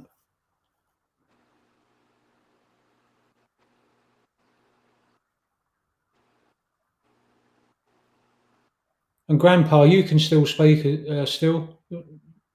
I can speak if you feed me a treat. Have an AMC share, a super chat AMC share. Right, Jim's logging off by looks and try and come back on. Right, as soon as we hear your voice, we're going to cut to you, my friend. So take your time, as long as you've got the time. As soon as you've worked it out, we'll get you to join. But we will work it out one way or another. Anyone? Grandpa, thanks for joining us also, and a big happy birthday, even if it is before time. But go and have a blast, enjoy yourself. Oh yeah. 60 is a huge number. It's a great birthday to have, and do it while you can. That's what they say. Well, they say you're having a good day if you're upright sucking in air, right? True. Very good. True, my friend. So every day's a blessing. We're excited. We're excited to get out, and yeah, for sure. Yeah, that's gonna be the AMC. I never played the stock market. I mean, I have 401ks and stuff, and but I never really paid attention to them. But I've learned so much from everybody over the last 2 years that it's pretty amazing. I hear everybody, especially like Wolfie and stuff, how far we've come, how much, no matter what happens, we've gained so much knowledge over the last 2 years that we've turned retail into some badass people. So I think we just keep doing what we're doing. We're all wanting the stock market to be a fair place, and we definitely have our work cut out for us for that. But I'm for one for not giving up or giving in. So I'm with you on that, and that's something that I'm really proud of being part of as a community. No matter what it's thrown at us, the ups and downs, the frustration, the sheer, people, it's been a hell of a learning curve. I don't care who you are. I think Burry would have learned things through this play. Some of the strokes pulled and the things they've done, but about people and people just have not given up. They're still here. I've just flicked on. AMC's bubbling around 17%, 18% up, and Apes down today 11%. Yesterday it was vice versa. So, people are watching that sort of thing. We're seeing it every day, but like you, Grandpa, we're all still here and we're all fighting the fight. So yes, peripherally, I'm sure we've lost a few every now and again, but for the most part, like you say, people are here. The most part, like 90%. I don't think they've sold or gone anywhere. I don't think they're dipping in and out. I think the 90% are rock solid, and I think over time we've proven that Apes is something to be. Don't underestimate us and what we've been able to do for sure. Yeah. I remember when I'll speak the evil name. I remember when Lou was saying like, "Oh, you guys are investors now. You're not apes," and I'm thinking, No, we're still apes. I mean, we're fighting the corruption, and it's given us some calluses. So I used to be pretty upset when I see big numbers in the red and stuff, and now it's just I'm not gonna lie to you. I mean, the other day when the arbitrage started happening and one was going down and one was going up, I was pissed off, but it's okay. It's okay to feel your emotions, and because if you don't let them out, they tear you up. So I'm all for one being able to say whatever you want to say, but in the end of the day, remember what you're fighting for. Wolfie, you understand this. When you're our age and your grandkids, you're not just fighting for you. You're fighting for the future of your grandkids and your progeny, right? So that's a big part of why I fight. I don't want to leave my grandkids a shithole for them to live in. Yeah, speak freely, my man. You can speak freely. It's nice to actually see this side here. Like I say, it's really nice to see this side. We've done it together, a long time. We've walked this step by step, shoulder to shoulder, and I'm proud to have done so with you, genuinely. Like you say, we've had a few people come in the beginning, and even today, I'm still of the same attitude. As long as you bring more to the table than you take, because nobody's perfect, nobody's going to get everything right, nobody's going to be always correct, and a lot of things is interpretation, and only in time we'll understand where we was correct. Now that doesn't mean somebody who's incorrect is bad, but for the most part, I'm always the same. If you bring more to the table than you take, then you're doing a good job. I might not necessarily be one of those that watch or listen. But other people will. And if you're looking after a part of the community and they like what you're doing and how you deliver it, who am I to sit in judgment? But there is times when a few people that were, bringing more to the table then seem to change for whatever their reasons or motives, and it could be a million things rather than just being bought off or just being a shill or just, There's a million and actual reasons, but I never entertained it. I never bothered. Lou, I watched Lou a few times. There was times when I liked some of the stuff he had to say, or it was worth considering some of the stuff that he had to say. But there was other occasions where I just thought it'll put a message out, for instance, and then it will be, oh, well, you don't understand. We'll have 4 or 5 more videos trying to correct or explain what he actually meant. And for the most part, it seemed as though, I'm not saying it is, but it seemed as though it was a deliberate ploy. Keep the figures up, keep people watching, keep people coming to him. But you soon lose track of it.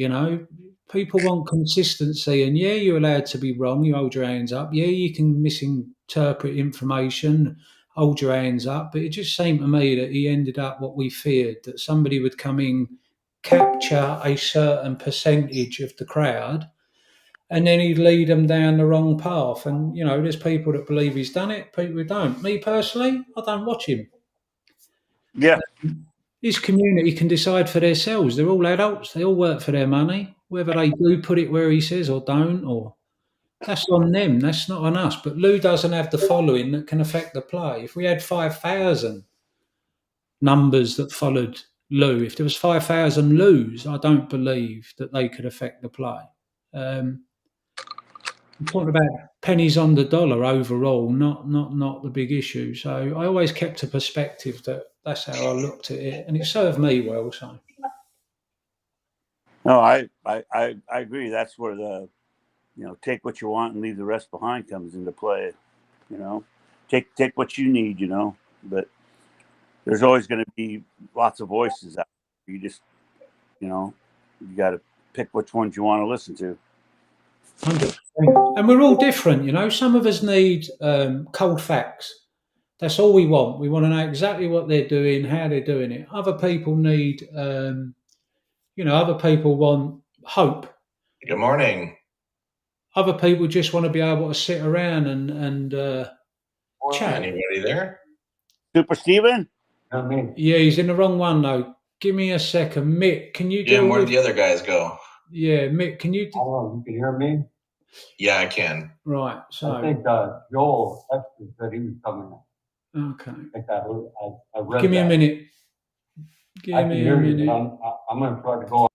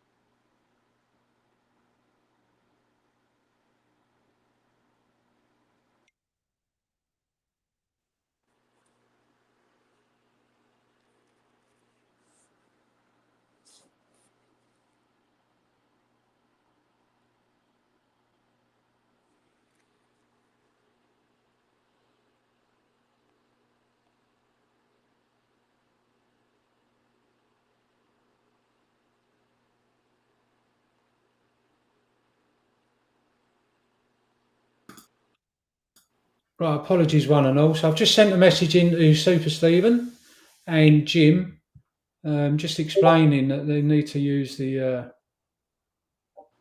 they just need to use the link. So hopefully, Kimbervale, you sweetheart, you has actually posted the link for this. So hopefully they'll both join here, and Jim will finally be able to speak. Dana's in the chat. Lovely to see you, Dana. As always, Joe Extra, 5 minute. Tease, we've done a toast and be ready for the baby. Excellent. Joe, in your own time, my man. We're in no rush. We're in no rush. Dana, get your butt in the voice chat. That's my. If I was single and lonely, Dana would be my girlfriend. Don't you let Grandma Barney hear that, mate. You'll be back in that room getting a slap round the back. Dana's my long lost sister. Dana is an absolute sweetheart. Another person, just like yourself, always positive or always spreading the love and that, willing to have a laugh. So she's a great contributor to the community and the think tank, Bosses Live and others.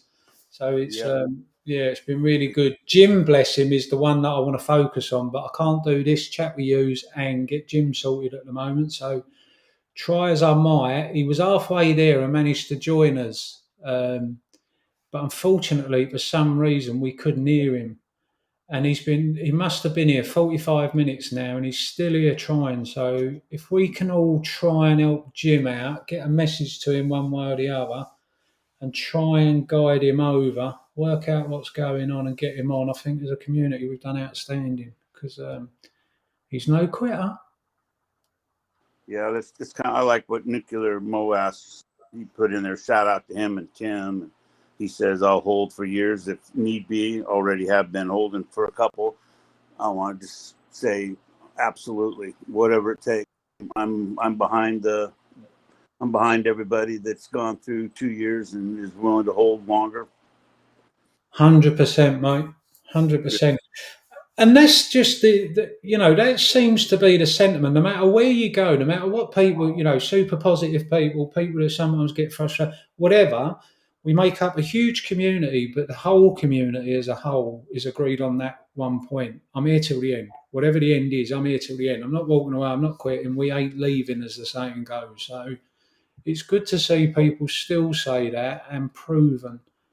We must be the most delicious, enticing, wanted asset for any company out there that's paid any attention. The most super loyal. I mean, the work we do, if you go back and look at the history of Coca-Cola with how we send our tweets out and, free advertising and free comments and, AMC and GME and this and that.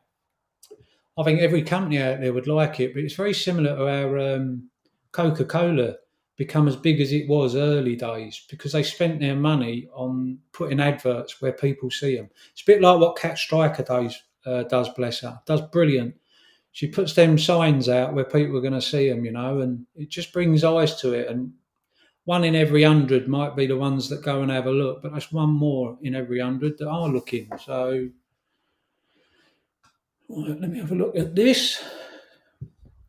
Right, Mr. Barney, Mr. Grandpa, if you'd like to sit in, you've got the chat you can see. If you want to answer back to that, bring in any topics you want to talk about. Mick will help you. I'm going to try and concentrate on our man Jim and see if I can't get him in the right place. Yeah, I see Jim's back in Discord. Yeah, so I'm gonna nip back in there and try to talk him through. So I'm going to come out of Discord again.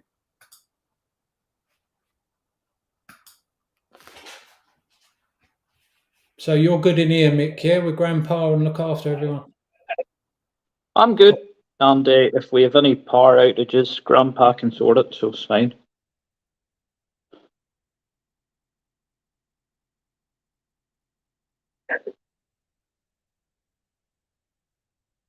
We're trying to get Jim in, bless him. He's been trying and trying and trying so hard.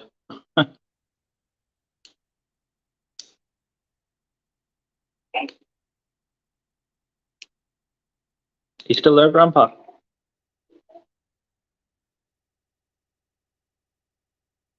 Can you hear me, Nick?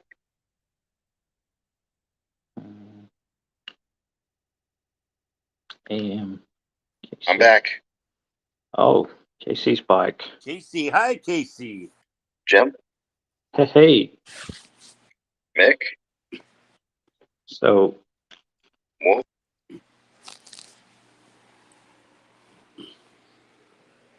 Casey. Let's see you back. We've got Jim in here. Jim, I can see you, mate. What we're attempting to do is there's an issue between Discord and the main live stream. So Jim can talk in Discord, but when he comes over to the live stream, he was unable. It looked like you were muted, Jim, so we couldn't hear you. We could see you. So we need to use the same link to come back into the live stream, and hopefully you'll be able to speak while you're in, and we'll be able to hear you this time. But it looked like your phone had been muted, fella. What's going on up in here? What's up, Wolfie? Oh man, how you doing? We're just trying to organise Jim. He's been here for about an hour. He came in Discord and did a brilliant chat, told us about himself. I could hear him, but it turned out they couldn't on YouTube. So we're now trying to work out how to get Jim the right info so that he's able to come into the live stream rather than Discord. And then he can hear and share his story. Nice. What's up, Casey, my dude? How you doing?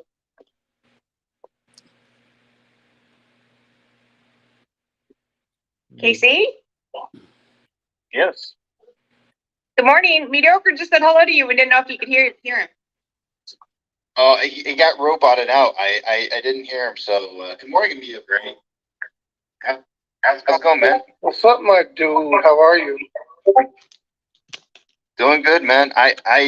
So whenever I try to do live stream and Discord at the same time, sometimes things get shorted out. So if I overtalk anybody or I don't hear you or something, it's my fault. It's not yours. Oh, I know your internet sucks sometimes. I gotcha. Wolfie, welcome to the Discord world. Or I'm happy to be welcome to your Discord world. It is great to have you here. We were just chatting actually. Grandpa Barney was very complimentary, as you would expect. For everybody else that's in here, we're attempting to get it so that it's live, and it should be. But we've got an issue at the moment I'm trying to prioritise, which is Dad Jim. Now, he can talk in the Discord, and I could hear him, but nobody in the live feed that went out on YouTube could hear him. So we're trying to get a link to Jim so that he can put it in his phone and then join us in the live so everyone can hear what he's got to say. The problem we have at the moment, Jim, and I hope you're hearing this, is you seem to be muted somehow when you come through that link onto the live. So we could see you lovely. We couldn't hear what you were saying still. I'll say good morning to Steve. Can I say like one of the most American things possibly said? I want tea and crumpets right now.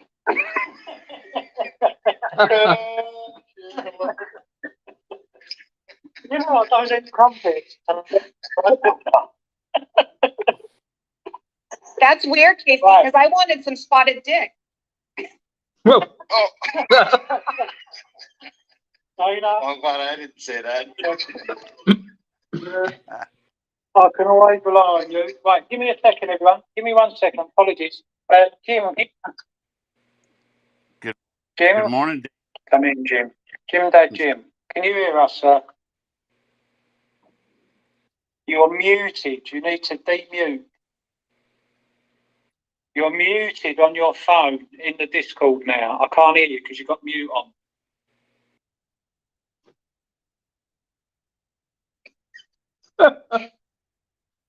Bless him.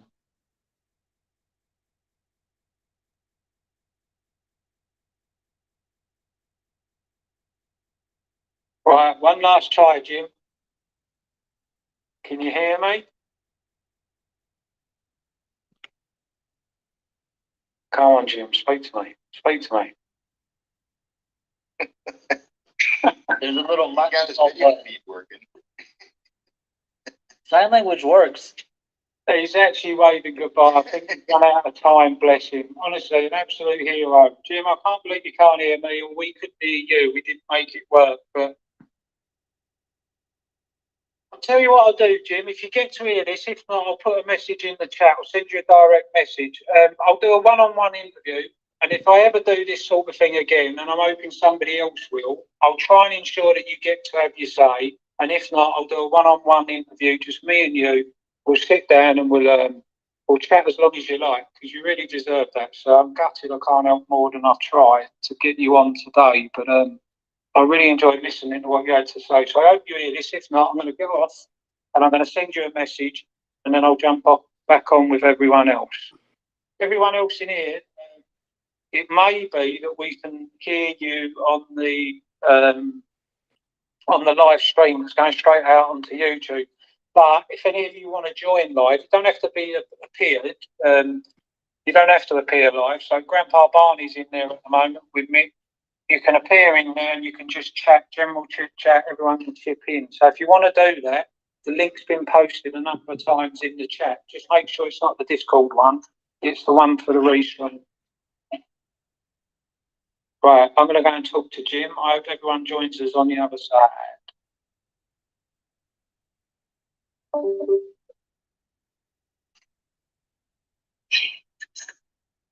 Jim, your microphone's off.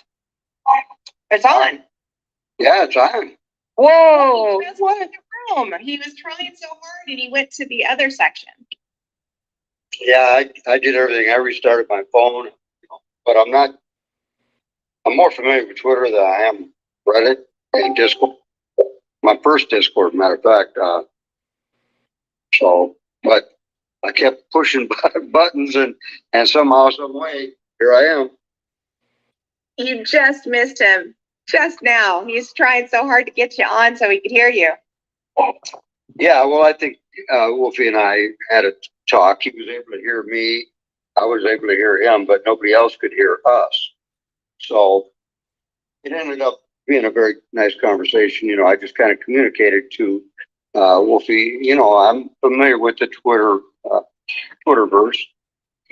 I'm over there. I get a lot of good information from a lot of very intelligent people. So I kind of told him a story behind me and why I'm here and why I'm going to stay and why I'm not leaving. But no, it was all good. You know, I'm part of the movement. My conviction cannot be broken by anybody. And I enjoy the community.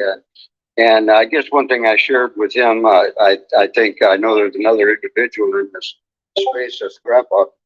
And Grandpa, have a nice vacation in Hawaii.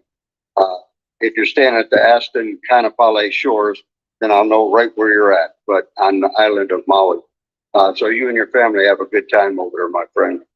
But no, you know, I kind of communicated that I'm trying to look a little forward. You know, if we could hit the fast forward button right now to maybe a year, 5 years, 10 years, seeing what I've seen in 2 years, now you add another 3 on that to make it 5 years into the future. If this community sticks together and does what I believe they're going to do, it's going to save the world, so to speak, in our own way. I mean, because the riffraff has all been weeded out now. There's still a few of them hanging around trolling it. But as a community, supposedly of 3.5 million people, I know there's a number of those individuals on Reddit, because I do have a Reddit page, and just a bit. My actual Twitter handle on Twitter is Jim, and that's an actual NFT created for me. It's one of a kind by a community member.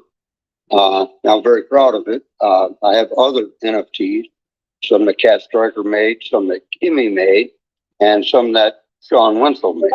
So anyway, the forward thinking part is, you know, and I know it's way too early to start talking about this, but an ape museum, I think that would be, you know, located, you know, to be determined. But basically by a destination place, let's call it, for sake of conversation, let's call it Las Vegas. So community,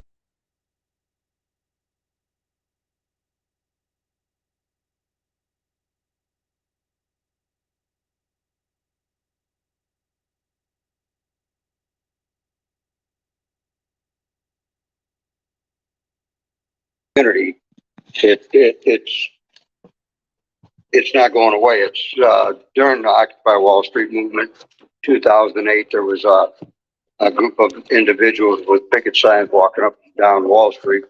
But now with the cell phone and the ability that we have here to communicate, it's changed.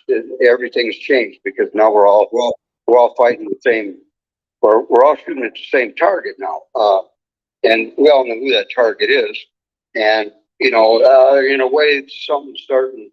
People are really getting mad. If you've seen that tweet this morning from Paris at the BlackRock headquarters, people are mad. They're mad, and I understand. You know, first and foremost, don't mess with my family. Second, don't mess with my money. And that's what's happening. So, but you know, I have a lot of respect for every member of this community, and most of them are younger than me. Grandpa, I'm 70, so I got you by 10 years. But the people that I'm associated with in this community are basically living in their parents' basement. Haha, gotcha. No, I know it. I don't of nobody living in their parents' basement.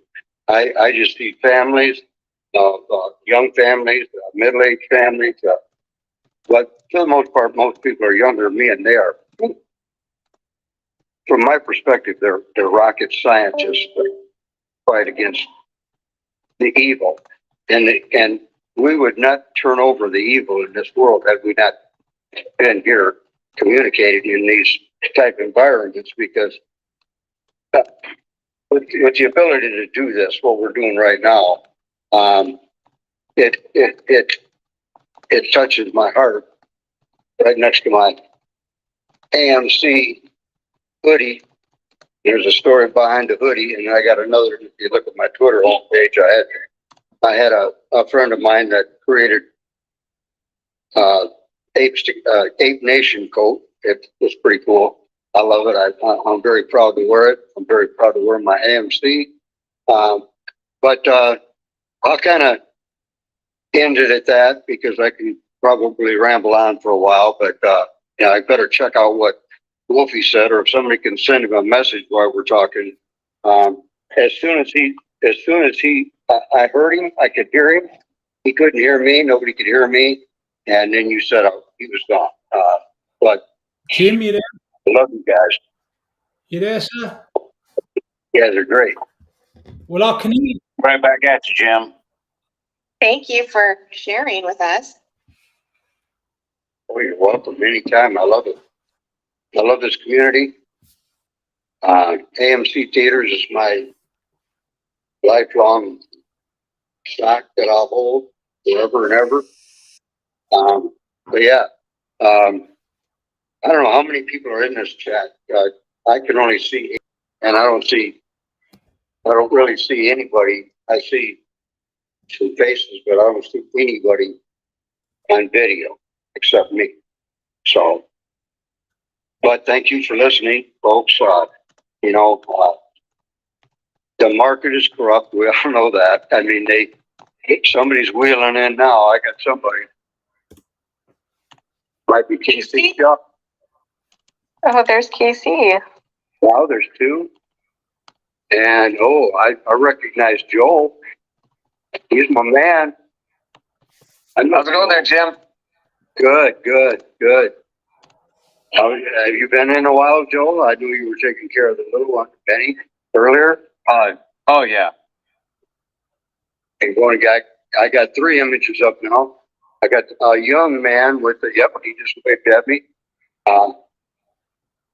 There's another individual. Hey, bro. Hey. Good morning. This is cool. I think we got to get Wolfie back here some way, because he left, Joel. Wolfie, as soon as he left, I was able to come on. Wolfie, can you jump back in Discord? Conversation with me. If you mute on Restream and go into Discord, you'll be able to hear through my mic. But people are loading up. I see some from B-Chain. You know, he's a good man out in California out there, spreading love to the homeless community. Give one.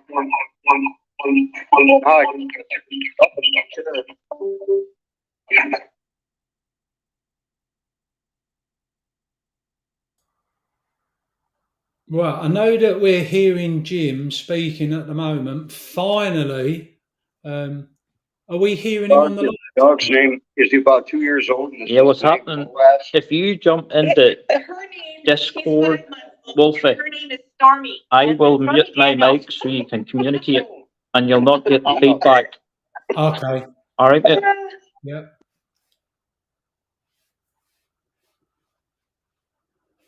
Right, so let's try that. I've got a feeling I ain't mute.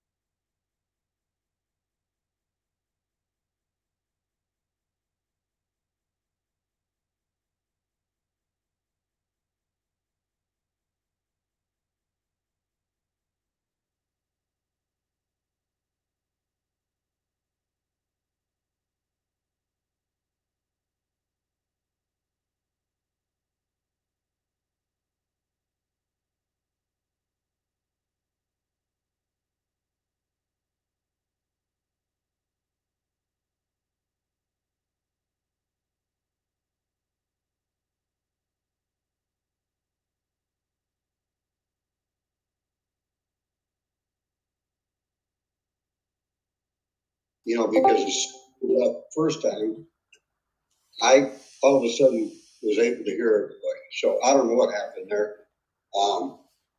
It's a conundrum. We don't know what happened. But, you know, yeah.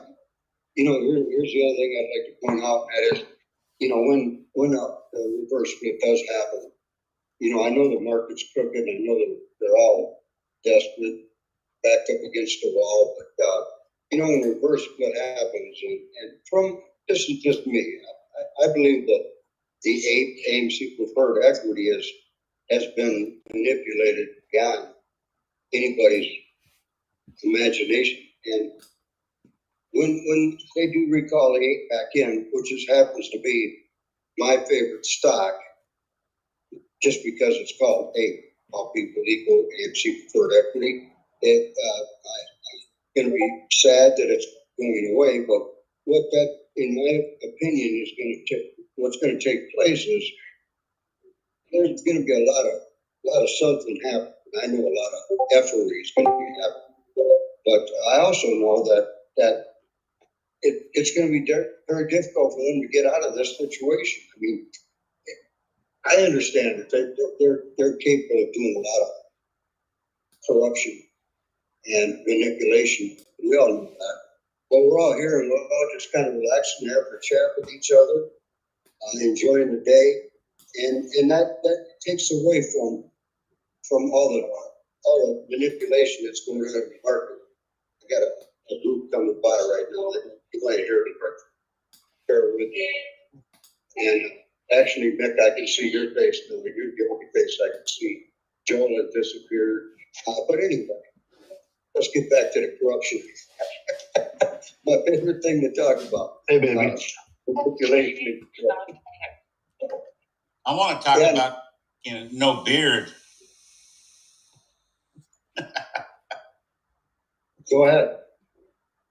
Oh, I have a picture of Casey without a beard. I'm like, they're two different people. He's a handsome devil when he got no beard. Hey, he's handsome with that beard too. Yeah, I have to agree. He's not as ugly as you are, Grandpa.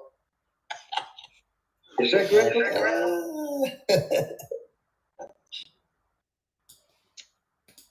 Grandpa, you're not going to respond to that?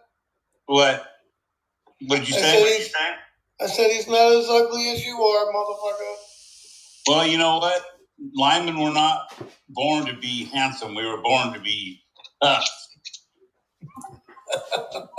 Now we can talk about plumbers.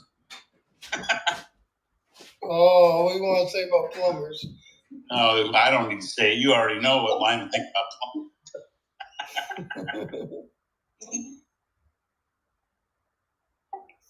Plumbers smell. Yeah, they have nice cracks. Well, one thing I didn't understand, and I didn't understand, you know, my kids did Nintendo. My children are 45 and 39. They did Nintendo, but I wouldn't see Mario. I didn't realize they were plumbers, but they were plumbers. Such a good movie. It's such a good movie. that'll probably be the first one I go back and see twice. It was really good. I did get a 10, a Mario 10, and I heard through Twitter earlier that call location of an individual got the very last 10. But I'm sure you could probably get them on a merchandise store. But there's so much love in this community. It boggles my mind.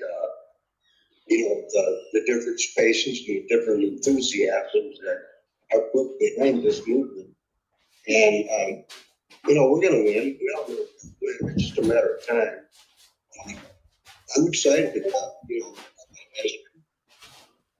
know, turn the light on.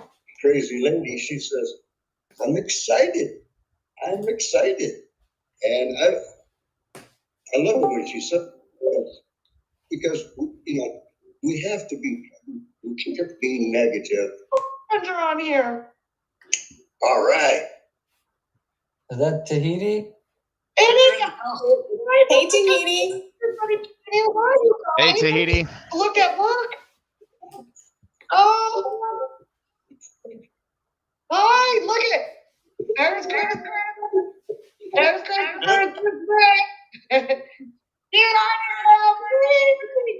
Happy birthday again, Tahiti. Oh, happy birthday. That's awesome. Thank you for the toast. Wait a minute. Is it your birthday today, Tahiti? Yesterday, Grandpa. Yeah, yesterday. Oh. Can we sing belated happy belated? Thank you guys. Is Wolfie in here? Happy birthday, Mrs. Yeah, T. he's here. Hi, Wolfie. How you doing? He's muted at the moment, though. He's muted. All right, guys, I'm listening. I'm just gotta go back to work. Happy birthday. Thank you, Grandpa. Yeah, get to work, slacker. I know, right? Happy birthday, Dee. Thank you. You got more shit. Birthday present. Make some drinks. That's my sugar daddy. There's my sugar daddy. Talk dirty to me.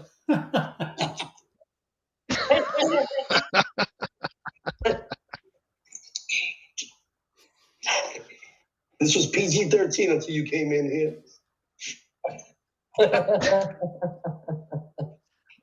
Richie, was it really though? You're right. When you're around, it never is. No. As long as we don't start talking about maple syrup, I think we'll be good. We'll be okay. Yeah. Hey, KC, how long is that beer now? Is that 2 years old? I started in September of 21, so we're looking at like I guess a year and a half. I'm gonna order you special scissors. What's that? I'm gonna order you special scissors when you gotta cut them off. Cut it off. $90. Have you measured You must want that off by now. Have I measured it? I feel like that's like one of those things that it's like a private conversation. 6 inches. Yeah, but 6 inches. I haven't done any measuring. No braiding. How long do you think it is? It's about a hand length. Not a foot. It's actually it really is. It really is. Really? And Dana's on mute now? Really? Gotcha. Wow, what happened here? So Casey, is that 90? Is that 90? So after conversion, it's 900. Nope. It's 90 one way or the other. So it doesn't really matter. Yeah, it doesn't really matter what the price is in regards to conversion and reverse split, because the pressure on the pricing is really what makes the big difference, right? And so if it gets to that $90 mark with a reverse split or without, I think that you're going to see the pressure become too great to be controllable. So again, $90 is still the threshold, one way or the other. It doesn't matter with a reverse split or not. I'm excited to see you sporting skin.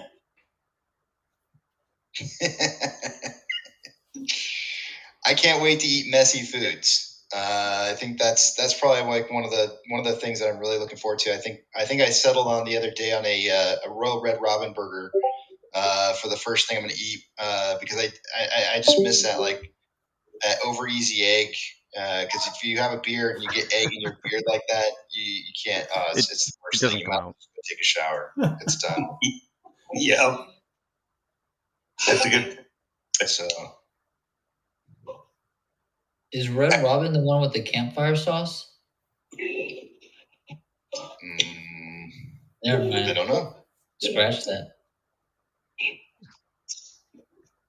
Oh, we create like a How many of you guys? How many of y'all are going to the Mario movie? I got tickets for Friday. I'm going to see Adam Aaron on Sunday. Get me all your questions. Ooh.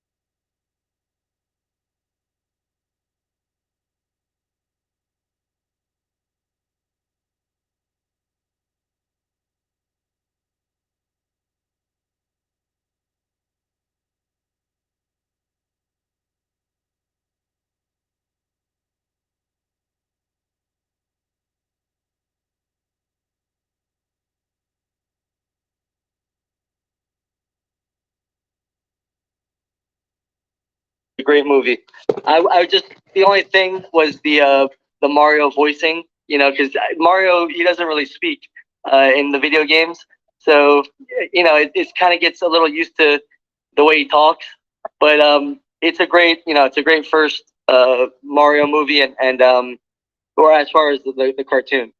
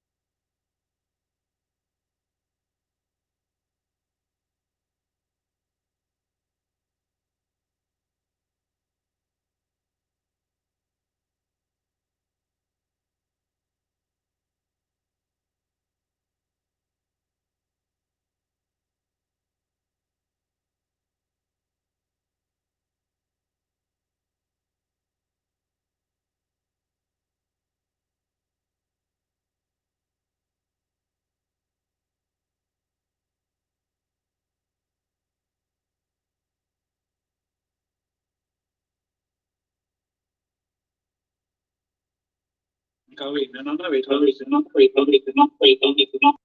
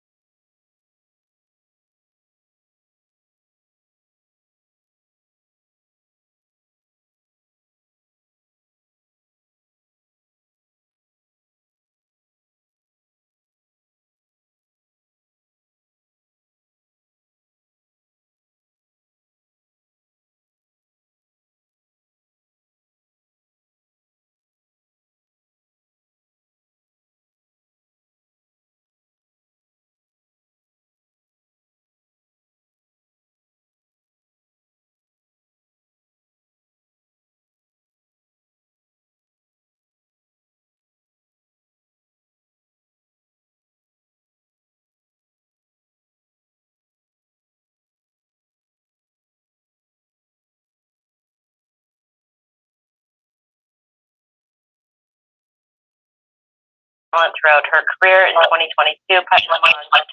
Some pictures, film.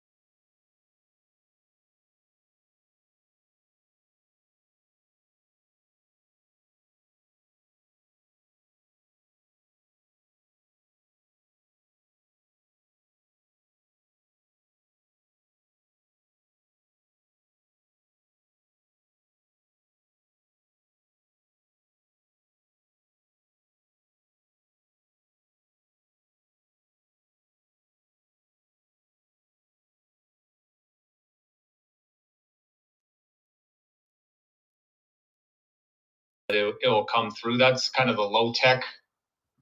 Oh, there we go. I can hear it coming through the headphones now. So I think you're good. Okay, so hopefully we don't get any horrible feedback. And can you guys still hear? Yeah. Yeah. We're getting the feedback.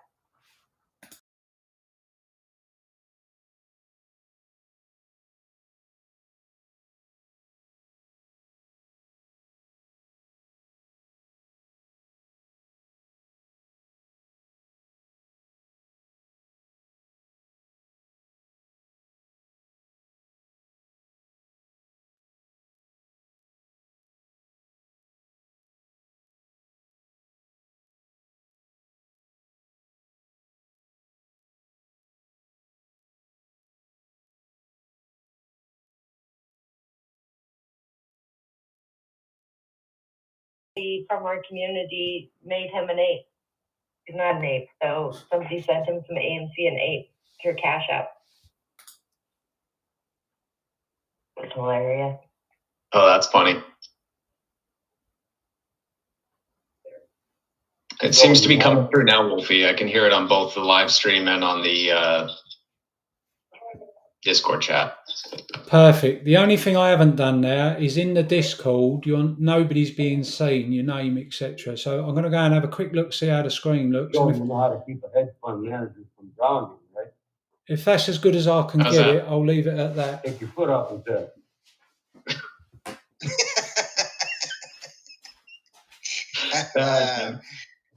That sounds like a converted lawyer joke. Is that a converted lawyer joke that you just put out there? Absolutely, but you could, it's all inclusive. Yeah, I like it. It's good. My dad was a lawyer, so I heard a lot of those before. It reminds me a lot of a lawyer. Like this one. What's the difference between a dead hedge fund manager in the street and a snake? There's tread marks before the snake.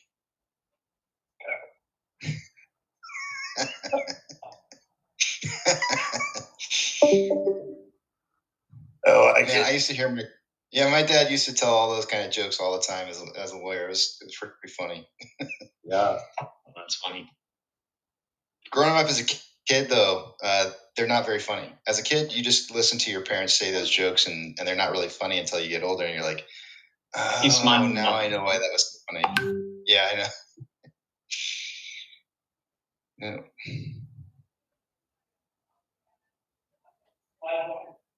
I used to go to church with a hedge fund manager for Goldman Sachs, now after finding out everything I know about hedge fund managers, no wonder he had to go to church.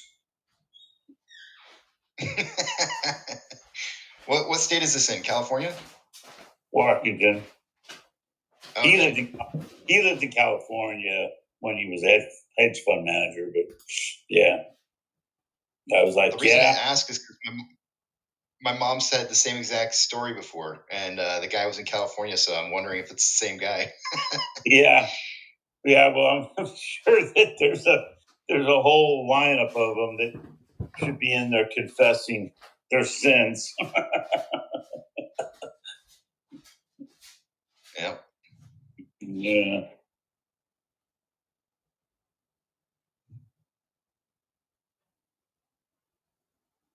It must be nice to be able to walk away with your with all your money intact when you've lost everybody else's, and you just walk away, start up a new company someplace else under a different name.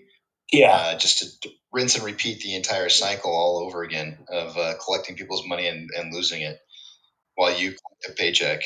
It must be pretty rewarding. You would think that your name would get out there in a hurry, after they did that, right? But no. Whatever pads the pockets. Yep. Yeah, I don't appreciate my 401k, my own money being used against me. Yeah.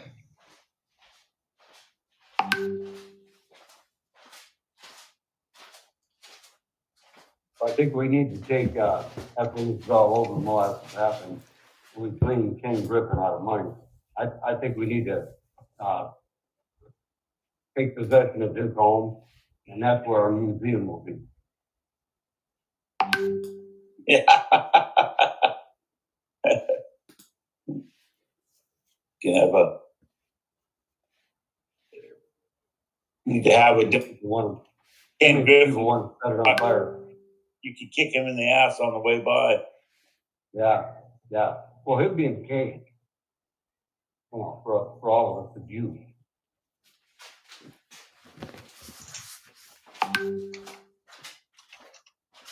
The Apes cage. Does it make everybody mad in here that the American taxpayers bailing out the banks 10 years later again? Yeah. That is half the reason why I'm here. It gives me more reason to hang around and fight it. Yeah. I mean, that's the thing. We have what they didn't have in 2008. I mean, with Occupy Wall Street, didn't have the social media and this technology and these abilities to get so much information and knowledge. And, like Joel and Jay Brown always say, the knowledge that we share and we've gained over the last few years, that's our super strength. That's our power. Now, and I see people responding to FUD or articles or saying things like Joel just questioned, the other day, the Kit Kat on, I can't remember which one it was, Joel, that you were responding to. Got a response from the company and got the attention of the CEO of our company because he puts things in a professional, concise manner, which is not just like swearing at them saying, what's going on here? He's pointing out discrepancies. Yeah, with TradingView. When I see people responding with the facts, the knowledge, and the information that's on the 8Ks or board purchase agreement, or even this recent court filing, I'm like, you guys have educated yourselves. This is freaking phenomenal. And that's the power that we have. You can't take that away from anyone in our community that's taken the time to learn.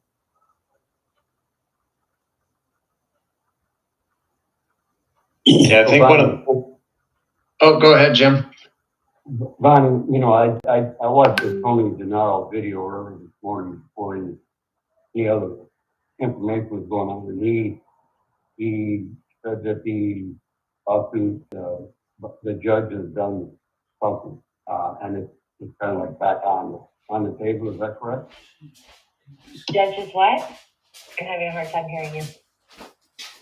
The judge, you know, in the lawsuit against the AMCGME state conversion or whatever it was, over in Delaware, that he denied something.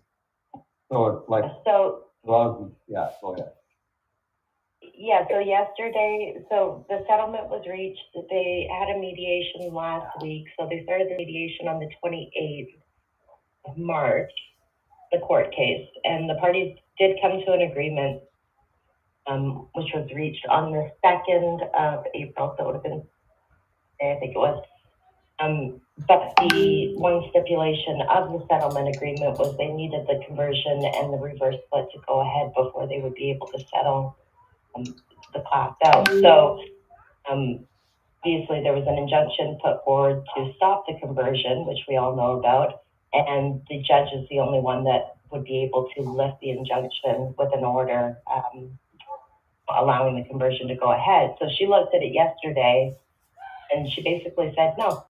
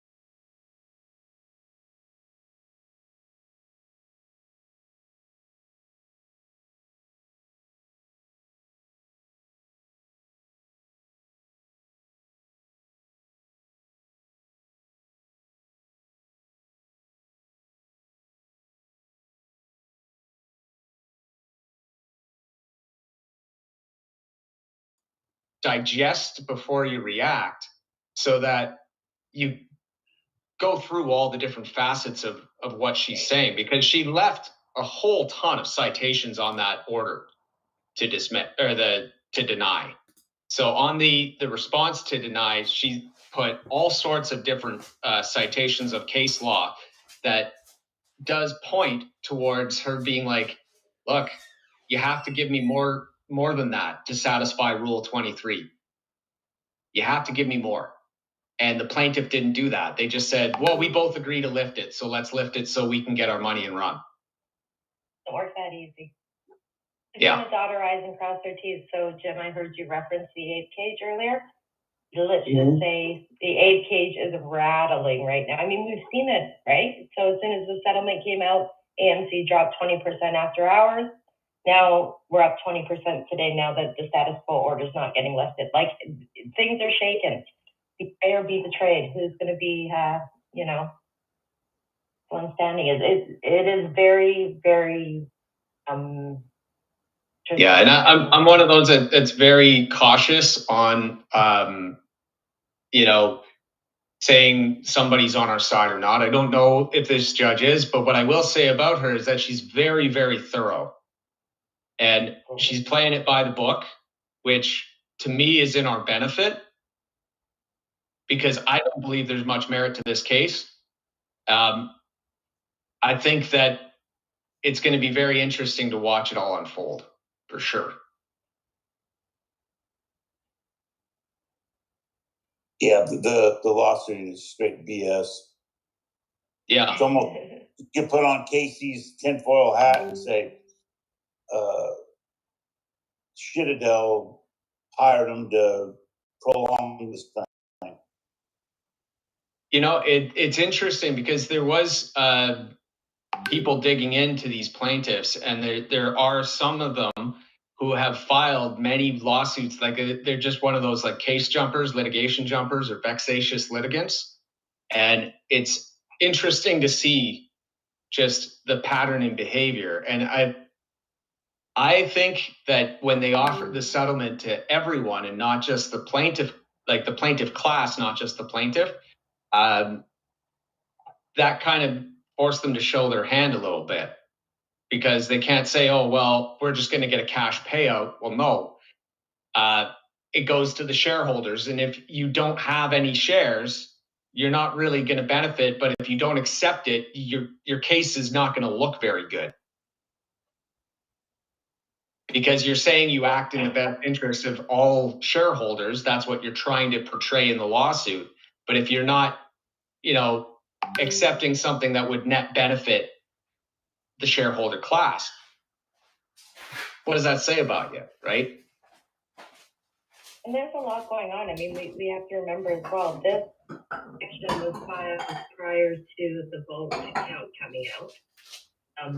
So there's that. Hey, Bonnie. There's a lot Bonnie. of parties that have been requested to produce documents. I know that Broadridge was one of them. Broadridge is also producing documents in a number of other cases.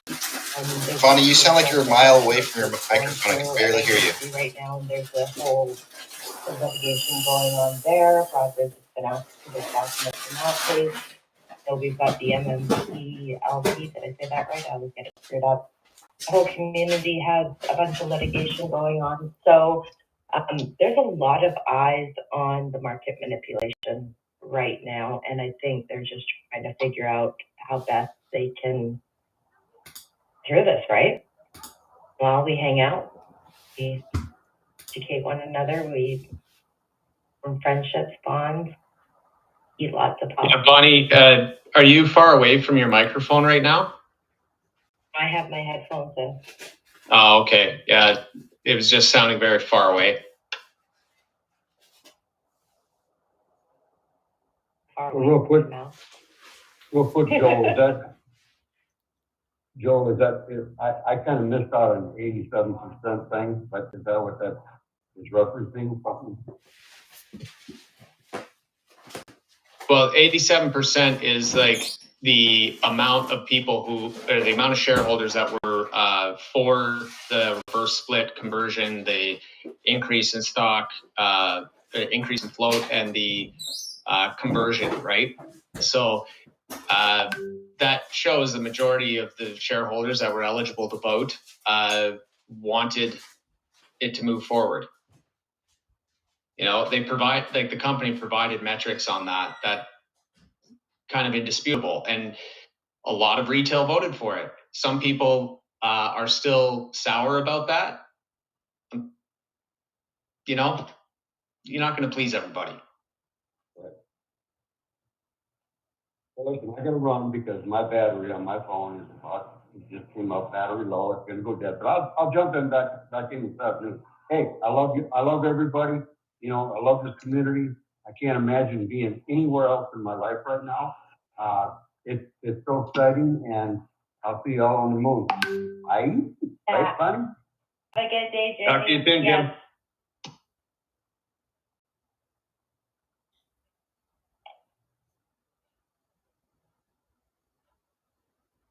It'll be interesting. Like, you know, like we said, we've all learned a lot in this few years, and this is I've been involved in other companies where there's been court cases. Yes. Have I looked at the documents as closely and understood what was going on at the time? No, I haven't.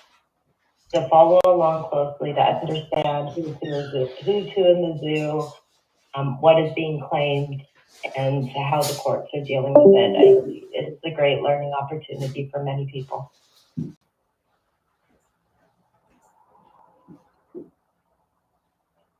Yeah, it's going to be really interesting to see how it all plays out, and you know, lots of different facets to it. So I think it'll be really interesting. I'm excited for it, to be honest. It's been such an interesting ride so far the last couple of years, and just to see how this all evolves, it's just phenomenal. Like the amount of people who are still here, still involved, still engaged every single day is absolutely incredible. You know, I think that was one of the big things that that Wolfie wanted to show with this, is that it's everyday people. It's not just a set group of talking heads that are speaking every day. It's regular guys like you and me. You know, I'm sitting here in my home office, I'm working away at my day job and chatting with all of you. You know, I heard there's a lineman in the house. You know, we've got other guys that are just regular folk sitting around. And when we start talking, when we start engaging with each other and sharing our stories, that's where our power comes from. It humanizes everything, right? Well, that's the most beautiful thing about our community. I mean, you and I have met in person. I've met a number of apes. You know, this year I've kind of really made it almost a mission, or, you know, a little reward to get out and meet as many people as I can, because we've spent every day together 2 years. We're on Spaces, we're on Twitter, we're in Discord. It's part of this community, and it's whole like premise of it, like all people equal. It doesn't matter where you come from, your race, religion, political beliefs are, we all come together. And really cool because a lot of people haven't seen each other in person. I had the opportunity to meet up with an ape from Florida last week. He came into town, and it's so good to finally meet you. And I'm like, we met like a year and a half ago. We're just physically seeing each other in person for the first time. It was like we had been friends for, like, it was exactly that. We've been friends for years. We've talked many times. Just that was the first time we've actually had the opportunity to meet in person. And it was natural, and like we had known each other for years, and it wasn't awkward. It wasn't weird.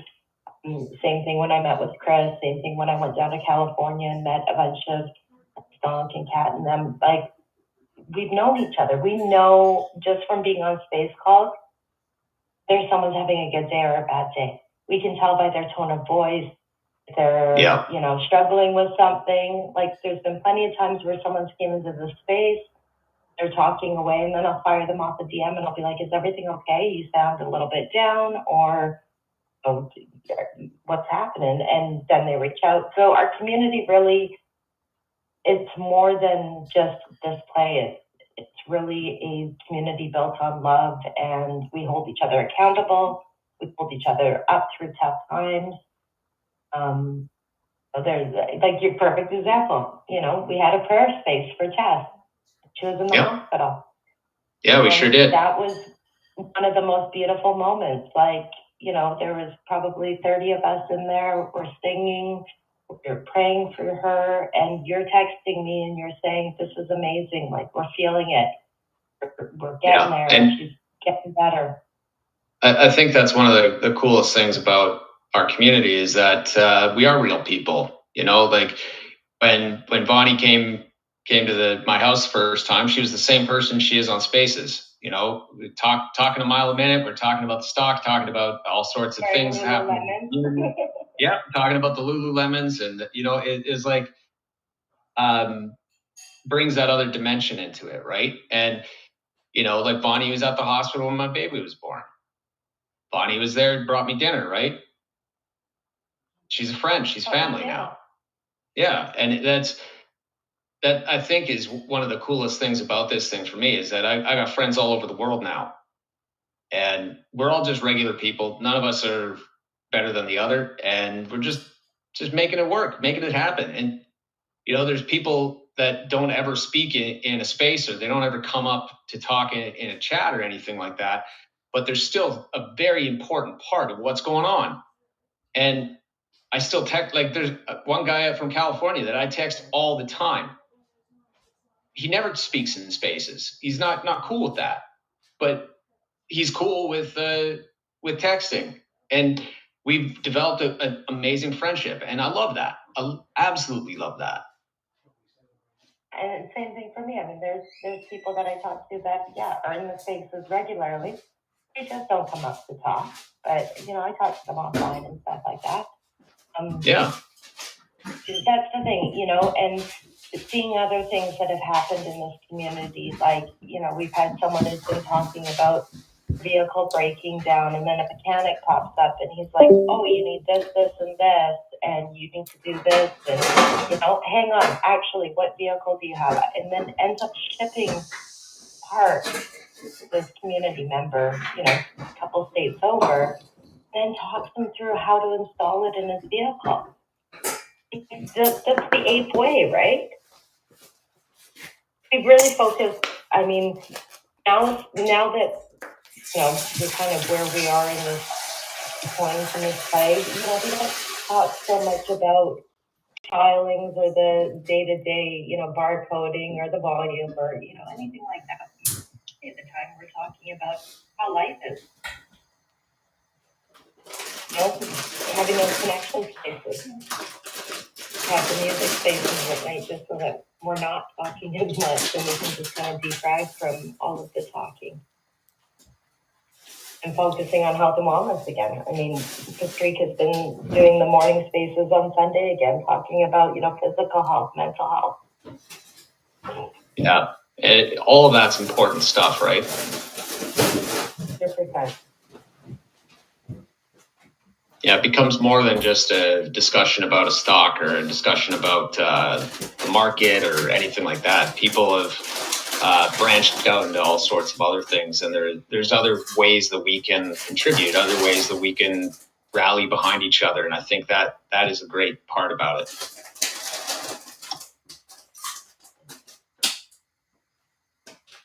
Now, how many people we got in the voice chat right now?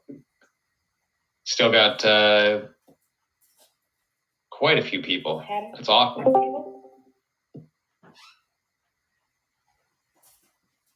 Hang on a sec here. Go. I'm trying to match all of these like people to Twitter people, and I don't think I have yet. Yeah, not everyone in Discord has the same username. Doc Breezy Doc on Twitter. Yeah. Maybe not. I'm on My on Twitter. Yeah, my picture is like green laser eyes. Let me see if I can get it up. It's a crazy place. Keep my padlock on now. It's Doc Breezy 4.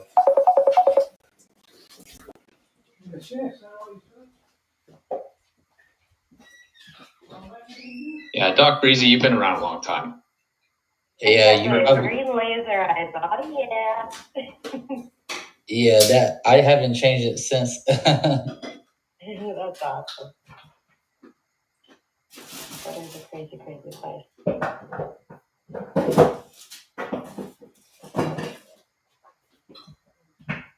Do you have any plans for Easter? Are you coming out this way to visit the fam?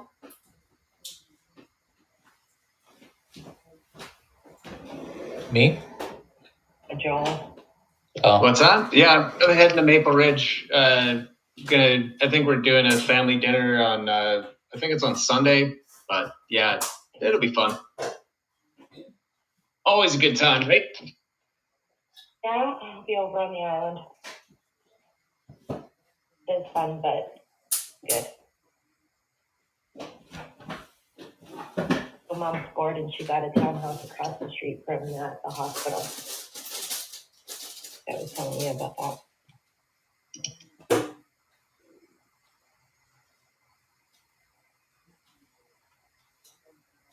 Yeah, you're gonna make it over to the island then? I'm going to go over this weekend. She moved in on the 1st of April, so Oh, nice. help her get some of the other stuff from the house and move it down, and then we can everything taken care of over there. Oh, that's great. And at least she's across the street from the hospital, so she doesn't need people to take her to her appointments anymore. That's one of her main things she was stressed out about.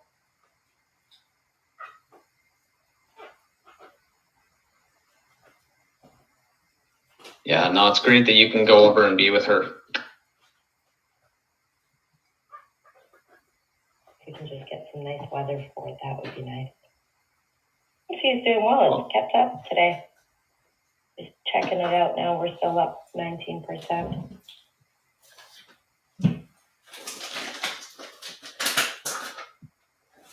Down just under 10%. Crazy week. Oh yeah, it's been nuts.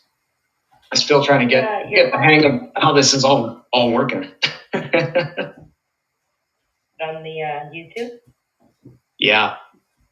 Yeah, Wolfie, Jay said if you want to give him a shout, he can walk you through some of the functionality that Restream has if you're still having some issues with it. It sounds like it's working finally. The audio is finally coming through. But yeah, this has been awesome. Great turnout as well. Lots of people talking. It's great. We're having a space call. Yeah, pretty much. It's just coming through on multiple platforms. Any here on YouTube, right? Yeah, it's on YouTube. He's got it on his Twitter Live and also on the Discord, right? So yeah, working out pretty good. Wolfie right now? Yeah, the one thing that Wolfie can't do is come off of mute. So he can speak on the live stream, but he can't speak on Discord. He talking on the live stream right now? He can. Yeah, there's a bit of a delay between what I hear on the live stream and what I hear in Discord. I tried to So I'm keeping the headphones off just for that.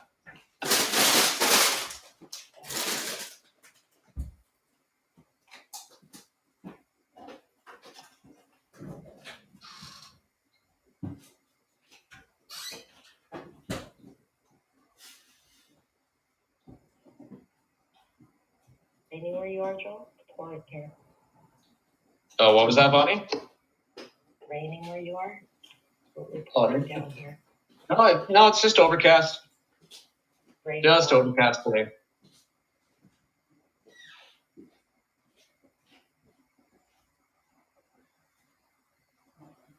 Tell Wolfie we need a subject and we'll talk about it. Want us to talk about Wolfie?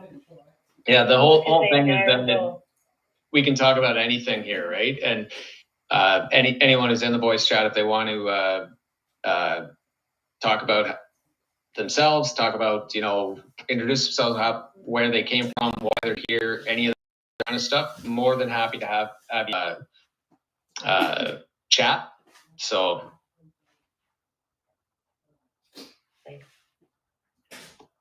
why not? People's stories. Yeah, hearing people's stories is a powerful thing, right? It reminds you that you're not alone.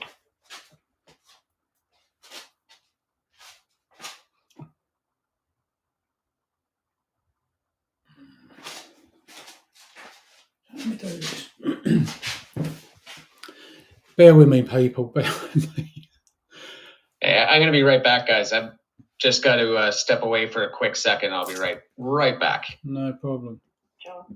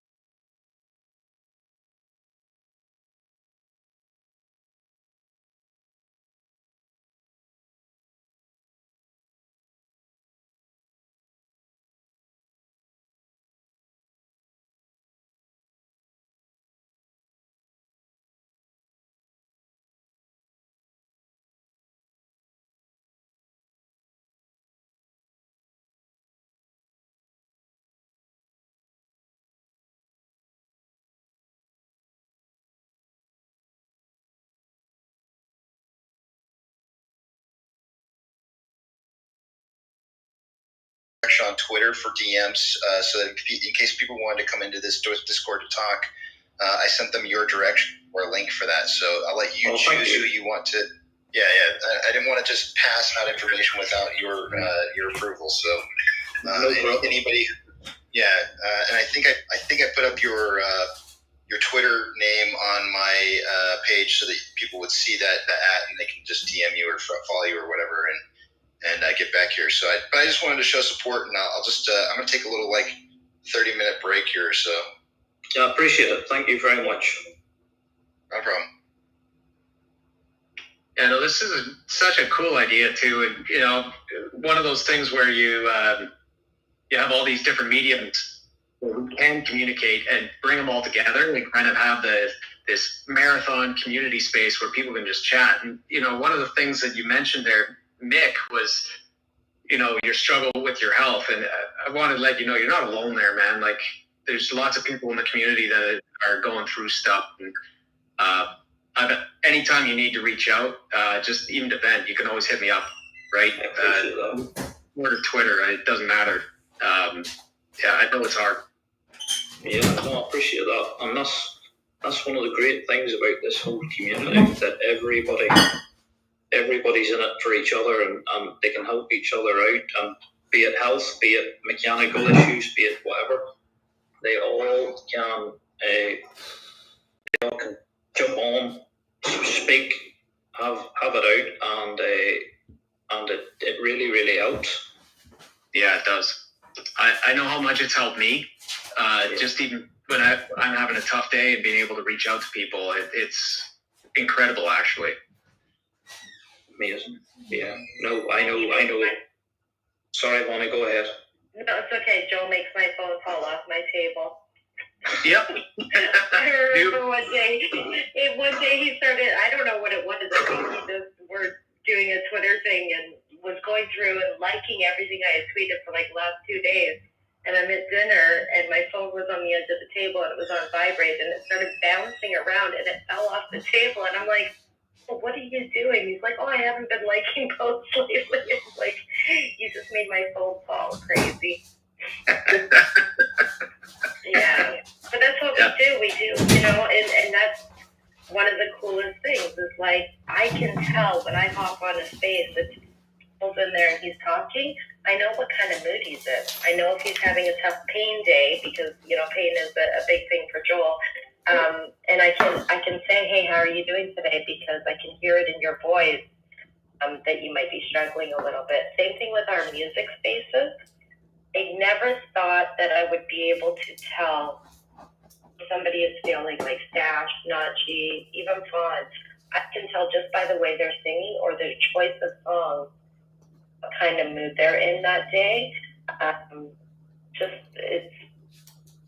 It's so. But you get to know people pretty well, right? And that's the cool thing about this is that people have developed a whole support network, and to me that's the most beautiful thing about the community is that people are there to support each other. Even KC's like, hey, I'll lend my channel, I'll restream everything.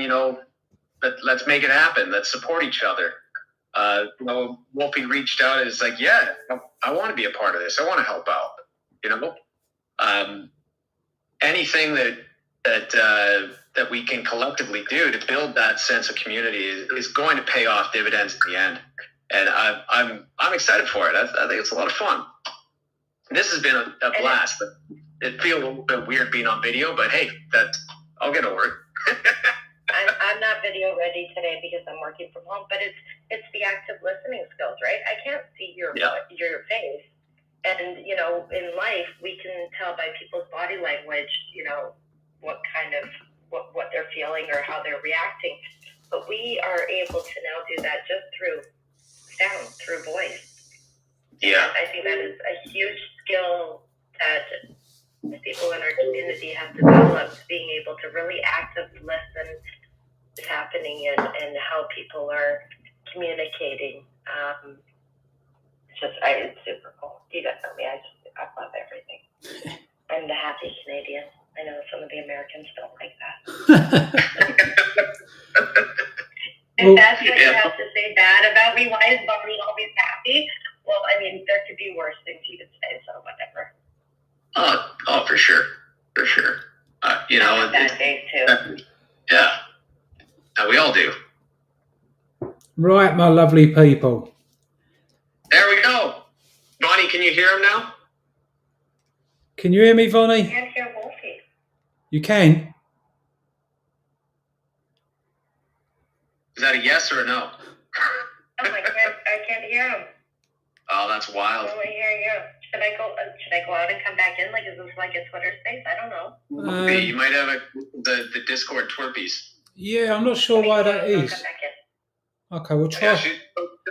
Come back. Is everyone else in Discord? Can everyone else hear me okay? We've got Drunner033, Jimmy Cat, Doc Breezy, Casey, Alan Hardesty, good to see you all.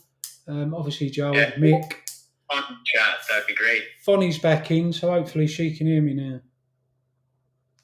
I can, and we do have emojis on this? What is going on? Yeah, there are emojis. Right, so the fantastic news... 5 minutes ago. Okay, sorry. That's all right. The fantastic news now is all day this technical side. I'm not computer literate by any means, but we struggled through. But it now finally looks like everything is operating exactly how it should. So for people to make a note, in case you wish to do this, and you're not as silly as me, but just so that you know, the restream has got to be mic on, camera on, and share screen on. At least on this software, that's what it needs. You need to use, and a big thank you to Jay Brown, you need to use your phone as a second microphone for Discord. And then when I log into Discord and bring it up on the screen to share it on YouTube, so you can see the people that wanted to appear live and the people that wanted to appear in the voice chat. That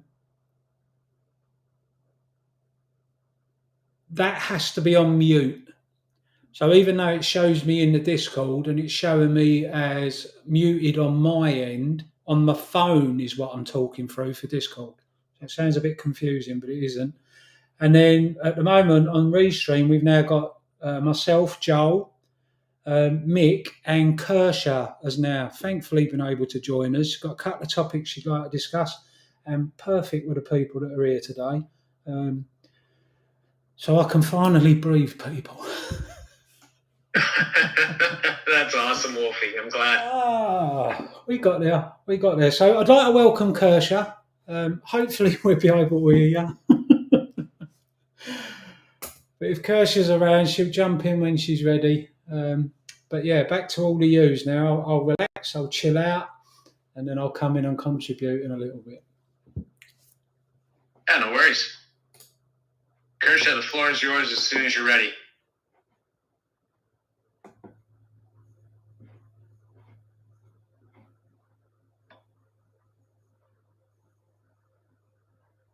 How do I jump in? It says backstage. Wait 1 second, because I've even managed to work that out. Bring ready to chill. Yeah, let me find. I've hit the button. Oh, I've forgotten where the button is. Where's the bloody button gone? Don't wait, Kershaw. 1 second. Let's bring you in. Yeah, I think that's it there. Looks like it. Don't need to maximise. No, there's something in the background on here somewhere. I'll find it. Don't worry. I hope. I don't want to remove you. You've only just got you. Give me a second, Kershaw. Oh, just when you think you've got it all sussed. Bosh.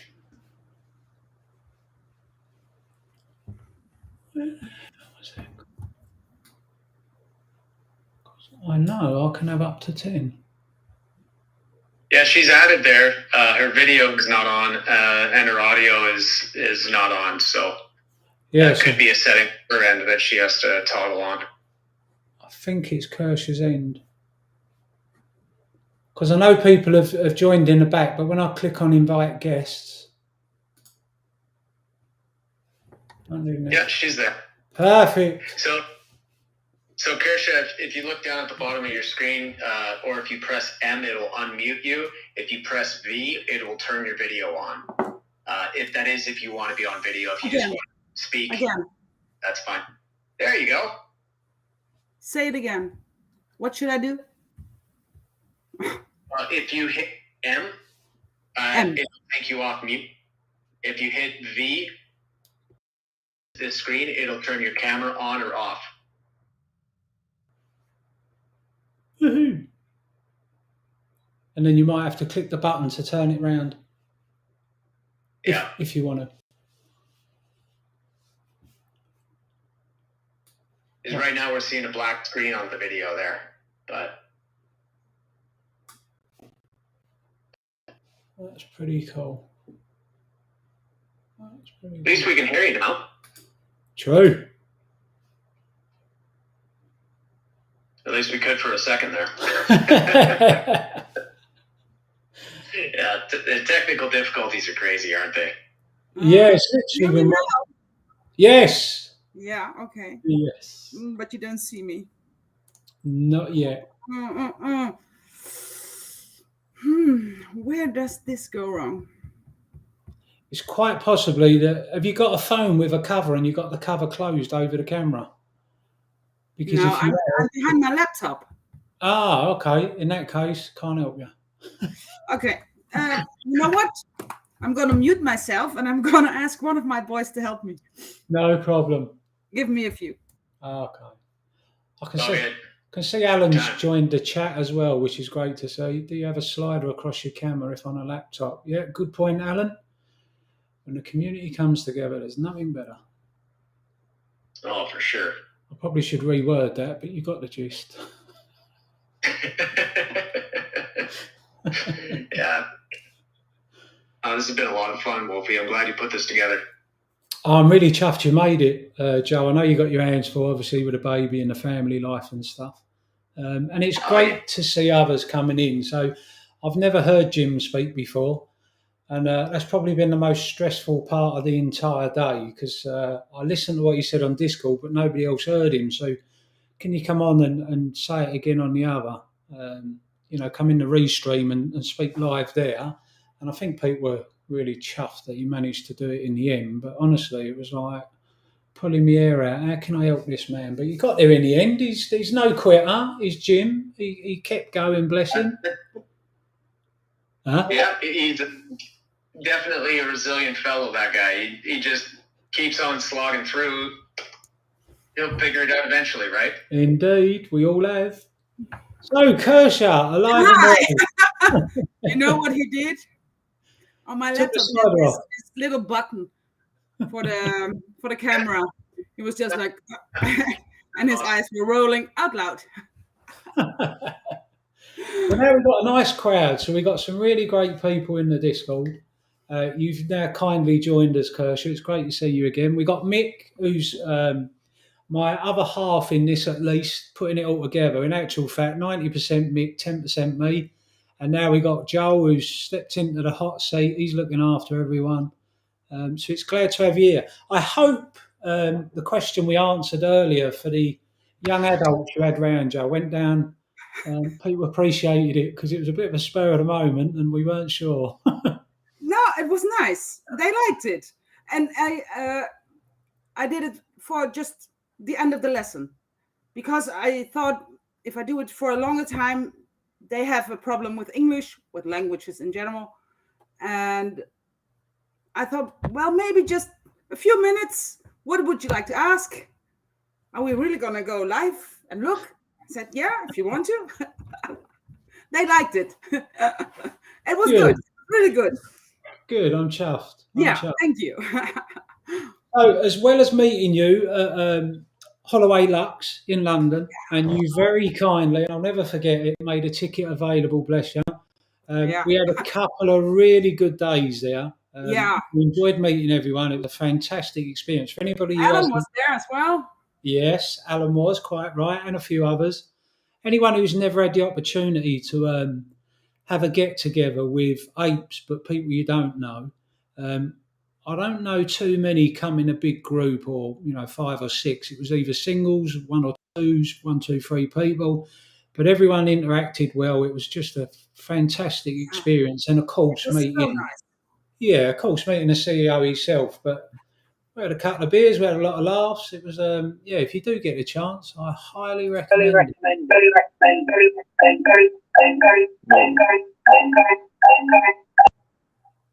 Okay, whoever it was is muted, obviously, and that was a blessing.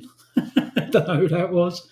So, okay, Kirsha, when you said about coming over, you had a couple of things that you'd like to talk about, and we are talking about all general stuff at the moment. So feel Mhm. free. Well, Share what you got.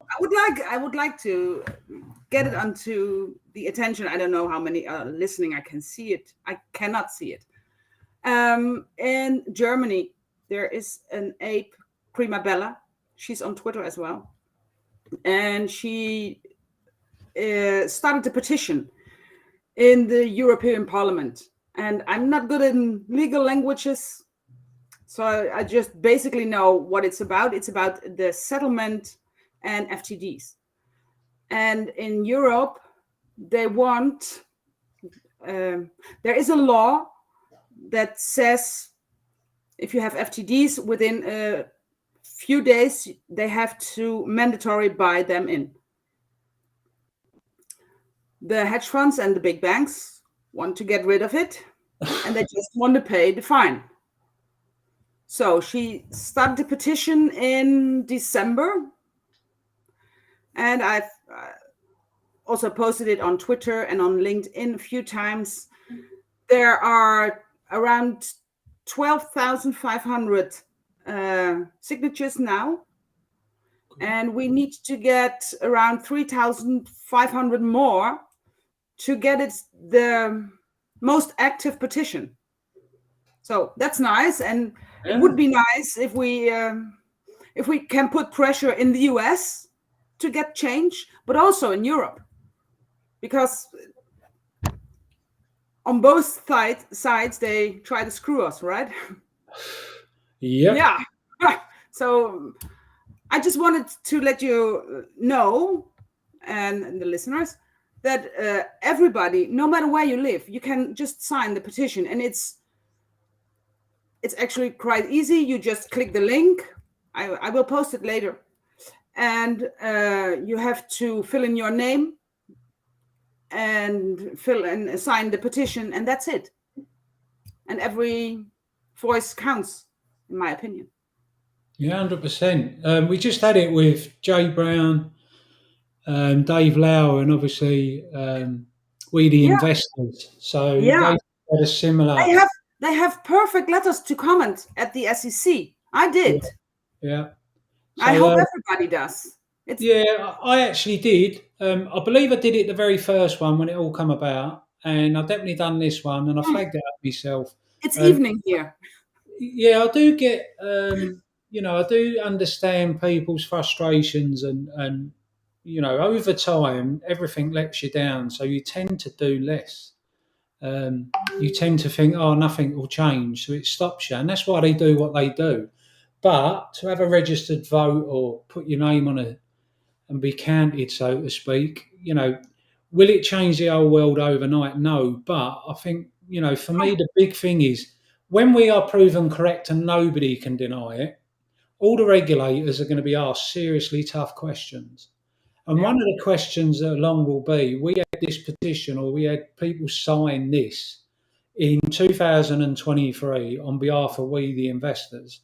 And not only was it ignored, you decided to go a completely different route. So we're telling the world, please comment, please comment. And when people do, you've got 4 or 5 hedge funds or big players in the market that are having their say, and automatically it goes that route. Now, it won't be through the regulators, probably won't be through too many in Congress, but it definitely will be us because we'll have it on record.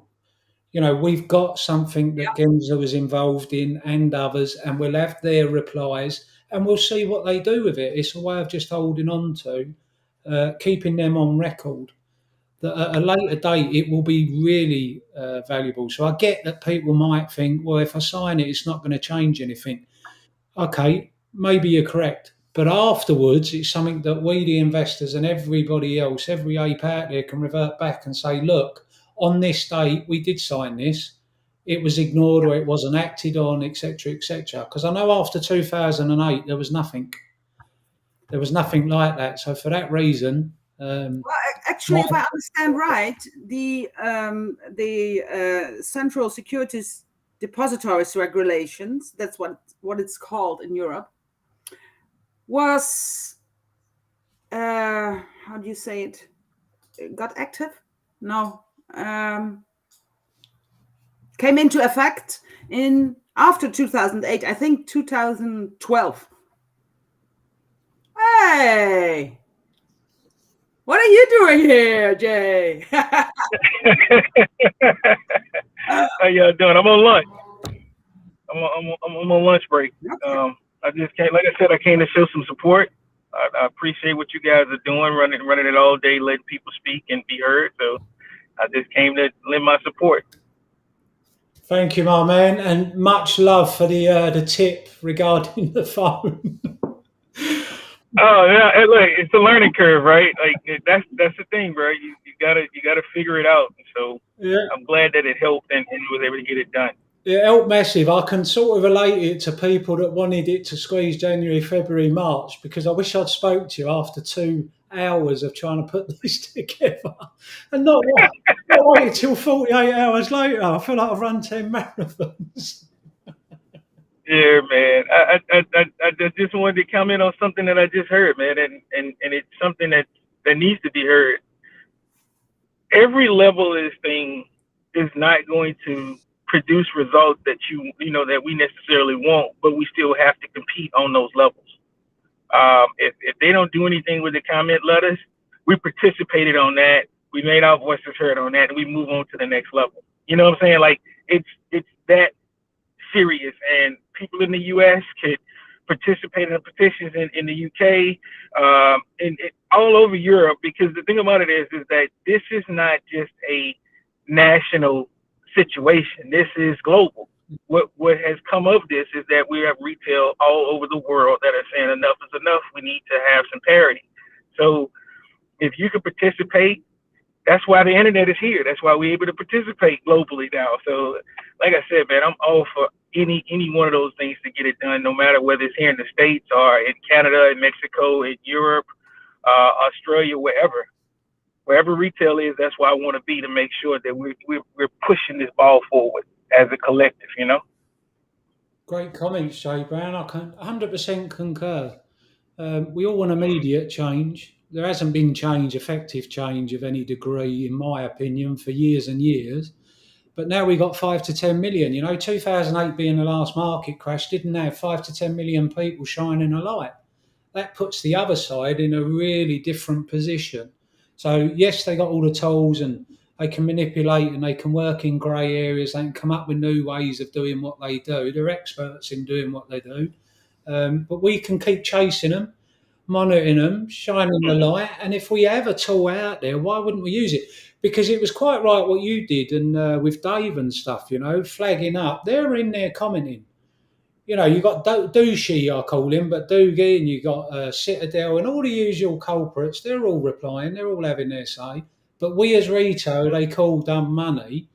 Because we've been over life, we've been worn down where nothing changes. We think, well, I won't do it. But this time round, there's an awful lot more of us that can actual fact put our name to something that might give us a chance to change it before, but I think will definitely come into its own after.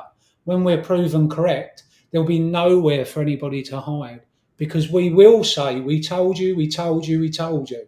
If she can come out, the Congresswoman can come out and say, how is it people on Reddit and Twitter know what's going on in the banking world and the banking world don't, there's a serious problem. So, yeah.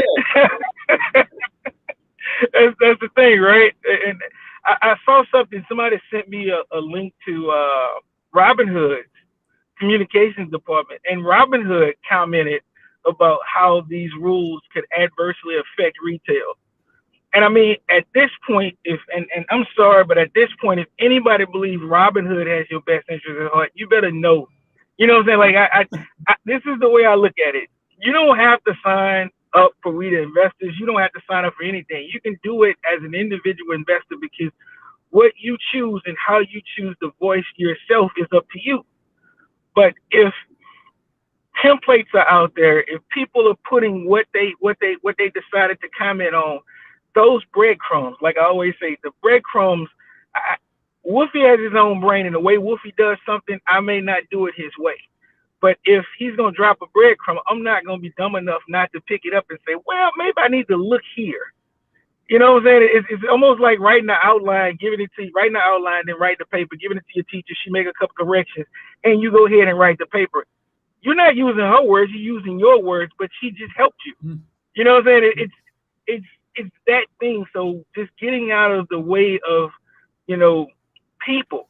You know what I'm saying? Like I don't pick a person that I don't like because they give me a breadcrumb, or I do like a so and so forth. I'm looking for the information, man, and wherever the information is, I'm gonna go find it. But at the same time, you use your common sense. You know who's for you, who's against you. And Robinhood is definitely not for retail, so I'm not taking their advice ever. I'm a great one for keep saying we remember, we remember, we remember. I also remember the boy from Bulgaria coming out and talking to people. I believe he did an interview with Elon Musk and a number of others. But I also remember what he said. And what he said was that he was all for retail. It was set up for retail, that Robinhood is there for retail. And I remember he's now flipped full circle because originally he did raise question marks against the changes that we're now fighting. He was in support for. He said it in a roundabout way and not specific detail. But I know back then he was saying payment for order flow was an issue, for instance. So I think, you know, I'm not surprised Robinhood and Vlad has flipped to what he's saying now today. You know, just they think we forget too quick. They think we don't remember. They think we get sidetracked or distracted or we're too busy in our lives to pay attention. And that again emphasises there's a big difference. There's 5 to 10 million of us that can't stay on top of everything that comes out, who's the first to say it, who first released it. But what we can do is collectively, we don't miss a damn thing. So when they start backtracking or they come out and say, we never said it, there will be a percentage of the community and go, yeah, you did. Have a look at this. This is the day you said it. This is where you was. We didn't even tell you what underwear you were bloody wearing. We've got them. We just got to play the game until such a time the final whistle says game over. Yeah. That's it, man. That's it. And like I said, man, I got to dip because I'm gonna come back in Discord when I get off. Brilliant. But nah, man, everybody keep, you know, expanding, keep growing past what you think your limitations are. I mean, this today, podcast popping up, Discord's popping up, conversations. The more positivity we have out there, the more chances we have to drown out those that wish to distinguish the voice of people who finally want to stand up and talk, man. So always use your own voice. Never let somebody use it for you, and just, you know, keep continuing to reach one, teach one, and just grow. You know what I'm saying? Because that is the thing, right? So I appreciate you for having me, dog. I definitely want to come in and show you some support, man. So y'all keep the thing going, bro. We'll talk to you later. Much appreciated. Coming on, Jay. All right, man. Hey, I can't look. I'm looking at the phone, but all I see is myself, so I can't really see people. We only see you as well. Is that Joe? Is that Joe? Yep. It's good to see you. Good to see you too, man. Where's my Benny? Oh, she's napping right now. I just had to dip out for a second and help settle her down because she was being a little bit moody, but we're all good. All good there now. All right. Well, look, Wolfie, you guys make sure I think I retweeted it a while back, but make sure I get a copy of that petition that's going around in Europe so I can go ahead and tweet it out and we can show our support for our brothers across the pond, bro. So send that to me. Much appreciated. Kirsch has tweeted it. I'll get it over to you. All right. Appreciate it. I'll see y'all later. Thank you, Jay Brown. So, Kershaw, hopefully that's some good news for you. We should be able to get a few more eyes on it. I'm more than happy to share it. Yeah.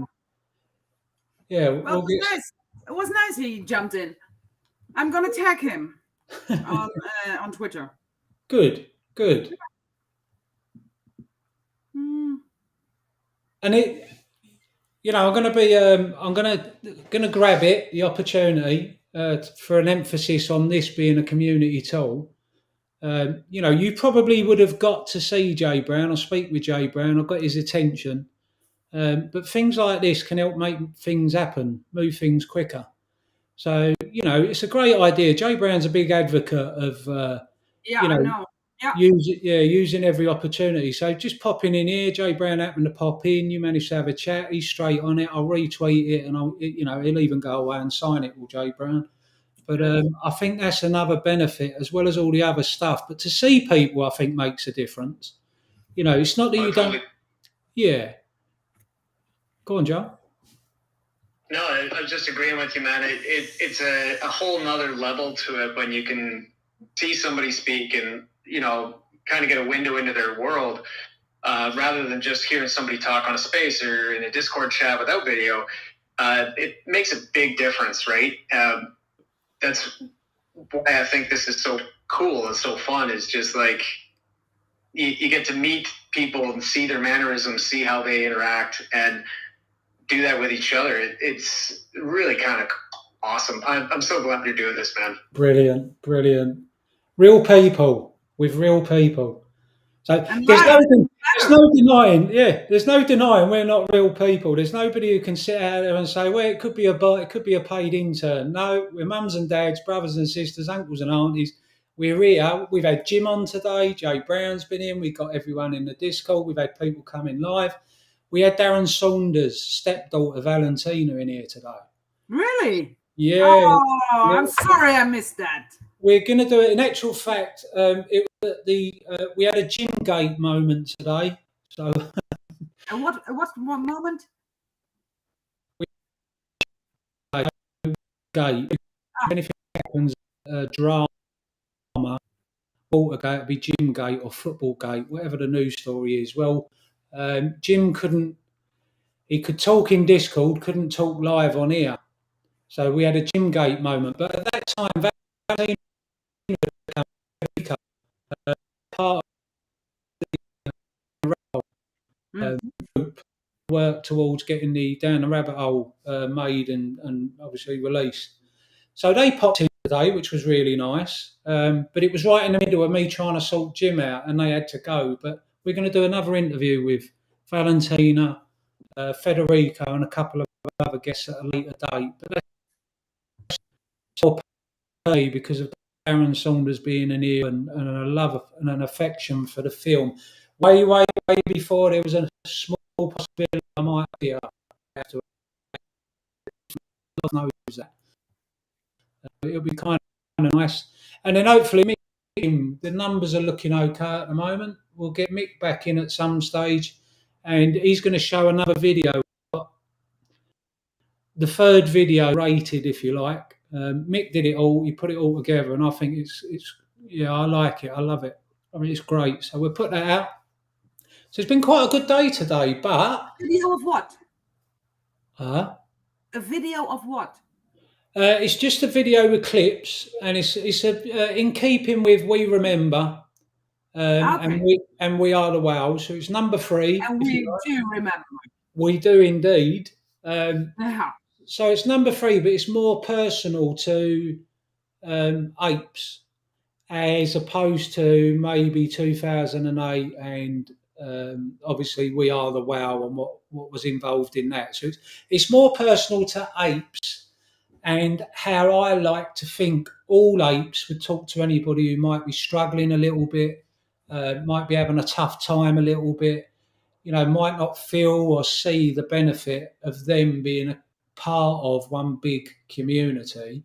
There was a few things going on within the community, and I just thought maybe it was the right time. So the speech come out and the chat come out. And me and Mick were chatting and he put it all together and it was just, I think it's quite nice. So hopefully you will when you see it, being a friend. Oh, that's awesome. Yeah. I'm going to have to dip out for a team meeting for my job in about 5 minutes. So I'm going to take up to prepare for that. I'll be back after that. It'll be about 45 minutes.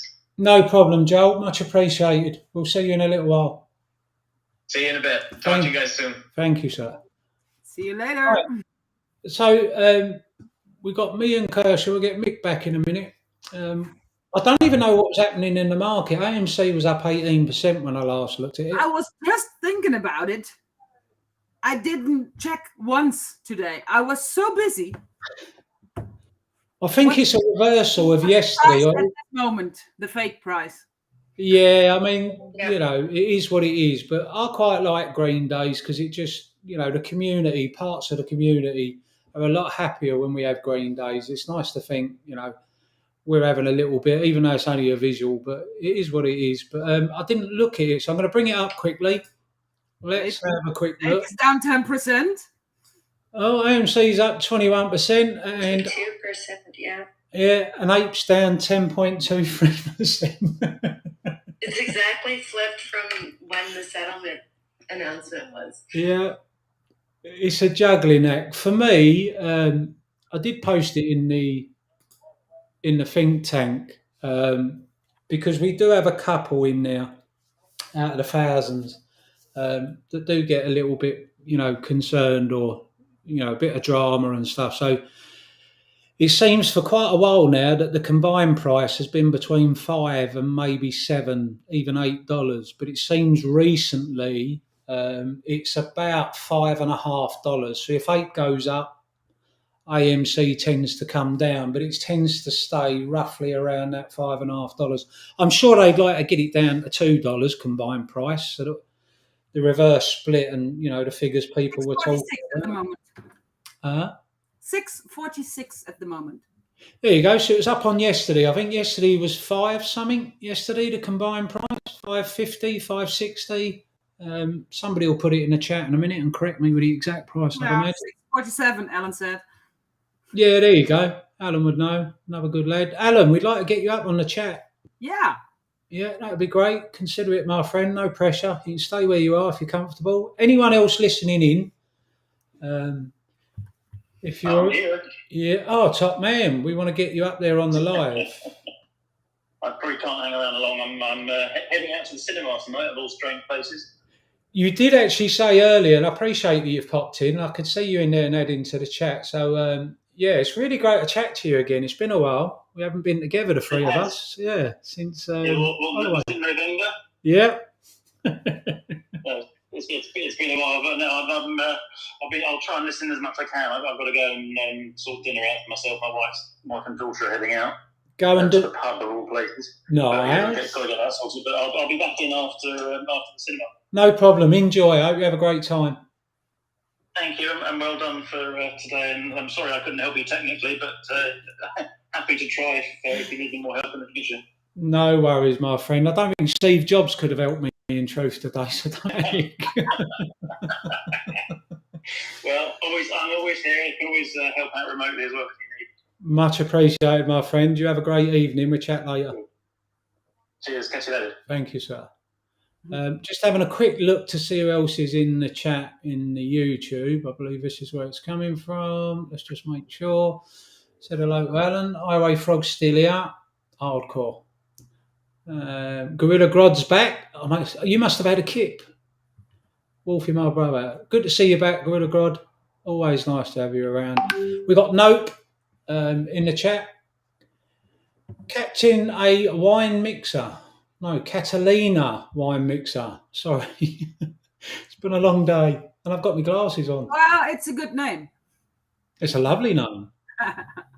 Catalina Wine Mixer. Lovely name. Nope's in the chat. Arthur Martin's back. Good to see you. Living with Love 3. That's always the best way to live. Alan Ardisty's just been in and said hello. Off to the cinema. Great to hear. Living with Love. Alan's on it. Yes, he is. Gorilla Grudge, yeah, I went to sleep. I don't blame you, mate. There's a few watched today that we stay at. Reef is in the house. Hello, Reef. Much love. Right, so we've done that. Mick's back. Mick, have you managed to have anything to eat yet? I think. Hang on. phone? Discord? Try chatting in the Discord. Can you hear me now? Yes, much That's better. better. Yeah. That's better. Yeah. I think I've managed like a bowl and a half of cereal, possibly all day, and maybe 2 coffees. Well, we're going to look good for Christmas. Well, we were talking about dieting earlier, so We was. I've definitely lost a few pounds today. So Ain't all bad then. It's not all bad. Well, as long as you're great to carry on. We've been saying all day, we're going to talk about, they keep saying, it's fine, it's fine, it's fine. I'm looking around and starting to notice things. I won't say they remind me of 2008, but they're certainly in keeping with my beliefs about the market and the global finances at the moment and what's going on in the world. So, but Mick, you was talking the other day, so if you don't mind, and Kirsty, if you've got anything you've noticed, because obviously you're not in the UK or Ireland, it would be interesting now maybe to have the conversation and let's see what other people in the chat say regarding where they are and what's going on with them. But Mick, you were chatting the other day about the job you do or were doing and the changes before Christmas to today. yeah, well, basically before, essentially, I've always worked in the sort of construction industry. I was a carpenter. I worked my way up to be site management. I run my own guys, my own team of guys, and then got into contracts management. And I've always had my finger on the pulse of what's happening in around some of the big cities. And up until Christmas of that's just gone by, of 2022, there was a massive boom in Dublin. There was a whole regeneration project in Hanover Quay, and there was quite a lot of high rises went up, apartments, hotels, office space, stuff like that. There, major construction, and basically I would say since the beginning of December last year, things started to go really, really quiet. And I'm speaking to people at the minute that I know in the industry that have done nothing since Christmas. Wow. I know guys that have went back to their countries. We had a lot of Polish workers, a lot of Latvian workers and stuff, and haven't come back because there is no work. And they can't stay there because obviously, parts of Dublin are quite expensive to live in. I've been speaking to the guy that actually owns Kilsarn, and they are like a concrete company, and they've dropped their square meterage by 700 cubic meters a week. Wow. Which is massive. Like, and now what it seems to be is that, like, I know of projects that are due to start and have all got planning. They've got the green light. They're ready to go. The drawings have been in place for months and months and months with regards to design and architects and engineering. And they're just not actually, they're not opening up the sites. They're not putting the bodies on the, and it's a bit of a worrying sort of a trend starting, because every week you're getting calls from people that you maybe know in the industry, and they're asking you, how's things? Have you heard anything? Is there anything starting? Mm. And it's becoming more and more regular. And it's just a little bit worrying that some of the bigger sort of clients, as I say, we would have done a lot of work in retail stuff, shopping.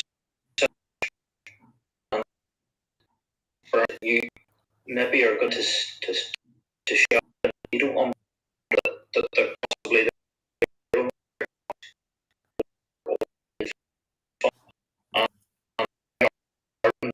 and they're not fruits. Well, then has to be something behind it. Mm-hmm. It's remember in 2008, in around that time, it was referred to as the Celtic War. The bubble burst, essentially. everything came crashing down. And it's something that's been noticed.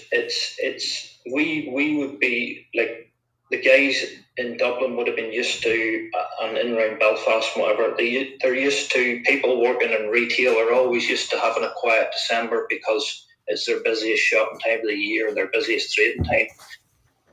Maybe a quiet January, but never has it got to April and nothing started. It's so that's just some of the things that I've noticed anyway.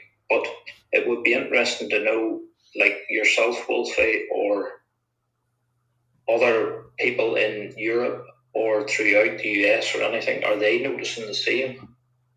Because I have a feeling it's not just isolated to parts of Ireland. I think it's all over.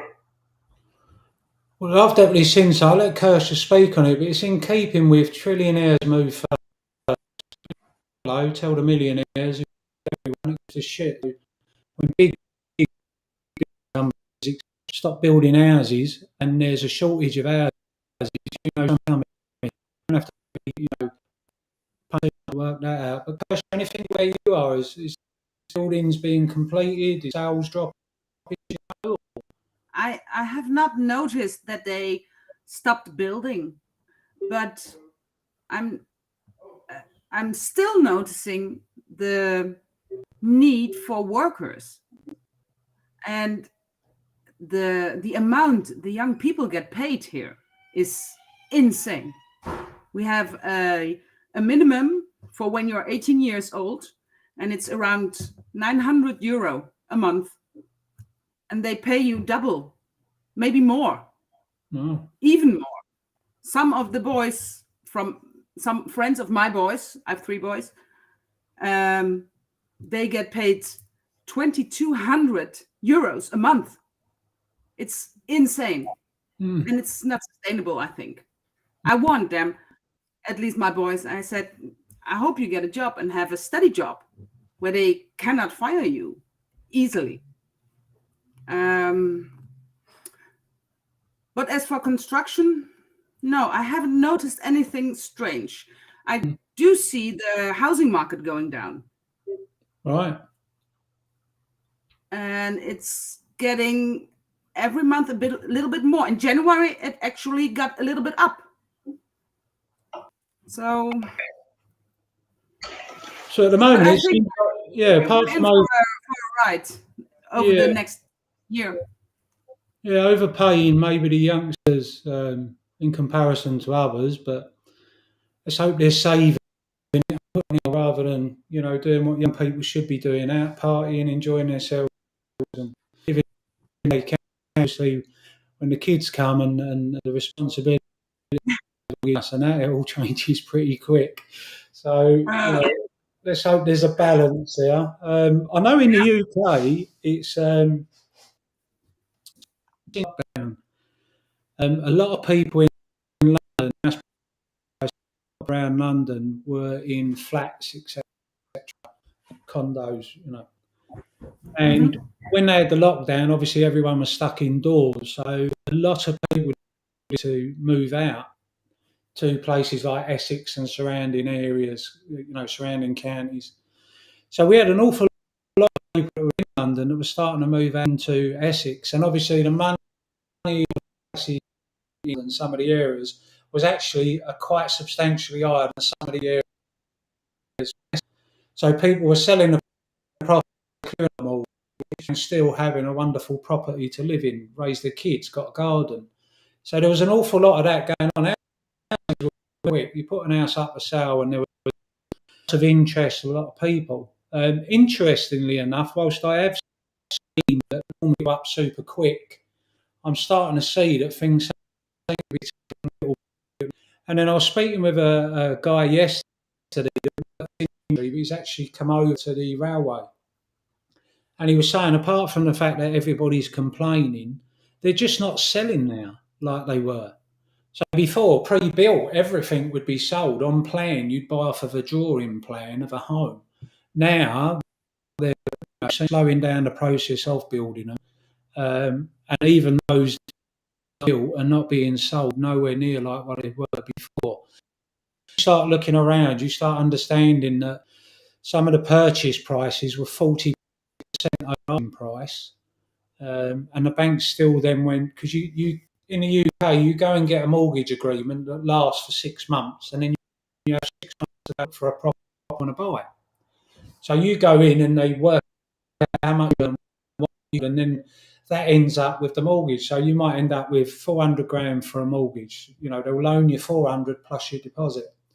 But people were going out and offering 40% over asking price and then going back to the bank, and the bank were giving them the additional 40%. Well, I don't know about you, but that seems real worries to me that there's an awful lot of people and the banks know what's coming. It's just my guess, but the banks know what's coming and they know, all right, we get all your deposit, you pay this mortgage until it all goes tits up. We've done every market crash that's ever been. When you lose your jobs because everything, unemployment goes up, people start struggling, we'll come round, scoop the house back. There's no risk to them if you put a sizable deposit down. If it's immediate, a year to maybe 2.5 years, there's no risk to them at all because the deposit's still there for them to grab. You know what we've noticed here in our country? It's the Netherlands, right? Mm-hmm. No, we didn't notice. It just it came out as news in a not the mainstream media, the alternative media. Banks, when you have a mortgage there and your house is underwater, do you call it that in English? Your house is underwater? Yeah, negative equity, it's called here. Yeah. Yeah. So when your house has negative equity, the bank can come in and tell you, oh, you have negative equity. You need to pay. Ooh. Yeah. And most people that have a mortgage don't know. I didn't know. Ow. Yeah. Ow. Uh-huh. Mm-hmm. I'll say, yes, so the banks are actually stepping in and telling them that they have to make up the deficit, essentially, to retain the house. There'd be a margin called. Yes, yeah, exactly. Yeah. Just when I think I can't hear anything to put banking industry in a worse position than I believe it to be, act in a way or get any or something like that, and I just think,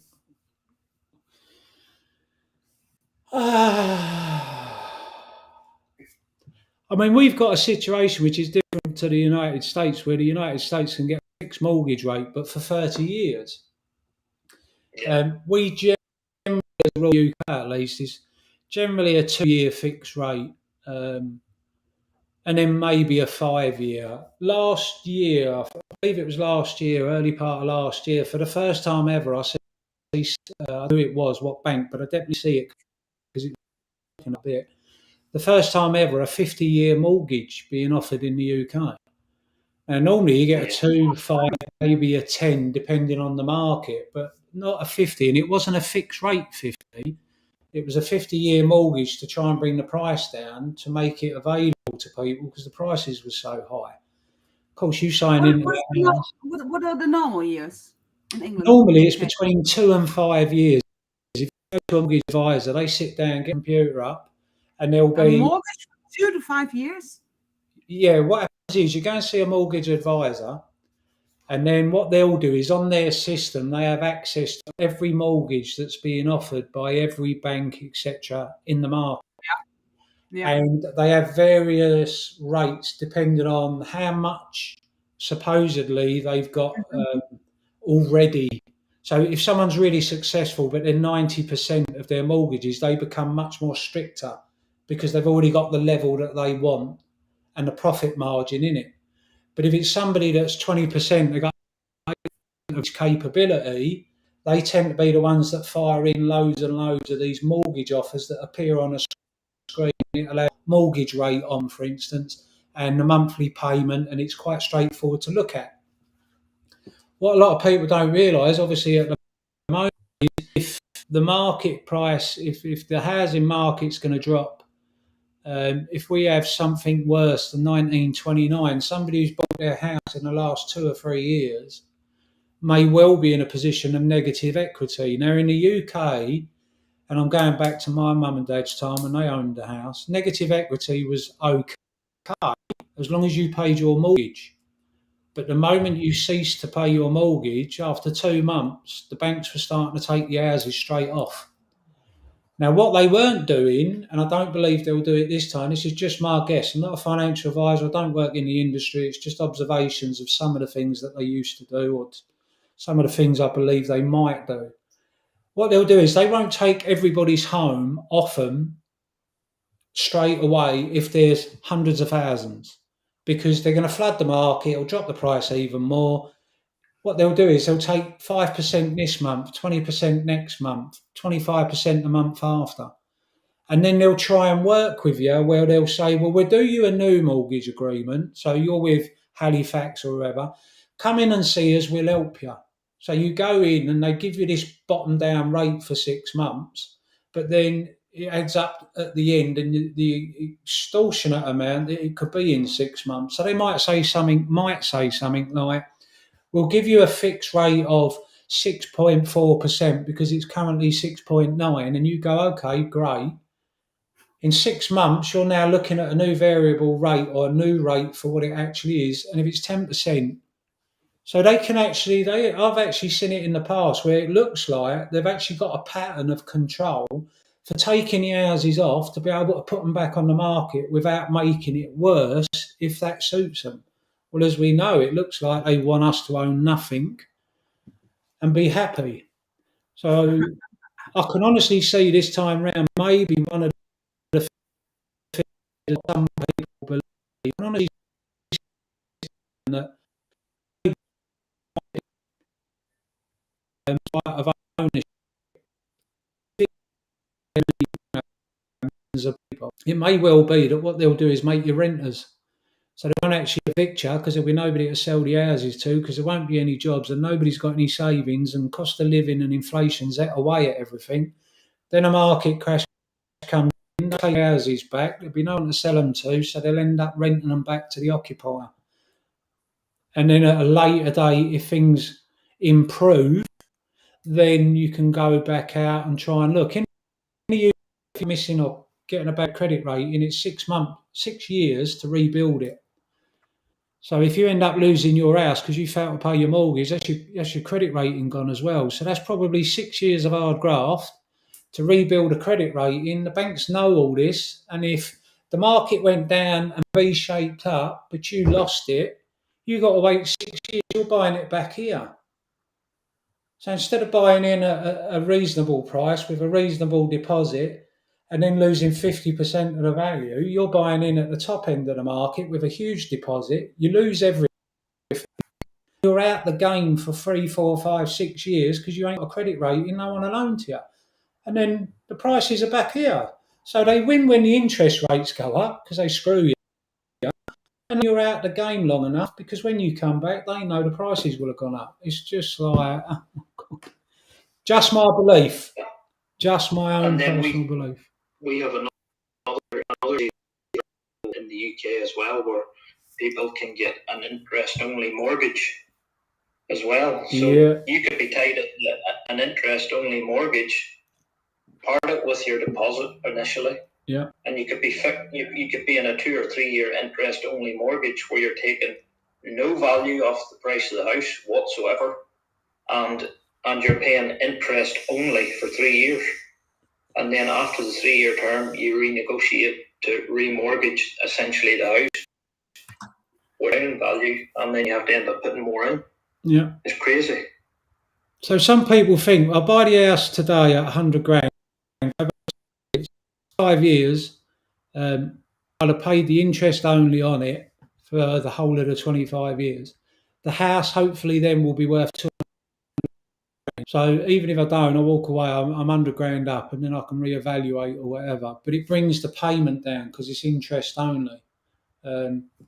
Some people see it as a good idea. I know there was, I'm pretty sure there was some time ago where if you were given that advice, you could claim against it. I don't know if that's still in operation or it's still available, but I'm pretty sure from memory that was something that also went around, that people that had been sold these interest-only mortgages could go back and make claim against these financial advisors who said, yeah, it was a viable option, because it bloody ain't. It's like, and then we've got people that haven't got a fixed rate.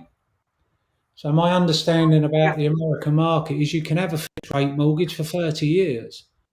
In the UK, we've also got a variable rate. So as the interest rates go up, you pay more. If the interest rates go, you pay less. Well, of course, a lot of people bought when the interest rates were almost zero. You could get a mortgage rate of 1.2% not that long ago.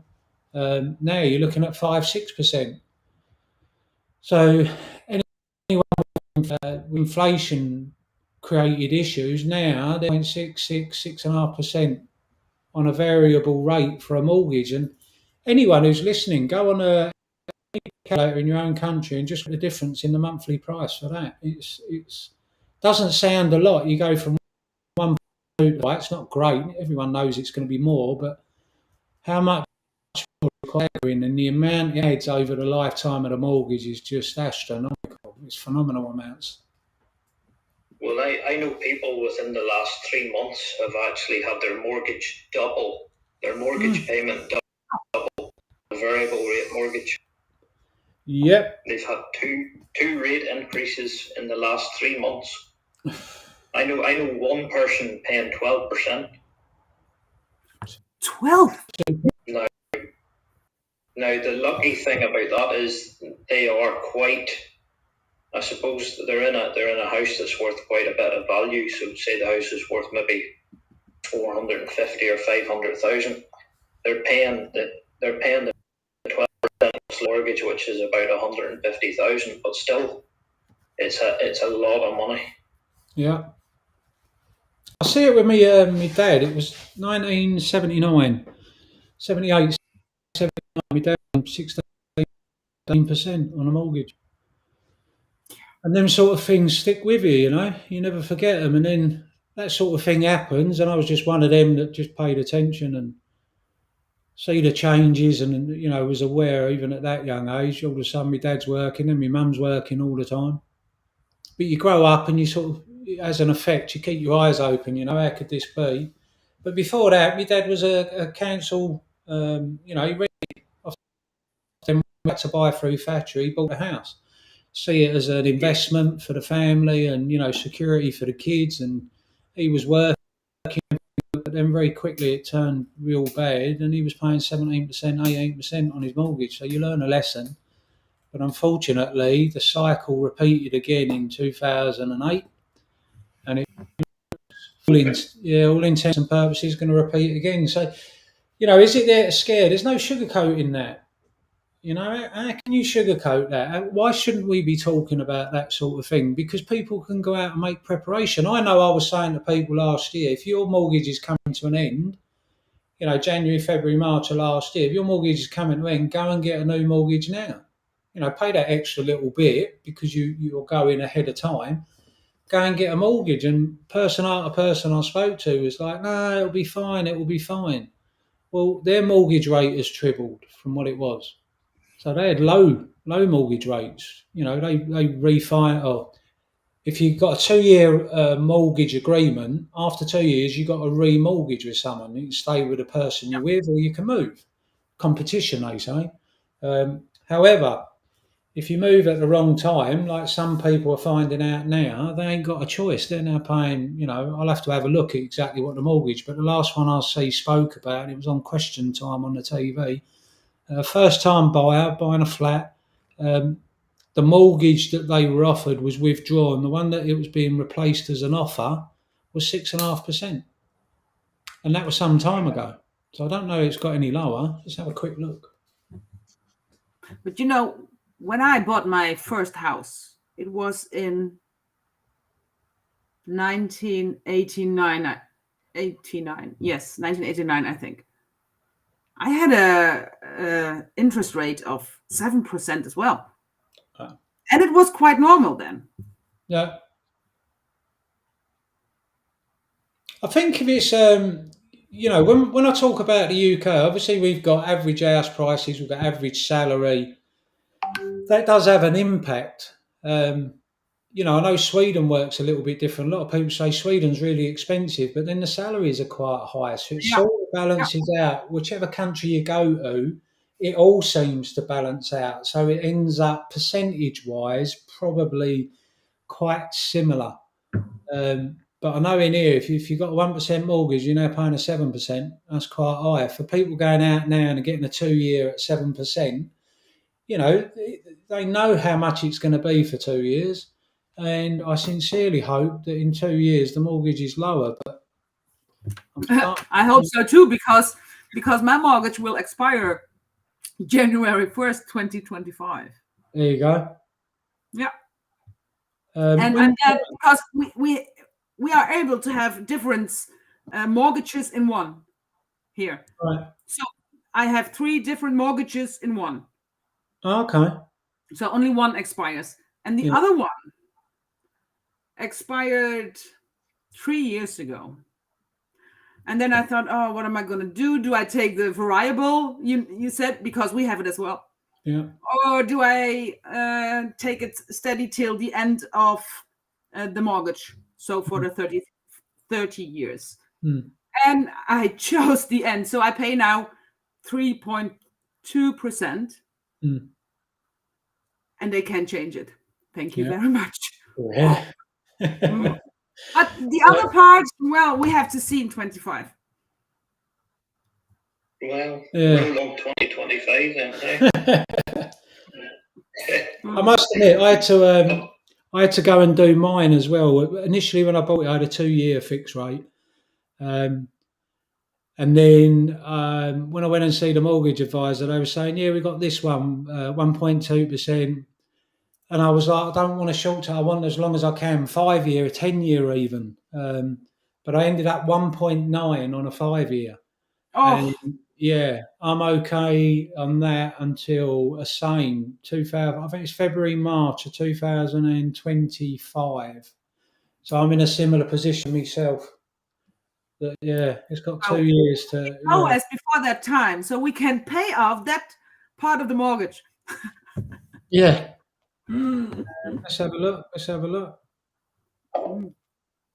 And then the other problem is as well over here, which maybe you also have understand too, Wolfie, is we have people living at home because they were trying to save for deposits for houses. Yeah. And then all of a sudden they've stayed at home longer than they intended to. Yeah. And they've went out at maybe 30 years of age and realised now that at 30 they don't want to lend to people that are older because the mortgage term is going to be into their retirement and they're not guaranteed to even pay the mortgage. Yeah, good point. Mine, all I could get was a 19-year. Mostly it's 25-year mortgages in the UK. Because of my age, I could only get a 19-year mortgage, which means you obviously pay more because you got it for 6 years less. But yeah, as you get older, the mortgage amount goes up because the amount of years you can spread it over becomes less. But yeah, same here. Same here. I've just looked up. It's 4.8. Where are you from? I'm from the UK. I'm mixed from Ireland. I know, Wolfie. You're from London. But where's Mick from? Yeah, I'm from Ireland. I thought I noticed your accent. And where in Ireland? Where in Ireland do you live? Well, I live in a place that's known as the Mourns. It's like a mountain region. So I have the mountains behind me and I have the sea in front. It's quite nice. Beautiful country, I'll bet. Is it in the south? Yeah. What, sorry? Is it in the south? No, it's in Northern Ireland, but I'm about 25 minutes from the southern border, so quite close to the southern border of Ireland. But I can be we also have to meet in Ireland as well.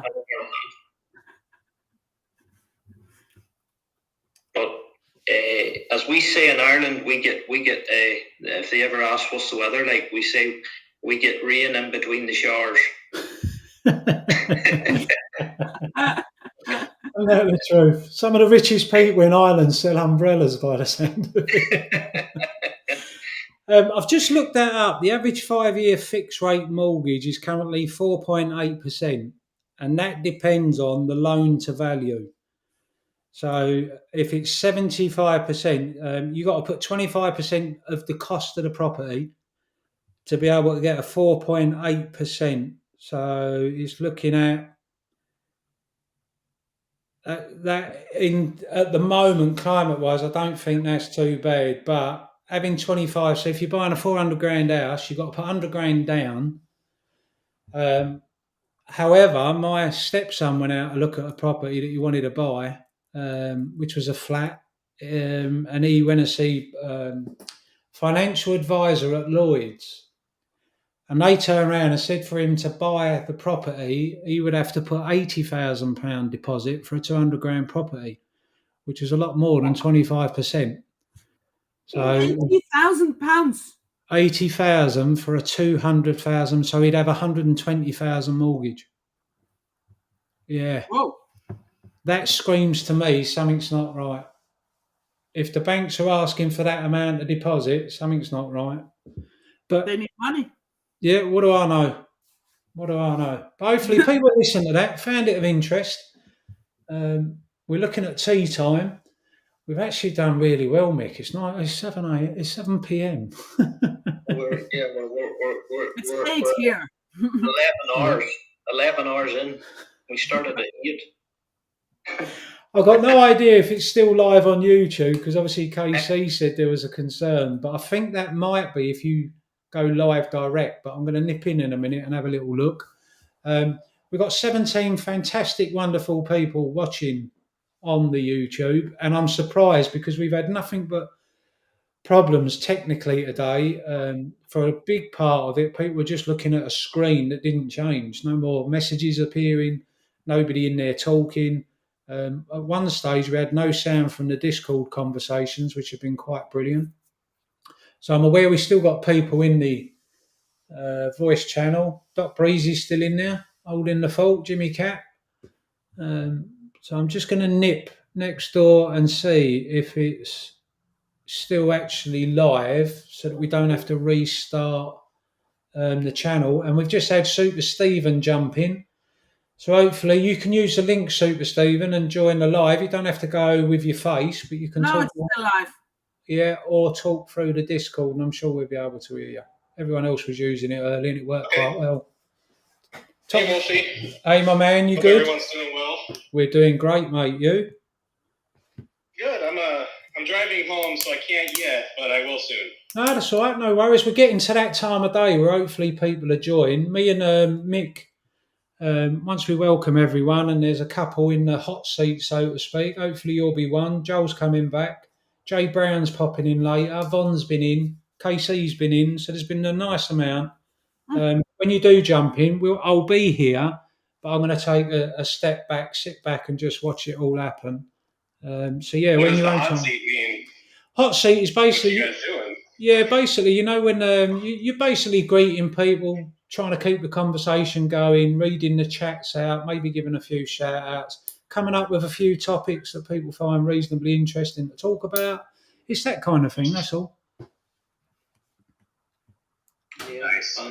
And also try and encourage anybody that may be in the chat, trying to encourage them to maybe come forward and speak if they so wish. Can they hear what I'm saying right now in the chat? Yeah, they can. I like to say something if you guys don't mind. Go for it. You know, okay. It astonishes me how, if you think about this, back in 2020, when we had no revenue, right? This company was making no money in the pandemic. How the stock was trading at roughly $2 a share, right? Yeah. And we were making no money. But now the movies are back and we're making a lot more money than we used to. And the stock is still trading at $2 to $4. Yeah, Isn't that crazy? it's crazy. Today, I see some of the chat saying that AMC's currently, Max Payne's $5 and it's trading around 501, 502. So they seem to try and pin it to Max Payne every day, every sort of week, to get the maximum number of contracts that are sort of out of the money. And I know, like, AMC's balance sheet is not great. I know the issues with AMC, but at the end of the day, I judge a lot of companies based on revenue. How much money are you actually making? AMC's revenue is increasing quarter over quarter, yet the price of AMC is staying the same. That's not normal. No. It's not normal. So I just want to say, like, I want everyone to ask themselves this question. When will you ever own AMC again for $1.50? The answer is never. Because if they reverse split and it goes to, let's say, $50, and then they forward split later down the road in a bull market, because eventually they're going to forward split again, you're still never going to get $1.50. It's just something to think about. Yeah. Yeah, and that's the reason why a lot of us have been here so long and held so long, and took the ups and downs, and essentially, you know, the way things are now, obviously it's not financial advice or anything, but just like you say, it's trading at a price now that many people actually have bought in higher. Right. So you know, during the pandemic, like, it was scary because you were truly on the brink of bankruptcy during the pandemic. I invested in October of 2020 before the Apes got here, and it was a scary risk because at the time they only had $300 million in the bank, which is scary for a company as big as AMC. But now you have a retail shareholder base that is backing you, and you have movies in Hollywood that's backing you. Yeah, and it's just a completely different game now. So I look at it like it's a deal. No matter what you buy, AMC or Apes, you're getting a deal. I personally think it's become an undervalued stock for sure. And I, like you, I haven't heard it said too much about possibilities moving forward, but you mentioned a forward split. I know when that's one of the I have. Yeah, and I'm much of the same opinion in as much as possible options. Because when Ape come out, I never for a moment see Ape as something that would harm us. And there'll be people out there that will try and convince me or you or others that in actual fact it has. I still don't believe it to this day. I ain't being stubborn, but it's looking at a bigger picture and possible outcomes. One of the outcomes would be we've obviously been delayed and you know, we all know everything that's going on, so it hasn't yet happened. But once it's over, there's nothing that says Adam Aaron doesn't re-release Ape. And as far as I'm aware, there's no law that says he cannot reissue Ape. So we could be in a position. Wolfie, he can do whatever he wants. Of course he He's can. Incorporated out of Delaware. Yeah. They have very favorable laws when it comes to preferred equity. So he can release Ape. He can release another preferred and call it something completely different. Yep. He can do a lot of things out of Delaware. Yeah. The other thing is he's already got permission. So from the shareholder side, he didn't release 5 billion. He released 516 million thereabouts, 1/8 per legitimate share released by the company previously. We had that agreement he talked about in 2013. So by rights, once this actually happens and we end up with a reverse split and we end up with a price going 10x of what would be the combined price, you know, people have been saying, I've never answered it, but people say, yeah, but then they could just smash it down like they did before. Them being people that are naked sharing it or shorting it, you mean? Okay.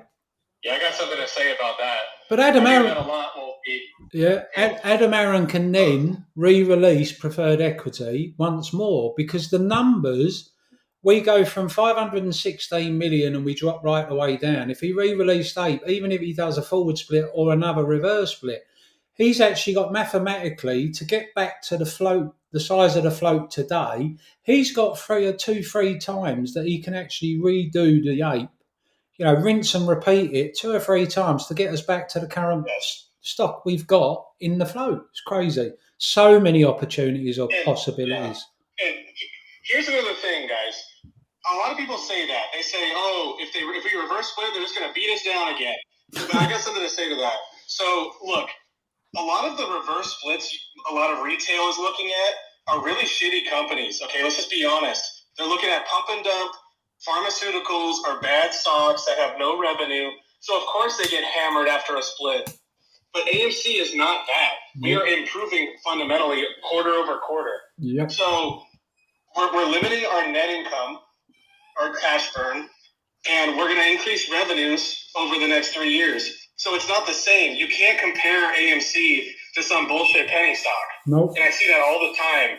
And all I'm trying to say is don't fear a reverse split if the company's improving. Now, if the company is not improving, then a reverse split is dangerous, right? But we're not in that boat, so I'm not worried. I'm the same. I haven't been worried since day one. And each to their own, you know. Some of the greatest people I've ever met are warriors. It tends to be just their nature and stuff, and I'm all right with that. But I'm more of an optimist. I prefer to live in a happy camp than a concerned and worried camp, and that's just how I tend to be. So for people that have concerns, you're entitled to them. I respect them, but respect mine. I don't see a problem when Ape was released. I don't see a problem with what's happening with the company. I don't see any issue with Adam Aaron moving forwards. I think every step he's taken has enhanced AMC. You know, way back when we first started this and we come through, everyone was saying, you know, GME purists, if you like, but bots and haters and paid interns were coming out and bombarding us saying, you know, Adam Aaron's selling out, Adam Aaron's doing this, he's diluting. Well, he had no choice because we didn't have a Ryan Cohen come in to buy up the company. We had Adam Aaron, the board that we had, and the investment opportunity that people could either buy with their own hard-earned money or ignore. Lots of us chose to buy. And we've held ever since because each step he seems to have taken, to me at least, and I'm not a genius of the world, far from it, but every step he seems to have taken has been one of strength. Buying into HYMC, I thought was a spectacular move. Releasing Ape, you know, preferred equity, I thought was a spectacular move. So whilst it hasn't been an instant home run, as you quite right, Stephen, the company of today compared with January 2021 is chalk and cheese already. So Apes have given it's not even comparable. No, we've given the company the chance to thrive, and Adam Aaron has taken really sensible and some shrewd steps to try and achieve that. Now, at the moment, we've been long enough from a lockdown where, although that's still in the big global world has to still be a consideration, it's a little bit less a priority, or maybe needs a little less business consciousness placed upon the importance of it from previous. So even that is actually aiding us thinking, okay, we're coming through the worst. We might not have to deal with that again. I mean, if you look at the people around the world, everyone's going never again, never again, never again. So it'd be interesting to see if they were foolish enough, you know. Now, when monkeypox has come out and this has come out, people are paying attention. They're not interested. They've seen the damage it does. They're not interested. They just think, right, let's get on with it. So lots and lots of things. The world's a different place today than it was in 2021. So's AMC. This is my thing about Adam Aaron. I know he gets a lot of hate, but I want to tell you guys this. So if Adam Aaron didn't care, let's just say he was working against retail, right? All this shit you hear. Yeah. He wouldn't be nearly as hard as he currently is. He doesn't have to put popcorn on the shelves. No. He doesn't have to listen to your ideas. He doesn't have to do Zoom calls and all these partnerships and think about how to improve the revenue streams of the company. That's all stuff directed by him and the board. I don't know about you guys. I've been invested in the market for a long time. I've seen a lot of CEOs, they literally just watch their company bleed out. Yeah. There is no obligation to create additional revenue streams. Adam Aaron, you can tell, genuinely is working hard to improve revenue, and not other CEOs. I'm not going to name other stocks, but you guys know which ones I'm talking about if you pay attention. A lot of CEOs will literally watch their company bleed for 4 years straight. Yeah. Look at Robin Hood with the IPO. The minute it happened, he dumped his shares. People have a go at Adam Aaron for selling shares, but he's of an age and he gets paid in shares. A lot of the big bosses in big companies do. That's not nothing new. That might be new to people that are learning about how the world works and business works and stuff. But I'm with you. I've got no complaint.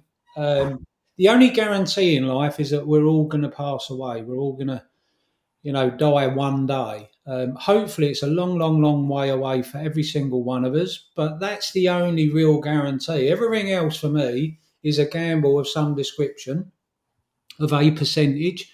I think today AMC as a opportunity of an undervalued stock is far better argument than it was in January 21, and that's because of the steps taken, the money generated, the new income revenue streams, the way people are returning to the cinemas.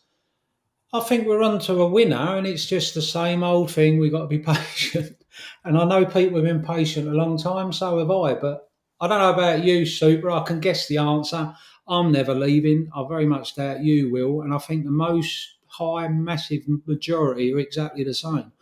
If I don't sell at 72. With the vote. The vote proves that. Yep. I'll be honest, I was a little worried.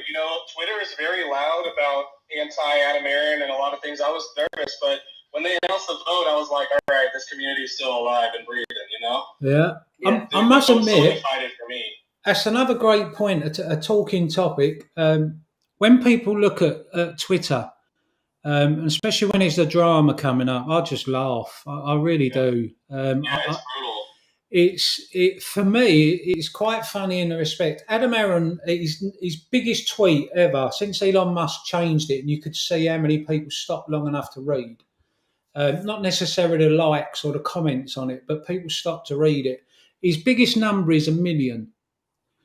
Normally, it's about 250 to 300. I guess as an average. I haven't sat down and done the math, but when I look, and I always look at his tweets, and I always go back and re-look to see at the numbers. His out-and-out home run tweet got 1 million. Most of them tend to get between 200,000 and 300,000. Well, you sound like you're really good at math. Does that sound to you like more than 10% are in Twitter watching what's going on? Even if there was 1 million watching it, it could be because it was on CNBC, people were on Twitter, people have stopped to read it. AMC was on the news earlier. I call them, Wolfie, the loud minority. Without a doubt. Small group of people. Yep. I had it when I run a union. The vast majority are silent, either silent supporters or silent complainers. And when you do the right thing, or you're going out and you're giving out all the correct, truthful information, they'll make an informed decision and they'll decide under a vote. What you had to put up with between giving out the information and getting the vote count back was the people that thought they knew better or wanted to score points or were anti-union or just didn't like me, or people who weren't educated enough to understand things. So the people you tend to hear first are what you over here we call the more militant. They think they're tougher and harder and willing to fight quicker than anyone else. Some of them are the stupidest fuckers I ever met. Often wrong, often uneducated. Let me give you something that'll make your head spin. What do you think would have happened if Adam Aaron never created the Ape, never created any of those additional revenue streams, and never engaged with their shareholders? We currently have $600 million in the bank. And during the pandemic, we had $300 million in the bank. If he never created any of those revenue streams and never raised any capital from Ape in these last sales, do you know how much cash we would have? It would be below 300 million, and the media would slaughter us. Yeah. He was forced to do what he did. Yeah. Cash matters, people. You can't operate $1 billion company on $300 million in cash. You want to know why we're shorted? It's because we don't have cash, but we are going to have a fuckload of it very soon. So the thing is this, guys, he had to do this. This is not optional. He has to raise capital. Yeah. And that's why I've been on the yes vote from the get-go, because I understand how big of a company AMC is. And like you, Wolfie, I'm not in this only for a squeeze. I enjoy the movie theater experience. I enjoy what it brings to my community. And I understand what it takes to operate a business at the magnitude of AMC. Yeah. So in my opinion, he did his fiduciary duty. If the guy was negligent and he truly didn't care, he wouldn't do anything. And I'm with you And on then we'd be that. up for a fucking hostile takeover if he didn't do anything. Yeah. And I'm with you. If he wanted to kill this company, there's a million ways he could have done it already. He could have resigned. He could have let somebody else come in. He wouldn't have gone after these revenue streams, as you eloquently have covered. So, you know, if there's... He could have sold it for pennies in the pandemic. Like Pantheon has great DD. Of course he He could. could have sold this company 5 times over. Of course he could. He could have gone out and got finance deals that were through the roof and put us well in it. He didn't have to pay off debt. You know, he paid it because the money was there. It made business sense to do it. So every step he's taken, for me, has been a step in the right direction. Has it been in the quick route to give some people what they're desperately waiting on? No, but that's not his role. And Woberho, you know, it does make me laugh sometimes. People say a lot of things unless they're responsible, but once they're responsible for it, they tend to do what somebody's doing. So a lot of people are critical of Adam Aaron, but if they were in his exact same position and responsible for exactly what he is, they would be doing it. If they got half a brain, they would be doing exactly the same things he's doing. Whilst we know CEOs can get away with killing companies, go and have a look at everyone running a bank. You know, they walk away scot-free. For So the people who don't support Adam Aaron, who would you replace him with? exactly. I understand the movie theater industry in a very in-depth way that most people don't. There is no one in the movie theater industry who is more qualified than Adam Aaron. Who would you replace him with? You can't replace what we have, and that's also for me the reason I'm here. Also, I've never seen a CEO work so hard in the last 2 years for us as a community, because he realised that essentially we did save the company. There's no doubt about it. But he has worked equally as hard to try and take every opportunity he could to try and push this company forward, try and balance the books out, try and pay down debt. He's renegotiated the terms on some of the debt as well to get it paid off early and saved us money in the long term. And he's took every opportunity. He's went to meet and greets around all of America. He's even come to the UK. And I remember actually. You think he'd be going around meeting investors if he didn't care? Exactly. Like, come on. Like, the conspiracies only go so far. But you know, I'm a fundamental trader, similar to what you guys are saying. If I can tell when a CEO don't give a shit. You know, you can almost hear it, like on the earnings calls. Like, guys, have you ever listened to an earnings call and you can just tell they don't want to be there? Like, you can hear it in their voice. They don't want to be there on other stocks. And did you notice something? Because I've never ever actually mentioned this, but if you actually go back to the last earnings call, the music that was playing in the intro in the background before they started speaking is actually, it has the words in it, "One step closer." You know, the background track was a song, and in that song, it actually, before they started speaking, it was actually playing the instrumental to the "One Step Closer." So there's a little bit for you. There is definitely, you know, he's trying to do everything. I think he's doing a fantastic job. But even when he talks to Apes and the tweets, and he knows that we're, you know, got our conspiracy hats on at times, and we're trying to break down and draw a conclusion, but he knows it invariably is a positive nature. It's something that I guess he kind of enjoys because he keeps doing it. But it was kind of interesting that because we're in the UK, he chose the Holloway Lux to come over and meet the UK apes that were here. And it was a cracking day. It was all sorts, ages, and it was a brilliant, brilliant day. The interesting thing was, and I remember I was with Kershaw on the day and a number of others, but when me and Kershaw met up and we went and had a look, see where it was, I did say to Kershaw, I'm surprised he picked where he did, because we've got, you know, Leicester Square is a well-known, right near Oxford Street and Tottenham Court Road, whatever, where people would go. And I'd imagine that's where he'd have it. I don't know why he would have it here. And then we got chatting with a manager that worked there, and he told us about how it had been refurbished in the war, it had been bombed, was actually built specifically as a cinema. and a long list of other bits. And then he said what it was originally called. Do you remember, Kershaw? Yeah, I do. So the breakdown was Moon.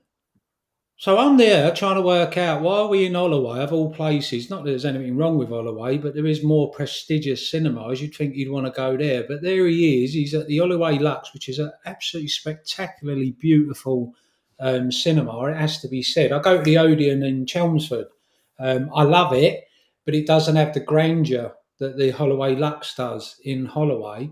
But yeah, when we was talking to the manager and he come out, and then thankfully I was with Kershaw because it would have gone straight over my head. But the translation of the word had moon, and it was Mond. It was go Mond. It was and Mond in German is moon, and Yeah. go just go.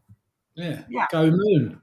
And we were looking at each. When the manager said it, and instantly Kershaw clocked it, and then Kershaw went, "You know what that means, don't you?" And I'm thinking, I struggle with English, Kershaw, but no, go on. And then she went, "Yeah, when you break it down, translate it, it's go moon." And I was like, we were like so excited about it. It's like, get the fuck out of here! No way. It was like, yeah, go moon, crazy. So And also, I remember at one of his meet and greets, if you remember, there was a Twitter video of a gentleman and his daughter, and he was asking for some advice. She was going through her sort of honours degree, and he was asking for some advice or some life advice that he could give her, and he just says the most important thing in life is actually your reputation.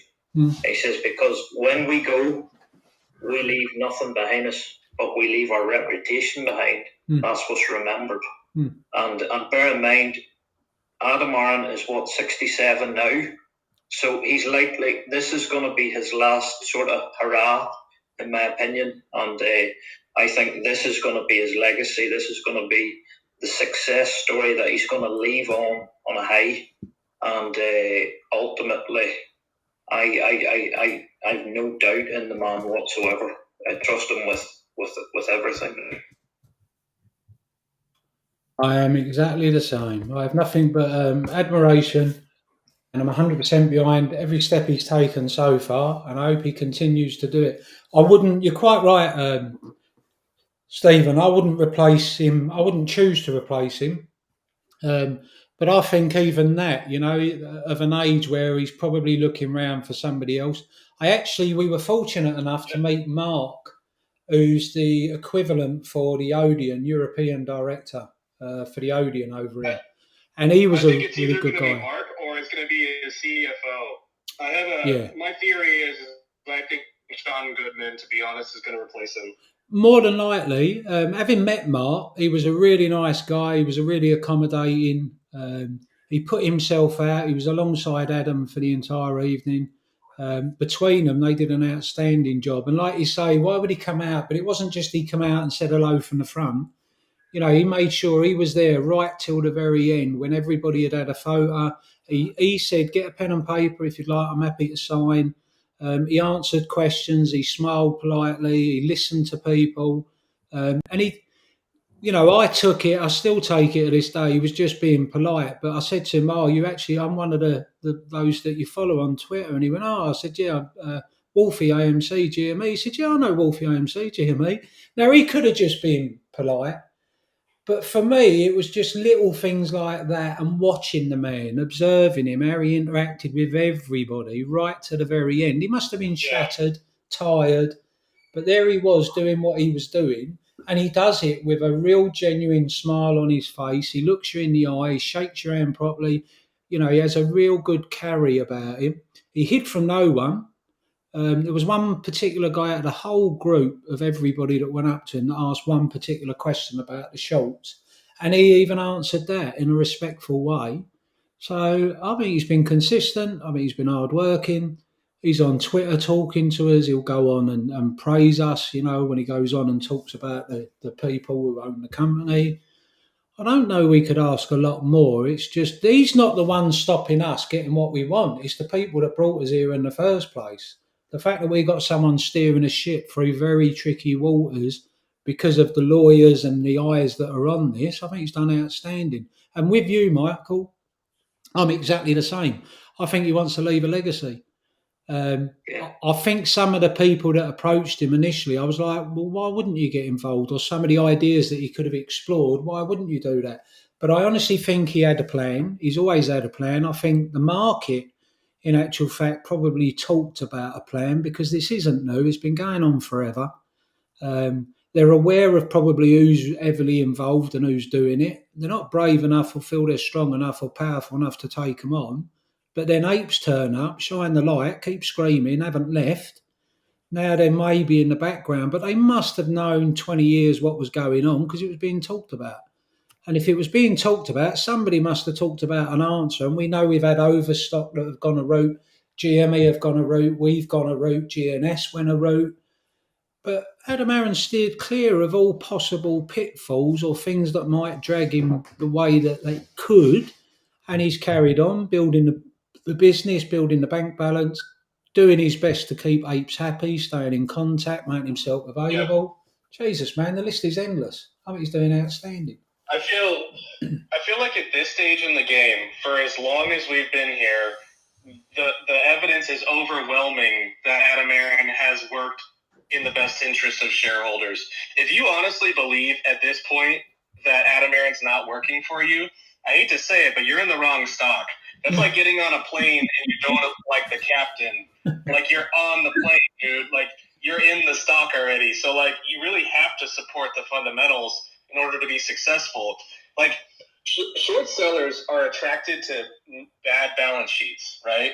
But Adam Aaron has a real path to improve the balance sheet. And once that happens, there's no short thesis. Yeah. So trust the process, trust that the company's going to improve, and you're in it for the ride. You know, like, you're doing yourself a disservice, I believe, if you don't trust the captain of your own ship. Yeah. I think if there was something that was categorically wrong, everybody would say it. But I think every step he's taken, you've got a minority. And that was why saying about, 1 million people was his highest, number I've seen.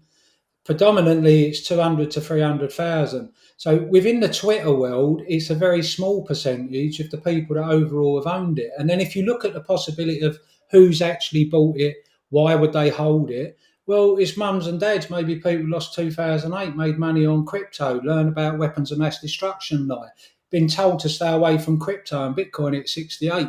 People that are sick and tired of how things are in government in their local areas or the counties or the countries or their states that they live in. They're sick of the schooling the way it's set up. They're sick of the 1% getting richer. There is millions of reasons why people might have walked into this with their eyes wide open, bought it, and said, "Fuck you, I'll see you at the finish line."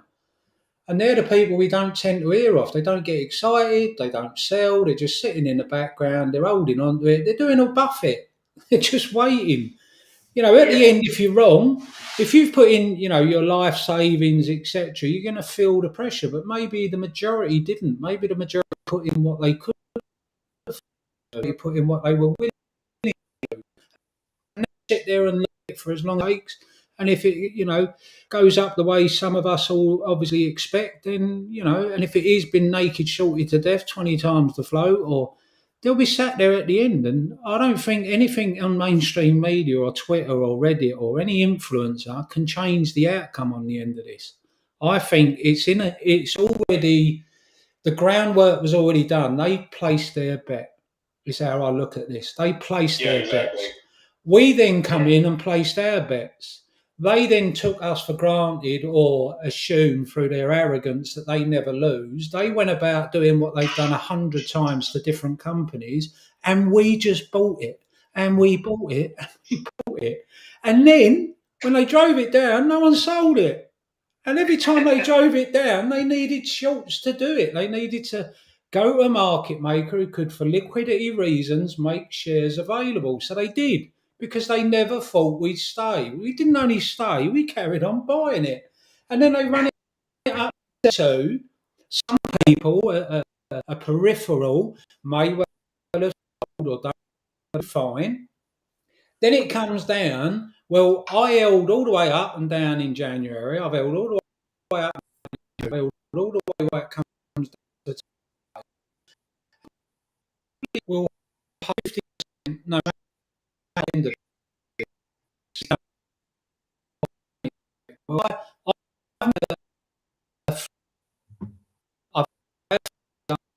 make an amount. Well, if to get money, it's going to have to hit a certain target. For me to get the same amount of money that I wanted last January, I've only got to sell 50% of my shares. If it's 3 times or 4 times the amount I need to give me money from all shares I own, I own 5% of my shares. And it's things like that I scare the shit out of them. But they couldn't get out. Things have carried on and carried on and on. Now, this is a theory. I wonder if you heard it's a theory. Can I prove it? No. But I could write like Burry was proven right after the fact.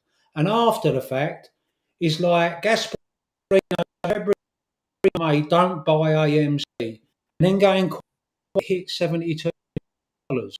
So if you listen to it, you would have missed out on that. Ridiculous.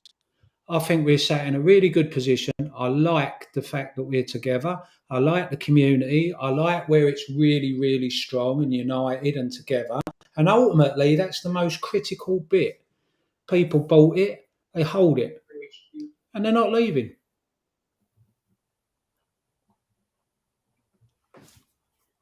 That's the key. Yeah. We're here and we're There's still one thing more, in my opinion. Adam Aaron. So I just looked it up. We have 353 theaters in Europe, and none of them is called AMC.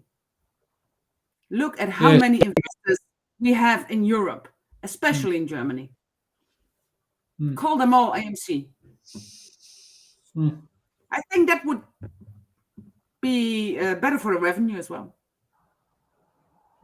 I'd like to see it as a global. I know we're the Odeon and AMC in America. I'd like to see it all under AMC. I think that would be a really good thing because I don't think people know that it is a global business. But I would like it personally. I'd like it if it was AMC. It did kind of made me think when people were starting to discuss, and I never dug into it, but it did make me think. When people were saying about rebranding, renaming, that it would be an opportunity if that is what happens. It would be an opportunity to go to a global brand name, and I think that the company as a whole, if it had that, if it was under one name, I think that would be a real benefit.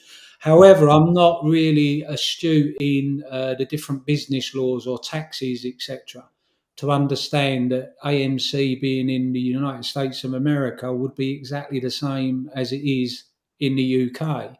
And maybe that's a reason. I wouldn't know. I've never run a global business. Maybe that's something that would actually mean why it was called Odeon. But who knows? But the future's looking bright, a hell of a lot brighter in January 2021. The apes haven't left. We ain't leaving. We're still here today, fighting a good fight. We're shining the light. We're doing our bit. I think Adam Aaron's doing his bit. And whether people like it or not, they are doing their bit. And just like Burry had to wait, we have. Just like Burry was laughed at, we've been laughed at. Just like Burry was banging the drums and letting it all out, we come on sometimes and rant and rave and scream and shout how unfair it is. But eventually there's a finish line and a final whistle. And it's that moment that we'll realise our worth, the power, the strength, where we was right and where we was wrong. And I can't fucking wait. Yeah, and the other thing, just to wrap that up, is that like for anyone that look at the OBV, nobody's selling this thing. Nobody's selling anything. The OBV has stayed the same. We're holding the stock. We always have. Nobody's selling it, and we know the price is just being manipulated. And it's just as Wolfie said, it's an undervalued stock, and it's a win-win in my opinion.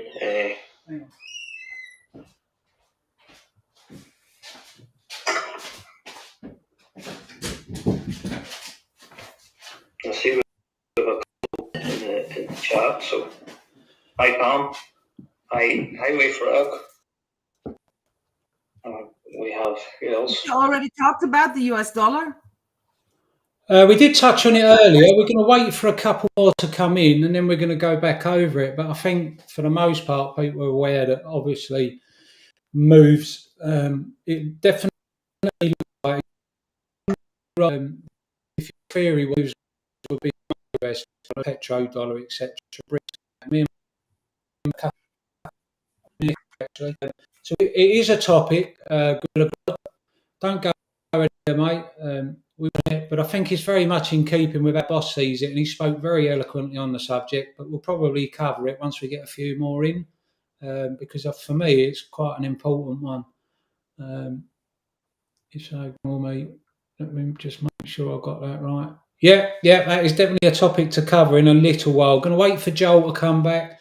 I believe Jay Brown's going to try and pop in. We've got Super Stephen who's driving at the moment, and a few others still that are on the list that I'm hoping.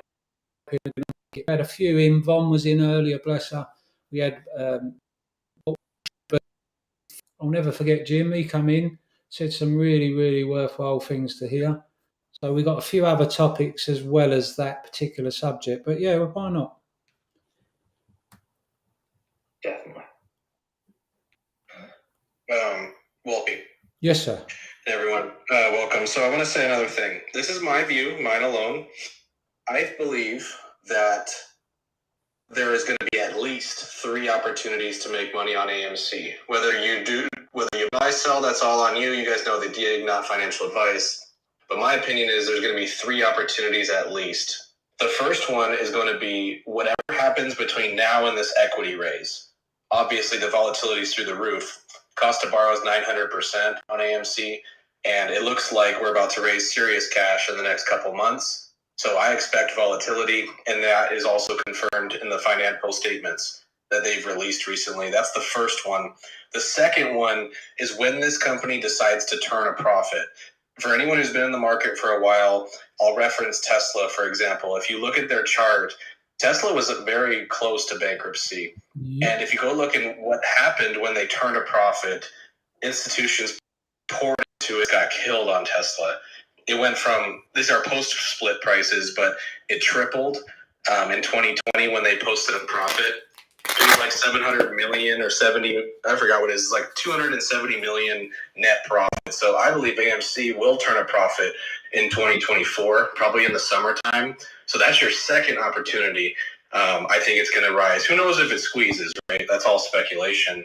But the third one is after they turn a profit, you're likely to get a dividend if they're able to clean off some of their second lien notes, and all of their stuff that they could possibly negotiate too. So you guys already know when you pay a cash dividend, you're going to hurt the shorts again. So in my opinion, AMC is not only set up for a single short squeeze, it's set up for multiple times where the shorts can get buried. So like Wolfie, I'm not in this for just one little, here and there. This stock is over the next 3 to 4 years to hurt the shorts over and over. That's my opinion. That's a valid opinion. That's the beauty of this, There's so many negative. We can come out with 3, 4, 5, 10 positives to counteract rather than concentrate on the negative. And for me, the positive look on things moving forward, and I don't see anything wrong in being able to express that. So I'm glad you said it, mate. I'm with you in your attitude and how you're looking and approaching it, and I'm quite proud that I look at it very much as, to be perfectly honest, mate. You say the thing you've out loud. Yep. And me and Wolfie have spoke also. We know we spoke yesterday, Wolfie, about similar. That it's just not going to be a one-time thing. It's going to be probably multiple opportunities. Yeah, Nick, definitely, because these shorts, dude, their conviction is high on the short side, just like us, right? Mm-hmm. So, just because we turn a profit doesn't mean they're just going to go.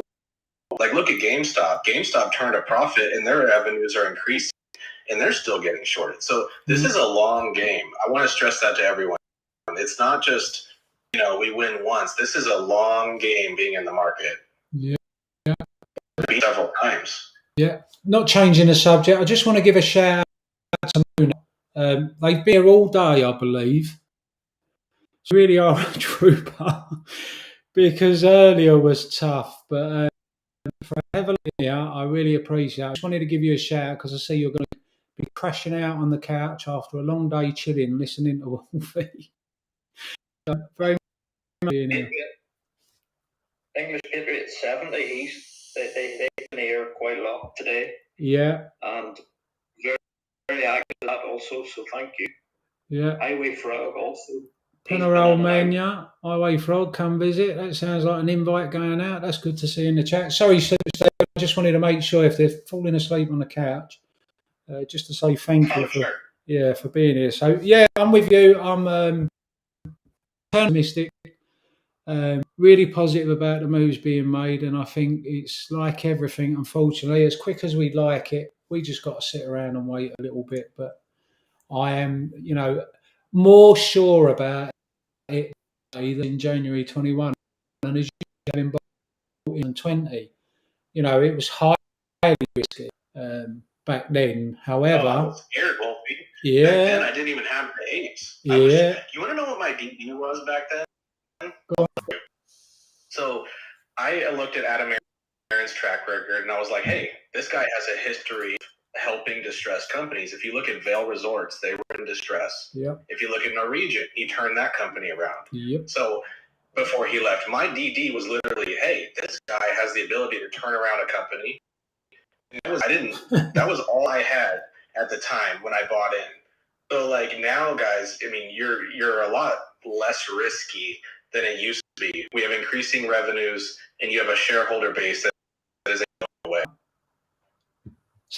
Sounds like a build off for me. Exactly what any struggling company needs, and I'm pretty sure the community as a whole are aware of value will also squeeze afterwards, because if we're correct and it ends up the way that we all believe for our own reasons and DD, we are going to be a very valuable, sought after investor, shareholder, because we will protect the company and we will go through every up and down, and we will stay loyal and support. We will give out a great message from the community saying it's a great company. Shine light on anybody who wants to do it harm, however they do it. We're not scared to get up and shine that light. So I think the value of Apes as a community, retail investors that have been involved these last few years, there isn't a company out there that won't know of us, but there isn't a company out there afterwards that won't want us. And I've posted many a time on Twitter calling out, your silence is deafening, because they're all going to come and say, you were fantastic. We weren't in a position. We didn't want to be attacked. Whatever their excuses are, but they're going to come after, because they're going to know that we are the best investors, the most loyal investors, and we are a considerable number. We're not uneducated. We're not dumb money. So I am really looking forward for a number of reasons, but that's one of them.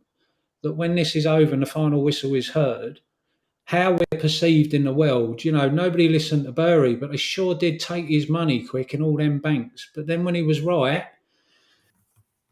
completely changed. And everybody in this play that's spoken to 5 people, 10 people, they're going to come back to you after this play, as long as we're correct, as long as you're correct in your DD and what you expect, the things you've said around you, people are going to come back and they're going to listen.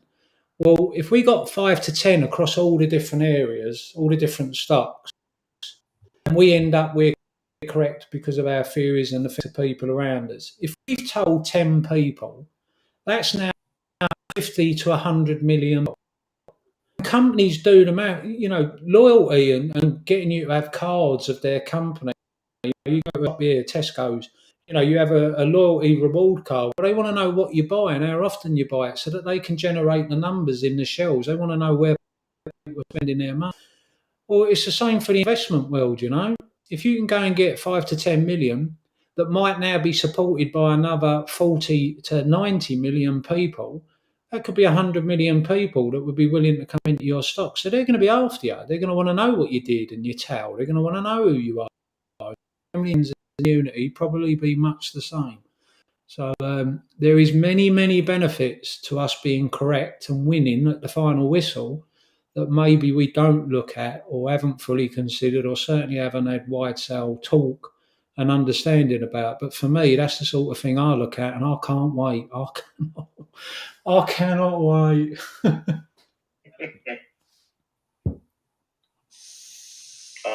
And most importantly, we have this amazing community that's grown out of this and it's flourished, and we've so many different people from many parts of the world, and everybody in their own little way has either contributed, be it a like, be it a comment, be it a message, or simply sat in the background and said nothing and just invested or whatever. But we have achieved not only we set a great company, but we've also created a great community and a great support mechanism for everybody within it. Yeah, can't beat it. And they'll be watching. The arrogance of them in what they've done and how long they get away with it and how they can put pressure and send in lobbyists to Congress and the SEC on its limited powers, and nobody ever paid an interest, nobody knew, meant they could do what they did in 2008 and nobody know about it. Nobody really know what happened in 2008. To send a great film as it is, if it ends up where all you know about 2008 is from a couple of films, there's an awful lot more to it. Even the stuff, Wall Street conspiracy and stuff, there was a lot of people that were flagging up issue regarding things like naked short selling and short selling in the market leading up to 2008. And a lot of people made a lot of money doing just that. So for me, this time round, the fact that we've all got our eyes open to the things that we have and we've all learnt what we have. Now, you might not have been able to learn every single intricate detail, but the fact that you're now involved and you're seeing day after day the playbook being used against you because they placed their bets and we've now placed ours and we've got to wait till the end. But they'll be seeing what we've done, and there's a lot of worry for them. There's a lot of concern for them. There's a lot of things that they fear, that they're scared of, a lot of money that they've had to pay out and spend. As you said earlier about the numbers now, Super Stephen, on the cost of borrow, the short interest and everything else. This isn't something like 2008 where Michael Burry and a few others see what was going on and ended up correct. This is something that 5 to 10 million see what's going on. And if we end up correct, Jesus H. Christ, man, it means change. And that's what I'm here for. I have to be correct to get change. There's people that are solely caring about the money, fine. But we are in actual fact the same, because for you to get what you want, and that's a sizable amount of money, and for me to get what I want, change, we have to win. And as long as we win, we all get what we want.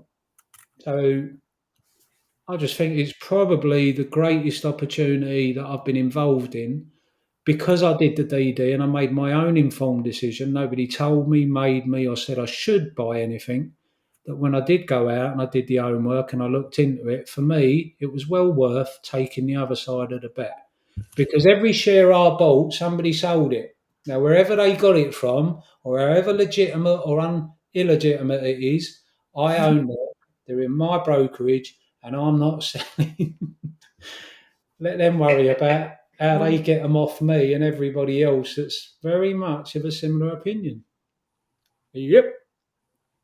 Yeah, they're going to need them shares.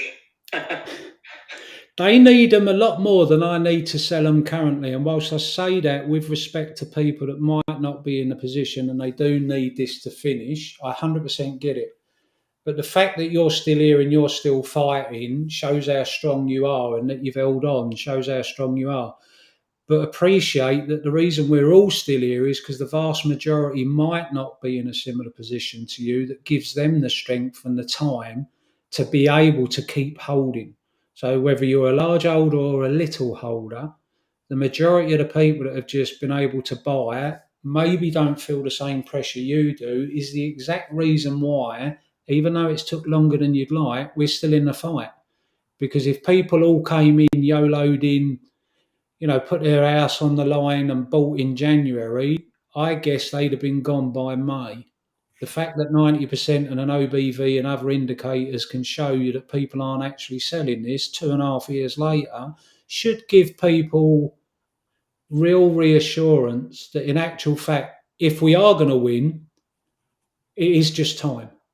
Because we're not going to let them off. We're not just going to bail them out. We're not just going to walk away. We're not just going to say, oh, I've had enough. Now, peripheral-wise, a smaller percentage may, for different reasons, have to, choose to, want to.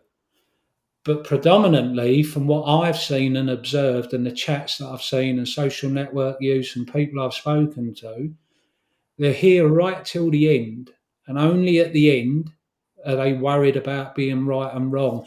Whichever way it takes us, whatever the news comes out or the next FUD story or the next drama, some people get excited, some people jump in. Most people don't take any notice, is the truth. I genuinely believe that. Only at the end, because between now and then, there's only a few things I personally feel I can do. Contribute to the community as best I can, engage people and try and bring them in, give them a voice, give them an opportunity.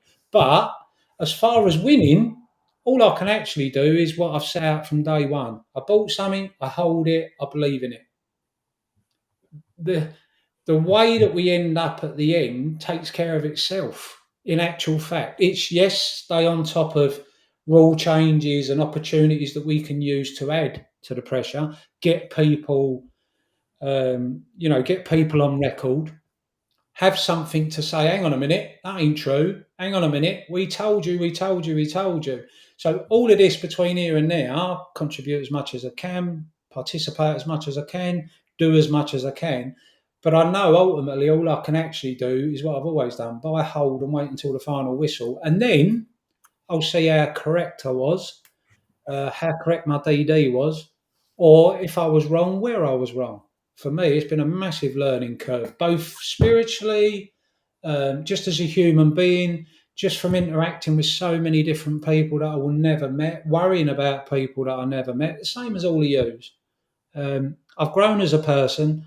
I'm happier as a person because of human nature in others that I've seen, and I'm not alone. We're not all dense. We're not all stupid. We're not all just superficial or worried about the next, story that they shove down our necks. There's an awful lot of people who think exactly like you, that are exactly like me, and have come together to do this. And if we're going to get beaten, it won't be through quitting. So I'm quite happy to wait, and I respectfully say to those that are maybe not in the same position, sometimes the very people that mean you're still in the game are the people you should be actually thinking, they're rock solid. They're rock solid, and they won't let me Really down. well said, Wolfie. I think the one thing that really needs to get driven home with our shareholders is the importance of drawing a profit in the company. Supporting the underlying stock is how we win, in my opinion. You got to get the things like the A-list memberships, buy the popcorn, go see movies. Like there's so many people I think that are in the stock, but they don't truly support the underlying business. And remember, Adam Aaron and them, they truly benefit from your popcorn sales and things like that, and turning a profit. Shorts cannot ignore that. You can't just ignore that. So if this company, like I said, the box office industry is growing massively at a rate that is surprising many. And we're only a year away, in my opinion, from pre-pandemic levels, referring to the box office. So it's only growing. The amount of movies coming out is only growing. Yeah. Support the underlying business. That's critical. And if you do that, and everyone did that, I think we would hit our goals a lot faster than the current pace, Yeah. But it is growing, so I'm very happy with the overall investment. Seeing everyone flag up, they're out. We were going to clip it together and put it together about, old and young, mums and dads out with their sons and daughters, all the different people, different ages, different backgrounds, areas they live. The advertising campaign alone for AMC, bringing it back into people's focus, reminding people that they did actually have their first kiss in a cinema, or went out for their first time as a young adult, or met their partner and took them there on a date. Or we've reminded people that it is a nostalgia business. It's always been a nostalgia business. Why it's still going after 100 years. People can relate to the silver screen. It is an escape. It's a very cost effective way to spend an evening. You can turn up, you can have a couple of drinks somewhere before you go in, go and watch a film, grab some popcorn. It's nice. The better the seats are and the better the environment that you're around. They do a great job looking after people. The staff I've always met in the cinemas are always really polite. They clean them as well as is necessary, or if not, they come out all the film. It's 15 minutes. They go in, they blitz it. Walks in, you'll think no one's walked in there. They get it right most of the time. So as a company, I love seeing everywhere. Always reminds me of Coca-Cola and how they become so big. If you go back and look at the history of Coca-Cola, they spent most of their money very early on advertising, putting signboards outside stations or areas where people congregated, big crowds of people. And this was before Coca-Cola was widespread and known. This is how they built the business. Well, you're doing the same with AMC. You might not realise it. Every time a tweet goes out of AMC, somebody sees it. Every time Cat Striker and the guys and girls that contribute to that put the trucks out, you see it. Every time we're being spoken about in the news, you see it. What they don't get, that ain't in the algo, is people that see AMC being talked don't give a shit about whether we get rich or not. They certainly would care if they were going to be poorer. If something was happening that was going to create a huge market crash that might mean they lose their jobs, which puts their house under pressure, which means they probably ain't going to be able to pay for their car. They sure as hell would care about that. But if you put it on one side and look at everything that we do as Apes and how AMC is everywhere, all across social networks, being talked about on the news, Benzinga hit pieces, what it does to somebody who doesn't really pay attention, isn't in the play, doesn't understand what's going on, hasn't read every DD for the last 2.5 years, you know what it does do? It reminds them of their first kiss. It reminds them of the dates. It reminds them of great movies, great times out with their friends. It reminds them of all the nostalgia associated with a cinema. And they go again. So the popcorn sales, it's everywhere. It's fantastic because people will go out. How many times do you see a new chocolate bar about? You see it on a shelf, and because it's new, you try it. Well, we've got thousands, millions of people spreading it throughout the land on every social network. It's going to catch people's eye. That's how advertising works. And when they go out and they're out there in Walmart and they see it on the shelves or whatever, I'll have a bow of that. Let's have a little go. Let's see what that's like. We'll sit and watch a film tonight. It will also remind them of a good time at a cinema. And when you go to a cinema, as well as doing all the great things where we buy all the products, etc., A-list membership in the UK, I've got it. I pay for it, but I don't use it. When I go, I buy a ticket. I'm not saying everyone should do that, but I don't go 5 times a week. I just don't have the hours in a day. But I did buy the A-list. What I also do is I'll go out and I'll buy tickets. I won't book them through the A-list. I won't get discounts and stuff because I don't go as often as I'd like. But it's my own way of supporting the company. But for anyone not in the play, you can't ignore AMC as a company any longer. If you actually say to people, when was the last time you see something about the AMC? They'll either say somebody spoke to them or they've seen it on Twitter or on Facebook. Or that's worth so much. I hope people get it. I really hope people understand it because it's that in itself is something the shorts never put in the algo. That's something that they never expected, and that's something that makes us so valuable, not just to Adam Aaron and AMC today, but also companies on the outside looking in and monitoring what's going on. That makes it huge, I tell you. But anyway, enough ranting. Couple of shout outs because we've had great chat, Super Stephen. Don't disappear. Just a couple of shout outs. Point Break 4's back. Bless, back again. You still have good energy. It did dip. I've got to be honest with you, Point Break 4. It did dip. The technical aspect we hope has resolved. So it's now a lot easier. It's more, just sitting around chatting with friends or you listening to me bang on. Great to see you back. Andrew Dale's in the chat. Wolfie, big love from Swindon, UK8. Nice to see you, my friend. I hope all is well for you. And Silas Sabar, I hope I pronounced that right. Get some popcorn to the UK. That would be nice. I don't know why that don't happen, Super Stephen. That would be a revenue. I'm sure popcorn. I looked into it to let it send to the Netherlands, but it was so expensive. It like $60 or $70 for one package here. Yeah. No, that was too much. I don't know why they don't know. I guess to be fair, if it's about earning as much as you can, you know, the US market is obviously huge and stuff. So maybe they think we can grow the corn, source the corn, we can have it. It can all be pretty much relatively stupidly low in cost to produce, manufacture, and get out. So maybe that's the case. But it will be interesting to see the earnings call May the 5th. I did think it was going to be on my birthday, which is May the 8th, which is Victory in Europe Day from the Second World War. And when I checked to see when the earnings call was, it did a May the 8th to May the 12th, so they were looking at it.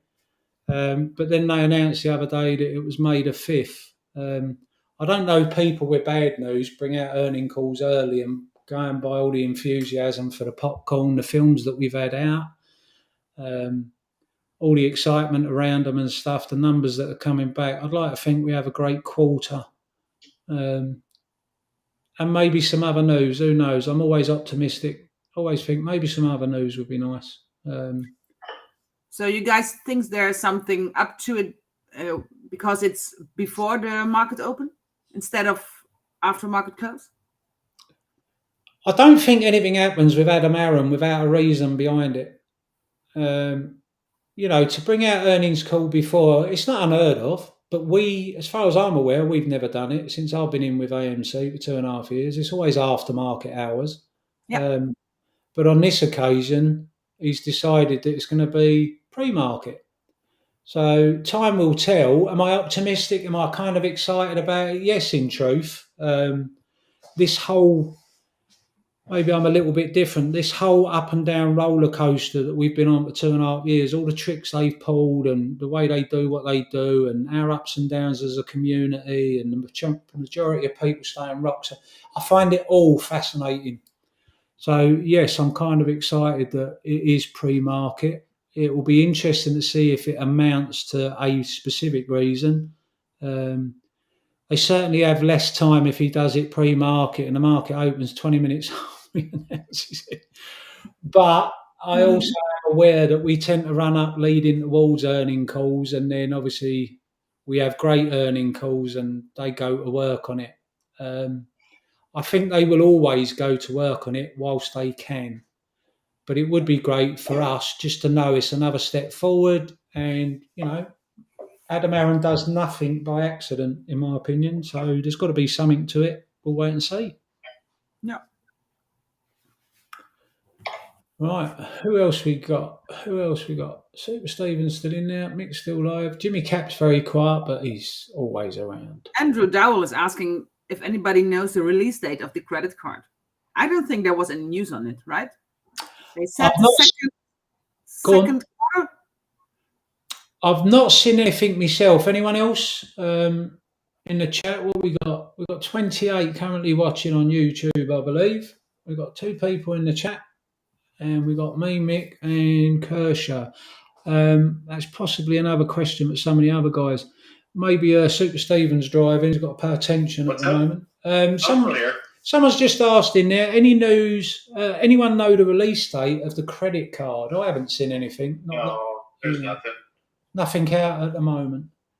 Not on that, no. There you go. So Super Stephen, I'm sure would know. Gorilla God's also now commented. He's saying, I don't think that date has been released. So it looks like another one of them. They're probably going to give an update on that earnings call for that one. I believe it'll be available by the end of the year, but they're going to give an update on the actual earnings call itself. That makes sense. Yeah, that makes sense.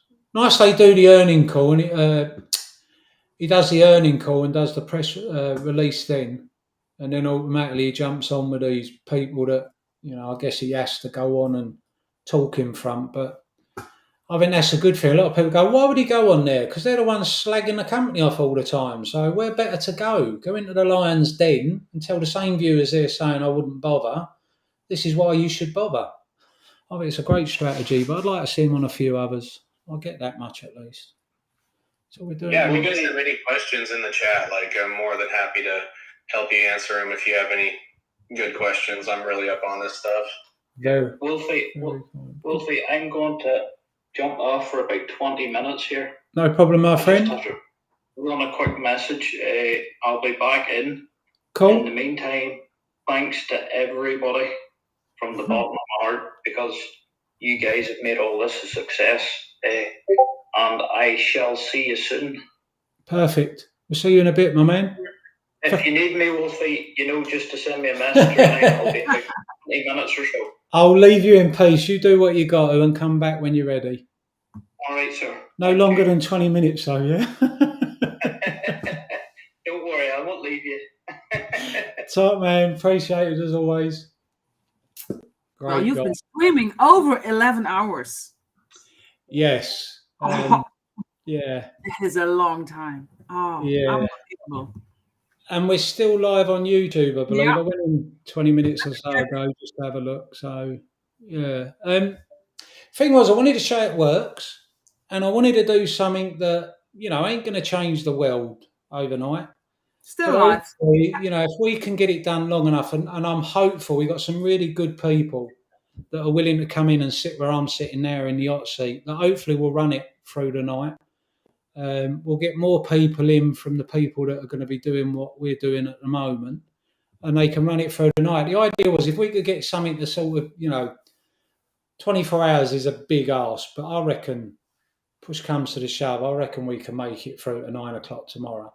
And even if there's only 50 people who've come in and seen the video or contributed, that's all outstanding.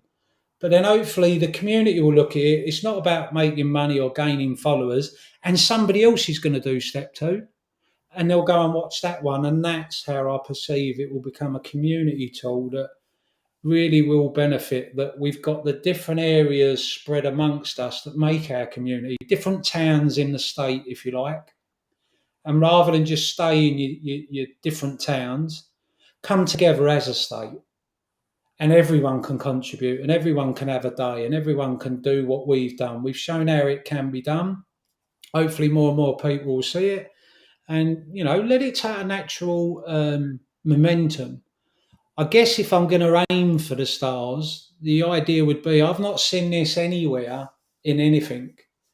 I've seen big YouTubers, Mr. Beast, he has a few pals in with him. I've seen him do great stuff. Joe Rogan with a podcast and puts it on YouTube. I've seen him with 60 million, but it centres around a very small percentage. What I haven't ever seen, and we could break that ground easily, if the community see it for what it is and get behind it, we could have 100,000 people that will take their turn. And when it gets bigger and bigger, we'll find a way that we can all contribute. And, maybe we'll have more specific topics or a day where we're focusing in on certain issues. And not just this play. There's a million issues out there. We're better to come where there might be 100,000 people that will listen in and can talk and can put eyes on subjects or topics, or collectively register a vote or a complaint. So all too often we feel isolated. All too often we don't have a tool, really. We have our political people that we get behind and we say we want. Well, look at Reddit. What happened to Reddit? Reddit ended up where it didn't have vast numbers, and then GME did what it did, and it shut up to 10 million people on Reddit. There's a possibility, if people see the real benefit, the bigger picture of this, or someone else coming out and doing a bigger picture of this that engages everybody, maybe outside the ape community, would be really nice as well. But if we have got 5 to 10 million and we can embrace that, come together and be factually correct with great ideas and information, we can then take that pressure and put it onto almost any other area. So when we have people that vote against transparency, we will have 5 to 10 million people that can tell 10 people, which is 50 to 100. And it isn't just this play. There's lots of things that come out that this would be quite a powerful, free, community-driven tool that people can come in and see for themselves, make their mind up, contribute, and maybe use it as a bigger voice, a collective voice that everyone's going to have to listen.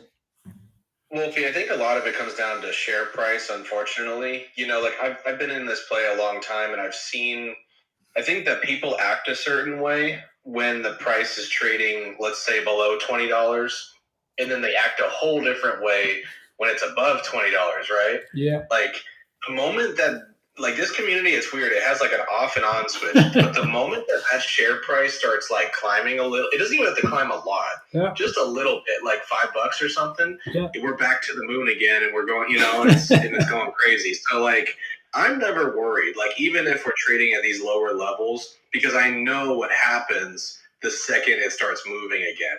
Yeah. So yeah, I agree with you. I think once we get the catalyst, because right now, like we're moving, but we're not like catalyst moving. You know what I mean? Yeah. But this thing is set up for a nice run, and you got everything. Like you have the equity raise coming. You have increasing movies, increasing revenue. You have on the technical side, you know, you have your cost to borrow and high short interest and those kind of things. But overall, we are set up. It's kind of like a house that's drenched in oil. We just haven't lit the match yet. Yeah. So, I mean, when that happens, you saw what happened like in June of 2021.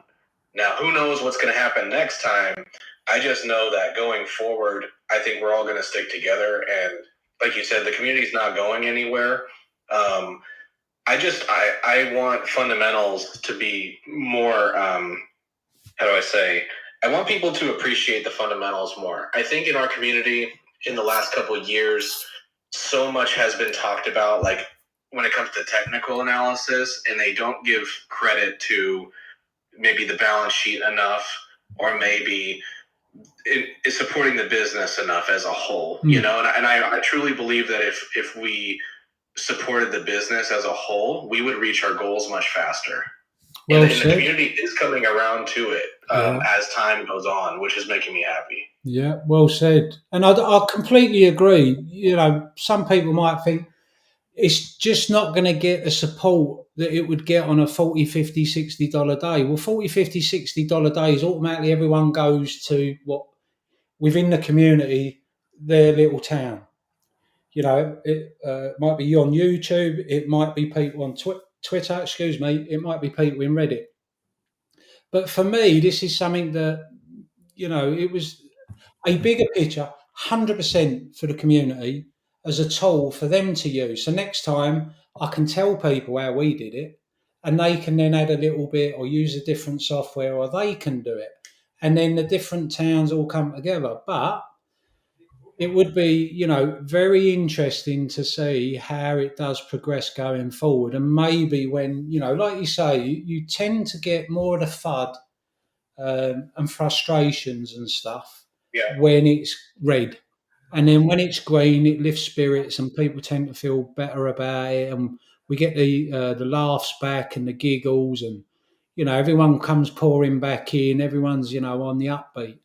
So this would just be something that, you know, this particular idea we've come up with will be something that over time may well get appreciation, but in the short term, people will use it because it's just there as opposed to any other reason. But I'd like to think as we get closer or it happens, people will look back because they'll have the time then to breathe and sit back and enjoy life, that they'll think, yeah, in actual fact, I'll go on there today. Or, oh, did you go on there? Did you see so-and-so? Yeah, they were back on there. Yeah, they're doing great. They're up to, oh, let's go and have a look. So come and find out. They'll never show you on mainstream media what we do afterwards. We win, we're successful, we get exactly what we expect. They're not going to go and show you on mainstream media. Certainly not in a positive light.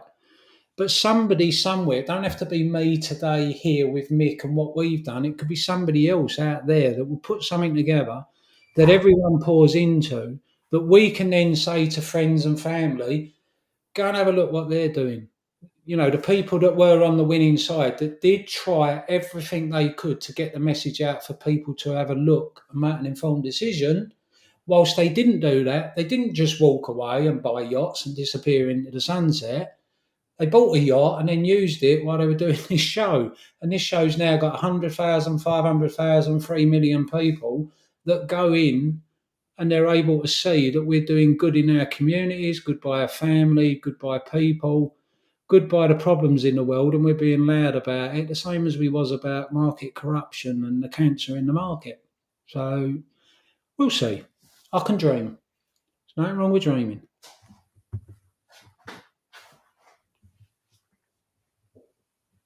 What is the price? Let's have a quick look. Yeah, we're bubbling around 21% a day, and of course, Apes down 12.86%. Let's have a look where we are for the week. Bobbling around still, bobbling around. There's Ape. Let's have a little look at Ape. Yeah, it don't look like too much has changed. They obviously want it as low as they can, but 550 will be 55. Then they'll have to have some work. Super Stephen, you know about, you've talked very eloquently on a number of subjects. How do you feel about the short interest with the reverse split and stuff, and the pressure it might or might not put on them? Oh, you mean like the relationship with short interest after the conversion? Yeah. I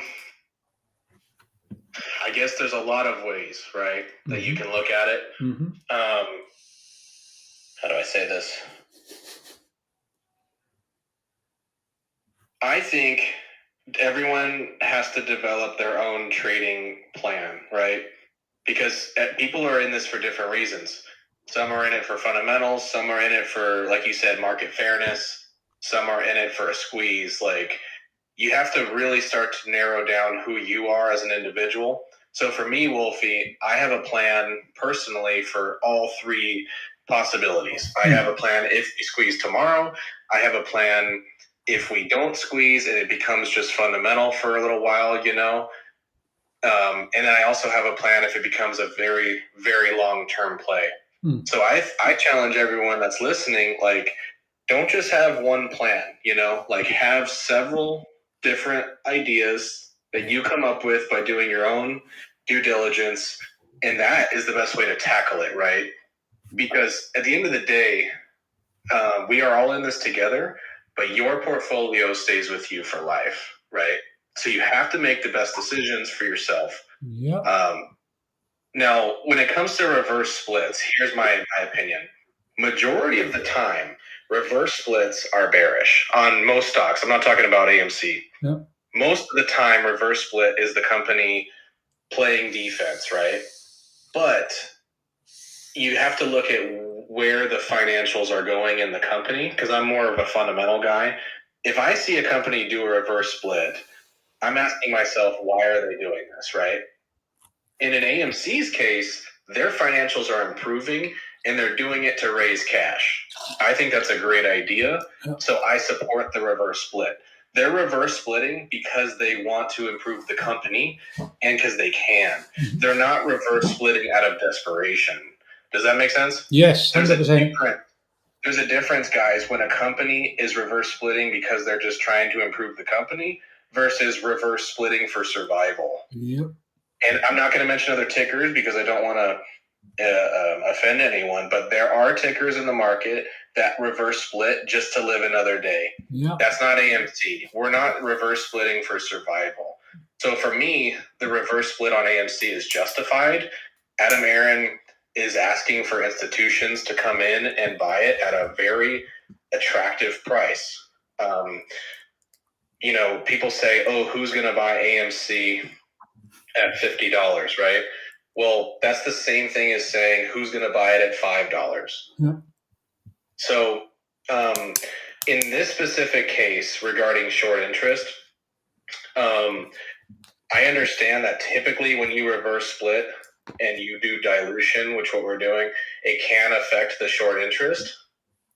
But I, like you, Wolfie, am not 100% in this for a squeeze. I support the company long term, so even if we reverse split and the short interest comes down, there's still a shitload of value to own this thing. Like I was saying earlier, there's multiple ways you can make money if on this stock, if that's what you choose to do. You, like, in my opinion, you have the equity raise, you have the profit, and then you have the dividend.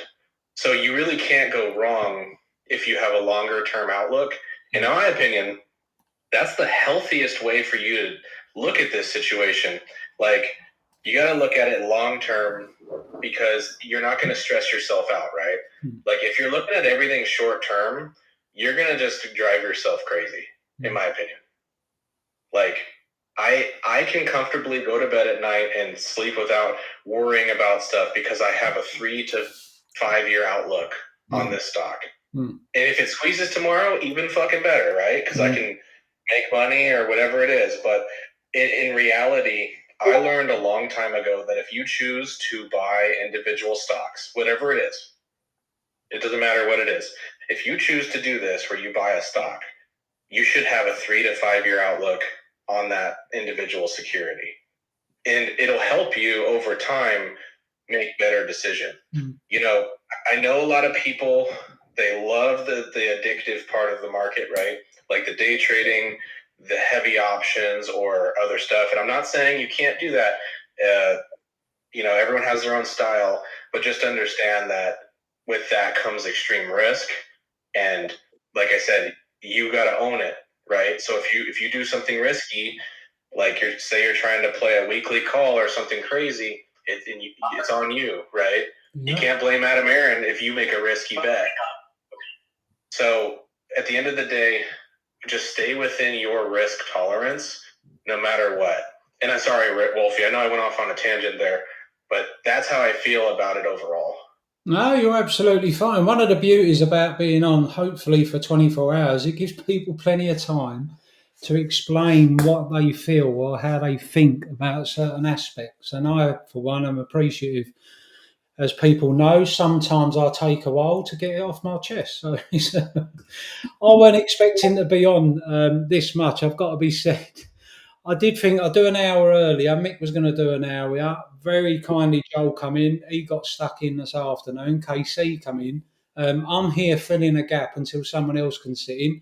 We've got the lovely Kirscher in the house with us. So we're doing all right. So I've got no problem with that. That one, you didn't go off on tangent, Matt. I think you made some very eloquent points. It's kind of funny, and it just shows you how we're all different. Genuinely, I'm the type of person that, in actual fact, I've looked at it since February, March, April, thinking it could squeeze any second. And I've been like it every single day of the week, every single day, this entire 2.5 years. Now, the reason I say that is at any time they could have chose to cover. Was it likely? Obviously not. But there's stranger things that have happened. But any day they could have said, sod this, we're going to get out. They could have took us seriously. They could have stopped being arrogant. They could have but I've lived with it every day. But I'm fine with that. It gives me a bounce in my step. There's very few occasions where I'm thinking, for God's sake, and if I do, it's generally for things going on around me as opposed to me as a person. So they can mess around. They can change the rules in their favour. They can use dodgy ways of getting around things. They can ring their friends and ask them to take some shares. It comes off the list. They can do whatever they want. As long as they realise I will be here waiting right at the very end, and however long that takes, that's what a wheel's for. But Wolfie, I honestly believe, like, if every ape had your mentality, we would have won a long time ago. Like that is, in my opinion, the best way to trade any individual stock. Just be patient, buy it, get a good entry, like buy it when it's clearly undervalued, and you will not be so emotional about every single price swing. Like that's what messes you guys up, is when you typically get, and this isn't just AMC, but if you get a bad entry on a stock and for who knows what reason, the market mechanics take the price down, and then you're in this recyclable, like recyclical up and down, and it messes with your psychology, and you start to doubt yourself and you start to lose money. You want to avoid that relationship. That's an unhealthy relationship with the market. You want to have healthy relationship with money. You don't want to gamble everything away and look for your next, the next this or the next that. That's the difference, right, between a beginner, an intermediate, and an advanced trader. And at some point, you have to look at yourself and you say, what kind of investor do I want to be? And you make that decision for yourself, what kind of style you want, and whatever you choose, you got to own it. So if you want to gamble and you want to take a weekly call, go ahead. I don't care what you do with your money. You have that choice, right? Yeah. But everyone has a choice at the end of the day, and that's the beauty of this movement, is that we are all very different, but we all are very alike at the same time. I definitely agree with you. I think it's a conscious decision, but I am acutely aware that there's an awful lot of people a percentage at least within the community that never bought a share until this. I'm also acutely aware that there will be people that bought into crypto 2020, 2000 and late 2020 and made, some people made incredible amounts of money. So there is opportunities that have been out there, and if you're in the right position, it does feed that. And then I am aware that people need instant gratification, and people can be impatient and stuff. But for the most part, I would still remind people that whatever your decisions or errors you've made, you must be in a better position today, psychologically, understanding, education, realization of how they operate, how they do things. Things like playbooks and our mainstream media and Benzinga and all these things that will hold you in good stead, not just for your future investments or life decisions, but also for general life, in how things can sometimes go against you no matter what you do think. So if you come in vehemently 100% it was going to be a short-term thing, and you're still here 2.5 years later, you've learnt a valuable lesson. Did you lose any money? Well, the saying goes, you only lose when you sell. So if you haven't sold anything, and I do get people go, well, I had this amount in my account, so did I, but I haven't lost a single cent. And sometimes it is psychology or mental approach. Other times it is reasoning, understanding. Sometimes it's education, or thankfully for everybody, somewhere you can go where somebody can just put an arm around you or give you a kick in the arse, and that's called the ape community. We'll correct you where you need it. We'll be there when you need it. We'll support you when you need it. There's a place for everybody, all psychologies, levels of experience, understanding of trading. Tony, I've just flagged Tony up. He's popped in.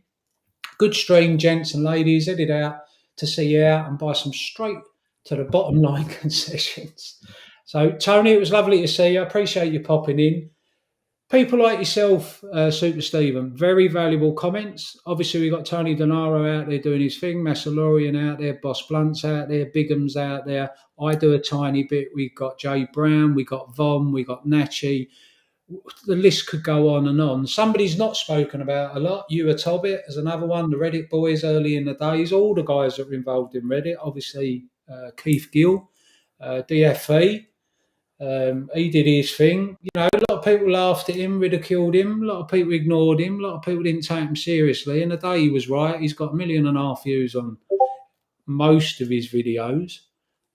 Everyone understood that he was correct. It wasn't just undervalued. We understand now, and we've learned that there's naked short selling is a thing, does exist. We don't need some presenter on CNBC to mutter the words and the community goes crazy. She said it, she said it.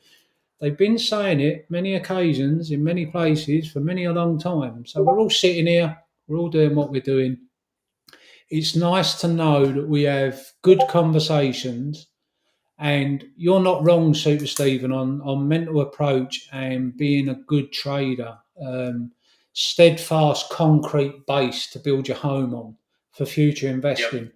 But I am acutely aware that we've got an awful lot of mix, an awful lot of different people. It might surprise some. I'm not one of them who says I've been in the market for 20 years, 30 years, 40 years, because I haven't. I always looked at the market as a corrupt institution tool used to make the rich richer and the poor poorer. And there is people that I can show through credits. A good friend, Mickey, Caswell is his name. He asked me a long time ago, with the way you are and the way you know things, why don't you get in the market? And I enough money. It's like sitting down with people with $1,000 and playing somebody who's got $1 million. Chances of me winning anything or coming away with it is way stacked against me, and that's how I see the market. So I am aware different people got different approaches, but I do really appreciate that is the most common sense, sensible, and reasonable way to approach investing. Hopefully, we've all come a long way, and I believe we have. Going to do a few shout outs quickly, Stephen. We'll have a couple more questions for you if you're hanging around, and I hope you are. Let me just go back because we've had a few come up in the chat. And hopefully, the cavalry is going to turn up soon. 11 and a half hours in, we're holding up, we're doing well. Shout out to you, Stephen. So Point Break Core, Stephen, hello, my friend. Thank you as well for constantly putting out good info to inspire the community. So I want to add to that for the benefit of this community tool. I am aware of you, Super Stephen. Pantheon talks very highly of you. I do remember that you came in, albeit from my understanding or recollection, a short period within the think tank. And on your info, as you're aware, it's not always easy and enough hours in a day to keep the home life, family life, work life, and stay on top of everything. So whilst I have a much follower, I am aware of you and the great stuff. And anybody I've ever heard speak to you about, you has always been very highly spoken about, and I hold you in high regard, and that's genuine. It's not me just saying it. So I just wanted to add that on to Point Break 4's comment because I think that's worth taking the time. Andrew Dale's on now. We covered that. Just another 8. Thank you all. Gorilla Grod. I don't think that was day. Right. So that's some of the conversation we did do. Where we at? So, bar Donkey Kong. There should be a contest run by AMC for best AMC popcorn photo on Twitter. It would be fun and bring a lot of attention to AMC and the popcorn release. This again is another example. Me talking with Super Stephen is a good tool. If more people used it in the community, we'd get to know who each other are and we'd build and build. This is another tool. So I was on a Twitter space call, Mahal. He spoke about that exact thing. So I think there's some ideas through AMC Ideas Group, I believe it is. But Mahal, who was in the space call, Joel's space call last night, actually said exactly the same thing.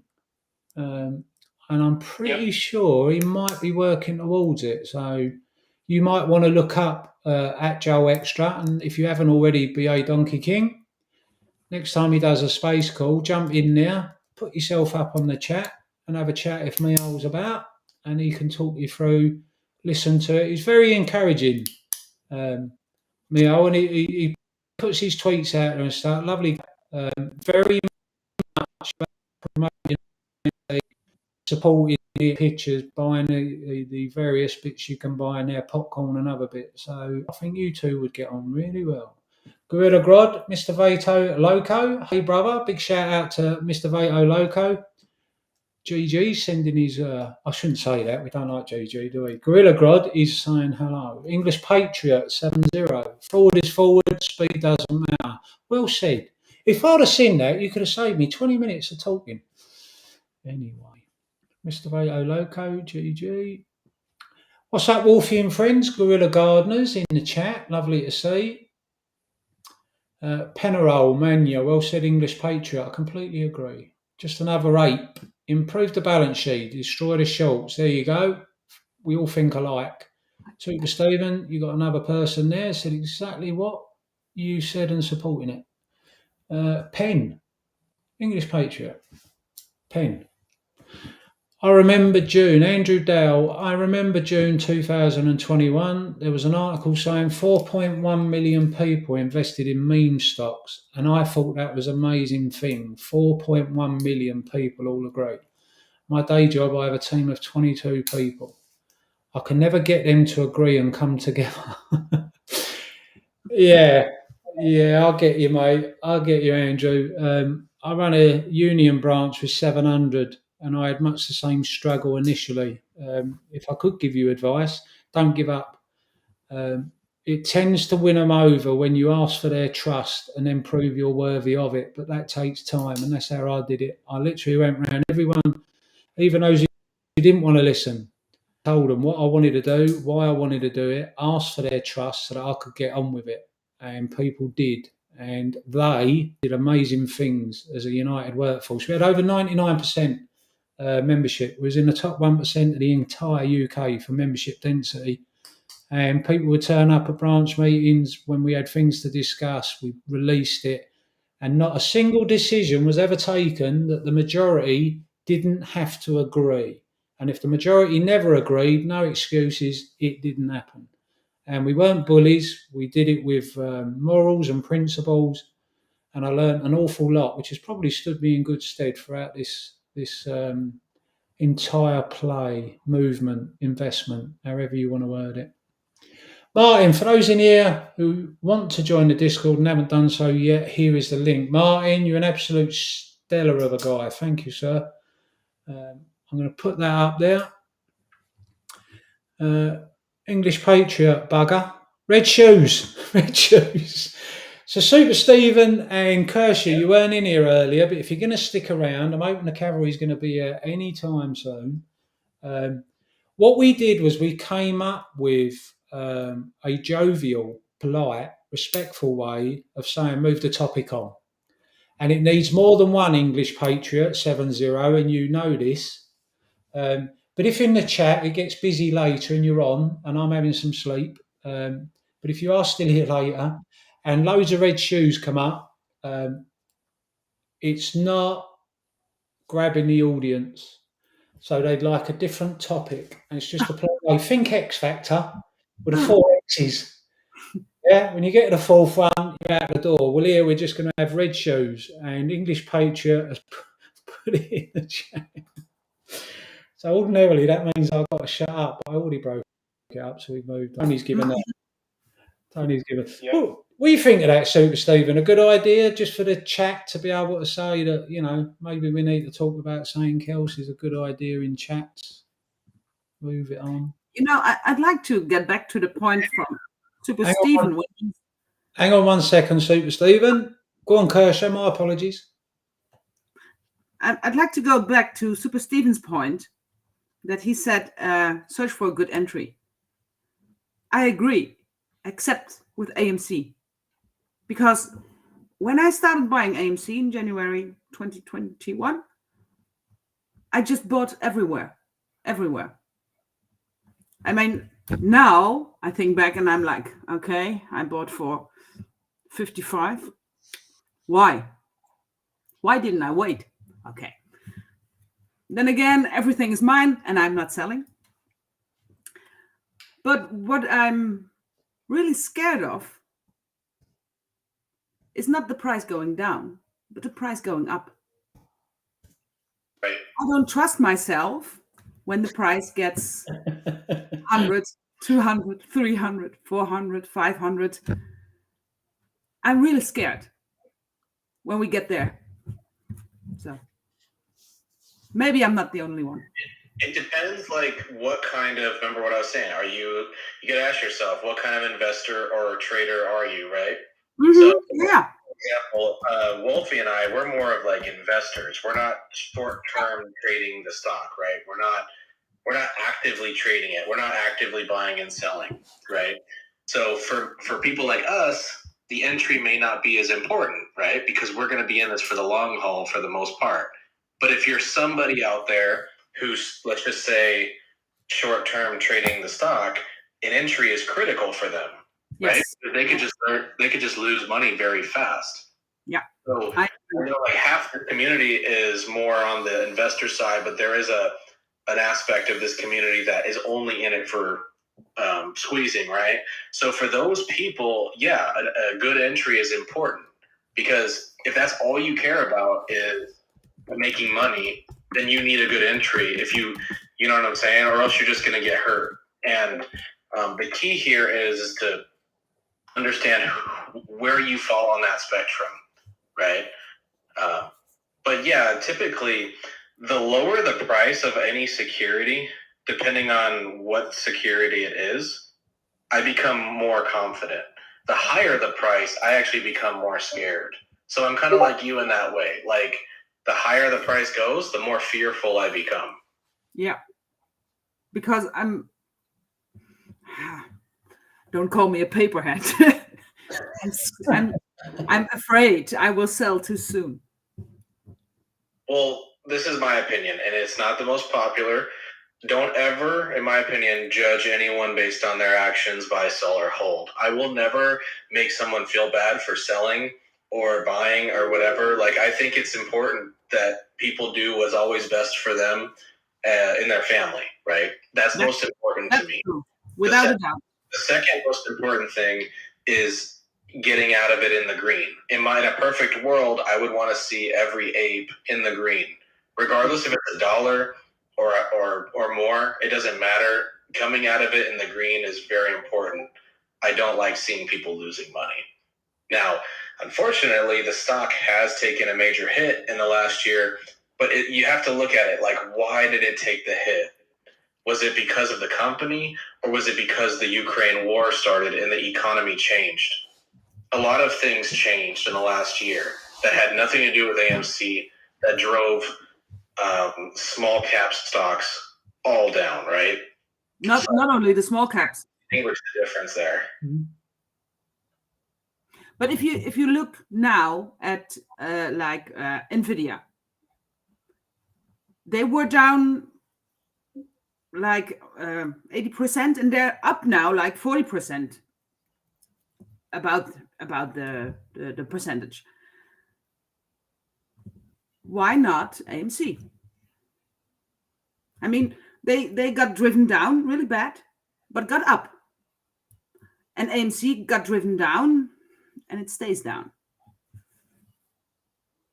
Well, there is a lot of uncertainty surrounding AMC regarding the ape unit going back into AMC. So I think a lot of short sellers or people that are hoping that they can't raise capital are hoping that the ape does not go back in, right? Because then you're forcing AMC to raise capital at $1.50, which in my opinion would be poor dilution, right? So like there's a lot of uncertainty surrounding the stock, and it's evident with the high cost to borrow that there's a high demand for shorting this thing. And I think it'll ultimately work in our favor because I believe AMC will prevail in the lawsuit. The conversion will happen, and Adam Aaron will be able to raise capital at $50 instead of $1. So for that regard, I do believe we're going to be successful. It's just going to take a little more time than a lot of people anticipated. I'm sure we will be successful. And my outlook is 10 years, not 3 to 5. You know, right? Yeah. The longer you give. That's why mine's a wheel. Come and get them out of my cold dead hands. You can't because my kids will have them. But yeah. Yeah. I mean, you just have to ask yourself, why are you in it, And if you're in it for the improving company, you care about the movement, you care about the things that matter in the long run, I think you're going to be successful. But if you try and Superman the thing and you try and short-term trade it in day trading and high-risk options, right, or anything like that, you're highly likely to lose money. But that's not just AMC. That's any stock. If you act like that in the market, you're going to get washed out. That's why 95% of people like that day trade for a living, they typically lose all their money within a year. So you have to be mindful of your own risk management above all. Yeah, I think Gorilla Grodd makes a good point. He says, how can I have lost money if I didn't sell yet? So unrealised losses, unrealised gains, you see it going up, you see it going down. You think, oh, if I'd have sold. But ultimately, I mean, as he goes on, that is one of my biggest pet peeves. And some people in this movement, so many other events are affecting things. A lot of people think somehow our movement is causing those events to unfold. They forget to look globally at the broader world and the geofinancial politics. And I completely agree. It's not just AMC that's in a different position than what it was. The world is. So the access that they had previously, whilst they still got access to the tools, monetary, the money side of things isn't what it was 2 years ago. There's only so much printing that can go on forever and ever and ever, and people are starting to feel the pressure. They're starting to feel the pressure of liquidity disappearing, and then you got problems with China, Russia. The whole world's completely different to what it was 2.5 years ago. But regarding the holding and stuff, having a plan is obviously a personal choice. I've always believed that the majority aren't here for the smallest, shortest, quickest route out. I tend to think of it like most people are sensible that if you've been starved and you suddenly sit down in front of a feast, you eat slowly. Do I know I'm going to be correct? No, time will tell. And everyone's going to have to, quite rightly. Kirsty, you've got your plan or you've got your thoughts about when it does do this or it does do that, and you'll act accordingly. You've got boys and a family and a home, and you work hard, so you're 100%. It's your money. You work for it. You do. Everyone wants everyone to hold forever, but realistically, well, some of us will. Maybe not all of it, but some of us may well do, and I think that scares them. It could be a perpetual loop that they just cannot get out of, unless they want to, keep spending hundreds of millions of pounds year after year. So every time they're going in the market to try and make it, they've got to put money in to hold on to a debt that they've got. But I think personally, it is like you say, Stephen. People got to make a plan or a decision, and they're going to have to live by it. Unfortunately, there may be people who having been starved for so long, eat everything they can as soon as they can, and then got to sit there and deal with the consequences afterwards. There'll be other people who might wait and wait, have a nibble, and then miss the feast itself. That to me is what makes it absolutely fascinating. If I can be honest, if we've got 90% of people who want to really hurt the people that have hurt us for decades, then people might end up quite surprised. If we got people that are coming in here to look after their community, their family, it will probably go much the way the majority expect. We'll get the squeeze out of the stock because of what they've done. That's what we believe as DD. They'll take their profits. They'll sell, and then they'll be good people, look after good people, their family, and their contribute to the community and stuff. So if somebody sells and they manage to go out and make the world a better place in their immediate circle of family, that for me is a fantastic strategy that you did, achieved, and implemented in an opportunity that probably isn't ever going to come up again. And I don't think anyone, hopefully, we talked about mentality and approach and psychology of people generally, lots of areas today. One of them will be, if you've done your homework and your DD and you make a plan or you execute your choices at whatever stage you do, if you do them from a fundamentally prepared, reasoned position, the emotion side of it can be took out. If you're going to just sit there and it just runs up and you've got no plan whatsoever, all sorts of emotions will sweep over you. It may be greed. Oh, it's going up. Who sells when it goes up? Not many. So you do need a plan. And I'm not saying, I'll quote Trey. Trey said he was going to wait until, and then when it came back down. That was Trey. When I look at that, I think, well, I don't know when it comes back down, it's going to keep coming back down, unless I look at other indicators. And that's why I say, if you don't prepare yourself for all eventualities, and as Stephen said earlier, which I can agree with, if you don't have different plans, if you're not flexible in your approach, then quite possibly you'll run into difficulties, because when emotion kicks in, lots of things can change. If you're just loosely sitting on the outside looking at something, had to wait forever and it finally starts, it can still change. So for me, I've always had the same approach personally. I have an amount I'd like to achieve. If I'm lucky and it goes twice the price it needs to for me to achieve it, I've only got to sell 50%. And I was telling you, I'm quite likely, if it comes back down quickly afterwards and never goes up again, I will still own 50%. So I'm not here to become them and get every single penny out of the market. I'm not an advocate anyone else follows this as a strategy. Just for me personally, genuinely, I have an amount that I would like. And if I'm fortunate and it just runs, it just rips past double, treble, quadruple, I only have to sell a percentage of what I would to achieve it. I'm more than happy with that. Couple of years work, couple of years holding, getting to meet wonderful people, chatting in these sort of things with you and Stephen and Boss and everybody else I talk with.